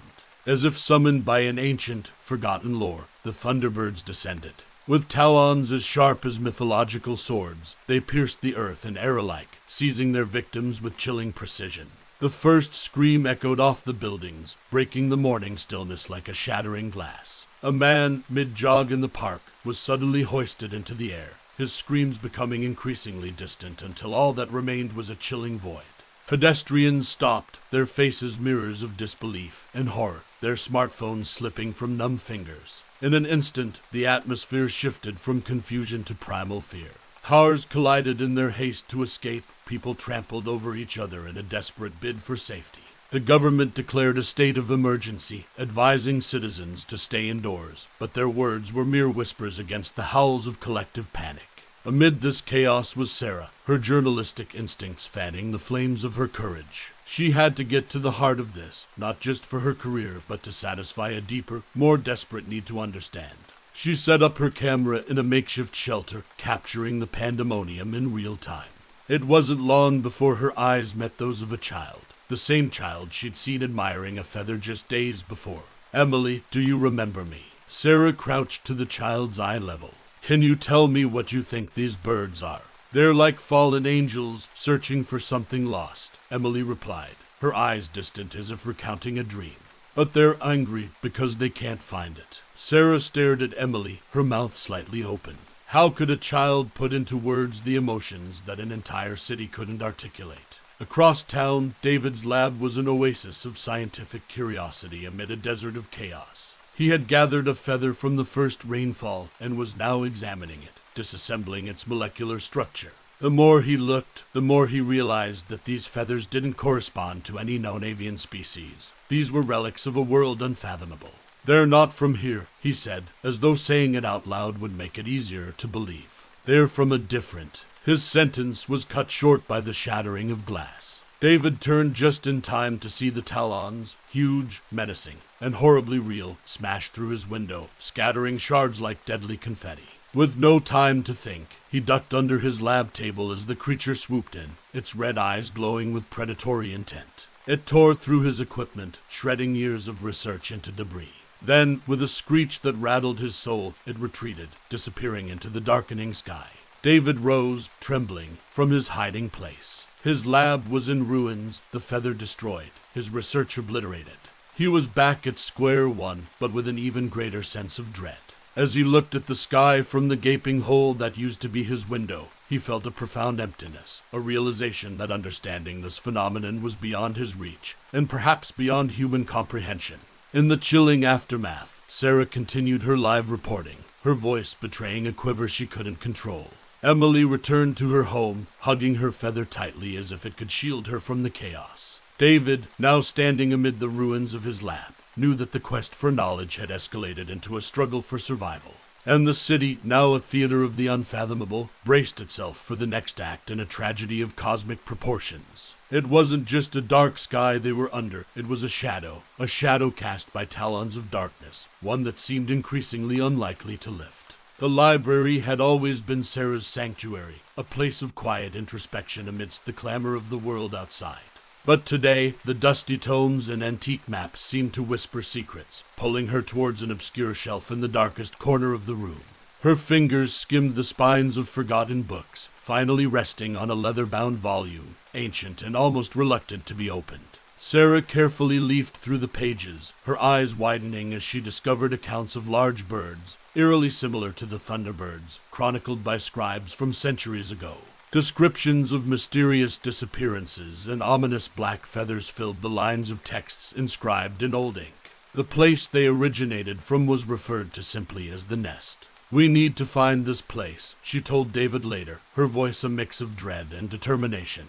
David was skeptical, still reeling from the loss of his research. But the mention of ancient writings captured his scientific curiosity. Emily, however, showed no reservation. "I need to go," she said, gripping her black feather. "They called to me even before they came. I don't know why." So it was decided, almost as if by an unseen hand guiding their destiny. Armed with maps, provisions, and an unwavering purpose, they embarked on an expedition that would take them through an uncharted forest, described in the ancient book as the dwelling place of these otherworldly creatures. As they ventured deeper into the woods, the atmosphere grew dense with a weighty foreboding. Vines entangled their path like clutching fingers, and clouds shrouded the sun, casting an eerie gloom that toyed with their senses. Here, nature seemed to conspire with the supernatural, as if guarding a cosmic secret. Birds with dull feathers and watchful eyes observed them from the trees, their trilling songs like mocking laughter. It was Emily, her affinity with birds like a beacon, who noticed a particular arrangement of trees resembling an archaic symbol from the book. "Through here," she whispered as they crossed the threshold. What lay before them defied comprehension. Amidst towering trees and hanging moss was the nest, a clearing suffused with an ethereal luminescence. Statues filled the area, but not of stone or bronze. These were people and objects from various eras, all turned to what looked like petrified wood, their expressions frozen in the final moments of terror or awe. "Guardians," Emily murmured, her voice tinged with reverence and melancholy. "They're guardians of something so sacred, so ancient, that it's beyond us. We're not just trespassers, we're transgressors." David looked around, his scientific mind grappling with the surreal scene. "So they're not just predators. They're protectors, maybe even selectors. But of what? Or for what?" The air grew thick, as if in response to their questioning, their probing. A rumble echoed from the heavens and shadows formed above them, a swirling vortex of thunderbirds descending toward the nest. Their eyes glowed with an otherworldly light, as if challenging the intruders to comprehend the vastness of what they guarded. Sarah clutched her camera and David his notes, both suddenly feeling the inadequacy of their tools to capture or explain this cosmic enigma. And Emily, standing among the life-turned wood statues, understood that her affinity for birds was not an invitation but a summons to face the unbearable grandeur of a secret older than humanity itself. Their hearts pounded, not just with fear, but with the unsettling realization that they were standing on the precipice of a revelation so profound it could unravel the fabric of their understanding of the world. And the guardians of that secret, their feathers dark as the space between stars, circled above them, a living halo of mysteries never meant to be solved. Emily stood still, her eyes meeting those of a thunderbird hovering just above the clearing. It was a surreal communion, as if time and space bent around them. The young girl felt an inrush of images, emotions, and a keen sense of urgency, interspecies telepathy, she would later call it. "They're not here to destroy us," Emily murmured, her voice quivering with newfound understanding. "They're here for something specific. Something stolen." Sarah looked bewildered, her camera dangling from her hand. Stolen. What could be so important to trigger all this? David, his skepticism dissolving in the face of the incredible, echoed Sarah's sentiment. Yes, what could a creature that's possibly existed for millennia want from a modern city? Emily closed her eyes, as if listening to whispers only she could hear. "A relic," she said softly, "in the city museum. They're looking for a relic that was taken from them, a piece of their world." The urgency now had a focus. They needed to retrieve this artifact before the city was torn apart in the birds' relentless search. With the sun dipping below the horizon, painting the sky with hues of dread, the trio retraced their steps through the ominous forest and returned to a city in turmoil. Security was heightened around public buildings, the government having declared a state of emergency. Sirens wailed in the distance, a grim melody that matched the city's mood. Military vehicles rolled through the streets as though preparing for war. The museum would be a fortress. Sarah used her press credentials to lead them through the main entrance, spinning a story about covering the preservation efforts for invaluable artifacts during the crisis. David, meanwhile, had memorized the museum's layout, guiding them through hallways adorned with relics that bore mute testimony to human history, a history now interwoven with a more ancient, more cosmic narrative. But it was Emily who sensed the direction they should take, pulled as if by an invisible string towards an obscure exhibition titled Mysteries of the Ancient Sky. Among meteorites and archaic astronomical instruments sat the object, a metallic, feather-shaped relic displayed in a glass case. Its dark surface seemed to absorb light, and as Emily approached, it shimmered as if recognizing a kindred spirit. "Is this what they're looking for?" David asked, his eyes wide in astonishment. "Yes," Emily confirmed, her gaze still locked on the relic. Security measures surrounded the artifact, lasers that could trigger alarms, pressure-sensitive flooring, and likely silent alarms wired directly to local police. Sarah had a basic understanding of alarm systems from a previous investigative story. She instructed David to spray a fine mist of water to reveal the lasers, while she disabled the primary alarm with a series of carefully executed wire cuts. David, relying on his nimble agility, gingerly moved his hands through the web of lasers to unlock the glass case. The air seemed to hold its breath as he lifted the feathered relic and placed it in Emily's waiting hands. "Let's go," Sarah urged, the weight of their actions sinking in. "We have to return this before it's too late." As they retraced their steps, they heard footsteps, security guards responding to a secondary silent alarm they had overlooked. Turning a corner, they found themselves at a dead end, their path blocked by an imposing Egyptian sarcophagus. Sarah looked defeated.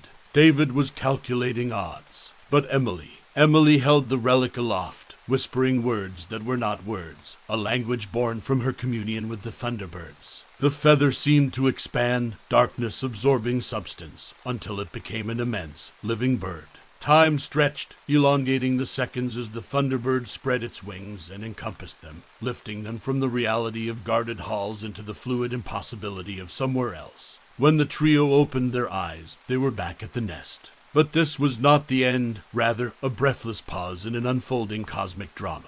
As Emily returned the relic to a larger, more regal thunderbird, she knew that they had crossed a boundary not meant for humans. And in that crossing, they had been changed forever, no longer mere witnesses to the impossible, but participants in an enigma that spanned the skies and pierced the very fabric of existence. A metallic relic, no longer an object but a key to understanding, lay on the wooden table in David's makeshift lab. Sarah examined it through her camera lens, half expecting it to morph into a bird once more. But it remained static, its lustrous surface reflecting a history they could hardly fathom. David scanned through an esoteric tome borrowed from the same section of the library where Sarah had found the ancient book detailing the Thunderbirds. It says here this is a dimensional keystone. It not only draws the Thunderbirds to our reality, but also binds them here. If we can decipher how to reverse this binding, maybe we can send them back. Emily sat apart, lost in thought, replaying the emotions and images she'd experienced during her connection with the regal Thunderbird. They're tied to the celestial, part of a greater cosmic web. This relic, it hurts them by being here. Outside, the city was a tinderbox of fear. Military barricades had gone up around major landmarks, soldiers patrolling with nervous energy. Air raid sirens sounded intermittently, sometimes signaling the appearance of a Thunderbird, other times serving only to amplify the unease. Despite tanks and jets, the military had only managed to agitate the magnificent creatures, causing collateral damage without affecting the birds. Sarah, having received a message on her phone, looked grim. They're planning to bomb the nest. The government thinks destroying their gathering place will scatter them or force them back to wherever they came from. David shook his head in disbelief. That's an incredibly bad idea.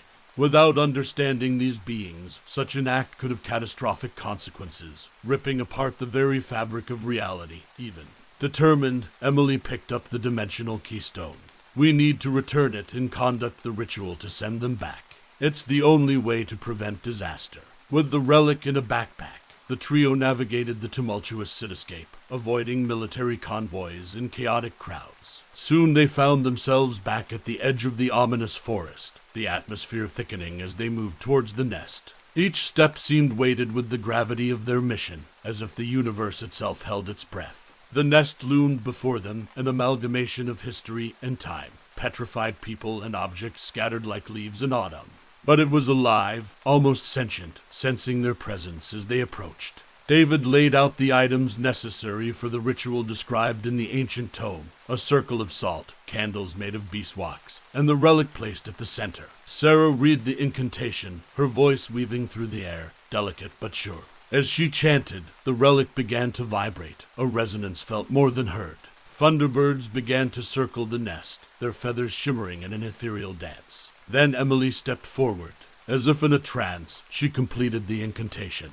The relic lifted, caught in an invisible whirlwind, then imploded into a burst of dark light. The Thunderbirds let out cries of agony or relief. They couldn't tell, but the cries echoed, reverberating through layers of existence. As the dimensional walls started sealing, Emily felt a pull, a summons she couldn't ignore. She looked at David and Sarah, her eyes filled with a mixture of sadness and anticipation. I have to go with them. I can learn, understand, maybe even serve as a bridge between our worlds. I'll come back, I promise. But for now, I need to go. Before they could protest, Emily walked into the shimmering ring of light surrounding the now floating relic. And then, with a final flutter of black feathers, she and the Thunderbirds were gone. David and Sarah stood alone in the now still nest, the weight of their success as heavy as the loss of their young friend. As they turned back, faces marked by the traces of realms beyond, they knew they had been part of an ancient tapestry that was far from complete. For in saving their world, they had embraced mysteries that transcended it. And some mysteries, they understood, were never meant to be unraveled. It was strange how swiftly normalcy returned to the city, like a river smoothing over a disrupted stone. Cars honked, children played in the parks, and restaurants buzzed with laughter. Yet, the air carried a subtle undercurrent of unease. People looked up more often now, eyes scanning the sky as if half expecting to see shadows eclipsing the sun. Sarah sat in her office, staring at the computer screen where words wove into sentences, sentences into paragraphs. Her article was unlike anything she had written before, questioning the tenuous boundaries of human understanding, the cosmic scales on which the events had balanced. The Black Feathers event, as it's now universally called, wasn't just an ecological anomaly, but a glitch in the universe, a puncture through which we peered into the abyss of the unfathomable. She typed, her fingers hovering over the keyboard before pressing the submit button. Meanwhile, David was in his lab, which bore the marks of the recent attack. Shattered glass had been replaced, but the air still smelled faintly of burnt paper and chemicals. Amidst the remnants of his previous work, a new book lay open, encyclopedia of cryptids and mythological creatures. The pages whispered new mysteries, Mothman, Loch Ness, Bigfoot, and though he knew his academic colleagues would scorn him, David was resolute. His research was taking a turn. From now on, he would delve into the chasms between science and myth. Sarah and David met at a cafe later that day, their faces showing the strain of lives irrevocably changed. They spoke little, each immersed in their own intricate labyrinths of thought. yet taking comfort in the other's silent company. They were custodians of a secret too vast to share, yet too burdensome to bear alone. As they parted ways, a chilling breeze swept through the city streets, carrying with it a scent of rain and distant lands. Both looked skyward, their gazes meeting a cloudless sky, its tranquility a jarring contrast to the terrors it had recently unleashed. Back at her home, Sarah entered Emily's room, untouched since her departure. The walls were adorned with drawings of birds, hawks, eagles, and her own imaginative creations, a testament to a young girl's wonder that had turned out to be so much more. It was a sanctuary of questions with no easy answers. And then it happened. From the open window, a single black feather floated down, landing softly on Emily's empty bed. It lay there, a sliver of darkness against the pale sheets, as if whispering secrets in a language too ancient for words. The feather was an enigma, a piece of a puzzle far grander and more intricate than they could comprehend.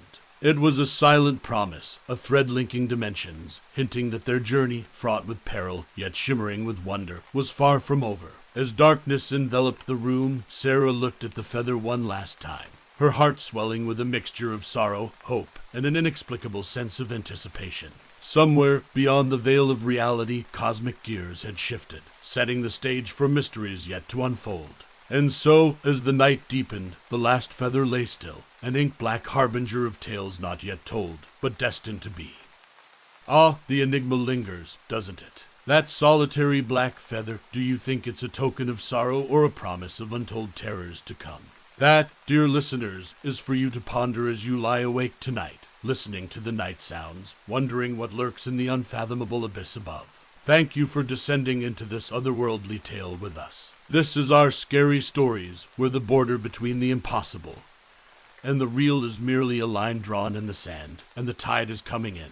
This is our Scary Stories signing off for tonight.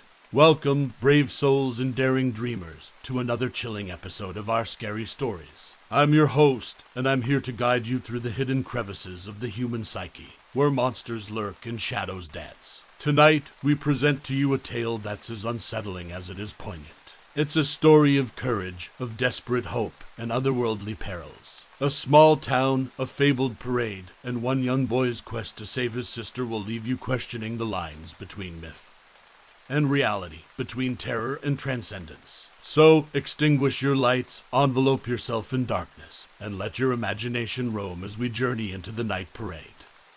The air in the small, isolated town was always a mix of rustic warmth and an inexplicable chill, as if the whispers of ages past still clung to the present. Jamie, a 12-year-old boy with eyes full of wonder yet tinged with skepticism, felt that air change as he walked through the town square, his older sister Clara by his side. Buildings, draped in years of stories and secrets, seemed to loom over the cobblestone paths in both a protective and eerie manner. The scent of freshly baked bread wafted from Mrs. O'Donnell's bakery, trying to add some normalcy to a day that felt far from ordinary.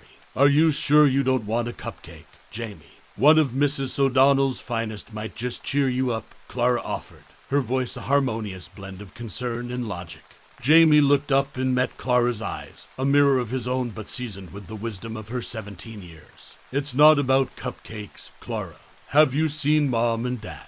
They look like they're walking on eggshells. Clara shrugged. Well, you know how this town is with its folklore. Every 50 years, right on cue, everyone starts panicking about the night parade. Jamie's curiosity wrestled with his skepticism as they passed by the town library, its ancient wooden doors creaking open to reveal a huddle of old-timers in hushed discussion. Phrases like night parade, safeguards, and it's almost time floated from their veiled assembly. See, even the old folks are taking it seriously, Jamie noted. Before Clara could reply, their father's voice came from behind them, tinged with a rare urgency. Jamie, Clara, time to head home. Curfew's early tonight. The curfew was indeed earlier than usual, and even Jamie noticed their parents' subtle signs of anxiety, the glances exchanged, the hurried manner of locking every door, the candles lit not for ambience, but for some semblance of safety. Yet, when questioned, their parents deflected. It's just a precaution, kids. Better safe than sorry, their mother said, eyes avoiding direct contact. Clara, perhaps trying to protect Jamie or maybe even herself, downplayed it all as she readied for bed. It's all just tales, Jamie. No parade of ghosts is going to march through town, all right. But what if? Enough, Clara cut him off, softer than her words. Time to sleep. Jamie lay in his bed, a quilt of cosmic patterns enveloping him. But sleep was elusive. His room felt more confined tonight, the walls drawing nearer like they, too, were afraid of the impending nightfall. The tick-tock of the antique clock on his bedside table sounded more like a countdown.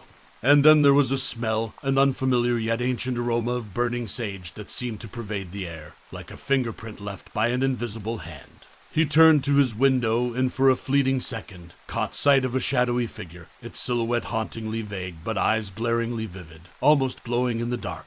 Their eyes met. A shiver clawed its way up Jamie's spine. Just as quickly, the figure vanished, as if sucked into the obsidian sky. It took Jamie several seconds to find his breath. Questions erupted in his mind, each one a flicker of a darker thought than the last. Was that a sign? A warning? An invitation?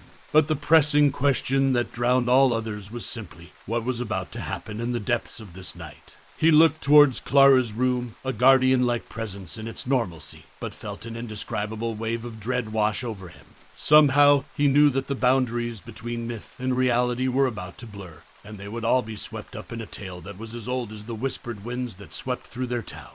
Tonight was not just any night. Tonight was a harbinger, and Jamie could only guess what it heralded. The room darkened as the clock struck midnight, marking the hour yet somehow making time feel irrelevant. And somewhere in the distance, so faint he could almost convince himself he was imagining it, Jamie thought he heard the eerie melody of an ancient, mournful song. Here, in a room that he had always considered a sanctuary, Jamie suddenly felt like an intruder, caught in a narrative written long before he was born. What that story was, he did not know. But he sensed, in the marrow of his bones, that it was about to unfold. And whether they liked it or not, he and Clara were now undeniably a part of it. His eyes darted one more time to where the figure had stood. There was nothing there. Nothing visible, at least. But in the space it had occupied, in the lingering chill, and in the pause between each tick of the clock, Jamie felt its presence. Unseen but palpable, like the calm before a storm. And he knew, beyond the realm of logic or explanation, that they were all on the cusp of something both terrible and extraordinary. The darkness inside Jamie and Clara's home had weight, a heavy texture that was usually comforting but tonight felt oppressive.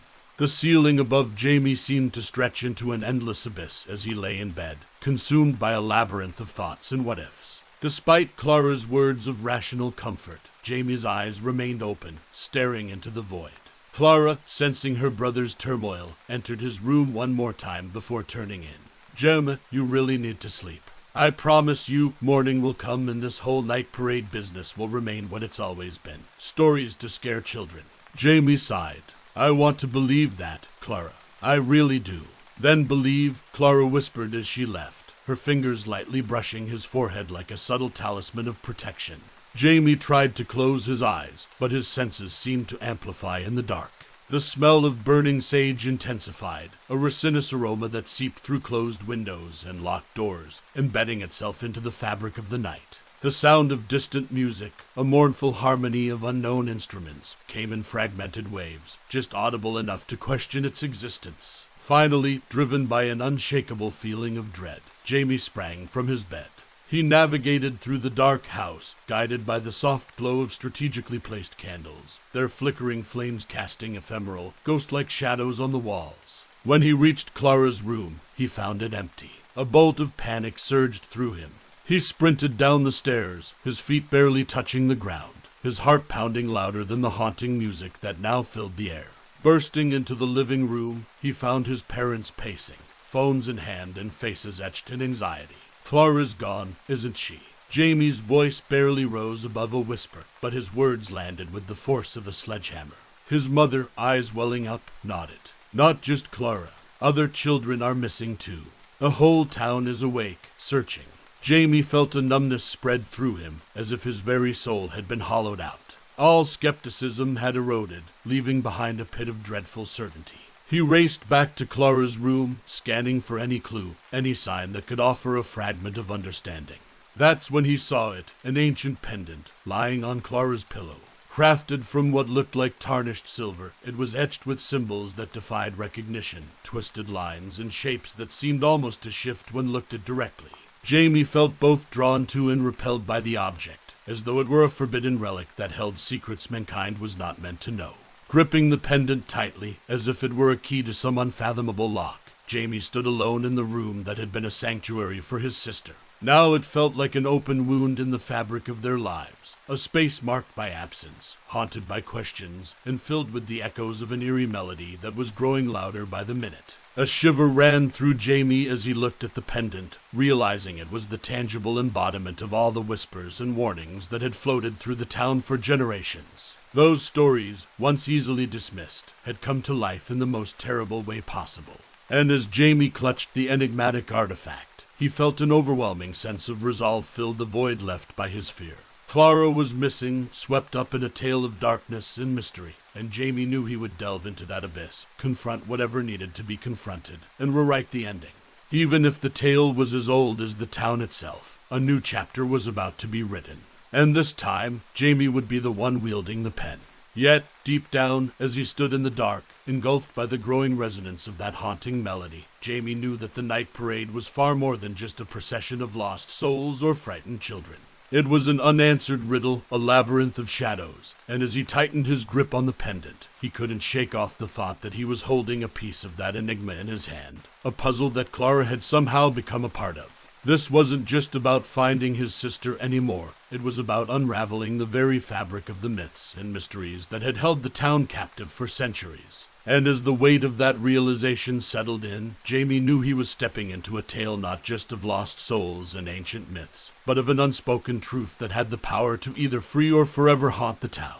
The choice, he now understood, was in his hands. Jamie's feet carried him with a sense of urgency he'd never known, leading him toward the foreboding forest that skirted the boundaries of the town. Trees, gnarled and twisted like ancient sentinels, stood steeped in a mist that seemed to drink the moonlight. Each step forward felt like a step out of the realm of the known. Each rustle in the underbrush sounded like an inaudible whisper urging him back. But Jamie pressed on, the pendant from Clara's rune clenched tightly in his hand, its inscrutable symbols seeming to pulse with a life of their own. As he ventured deeper into the woods, guided only by the thinning mist and the intermittent glow of the moon, a mysterious figure appeared, a hooded silhouette barely distinguishable from the enveloping darkness. Fear wrestled with curiosity within Jamie, but the figure's voice broke the standoff. Follow the scent of burning sage, young one. It's the breath of the lost, the incense of the wandering souls. Who are you? Jamie managed to stutter, his voice tinged with a mix of awe and fear. Some call me the guardian of forgotten hopes. Hurry now, the parade waits for no one.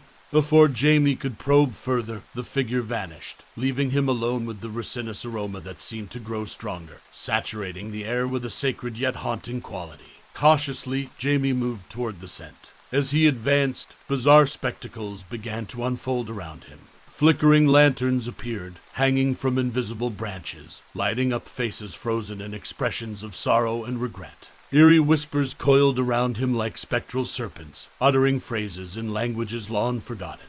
Still, propelled by a bravery he never knew he had, Jamie continued deeper into the forest. His fear, though still present, was now tempered by an invincible resolve.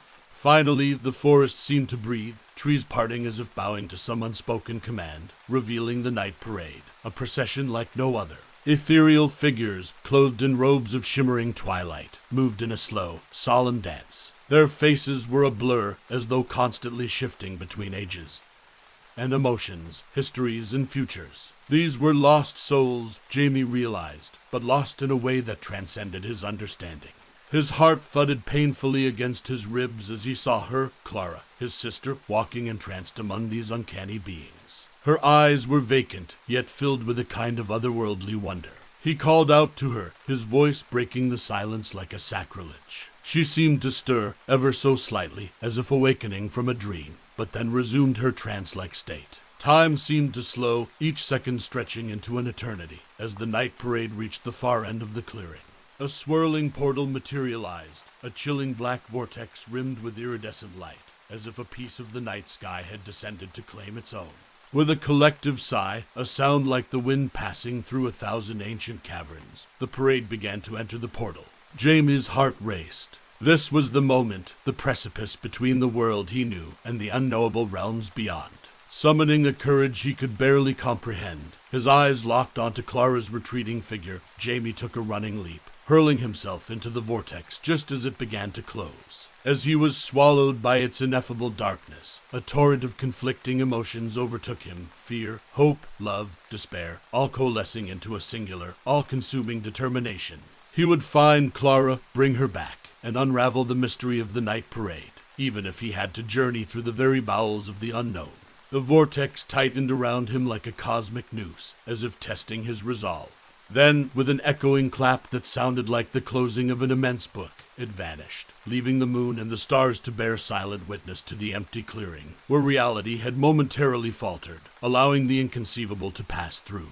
And in that ephemeral, eternal second, Jamie felt as though he were both hurtling through infinity and suspended in a timeless void. As the sensation began to fade, replaced by a growing sense of dislocation, Jamie realized he was no longer in the forest, no longer even in the world he had always known. He had plunged into the shadows, into the enigma that was the night parade, armed with nothing but his love for Clara and the cryptic pendant that seemed more and more like a key to unlocking the unimaginable.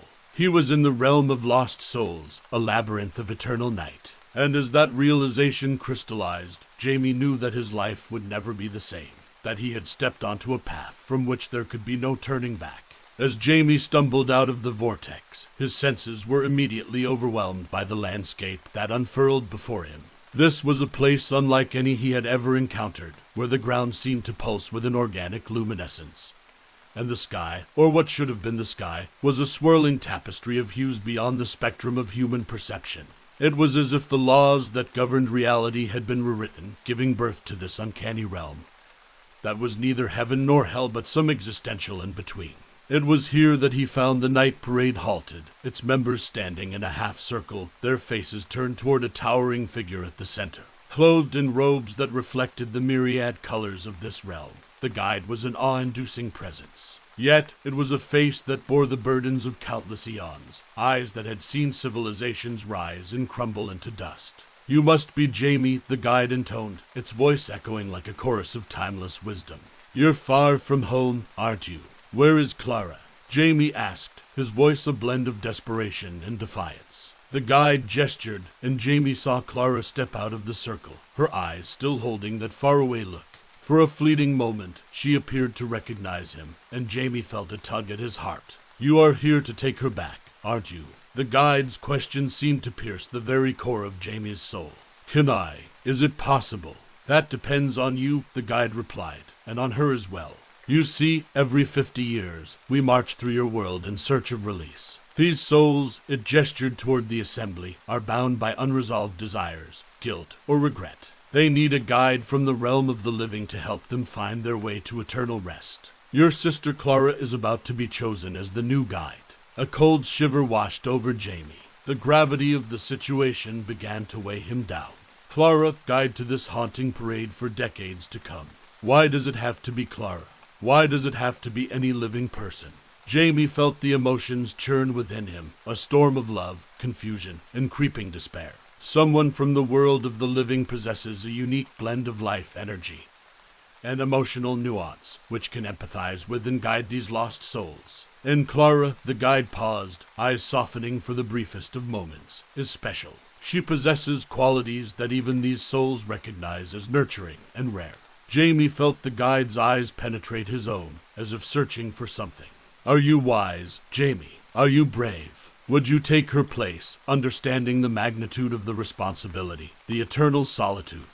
The words hung in the air, crystallizing into a terrible choice that Jamie had to make. His mind raced. Clara had always been his protector, his confidante. How could he let her shoulder such a grim task? Yet, what would it mean to take her place? "You must choose," said the guide, its voice deepening into a resonant, unyielding timbre. "Save Clara by taking her place as the guide for these souls, or let her assume this endless role." Jamie looked at Clara, her eyes meeting his for an agonizing second. In that moment, he made his choice. But before he could utter it, the realm itself seemed to quiver in anticipation, as if aware of the monumental decision about to be made. And Jamie knew, whatever he chose, there was no turning back. A silence enveloped the forgotten realm as Jamie locked eyes with the guide. Though this place was alien, the air now thrummed with an energy that felt unsettlingly like anticipation. "I have a proposition," Jamie said, his voice steadier than he felt. "Instead of me taking Clara's place or leaving her here, what if there's a third option?" The guide raised an eyebrow, an almost human gesture that momentarily belied its otherworldly presence. A third option. The traditions of the night parade have been the same for countless eons. What could you possibly propose? Let's have a duel of wits. I challenge you to a game of riddles. If I win, you grant me an audience with the entity that rules over this parade. We discuss another way. If I lose, I'll take Clara's place willingly. Interest flickered across the guide's inscrutable face. You would wager so much on a battle of intellect. Jamie nodded. Yes, I would. The guide paused, as if consulting some unfathomable depth of ancient wisdom, then finally spoke. Very well, ask your riddle. Walks in the wind, but stays in its bed, seen in your dreams but not in your head. What is it? Jamie asked. For a brief moment, the guide looked puzzled. Then, almost reluctantly, it answered, a river. Correct, Jamie acknowledged. Your turn. What is keys but can't open locks? The guide replied. A piano, Jamie said without hesitating. The guide nodded, conceding the point. Very well. You've earned your audience with the entity. Before Jamie could react, the ground beneath him started to ripple like liquid, and he felt himself being pulled toward a singularity. When he came to his senses, he was standing before an immense, nebulous figure, a concentration of pure essence that seemed to constantly shift and change, like a storm cloud made of vibrating strings of light and shadow. You wanted an audience with me, boomed the entity, its voice like the collision of galaxies. Speak your wish. My wish is simple, Jamie began, to free these souls in a way that doesn't require the lifelong servitude of someone like Clara or me. Surely with your cosmic wisdom, there must be another way. The entity seemed to consider this an intriguing proposal. I will consider it, but you must first solve a riddle that has never been solved. Go ahead, Jamie said. Capable of granting eternal joy, yet can easily destroy. I am in the seasons, the earth, and the skies. What am I? Jamie felt as if his mind was stretching, expanding to encompass the enormity of the cosmic riddle.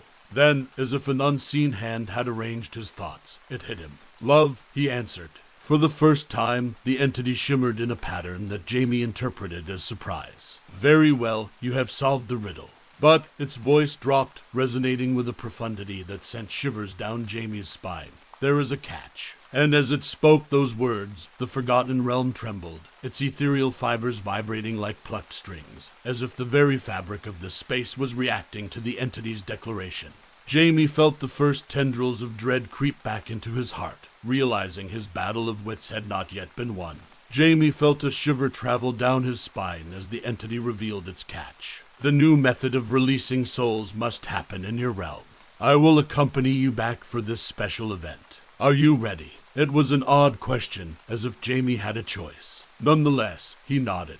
I'm ready. In a flash that felt like both an eternity and an instant, Jamie found himself back in the woods on the outskirts of his town. But he was not alone. The entity, now manifesting as a towering figure made of shimmering dark mist, was beside him. Summon the parade, the entity commanded, its voice softened to an earthly timbre yet still imbued with cosmic gravity. Jamie felt a surge of power emanating from the pendant in his hand. As he lifted it high, the once dormant object pulsed with life, emitting an ethereal glow. Moments later, the forest stirred. Ghostly lanterns flickered to life between the trees, illuminating the path for the spectral figures who had returned for their last march. As the night parade advanced, the entity raised its formless arm, directing a stream of dark energy toward the leading soul, the guide. The energy enveloped him, and in an astonishing instant, he transformed into a magnificent orb of light, soaring skyward and vanishing in a flash. One by one, the lost souls of the parade followed suit, turning into spheres of radiance that shot into the heavens, their burdens finally lifted. Through the gossamer veil separating this world from the next, Jamie saw Clara. Her eyes met his, and he felt an ineffable connection, a mix of love, gratitude, and awe. She too transformed into an orb, but instead of ascending, she moved toward him. As she touched the ground, she materialized back into her human form, as tangible and real as the misty woods around them. "Jamie," Clara whispered, her voice tinged with disbelief. "You did it." Before they could say more, they became aware of a collective gasp from the edge of the forest. The townspeople had come, lured by the spectacle of lights, their faces a tableau of awe and reverence. As the entity prepared to depart, it addressed Jamie one final time. "You have rewritten an age-old tradition. This realm and the next owe you a debt." Then it dissipated, its form stretching and twisting until it became a streak of darkness that shot up into the sky, following the last of the lost souls it had released. Hand in hand, Jamie and Clara walked back toward their home, their silhouettes barely visible in the lingering mist. The town would forever speak of this night, not as another chapter in a horror story, but as a miraculous event, when the night parade transformed from a macabre kidnapping line to a celestial spectacle of liberation. As they crossed the threshold into their home, Jamie felt Clara squeeze his hand. "I'll never doubt you or any myth ever again," she said, her voice thick with emotion. Jamie looked at her and smiled, his eyes glancing down at the pendant he still held. It no longer glowed, its magic spent, but it would forever serve as a reminder of an unforgettable journey, and the thin line between reality and the incredible tales we tell. Their lives had irrevocably changed, but they were together, bound by an experience that transcended understanding. The night parade was no longer a horror to be feared, but a legend of courage, intellect, and the enduring power of familial love. And so ended the last march of the night parade, a march not of endless sorrow, but of everlasting freedom. Ah, my friends, we've reached the end of another unsettling expedition. Jamie and Clara may have found their way back to the light, but remember, there are countless more stories to be told, where the light doesn't always break through. If tonight's tale has left you yearning for more, don't forget to subscribe and share our scary stories with fellow seekers of the uncanny. Until next time, keep your pendants close, your lanterns lit, and your eyes ever watchful. For the shadows are never truly empty, and who knows what might parade through your dreams tonight. Sleep if you dare. This is our Scary Stories signing off for tonight. Welcome, dear listeners, to another spine-tingling episode of our Scary Stories. I'm your host, lurking in the shadows of your imagination, and tonight I have an unnerving tale that will make you rethink the innocence of childhood and the security of your home. This is not just a story, it's a descent into an abode where even the walls harbor secrets. So, lock your doors, check your windows, and pull your blanket a little tighter around you. Our story for tonight is called The Babysitter, and it's not for the faint of heart. Sandra gripped the steering wheel tightly as she guided her aging Honda Civic down the mist-covered Marrow Street. Skeletal trees loomed overhead, their branches swaying like shadowy fingers reaching out to snatch her up. The radio murmured an old pop tune, a flimsy reassurance that clashed jarringly with her surroundings. She glanced at the GPS on her phone. "Your destination is ahead on the right," it chirped. A wrought iron gate adorned with twisted, nightmarish sculptures of crows greeted her. It creaked open as she approached, as if begrudgingly granting her entry. She felt a flutter in her stomach, a gnawing apprehension. "This is what you get for chasing the big bucks," she whispered to herself. Driving past the gate, she entered the grounds. Her headlights crawled over the looming facade of the Wren mansion, Victorian, ancient, layered with centuries of paint and enigma. Ivy crept up the sides like veins on an old man's hands. For a split second, she wanted to turn back, but she steeled herself. "I can do this," she muttered. Sandra parked her car and took a deep breath, gathering the tendrils of her courage. She stepped out into the chilly air, gravel crunching beneath her sneakers. The front door creaked open before she could knock. Mr. Wren, a tall man with a salt and pepper beard and sunken eyes, greeted her. "Ah, you must be Sandra," he said, forcing a tight smile. Come in, come in." He looked at his wristwatch as if time were running out and beckoned her inside. The moment Sandra stepped through the door, she felt it. The atmosphere of the house seemed thick, heavy. The entrance hall was grand, with a crystal chandelier that gave off an ethereal glow, but something was off. Flickering lights reflected in odd, unsettling paintings of distorted figures. An antique grandfather clock ticked with a rhythm that felt like a heartbeat, a cadence out of sync with the world outside. "Listen to Timothy, he knows the house rules," Mr. Wren said abruptly, pulling her from her thoughts. His eyes met hers, filled with a strange, unspoken urgency. Sure, where is he? She asked. Mr. Wren pointed towards the living room, where a young boy sat on a leather couch, engrossed in a book. Timothy, this is Sandra. She'll be looking after you tonight. Timothy looked up, setting his book aside. Hello, he said, his voice carrying a gravitas that belied his youth. Hi, Timothy, Sandra replied. His gaze was intense, not like other kids his age, but he looked harmless enough. Short brown hair, blue eyes, freckles. She felt a slight shiver run down her spine. Was it just the cold, or was it the boy's unnerving maturity? Sandra, I trust you'll be responsible, Mr. Wren interjected, as if he sensed the moment needed breaking. I have to leave for an emergency meeting. I'll be back in the morning. The numbers for emergency services and my cell are on the fridge. Not that you'll need them, he added quickly. Of course, Sandra reassured him, forcing a smile.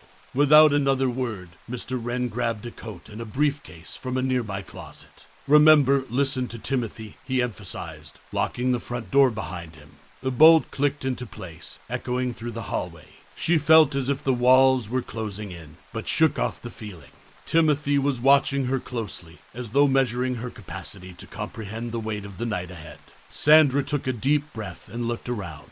Here she was, alone with a child she didn't know, in a house that seemed to pulse with its own dark life force. So, Timothy, she started cheerfully, what should we do first? The boy's eyes met hers. First, he said, with a solemnity that seemed to sink into the very air around them, we need to go over the house rules. The chandelier above them flickered as if acknowledging the gravity of his words, casting fleeting shadows on the walls. For a moment, Sandra felt she was standing at the threshold of an abyss, about to plunge into something far deeper and darker than a mere babysitting gig. It was going to be a long night. Sandra followed Timothy into the living room, where an assortment of board games was neatly stacked on an antique wooden coffee table. Plush leather couches framed the area, their deep maroon upholstery a stark contrast to the room's otherwise drab palette. An elaborate rug, adorned with intricate geometric designs, softened the cold hardwood floor. Would you like to sit? Timothy asked, his voice tinged with formality as he gestured toward a couch. Sure, Sandra replied, easing into the cushioning. It enveloped her like a cloud, though the comfort it offered did little to assuage her growing sense of unease. Timothy sat opposite her, his posture rigid. About the house rules, he began, they're mostly straightforward. He took a deep breath as if mustering courage for what he was about to say. Rule 1, no going into the basement. It's off limits. Rule 2, all lights must be turned off when leaving a room.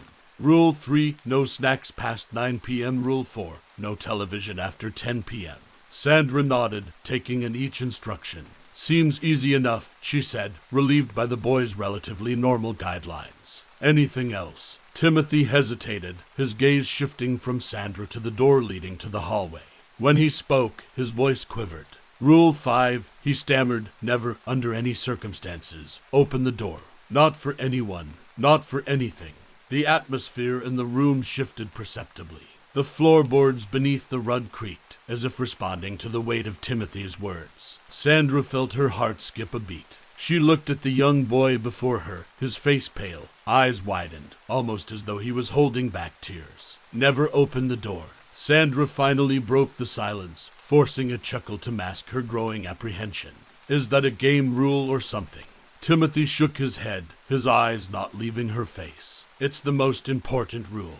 Please promise you'll follow it. The room seemed to close in on her. A faint whisper seemed to emanate from the adjoining dining room, though she couldn't make out the words. The air became thick, making each breath laborious. Okay, Timothy, Sandra said, more to comfort herself than to assure the child. I promise not to open the door.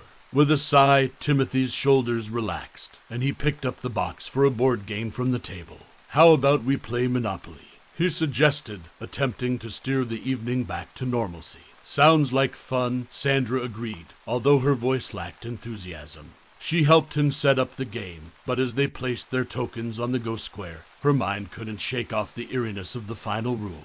Even as they navigated the tiny silver pieces around the board, even as they laughed when one landed in jail and groaned when the other acquired Park Place, a dark thought clouded her mind, what lurked beyond the locked door that made it so forbidden. The laughter and groans soon faded, as did the illusion of a normal night. Sandra felt it acutely. The eyes in the twisted paintings on the wall seemed to watch her every move. The shadows in the corners grew darker, as if gathering substance. The ceiling seemed to lower incrementally with each pass of the second hand on the wall clock. As she contemplated her next move in the game, the sudden sound of a distant doorbell echoed through the house, making her flinch. Timothy's eyes locked onto hers, a mutual recognition of the rule, the warning, and the unspoken dread that now hung in the air between them. The bell rang again. The room went silent for a moment, save for the tick-tock of the grandfather clock in the hallway, a sound that seemed to throb in Sandra's ears. Timothy's eyes, now a shade paler, widened in anxious anticipation. "Don't," he whispered, his voice fragile, as if it could shatter at any moment. The knock came again, more insistent this time, jolting Sandra's pulse into a frenetic rhythm. She glanced from the door to Timothy, then back to the door. The boy's anxiety was infectious, but she reminded herself she was the adult here. She couldn't let a child's irrational fears govern her actions. With a hesitant step, Sandra rose from the couch, her joints stiffening as if resisting her decision. Timothy's gaze followed her, and he clasped his tiny hands together as though in prayer. "Wait," he implored. "You don't know." The doorbell rang a third time, cutting him off. Each chime seemed to reverberate through the house, lingering in the air like a phantom. "I'm sure it's just your mom coming back for something she forgot," Sandra assured the boy, although her voice quivered with doubt. Even as the words escaped her lips, she sensed they were more for her own benefit than for Timothy's. Her hand met the cold brass doorknob. As she turned it, a chill shot up her arm, making her gasp. It felt as though the house itself was warning her to pull back. But curiosity, tinged with a stubborn refusal to give in to irrational fears, guided her hand to unlock the latch. The door creaked open with a drawn-out groan, revealing Mrs. Wren on the threshold. She looked almost exactly as Sandra remembered, elegant in a silk blouse and pencil skirt, her dark hair immaculately styled. Yet something was off. Her eyes seemed darker, the whites tinged with a color that Sandra couldn't place, and her smile, though polite, was unnervingly rigid. "Mrs. Wren," Sandra greeted, her voice tinged with relief and an unsettling sense of deflation. "We weren't expecting you back so soon." Mrs. Wren stepped in, her high heels clicking on the wooden floor in a rhythm that sounded almost like a coded message. "I forgot some documents for work," she said. Her voice was melodious, yet it carried a monotone that made each word seem rehearsed. "I hope I'm not interrupting." Timothy appeared behind Sandra, peering out from behind her leg. His eyes met Mrs. Wren's, and for a brief moment, the air seemed to thicken, as if absorbing the gravity of their locked gazes. "No, not at all," Sandra said, her attention flipping back to her guest. "We were just playing Monopoly." "Ah," Mrs. Wren replied, her eyes still fixed on Timothy. "How delightful." Sandra couldn't shake the feeling that something was terribly wrong.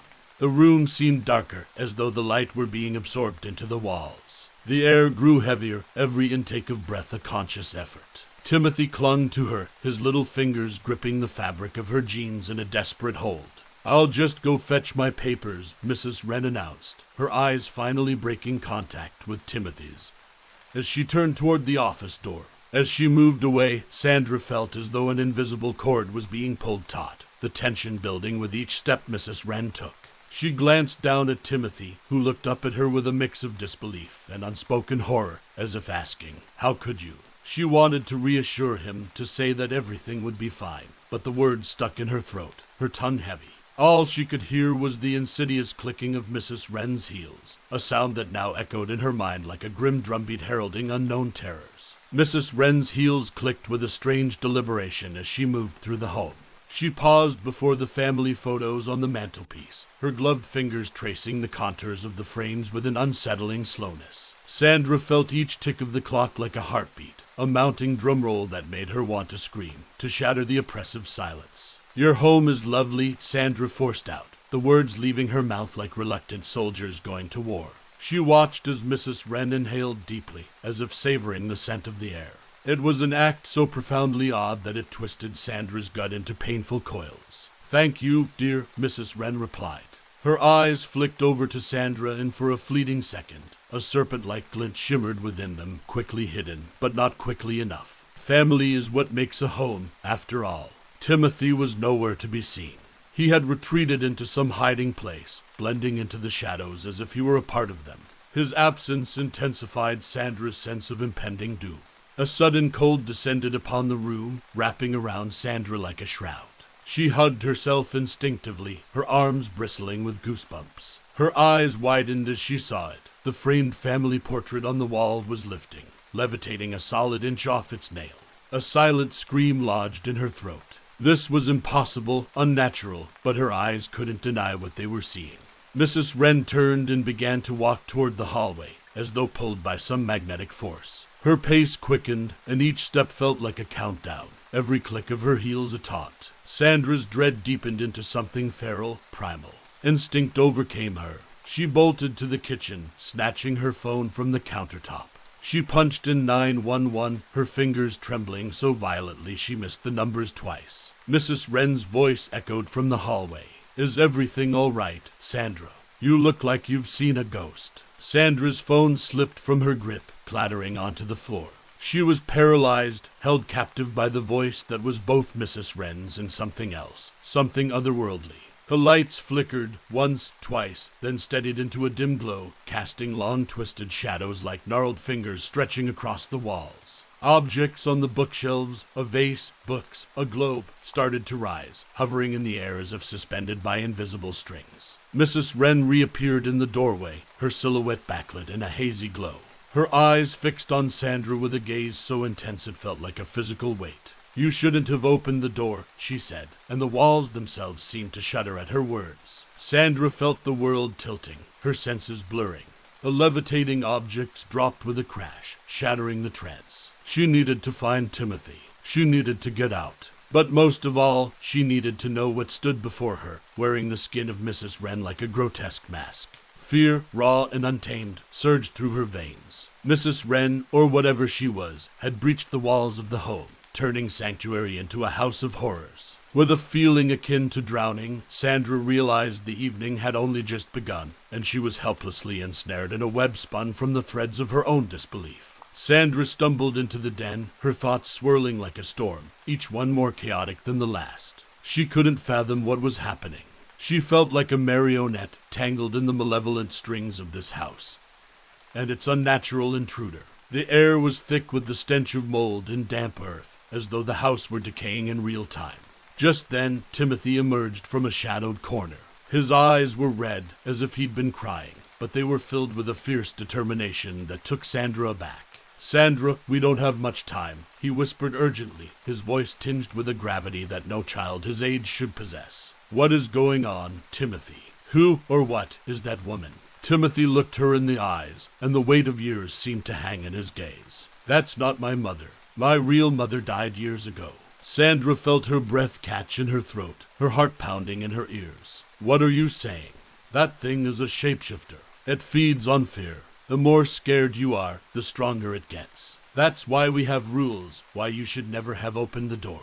Her mouth felt dry, her tongue like sandpaper. She knew she was teetering on the edge of hysteria, but Timothy's words acted as a grounding force. As terrifying as the truth was, understanding brought a sliver of empowerment. "How do we get rid of it?" Timothy stepped closer and lowered his voice to a conspiratorial whisper. "There's a way, but it's risky. My dad keeps an heirloom, a silver locket that belonged to my real mom.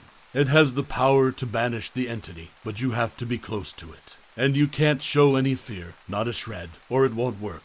Where is this locket?" "In a hidden compartment behind the bookshelf in my dad's study. You have to press on the spine of the book titled Paradise Lost. It will reveal the compartment." Sandra felt a tangle of emotions, desperation, dread, but also a newfound resolve. The locket was her only chance, their only chance. "Let's go, Timothy. Lead the way." Together, they stepped into the hallway, its walls seeming to close in like the jaws of some monstrous creature. Yet, they moved with a shared purpose, an alliance forged in the crucible of their harrowing night. The air grew colder as they approached the study, each step an act of defiance against the malevolent force that had violated the sanctuary of their home. When they reached the door, Sandra hesitated. This was the crucible, the moment when myths were shattered and heroes were made, or broken. She pressed the spine of Paradise Lost, and the bookshelf shuddered before sliding to the side, revealing a dark compartment. There it was, the silver locket, resting on a velvet cushion as though it were some royal artifact. Timothy handed it to her. "You need to open the locket and speak my real mom's name, Eleanor. Say it with conviction, with belief." Sandra clutched the locket, feeling its cold weight in her palm. She had been given the weapon, the knowledge, the guide. Now all she had to do was face the darkness, and in doing so, reclaim the light. But first, she had to find the shapeshifter wearing the face of Mrs. Wren. And time was running out. Armed with the locket and a modicum of hope, Sandra and Timothy retraced their steps through the maze-like hallway, its oppressive walls imbued with a malevolent energy that seemed to track their every move. The atmosphere was thick, making each inhalation a laborious effort. A once grand chandelier hung above them like an enormous spider, the light it emitted growing increasingly murky. As they moved closer to the living room where they had last seen the entity, Sandra's skin began to prickle, as if unseen fingers danced along her spine. They found it there, still in the guise of Mrs. Wren, its back to them as it caressed the surface of framed family photographs. A cold draft emanated from the entity, turning the room into a frigid cocoon of menace. When it spoke, the voice was a grotesque parody of maternal warmth. "Sandra, Timothy, what took you so long?" In that moment, the entity shifted, its form unraveling into a vile tapestry of darkness and distorted shapes. This abomination was an affront to nature, a horror dredged up from the pits of some eldritch nightmare. Its true form was a writhing, shadowy mass, intermittently revealing eyes that were blacker than the darkest night, teeth that were more like shards of glass. Timothy screamed, clutching his leg as a floating lamp hurtled towards him, cutting through his skin. Sandra felt her resolve waver for a moment too long. The entity roared, a sound that defied description, and a hailstorm of household items erupted into the air, transforming into deadly projectiles. A book whizzed past Sandra's head, its pages ablaze. Gathering every ounce of courage, she flung open the locket and screamed, "Eleanor." The word hung in the air, resonating with the silver of the locket, vibrating in a frequency that seemed to slice through the cacophony. The entity convulsed, its mass imploding as if sucked into a void. Its screams reached a fever pitch, and then it was gone, vanished, as if it had never existed. Panting, Sandra rushed over to Timothy. His face was ashen, but his eyes glinted with relief, and, perhaps, a new layer of maturity that came from facing unimaginable horrors. "Is it over?" he asked, his voice quivering. "It's over," she whispered, her eyes misty. She looked at the young boy, her protector and guide in this nightmarish odyssey, and felt a swelling tide of emotion. Then she looked around at the living room, a war zone littered with the detritus of their battle. The walls seemed to retreat, as though the house itself were exhaling, releasing them from its malevolent grasp. As they stepped out into the pre-dawn light, the fresh air felt like a baptism. They had survived, but the cost was high. Sandra knew she was forever changed, her eyes opened to realms of darkness she never knew existed. She handed the locket back to Timothy. "Keep it safe," she said, her voice tinged with a gravity that matched his own. "We will," Timothy assured her, gripping the locket like a talisman that could ward off the demons they both knew were all too real. With a final glance at the house on Marrow Street, a place she knew she would never return to, Sandra walked away.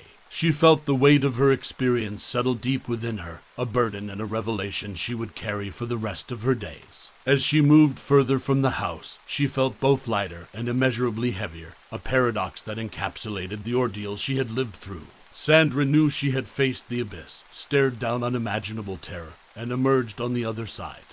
But she also knew that some doors, once opened, could never be fully closed. And so, we closed the doors of the Wren Mansion, but as you heard, some doors can never truly be sealed. Thank you for embarking on this nightmarish journey with us tonight. Do you dare return for more? If you do, we'll be here, hiding in the dark corners of your room, whispering new tales into the night air. Until then, remember, not all monsters lurk under the bed. Some are invited right through the front door. This is our Scary Stories signing off for tonight. Good evening, dear listeners, and welcome to another spine-chilling episode of Our Scary Stories, the podcast that peels back the veil of reality to reveal the dark, twisted tales that lie beneath. Tonight, we delve into a story so unnerving it might just take root in your mind and grow its own twisted vines of terror. Prepare yourself, for we're about to journey into the Garden of the Damned. Riley felt the damp soil squeeze between her fingers like dark secrets whispered in the dead of night. Her garden was her sanctuary, a patch of earth she could control when the rest of her life spiraled in chaos. Yet, no matter how lush her tomatoes or vibrant her roses, they couldn't pay the bills or fill the gnawing void of loneliness that clung to her like a second skin. The morning air was thick with impending rain, as if the sky sympathized with her gloom. Frustration curling her lip, she set her trowel aside and rose to her feet, the weight of her struggles settling over her like the ominous clouds above. She needed a miracle. That's when she heard about the market. Everyone in the town spoke of the monthly bazaar held in the main square. It was said that you could find anything there, antique trinkets, exotic spices, and sometimes even love. Yet, Riley had never expected to find hope wrapped in a faded burlap sack. The market itself was a sensory symphony. Aromas of spiced cider and roasting chestnuts filled the air, mingling with the smell of earth and leather from various stalls. Melodic laughter and the warm chatter of negotiations were punctuated by the occasional shout of a vendor hawking wares. Riley's eyes flitted between stalls, absorbing the intoxicating allure of curiosities on display. Her gaze locked onto an old woman standing in the midst of the crowd, a shrouded figure that seemed out of place, like a forgotten relic of time. Cloaked in tattered robes, the woman stood before a rickety table laden with mysterious trinkets, tarnished lockets, ivory combs, and oddities she couldn't begin to fathom. But what caught her eye were the seeds, piles of them arranged in small, rough-hewn bags. "Ah, young one," croaked the old witch as she locked eyes with Riley, her voice like the rustling of dry leaves. "You seem in need of something exceptional." Exceptional, Riley chuckled nervously. Or maybe just a little less ordinary. The witch's eyes twinkled, as if she'd just solved a riddle. "Then allow me to offer you these." She extended a bag made of unsettlingly textured skin that seemed neither animal nor human. "They are no ordinary seeds. Plant them, and they'll grant your deepest wishes." Riley eyed the bag cautiously, her intuition humming a cautionary tune. But curiosity won over, accompanied by a flutter of irrational hope. "How much?" "Ah, payment is trivial. Let's say $5 for a lifetime of dreams." The witch's voice dipped, imbuing the air with a tension that prickled at Riley's neck. "All right." Riley handed over the cash, her palm brushing against the witch's frigid skin. The contact sent a shiver down her spine, as if sealing an unspoken pact. As the sun dipped below the horizon that night, Riley stood in her garden, the bag of seeds in her hand feeling heavier than it looked. Her heart pounded in her chest like a frantic drum, an inexplicable mix of anticipation and dread thickening the air. She dug little holes in the soil, her trowel slicing through the earth like a blade through flesh. One by one, she dropped the seeds in, covering them gently. Yet as she worked, she couldn't shake off a feeling of unease. The earth seemed to clutch greedily at the seeds, swallowing them as if starved for some unspeakable nourishment. With the last seed planted, Riley stepped back. She looked at her garden, a patchwork of simple flora now pregnant with the seeds of the unknown. A slow wind began to whip through the leaves, whispering secrets she couldn't yet understand. She felt a mix of satisfaction and an unsettling inkling that she had just invited something unfathomable into her world. Riley retreated into her house, shutting the door behind her. But even as she did, she felt the pull of the garden, the allure of wishes that might come true, and the shadowy dread of the cost she might have to pay. Outside, in the silence of the night, the first seedling broke through the soil in a fervor, as if gasping for air. And somewhere in the depths of its cellular being, it felt an insatiable hunger awaken, a yearning not just for sunlight and water, but for something far more sinister. Riley, unaware in her small home, wrapped herself in a blanket, a sense of expectancy filling her as she drifted off to sleep, never noticing the soft, nearly inaudible groan that seemed to echo from the ground outside her window, a lament, a craving, a promise. The garden had begun to dream. Morning light drenched Riley's humble abode in a golden embrace, yet it was a hesitant peek through her curtains that revealed the sight that truly stirred her awake. Her garden had transformed overnight. Where there were once tiny seedlings, full-grown plants now stood, their vibrant leaves like the feathers of an exotic bird. Blooms of fantastic hues, some tinged with iridescent shades she couldn't name, jutted from emerald stems. She rushed outside, her bare feet sinking into the moist soil, as if the earth itself was reaching up to greet her. Every plant seemed to be straining toward the sky in euphoric yearning, their forms full and inviting. Yet the air was tinged with a low murmur, almost a whisper, coming from the plants themselves. The sound was soft, yet with an undercurrent of urgency that made her skin prickle. Drawn by an inexplicable force, Riley's eyes fell upon a particular plant. Nestled within its twining leaves lay a fruit unlike any she'd ever seen. It was about the size of a peach but resembled a ruby, its surface smooth and glowing softly as if reflecting some internal furnace. An intoxicating aroma wafted from it, sweet and pungent like a forbidden nectar. With trembling hands, she plucked the gem-like fruit from its cradle. It was warm, uncomfortably so, as if it harbored a life of its own. Uncertain but curious, she placed the fruit on her kitchen table and stared at it. The whispered murmurings from the garden seemed to follow her, slipping through the cracks in the windowsills, invading the sanctity of her home. A feeling of violation rippled through her, but it was overshadowed by a burgeoning sense of hope. An hour later, as if guided by an invisible hand, Riley opened her mailbox to find an envelope, unmarked but filled with cash. Her eyes widened in disbelief. The exact amount she needed to pay off her looming debts was there, down to the last cent. Her heart raced as realization washed over her. The old witch's seeds had granted her deepest wish. Elated and slightly dizzied by her newfound fortune, she raced back to the garden.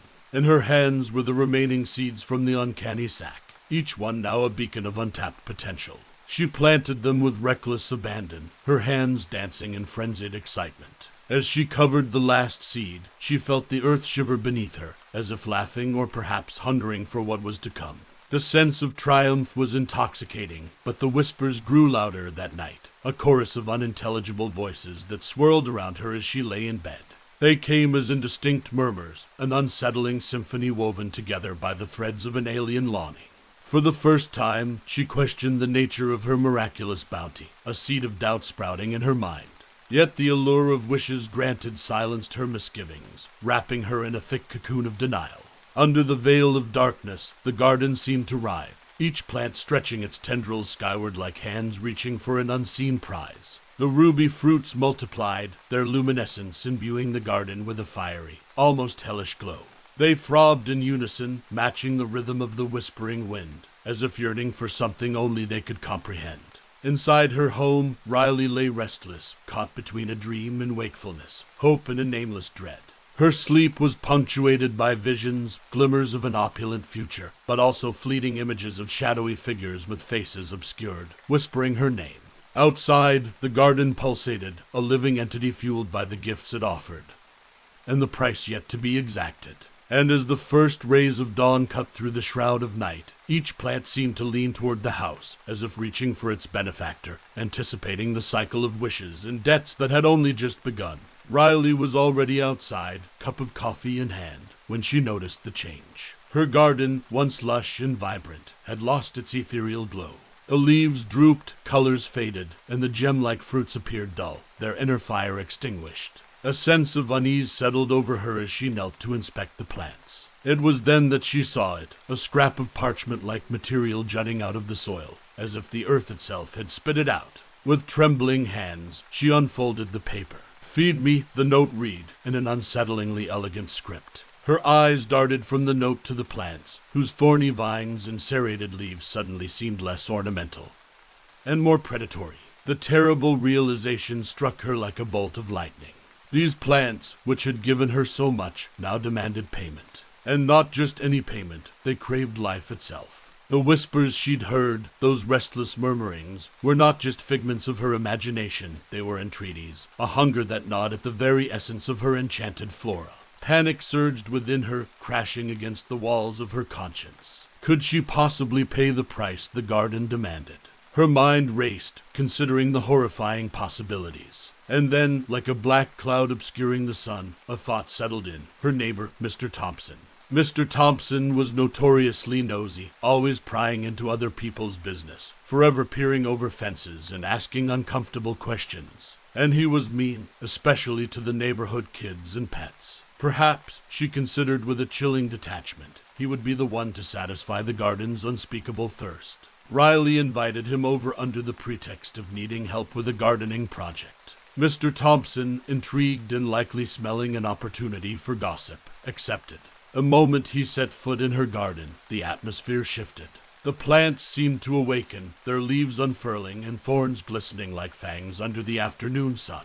The air grew heavy, saturated with a musky odor of rot and blooming jasmine, an unsettling blend of death and life. Guiding him toward the center of the garden, where the plants were thickest, she felt their anticipation pulse through the ground, ascending through her veins, a seductive blend of dread and eagerness. "Isn't this plant interesting?"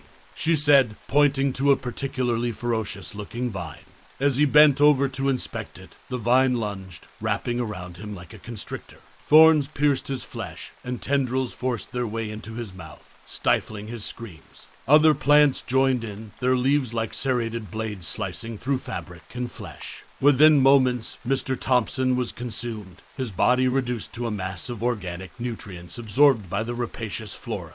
The garden roared back to life, its colors more vivid, its fruits glowing with renewed intensity. But the victory was Pyrrhic. Riley stood there, her hands soiled not just with earth, but with an irrevocable moral corruption.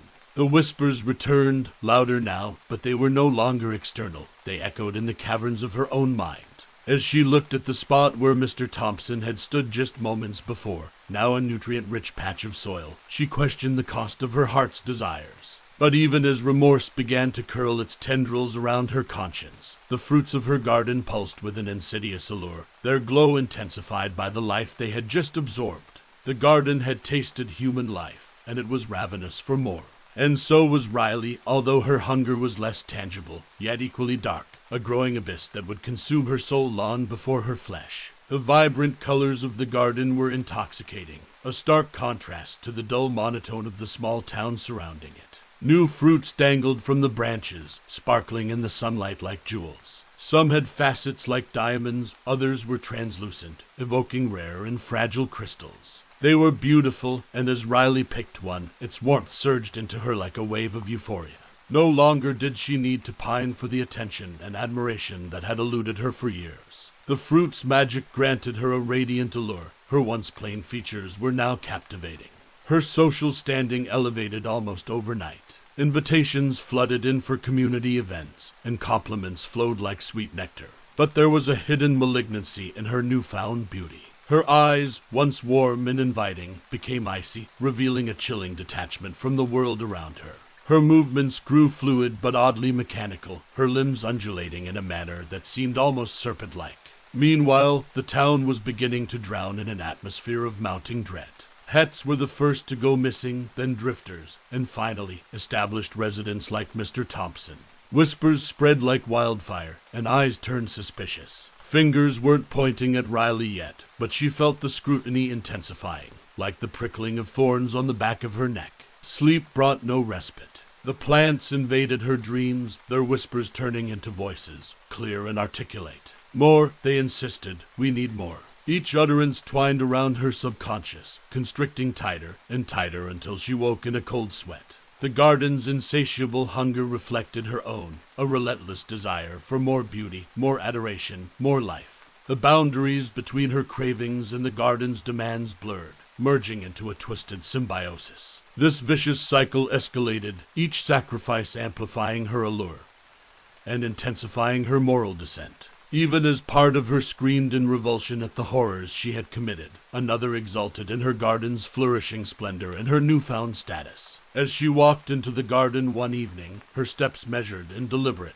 she could sense the anticipation of her plans, their leaves quivering with sadistic delight. It felt as though they were beckoning to her, urging her to quicken her pace toward an abyss both external and internal. The envelope in her mailbox, now regularly replenished with cash, felt heavier than ever. In her reflection in the glass window of her front door, she barely recognized herself. The face staring back was stunning but malevolent, her eyes wellsprings of an insidious, icy charisma. She paused, for the first time contemplating the relentless momentum of her descent. Her community's dread mirrored the growing dread within her, an unyielding tension stretching tauter and tauter with each life taken and each wish granted.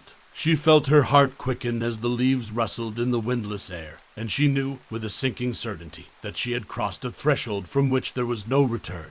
The garden's thirst and her own twisted yearnings had fused into one insatiable, monstrous appetite. And she wondered, in a moment of piercing clarity, which was feeding which. Was she nourishing the garden, or was it, and its malevolent wisdom, cultivating her? Riley's garden had become a tangled labyrinth of foliage and darkness, a wilderness that no longer resembled anything from this world.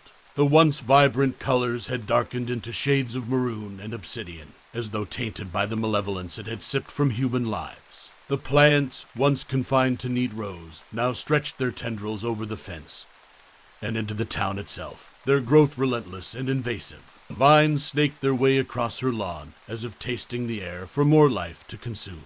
As Riley tread cautiously through the narrow path she had carved in the thick underbrush, she felt the garden watching her. Thorns and fangs bristled from the plants, glistening with a liquid that looked uncomfortably like blood.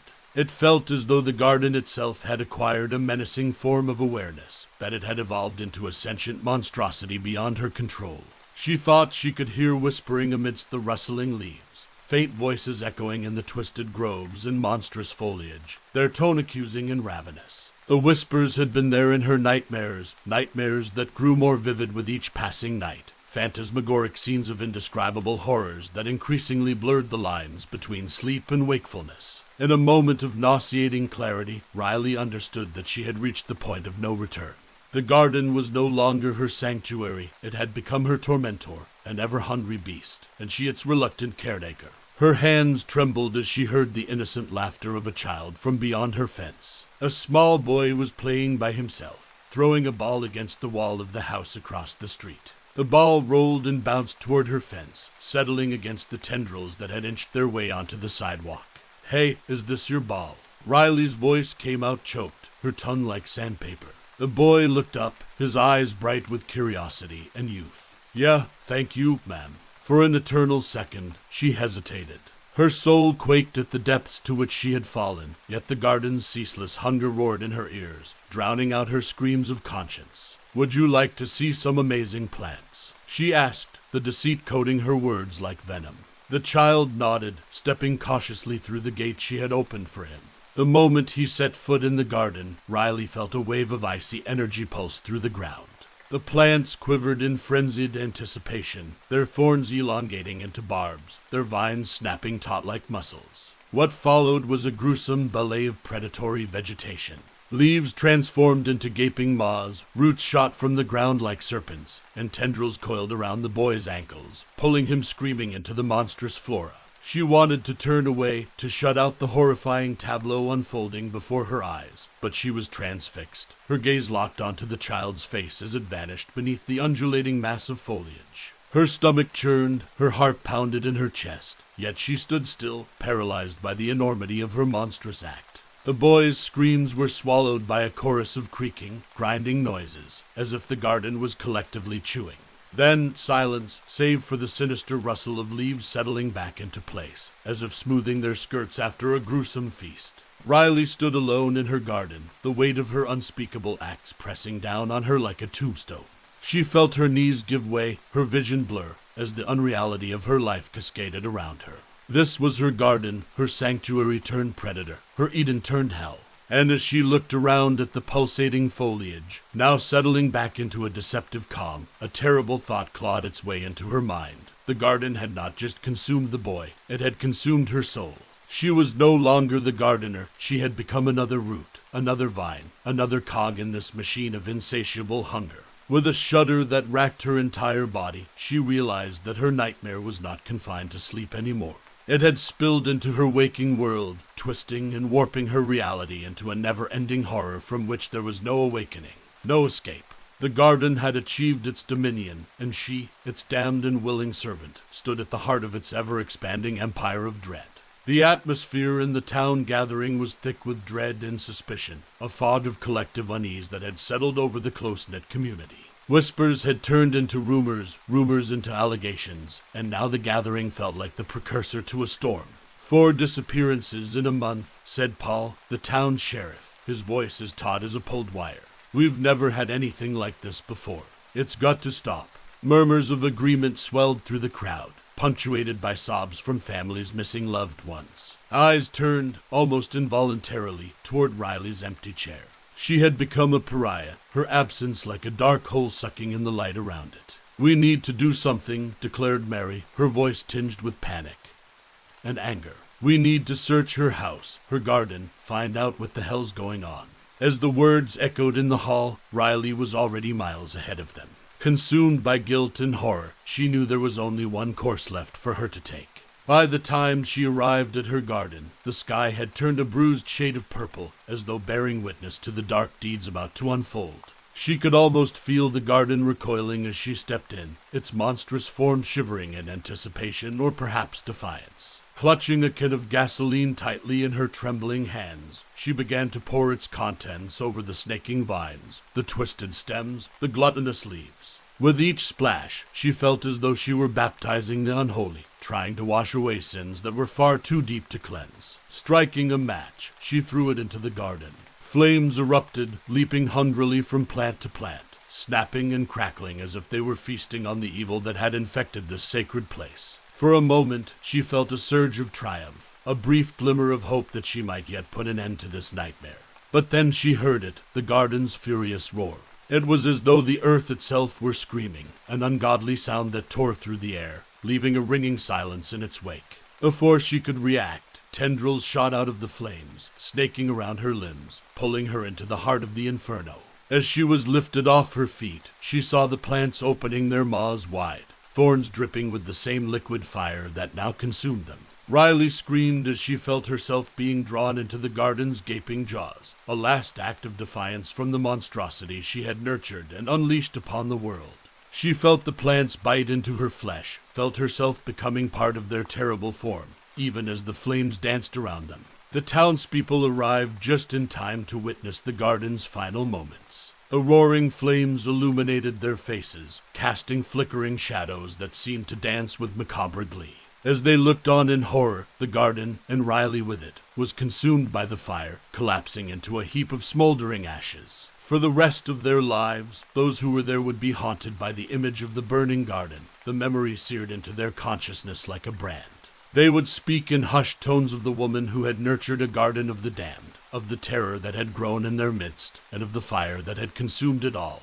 But most of all, they would remember the eyes. Just before the garden was reduced to cinders, many swore they saw a pair of eyes amidst the flames, eyes filled with a complex tapestry of rage, sorrow, and unspeakable horror. Eyes that seemed to accuse them, even as they vanished into the blaze. In that final, terrible moment, as the garden and its creator were reduced to ashes, the townspeople understood the depths of the horror that had taken root among them. It was a realization that left them hollow, forever marked by the dread of what can sprout from the seeds of human desire, watered by regret and fertilized by the darkest corners of the soul. The ashes of the garden of the damned would scatter in the winds of time, but its haunting legacy would remain, a cautionary tale whispered from generation to generation, an undying testament to the perils of wishes that come true. Thank you for joining us on our scary stories. If this episode left you hungry for more tales of terror, be sure to subscribe and never miss another journey into the macabre. Until next time, keep your eyes open and your doors locked. You never know what might take root when you're not watching. This is our Scary Stories signing off for tonight. Welcome back, dear listeners, to another chilling episode of our Scary Stories. Tonight, we pull back the veil between dream and reality, guiding you down a labyrinth of nightmares and heart-pounding suspense. Ever had a dream so terrifying you woke up grateful it was all in your head? But what if that boundary shattered? What if your darkest dreams broke free, crossing over into your waking life? In tonight's tale, The Dreamcatcher, we explore this horrifying possibility. Buckle up, dim the lights, and prepare to question the boundaries of your own reality. Now, let's dive into the abyss. Ella pressed her temples, a futile attempt to quiet the throbbing headache that pulsated through her skull. Her eyes, weary from another night of tortured sleep, glared at the spreadsheet glowing on her computer screen as if it were an unwelcome intruder. The relentless clacking of keyboards and the chatter of coworkers at the marketing firm where she worked had become a dissonant symphony, each note scratching at her sanity. The air was laden with the aroma of fresh coffee and ink from the nearby photocopier, but even those comforting scents did nothing to lighten her mood. Her nightmares had transformed her nights into a twisted labyrinth of fear, and her days into a foggy stupor. As she reached for her lukewarm cup of coffee, her fingers trembled. Her friend Jane, noticing the slight quiver, sidled up to her desk. "Hey, Ella, you look like you've seen a ghost. Another rough night." Ella sighed. "You have no idea, Jane. It's like my nightmares have found a way to cling to me, even in daylight. Well, Jane leaned in and whispered, have you heard about the auction happening at Whitman's? They've got a bunch of old, mystical stuff. Might be worth a shot. Maybe you'll find something to chase the nightmares away.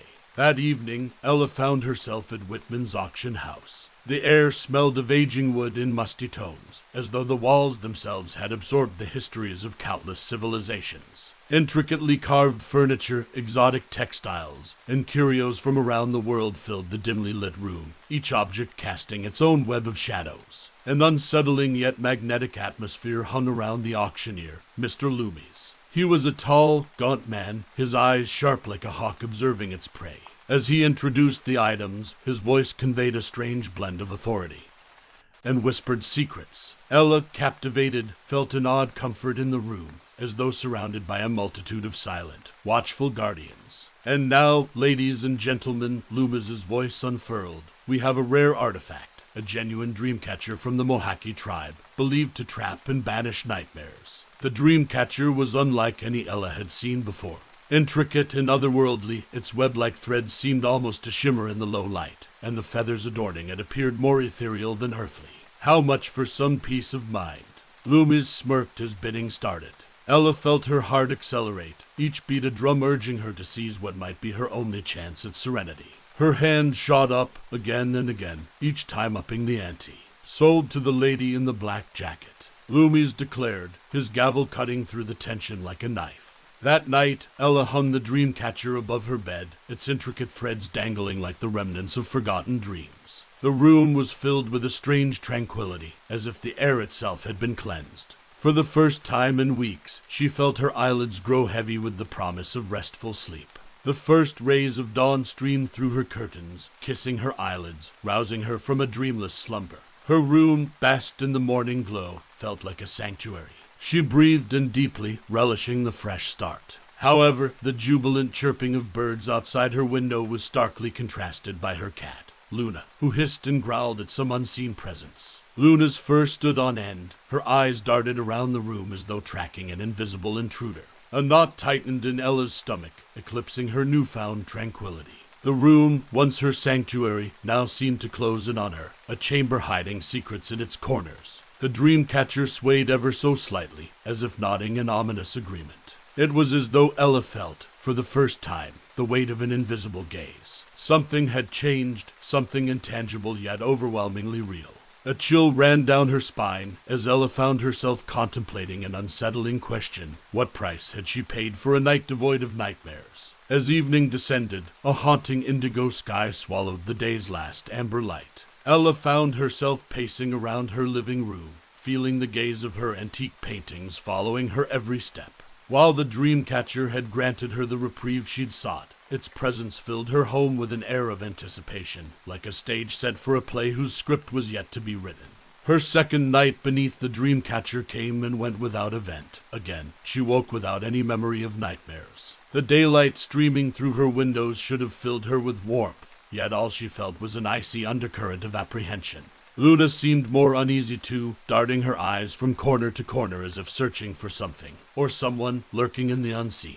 In the following days, Ella began to notice oddities that she couldn't easily dismiss. Her heirloom teacups would mysteriously relocate to different cabinets. Sometimes she'd hear footsteps in the attic when she knew she was alone.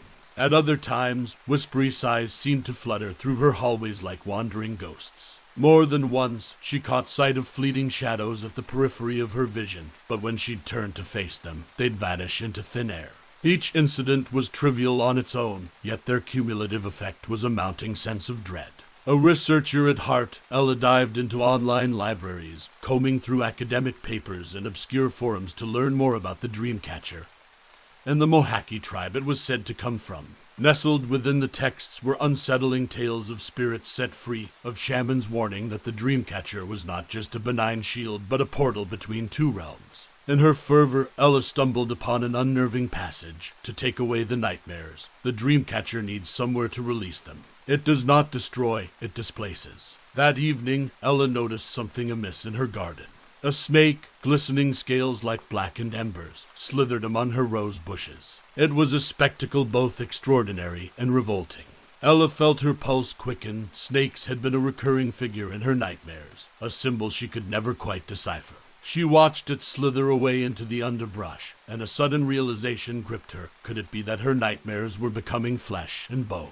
Luna hissed at the garden from the window, her eyes widened in a feral mix of fear and recognition. And Ella, her eyes meeting Luna's, felt a shudder of agreement. There was no longer room for denial. Something deeply unnatural was happening, and it seemed to be emanating from the Dreamcatcher she'd brought so eagerly into her home.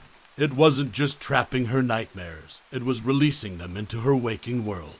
Ella returned to her bedroom, her gaze meeting the Dreamcatcher's woven net and trailing feathers. A soft wind entered through her open window, making the artifact sway gently, as if acknowledging her newfound suspicion. The room was charged with an ominous energy, the walls seeming to close in with the weight of pending doom. While her nightmares had ceased, their malevolent echoes had found new life. Ella's mind raced with questions, each more terrifying than the last. If a simple nightmare like the snake could manifest so tangibly, what would happen when the darker, more malevolent figures of her sleepless nights decided to cross into her reality? She felt the ground beneath her shift into treacherous territory. The boundary between the dream world and her waking life had been breached, and Ella had no idea how to seal it once more.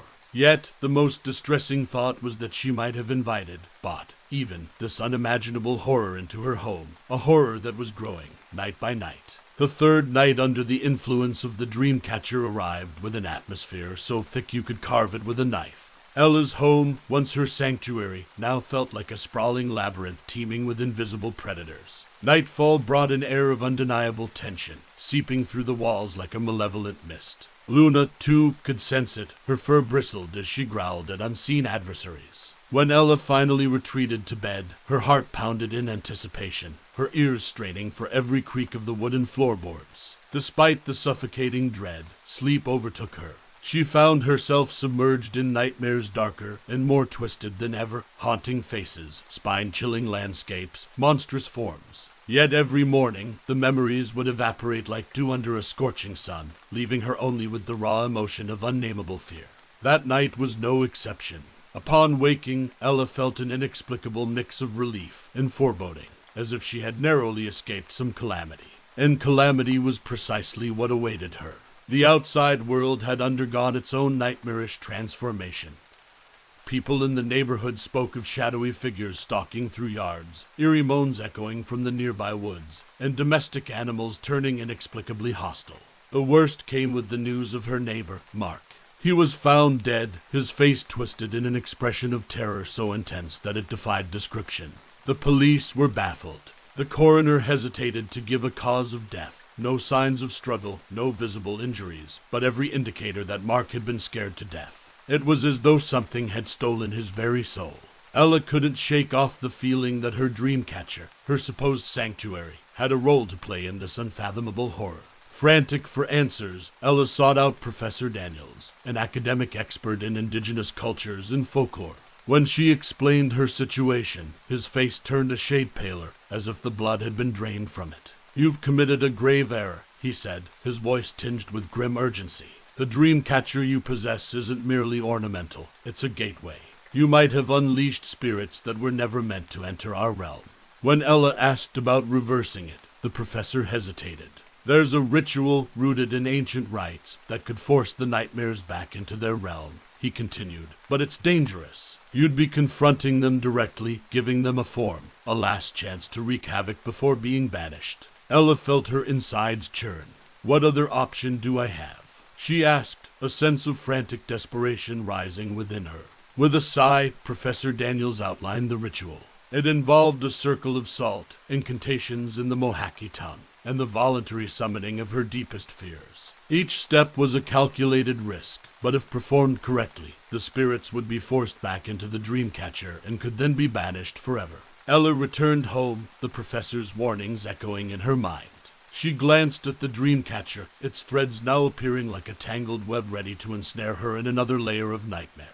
Yet, she knew she had no other choice. She was the unwitting gatekeeper of this waking hell, and only she could end it. As she began to gather the necessary elements for the ritual, salt, candles, and ancestral tokens, Ella couldn't help but wonder if she was about to embark on her own undoing. The anticipation was unbearable, each tick of the clock amplifying the lurking dread she felt. Soon she would confront the figments of her darkest imagination, give them form, and then, hopefully, banish them back to where they belonged. The uncertainty gnawed at her, but as she looked out into the night, toward the neighborhood now shrouded in inexplicable horror, she knew there was no turning back. And so, Ella braced herself, preparing to plunge headfirst into a world where her deepest fears ran rampant. A world she had to conquer before it devoured everything she held dear. As twilight draped its dimming veil over the sky, Ella could feel her nerves fraying at the edges. Luna sensed her restlessness, pacing around the living room with fur on end and eyes wide open. Ella double-checked her list of ritual materials, salt, candles, ancestral tokens, and felt her heart gallop like a wild horse. The evening air was stagnant, heavy with the weight of impending doom, each inhalation laced with an acrid scent of burnt wood. Professor Daniels had stressed the importance of her emotional preparation, but how could one prepare for a descent into personalized horror? Nightfall soon settled in, and Ella began the ritual. A circle of salt surrounded her as she sat on her living room floor, the air punctuated by the flickering candlelight casting irregular shadows on the walls. The ancestral tokens, talismans passed down through her family, lay before her. Taking a deep breath, she began chanting the incantations Professor Daniels had taught her, the foreign syllables clinging to her tongue like a forbidden curse. The atmosphere in the room shifted perceptibly, as if the air itself were thickening. Ella's heartbeat resounded in her ears, drowning out the sound of Luna's agitated hisses from the other room. Then, as if beckoned by some dark magnetism, the nightmares began to appear. First, a colossal spider with a sinister human-like face skittered toward her, fangs dripping with venom. Ella's voice wavered, but she pushed through, finishing the chant with a defiant shout. The creature screeched, its form dissolving into a mist that was sucked back into the Dreamcatcher hanging in her room. Triumph and dread coexisted in her heart. One down, but how many more to go? No sooner had she finished the thought than the second figure emerged, a snarling wolf with fur like molten lava, its eyes two glowing embers. Ella's chants continued, each word a struggle as the air grew stifling, as though the oxygen were being sucked out of the room. The wolf lunged at her but disintegrated just inches from her face, its ember eyes dimming into nothingness. A momentary lull fell over the room, and Ella almost believed the ordeal was over. Then she saw it, the final, unexpected nightmare. Emerging from the shifting shadows was a twisted version of herself. This doppelganger grinned malevolently, its eyes hollow pools of despair. It spoke, and its voice was a dark mirror of Ella's own. You can't get rid of me. I am you, the embodiment of all your failures, all your fears. Cold chills cascaded down Ella's spine. She had never imagined she would have to confront a fractured piece of her own soul. As she began the chant, her voice broke, but she willed herself to continue. The doppelganger laughed, a sound so bitter it cut through the room like a knife. Ella's hands trembled as she reached the climax of the chant. Vanish, she screamed, pouring every ounce of willpower into the word. Her dark twin wavered, its form flickering like a faulty hologram, then exploded into a cloud of mist. Ella gasped for air, her eyes darting to the Dreamcatcher, which now seemed to vibrate ever so slightly, as if warning her. It was not yet over. The fight had been won, but the war against her deepest, most haunting fears, was far from concluded. And yet, for the first time, she felt the tiniest seedling of hope sprout in the scorched earth of her terror-ridden life. It was a perilous hope, born from confronting the monsters that lurked within her own psyche. And as she looked down at the dissipating salt circle, Ella knew the struggle was far from over. With newfound determination, she realized that to end this waking nightmare once and for all, she'd have to delve even deeper into the uncharted labyrinth of her own fears. The night was still young, and the battle for her soul was far from finished. Sunset dwindled into a realm of blacks and softer grays, and the air grew dense with a grim foreboding. Ella's skin was slick with a cold sweat, and she took laborious breaths, each inhale a reminder of the invisible, sinister weight that enveloped her. Luna, her cat, yowled somewhere in the distance, its cries intermingling with the night wind that carried a menacing whisper. As she sat within the salt circle, surrounded by flickering candles that seemed to quiver like her resolve, a dawning realization settled over her. The most dangerous nightmares were not those that crawled in from the abyss, but those born of her own self-doubts, her own insecurities. They were fragments of her shattered self-esteem, grotesque mirrors reflecting her darkest thoughts. As Ella resumed chanting, the air grew electric, the very atmosphere crackling with unseen energy. The walls seemed to close in on her, and her heart drummed a frantic rhythm in her chest. Ella felt her emotional state unraveling, each chant pulling her deeper into an abyss of uncertainty. Her hands trembled as she clasped an ancestral token tightly. Her grandmother's locket, a symbol of strength and resilience. The ritual had reached its volatile climax, and she felt as if she were tiptoeing along the edge of an abyss. Then, in the darkest moment, it happened. A shadowy form began to materialize, nebulous and formless. Ella felt a numbing cold sweep through her, her thoughts darkening, her fears gaining substance. It was as if she were splitting in two, her psyche teetering on the brink of becoming a living nightmare. Her voice quivered, her chants now uncertain, discordant syllables. She was losing herself, losing the battle. But just when it seemed she'd spiral into a pit of her own making, the glint of the locket caught her eye. Its luster pierced through her doubts like a beam of moonlight through a dark canopy. It was as though her grandmother whispered in her ear, a voice from beyond reminding her of her worth, of the love and strength that ran through her veins. With newfound resolve, Ella's voice steadied.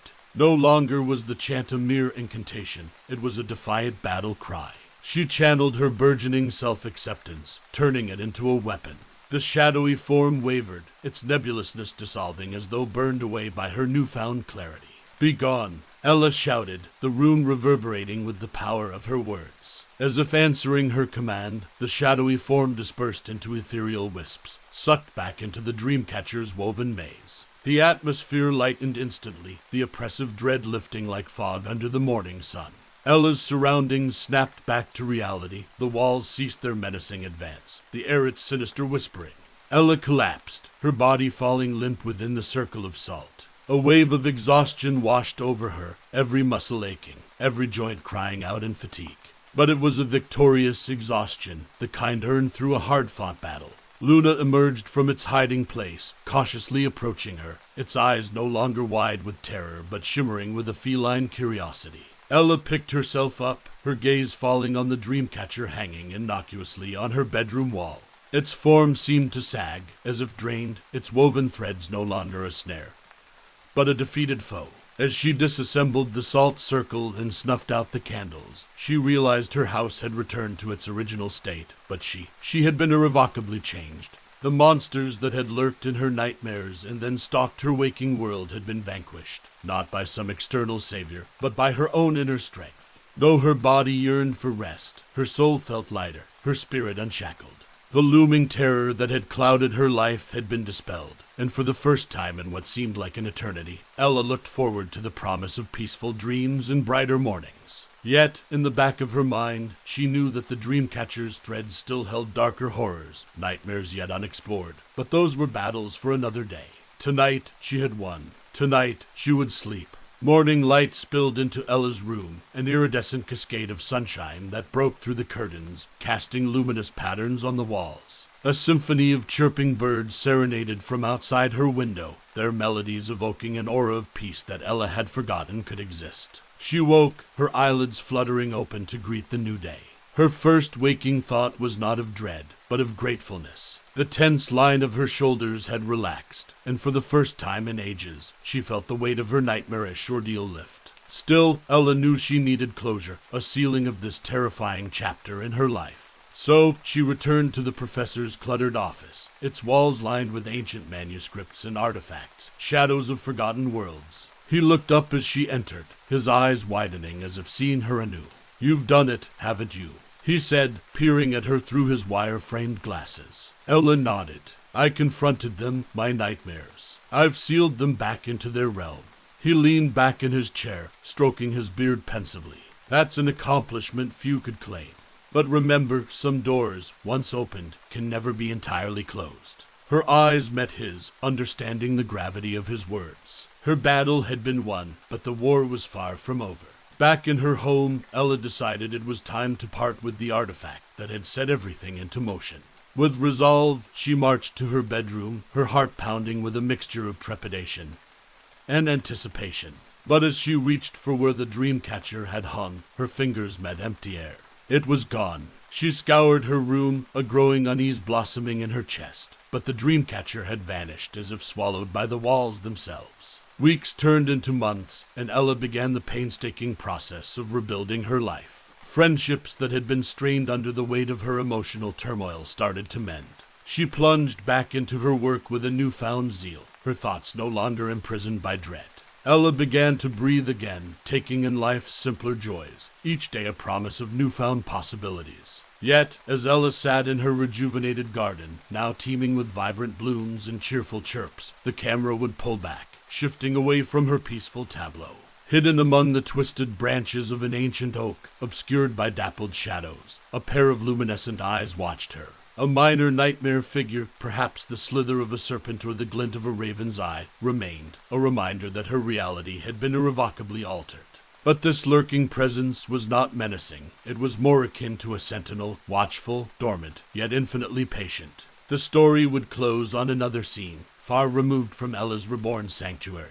An auctioneer's voice rang out in a lavish hall, echoing off walls adorned with elaborate tapestries and framed artworks. Next up, an antique Dreamcatcher, a beautiful relic from a Native American tribe, said to trap nightmares, he declared, lifting the woven artifact for the crowd to see. A hand shot up in the crowd, a new bidder drawn to the object's enigmatic allure. The gavel fell, sealing not just a purchase, but also setting in motion a cycle that hinted at an eternal recurrence, a dance with darkness that knew no end. And so, in some distant room, in some different life, another Dreamcatcher would find its place on a new wall, its woven threads a complex labyrinth that would soon stir to life, restless, ever hungry, awaiting the toll of nightfall to unleash its dormant terrors upon the world once more. That concludes our spine-tingling journey through the Dreamcatcher, a story that reminds us that some doors, once opened, can never fully close. Did Ella truly escape her nightmares, or has she merely postponed a battle that has no end? Remember, dear listeners, as you drift off to sleep tonight, hanging above your bed might be more than just a decoration. It could be a gateway. Thank you for tuning into our scary stories. Until next week, may your dreams be just that, dreams. This is our Scary Stories signing off for tonight. Welcome, brave souls, to another bone-chilling episode of our Scary Stories. I am your host, your navigator through the twisted realms of the human psyche. Tonight, gather round and lend an ear, for we journey into the life of a man trapped by his own desires, a tale so unnerving it will make you question the very fabric of your reality. Buckle up as we delve into the haunting world of the Ghostwriter. Turn down the lights, lock your doors, and let's begin, shall we? The air was thick with the stale scent of old coffee and damp, moth-eaten paper. Stacks of rejected manuscripts lay strewn about, a graveyard of Raymond's failed attempts at storytelling. His tiny home office felt like it was closing in on him, the walls plastered with scribbled notes and crumpled plot diagrams that seemed to mock his ineptitude. Each tick of the clock on the wall was like a nail into the coffin of his dreams. The brown, weathered carpet beneath his feet had absorbed years of frustration, and it emitted a mildewy scent that mingled with his despair. He could feel the weight of each second passing, a burden like he was carrying a backpack filled with bricks. His wife, Emily, entered the room, her eyes cautious. The air became tinged with the floral scent of her perfume, a fragrance that once ignited passion but now served as a mocking contrast to the decay around him. "Dinner's almost ready," she said softly. "David's asking about you." "Tell him I'm working," Raymond replied, avoiding eye contact. Emily sighed. "Raymond, you can't keep doing this. The bills are piling up. We need a solution, and we need it now." His jaw tightened. He looked up to see Emily's eyes brimming with a blend of love and exasperation. She left, her departure marked by the soft clicking of the door. Raymond leaned back in his squeaky office chair, every creak magnifying his anxiety. The glow of the computer screen felt like a spotlight, highlighting the empty Word document before him. Just as he was about to shut it down, an email notification popped up on the screen. It was from an anonymous email address and had no subject. Curiosity piqued, Raymond opened it. Attached was a document simply named Chapter 1. The moment Raymond began to read, a chill ran down his spine. It was like hearing a symphony for the first time, every sentence a note played to perfection. The room around him faded, the dankness and the walls that seemed to close in on him disappeared. For a few minutes, he was transported to another world, woven so intricately by words alone. By the end of the chapter, he felt like he had awakened from a spell. A mix of awe and confusion flooded Raymond's thoughts. Who could have sent this? He looked around as if expecting to find someone lurking in the corners of his room. But he was alone, enveloped in silence, broken only by the faint hum of the computer and the distant laughter of his son, David, from somewhere within the house. Days passed, and the chapter sat on his desktop, both a beacon of what could be and a monument to his own inadequacies. His initial bewilderment slowly fermented into a sinister form of temptation. It whispered through the silence of his office, during tense dinners, in the thick of sleepless nights. It presented itself as a solution to his failing career, to the bills, to the widening chasm between him and his family. Finally, propelled by an overwhelming tide of desperation, he gave in. Raymond made a few small changes to the chapter and sent it off to his publisher, each keystroke sending shivers down his arm, each shiver a forewarning. The very next day, Raymond received a notification on his phone. It was an email from his publisher. He held his breath as he opened it, his eyes scanning for the verdict. The room felt still, as if holding its breath with him. Then he saw the word that would change the course of his life. Accepted. At that moment, relief washed over him, so intense it was almost like a physical weight lifting off his shoulders. The room around him seemed brighter, as if acknowledging his newfound hope. But deep down, in the pit of his gut, a tiny knot tightened. A seed of dread planted in fertile soil. The price of his newfound hope remained unknown. Yet, the clock on the wall continued to tick, but this time, each tick felt like a countdown, a metronome to a fate he had yet to comprehend. And so Raymond waited, unknowingly caught in the web of something far beyond his understanding. Far more terrifying than failure. The room was quiet now, quieter than it had ever been. But somewhere in the bowels of that silence, Raymond thought he heard something else. A whisper, almost too faint to hear, its words indecipherable, but its tone unmistakable. It was a whisper filled with an emotion that Raymond couldn't quite place. Something between mockery and anticipation. But before he could ponder it further, it was gone, leaving him alone in the echoing silence, a man teetering on the edge of an abyss he could neither see nor understand. But it was there, that abyss, lurking and real, waiting for the right moment to reveal itself. And so ended the first chapter of Raymond's life, or so he thought. Little did he know, it was just the prologue. The atmosphere in the house had transformed. Gone were the cluttered bills, the stern faces, the asphyxiating tension that hung like a fog. The air now vibrated with a rare electricity, crackling with relief and newfound luxury. Book sales had erupted, critics tripped over themselves with praise, and the relief from financial strain was immediate and extraordinary. Emily smiled more, and even David, their perpetually aloof teenager, seemed to take on a more cheerful demeanor. For the first time in years, Raymond felt the knot of worry inside him loosen, and he basked in the warmth of success. One evening, he sat in his leather armchair, the ambience of the room glowing with the soft light of a lavish table lamp he'd recently purchased. A glass of expensive bourbon was cradled in his hand. It was then that another email notification chimed through the room, piercing the tranquility. It was from the same anonymous address, and attached was another document. Chapter 2, it read. Raymond hesitated, but ultimately succumbed to curiosity. The moment he began to read, he felt that same thrill, that sensation of being pulled into another world. But this time, there was a different quality to it, a more sinister pulse that thrummed through the lines. This chapter delved into darker territories, speaking of chilling events and ominous settings, yet it was still irresistibly captivating.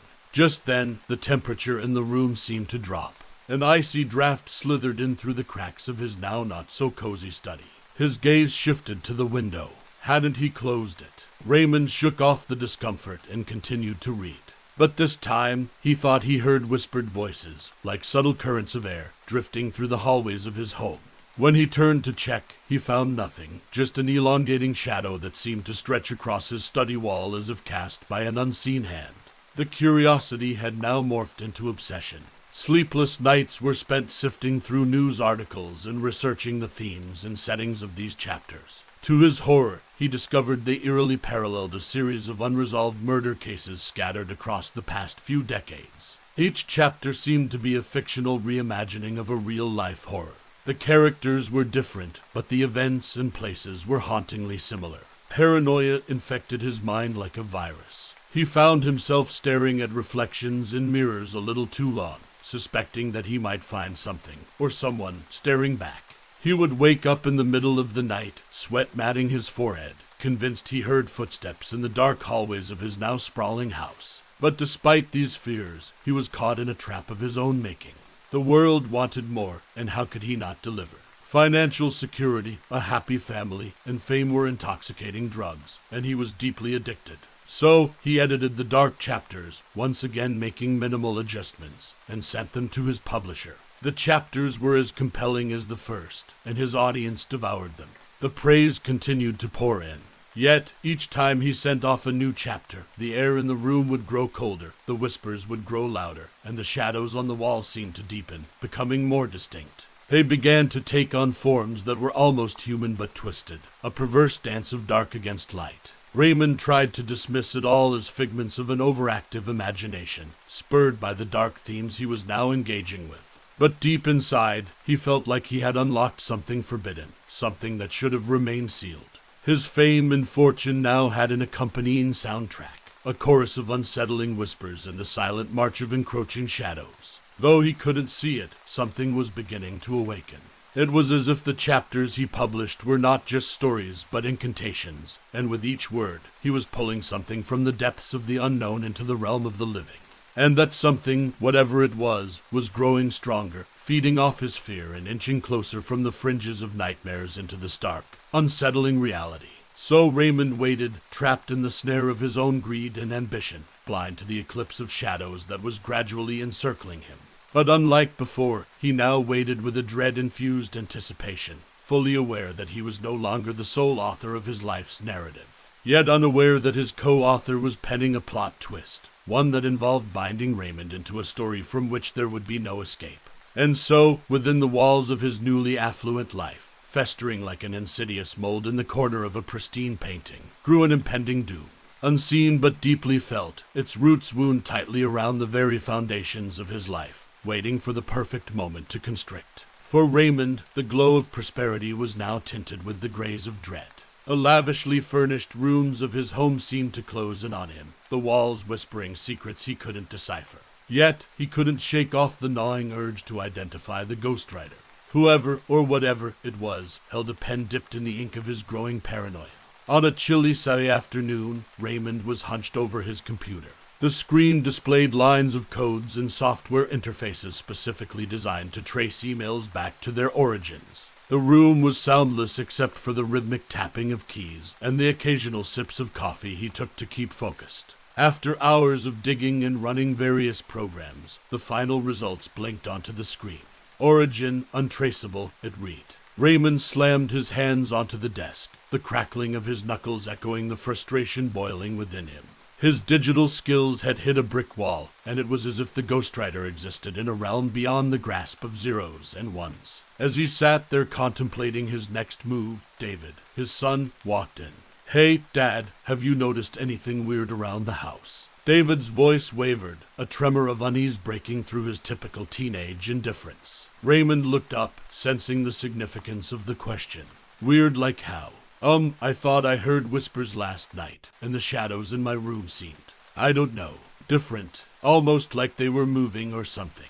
A cold shiver cascaded down Raymond's spine. So, he wasn't imagining things. The sinister changes had spread like dark water stains, touching everyone in the house. "It might just be your imagination," Raymond lied, choosing to protect David from the insidious truth nesting in their lives. Dissatisfied yet uncertain, David retreated back to his room, leaving Raymond alone with his thoughts and fears. Determined to find some answers, he climbed up to the attic. It was a place he hadn't visited in years, a burial ground for forgotten memories and mementos. Dust hung heavy in the air, particles floating like ethereal specters under the dim light of a single, flickering bulb. As he rummaged through old boxes and worn-out trinkets, his eyes caught sight of an object that sent a rush of apprehension through him.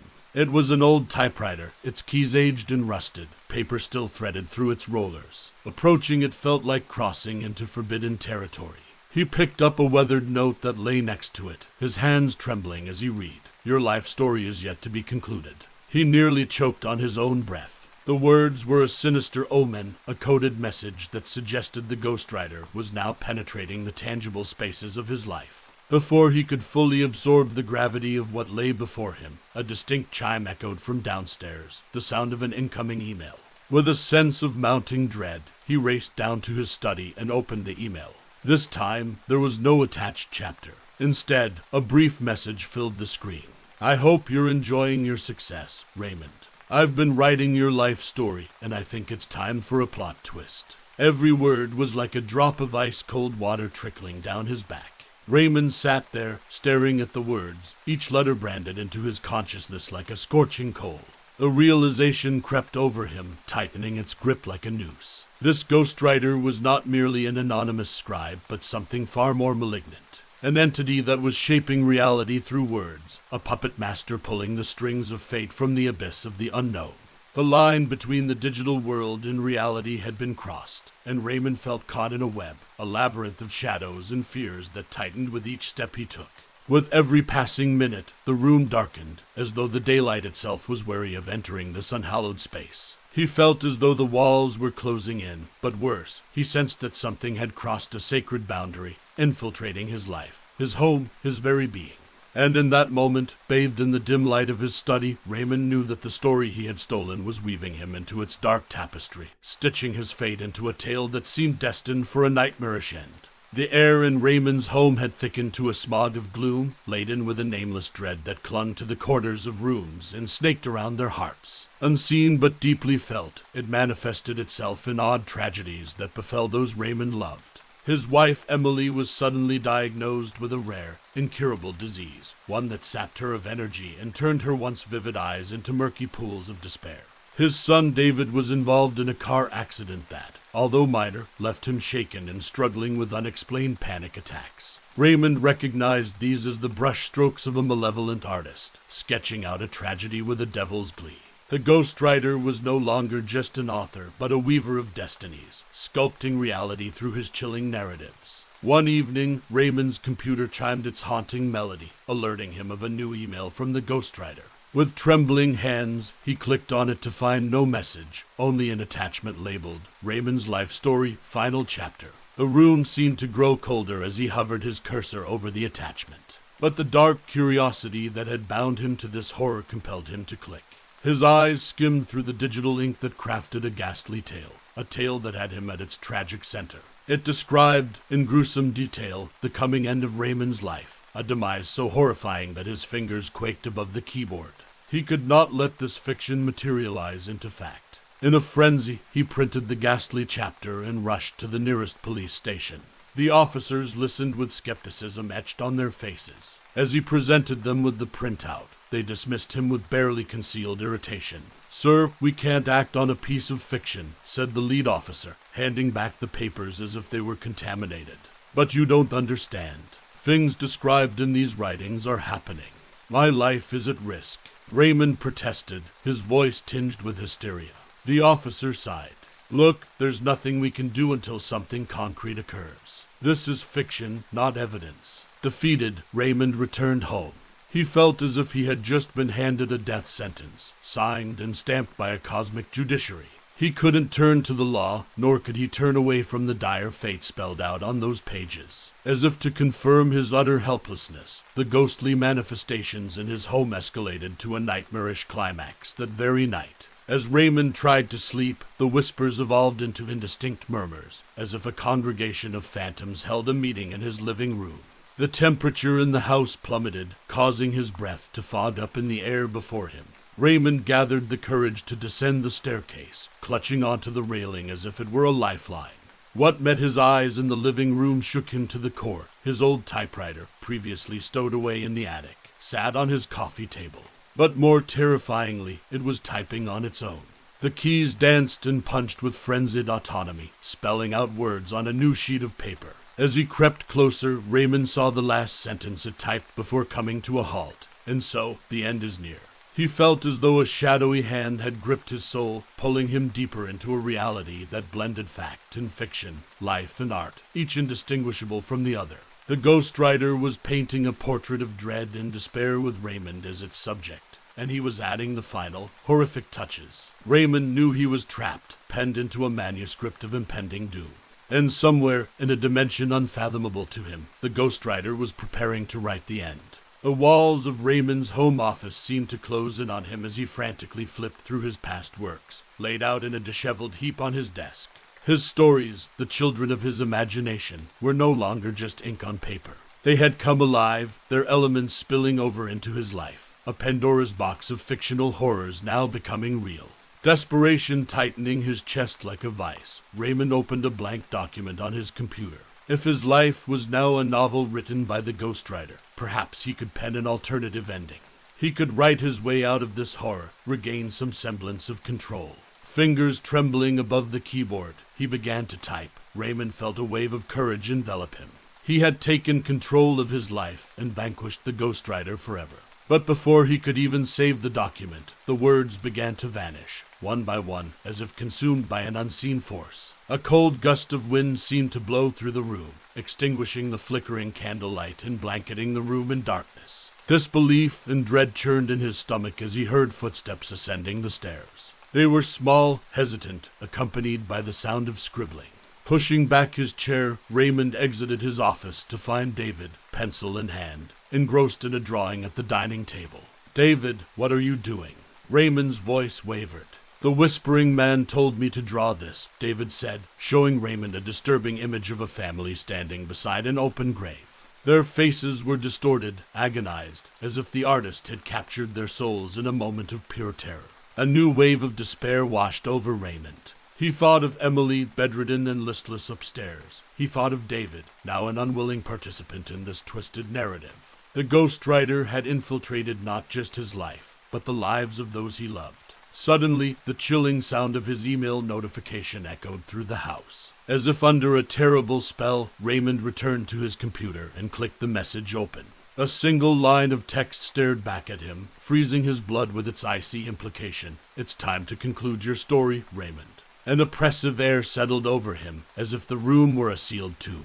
The walls, adorned with accolades for a career he once took pride in, now seemed like gravestones, marking the death of his former self. He was lost within the pages of a horror story he had neither penned nor wished for, its ending no longer his to dictate. And as he realized the weight of this, Raymond felt the final threads of his sanity begin to unravel. It was clear now there was no running, no escaping, no rewriting.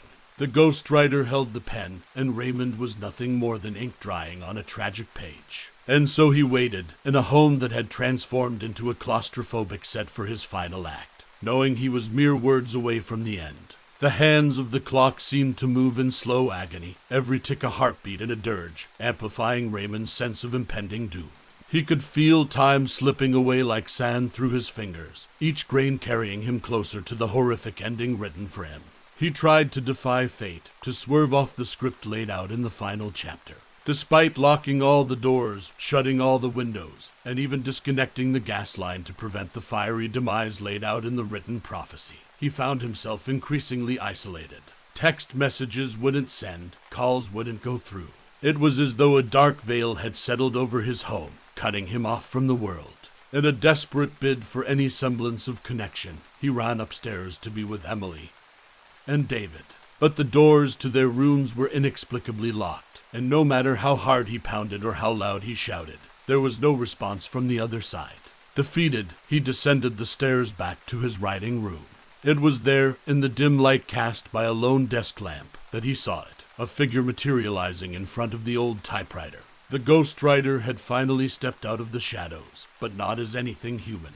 It was an indescribable entity, a swirling vortex of dark mist with an outline vaguely resembling a person, its form constantly shifting as if comprised of countless stories yet to be written. "So, we finally meet, Raymond," the entity intoned, its voice a reverberating echo that filled the room. "You should be proud. Your life story has been my most thrilling work yet." Raymond felt both revolted and fascinated. "Why me? Why are you doing this? Every author seeks the perfect story. Your desperation, your arrogance, your love, and your fears offered the ideal narrative arc. Once I've concluded your story, I'll move on to another. You should be flattered. You're a chapter in a larger saga of human suffering." Chills ran down Raymond's spine as the cruel reality sank in. by taking the Ghostwriter's chapters and claiming them as his own. He had signed away his life story, and now the Ghostwriter was free to continue this cycle, moving on to claim another life story and another into perpetuity. As Raymond processed this harrowing thought, he noticed the typewriter's keys began to move on their own. The Ghostwriter was typing out the concluding sentences of his life. With a sudden jolt of terror, he felt his world darken. He was living the words being typed at that very moment. "Goodbye, Raymond," the Ghostwriter intoned, dematerializing, leaving behind the typewriter and a note that read, "Your life story is yet to be concluded." Days later, the news of a horrific house fire would consume the local headlines. Among the ruins, investigators found an old typewriter, strangely untouched by the flames, donated later to a thrift store. Meanwhile, on the other side of the city, Amanda, a struggling writer plagued by rejection letters, opened her email. Her eyes widened with disbelief as she read the contents of an anonymous email. It was the first chapter of a novel, impeccably written, an offer too tempting to ignore. And so the Ghostwriter's keys would continue to dance, setting the stage for yet another tale of ambition, desperation, and unending horror. And there we have it, listeners. The ink has dried, and the story of Raymond has reached its petrifying conclusion. The Ghostwriter claims another life, and the cycle continues, lurking in the inboxes of aspiring authors everywhere. I hope tonight's tale has left you pondering the cost of ambition, the price of a story too good to be true.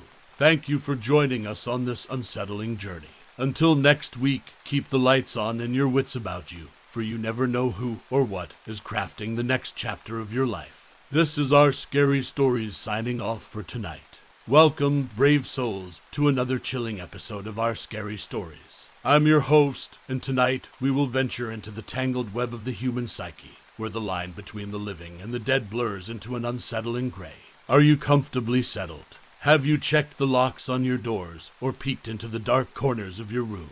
No? Well, perhaps you should, because tonight's story is one you won't soon forget. It's titled The Mannequin, and it serves as a warning to be careful what you bring into your life, for you might just inherit its tormented past. Now, without further ado, let's begin. The soft murmur of the crowd echoed in the cavernous space of the auction hall, where paintings of illustrious figures, antique furniture, and trinkets of unknown origin sought new owners. Liam stood at the back, scanning the glossy auction catalog.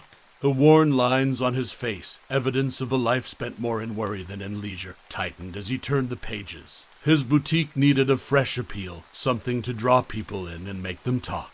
What about this? The thought hung in the cool, stale air as he looked at Lot 44, a hyper-realistic mannequin, described as a marvel of modern craftsmanship. Liam was accustomed to fine things, silk dresses that felt like whispers against the skin, leather shoes that molded to feel like they were tailored by the gods. But this mannequin was disconcerting. It was a woman, or the likeness of one, with an intricacy that bordered on eerie. Her eyes were not the usual blank orbs, but crafted with irises, almost as if they could see. The hands were not stumps but articulated, with veins and creases. His instincts screamed no, but another voice, one tinged with desperation, whispered, "What if this is what you need? Something so extraordinary that people can't help but walk into your store." Against his better judgment, Liam raised his auction paddle. Minutes later, he stood beside the lifelike figure, now his. The auctioneer congratulated him, stating, "You've got yourself a conversation starter, no doubt." "What's her story?" Liam asked, trying not to make eye contact with the mannequin. "All we know is that she's from an artisan who specializes in hyper-realistic portrayals. Some say he uses casts of actual people to make them this, lifelike." Liam offered a weak smile, accepting the receipt handed to him. As he left, he could swear the mannequin's eyes followed him, but he shook off the feeling like a coat he no longer wished to wear. When the mannequin, whom he decided to name Grace, ironically, was set up in the boutique, she became an instant attraction. His store was swathed in warm hues, racks of high-end fashion adorning the walls and center displays. The aroma of freshly brewed coffee mingled with that of wood polish and delicate fabrics. Customers entered and did double takes, unsure if Grace was a real person. Some felt her skin, half expecting it to be warm, then laughed nervously when they realized what they were doing. "I've never seen anything like this," commented Brenda, his assistant, adjusting a cashmere scarf around Grace's neck. "It's like she's almost alive." Liam looked over, seeing Brenda's fingers tremble slightly as they touched the synthetic skin. Quite an investment, don't you think? Definitely, Brenda said, her eyes meeting Liam's for just a moment, exchanging a tacit agreement that Grace was both fascinating and unsettling. Throughout the day, oddities began to stack up like unread letters. Liam noticed that Grace seemed to shift, ever so slightly, from her original pose. He'd left her with arms relaxed, but now one hand seemed almost lifted, as though trying to reach for something. And is it just me or is it cold here? Brenda walked by Grace, rubbing her arms. Liam felt it too, a draft or a drop in temperature, but only when near Grace. Two women in the store, regulars who never bought anything but were quick to spread gossip, huddled near a display of handbags. Did you hear? One whispered to the other. These kinds of mannequins, they say they're molded from real people. Dead people. The other woman shook her head, muttering, that's dark, and yet they both moved closer to get a better look at Grace. That evening, as Liam locked up, something urged him to look back. The shop was a still life of luxury, but amidst it all stood Grace. In the dim lighting, her eyes seemed to shimmer, an illusion, he told himself. He left, the door clicking shut behind him. But as he walked to his car, he couldn't shake off a haunting thought. Grace seemed more alive in the dark, more aware. Unseen by Liam, back in the shop, Grace's hand moved just an inch higher, as if waving goodbye, or perhaps beckoning him to return. 3 days had passed since Grace became the silent star of Liam's boutique, but the uneasy allure she radiated had grown into an unsettling constant. A peculiar detail continued to nag at him every morning. When he'd open the shop, Grace seemed to have shifted subtly from her prior pose. A hand turned a different angle, or a slight tilt of her head. Discrepancies that nagged at Liam like an itch in his mind. On the 4th day, he decided to consult the security footage. He sat alone in the small office behind the store, the aroma of stale coffee hanging heavy in the air. The small room was cluttered with invoices and lookbooks, but his focus was entirely on the computer screen. He scrubbed through the CCTV footage, his eyes narrowing as he approached the midnight timestamp. Just as he prepared to observe Grace's transformation, the screen froze. When it resumed, Grace was already in her new posture. He rewound and played the footage again, but the same glitch recurred, as if reality itself refused to expose Grace's secret. His frustration mounting, Liam leaned back in his chair. The creak of its leather and the hum of the air conditioner filled the room. And just as he was about to give up, a thought jolted him like an electric shock. Was it his imagination, or was the room suddenly colder? That night, Liam's dreams were invaded by a sense of dread he couldn't shake. In the dream, he was in his store, and all was quiet except for the faint sound of a melody playing in the background. A haunting tune from a music box, both beautiful and sorrowful. He saw Grace standing on her platform, but then she'd step down, her movements smooth and lifelike. She'd approach him slowly, her face devoid of expression, her arms outstretched as though to grab him. He'd wake up just before she touched him, gasping for air, his skin tinged with a cold sweat. The clock's red digits would glow 3:07 a.m., and it would take him a long moment to realize he was in his own bedroom, the lingering notes of that haunting tune still echoing in his mind. But when he awoke the next morning, he found light bruises on his arms, resembling the grip of a hand. He looked at himself in the bathroom mirror, his reflection tinged with disbelief and mounting horror. It's just stress, he muttered, splashing water on his face as if the cold liquid could wash away the growing unease. Driving to the boutique, Liam tried to lose himself in the hum of the engine and the whoosh of tires against wet asphalt. It had rained overnight, and the world smelled clean, purified. Traffic was light, and for a moment he felt a semblance of peace, until he glanced in the rearview mirror. For the briefest second, he saw her, Grace, seated in the back of his car, her eyes meeting his through the mirror. He slammed the brakes, heart pounding, swerving to the side of the road. Cars honked as they passed him, but he hardly noticed. With a sense of dread, he turned to look at the back seat. It was empty. His breathing was ragged, like he'd run a marathon. He gripped the steering wheel tightly, the leather cool beneath his palms. For the longest moment, he sat there, struggling to compose himself. Finally, pulling back onto the road, he couldn't escape the creeping realization that the boundaries of his reality were starting to fray. And at the center of it all was Grace, his beautiful, terrifying acquisition, stretching her silent influence beyond the walls of his boutique, infiltrating the sanctum of his car, his dreams, and perhaps, he feared, his very sanity. A week had elapsed since Grace arrived at the boutique, and the quaint charm of the shop had started to morph into something altogether menacing. The door chimed its welcoming tone as Liam entered, but today it sounded almost sarcastic, mocking his return to the epicenter of his unraveling life. He had barely set his foot behind the counter when the lights flickered above, as if hesitating, undecided on whether to reveal what lay in their glow. When they finally steadied, Grace was there in her new pose, her arms demurely crossed, staring back at him with a gaze that seemed more piercing than before. That evening, the weight of sleeplessness etched on his face, Liam dragged himself back to his home, a tasteful townhouse that had always been his sanctuary. But tonight, it felt like a haunted shell. He double-locked the door, half expecting to find Grace seated on his plush sofa. And yet, there she was, not in the living room, but worse, in his bedroom. There, lying next to his pillow, was Grace, her head turned toward his side of the bed. Liam let out a strangled cry, stumbling backward into the hallway, heart thundering.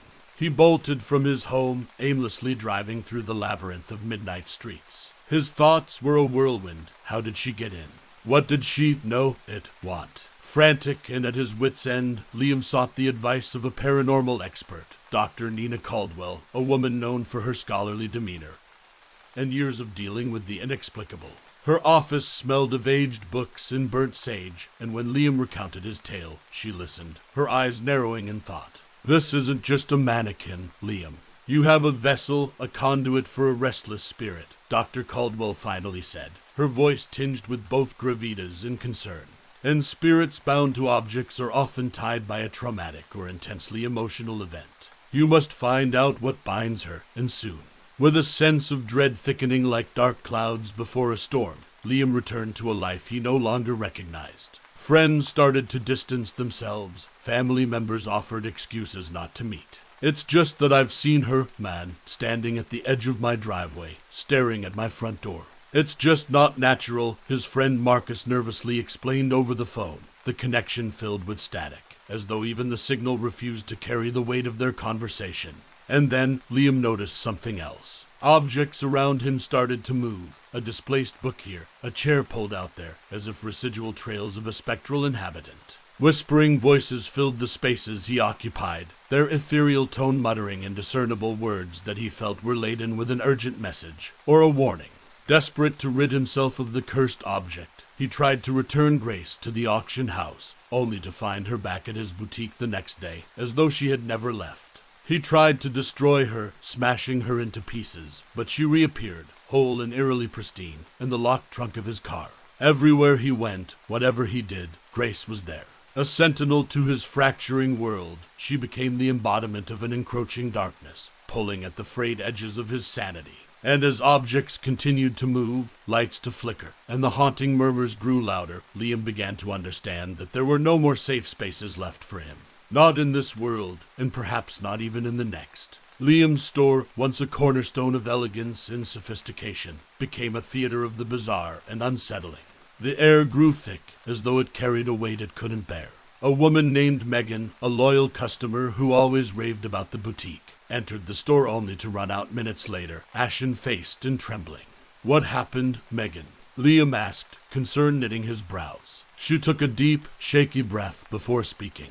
I saw my reflection in a mirror next to the mannequin. Only it wasn't me. It was her, Grace. And she smiled, Liam, as if she knew something I didn't. It wasn't just Megan. Items began flying off shelves, narrowly missing customers. Rolls of fabric unraveled and wound themselves around display stands like ivy claiming a trellis. The shop's chandelier bulbs burst one by one, raining shards of glass onto the vintage carpets below. And then came the fire. A small blaze erupted in a corner of the store, its flames dancing menacingly, threatening to devour everything.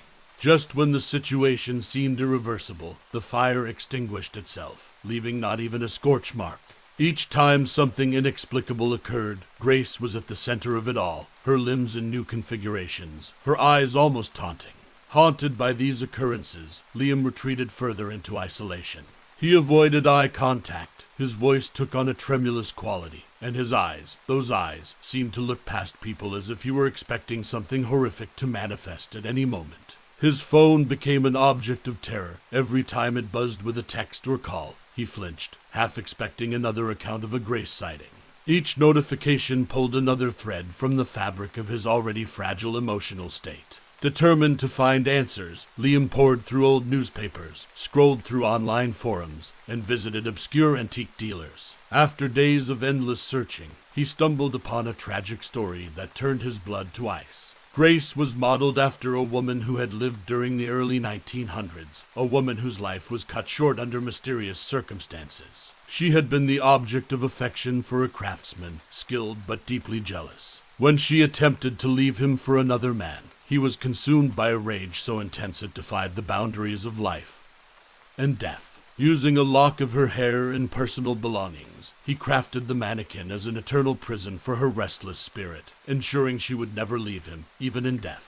What chilled Liam to his core was a single line at the end of an article. Some say that the craftsman whispered a curse as he put the finishing touches on the Mannequin, binding not just the woman but also anyone who possessed the object to a cycle of eternal haunting. As Liam closed the weathered pages of the old journal he had found the story in, a spine-chilling whisper filled the room. A gust of wind blew through his study, and a photograph of him tipped over on the desk. And he understood his life was unraveling, thread by agonizing thread, bound to a history soaked in malevolence. The Mannequin wasn't just a vessel, it was a warning, a grotesque monument to eternal restlessness, and he was its latest victim. A week after the haunting revelation, Liam found himself pacing his dusty living room, bathed in the dim light that seeped through the closed curtains. A plethora of arcane items lay strewn on his coffee table, a candle made of beeswax, salt from the Dead Sea, a parchment containing the incantation written in faded ink, and the photograph of the craftsman who had created Grace. Gary, an occult specialist he'd met online, had guided him through the preparations, cautioning that the ritual needed to be performed flawlessly. A single mistake could have catastrophic consequences. "I have to do it," Liam whispered to himself, almost as if seeking his own permission. With trembling hands, he arranged the items on the floor in the shape of an intricate circle, taking care to follow the ancient geometries that Gary had described. After double-checking each item, he took a deep breath, lit the candle, and began to chant. The words flowed off his lips, rich and haunting, filling the room with a dense, unseen fog. For a moment, it seemed like the ritual would work. A sense of calm washed over him, and he almost allowed himself to believe that he could get through this, that he could finally break the chain that bound him to this cursed object. Just as quickly, however, the room transformed. The candle's flame shot up like a geyser and turned an unnatural shade of blue.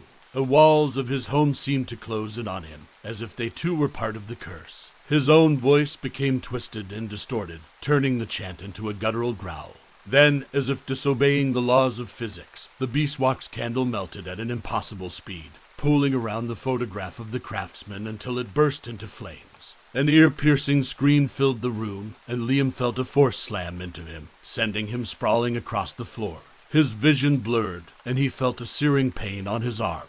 When he looked, he saw it, a burn mark in the shape of a hand. "You've made it worse," a voice whispered in his ear, so close he could feel its cold breath. "You own my vessel, thus you own my curse. And now, Liam, your life will be a mirror to my suffering. Only then can my unrest find a moment of respite." As the voice spoke, objects around the room levitated before crashing down.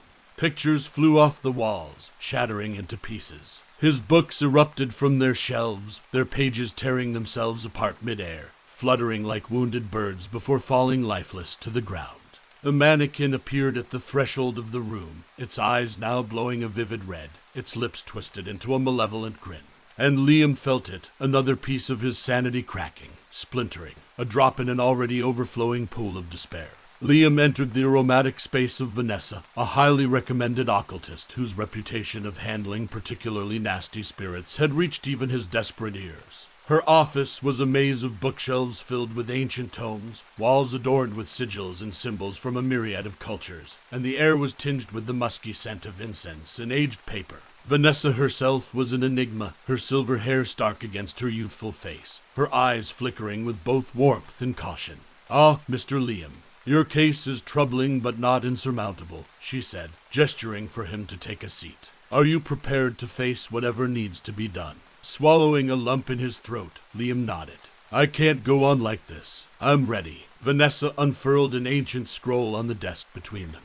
Then let's begin. The ceremony was to be held at the witching hour, where the veil between realms was at its thinnest. Vanessa's voice intoned chants that oscillated between beauty and malevolence, her hands weaving patterns in the air as if stitching the fabric of reality itself. The room became colder, the atmosphere heavier, as if the universe itself were holding its breath. Liam stood at the center of a summoning circle, arms outstretched, eyes clenched shut, feeling both dread and hope pulsate through his veins. Then a momentary pause in Vanessa's chanting, a celestial silence that stretched for an eternity. When she resumed, her voice was no longer alone. It was accompanied by a chorus of otherworldly whispers, their cadence a bizarre mix of pleading and wrath. Suddenly, Liam felt an ethereal hand grab his heart, squeezing it as if evaluating its worthiness. Just when he thought he might collapse from the pain, the force relinquished its grasp, and an overwhelming serenity filled him. The tension in the room dissipated, leaving behind a deafening silence. "It is done," Vanessa finally said,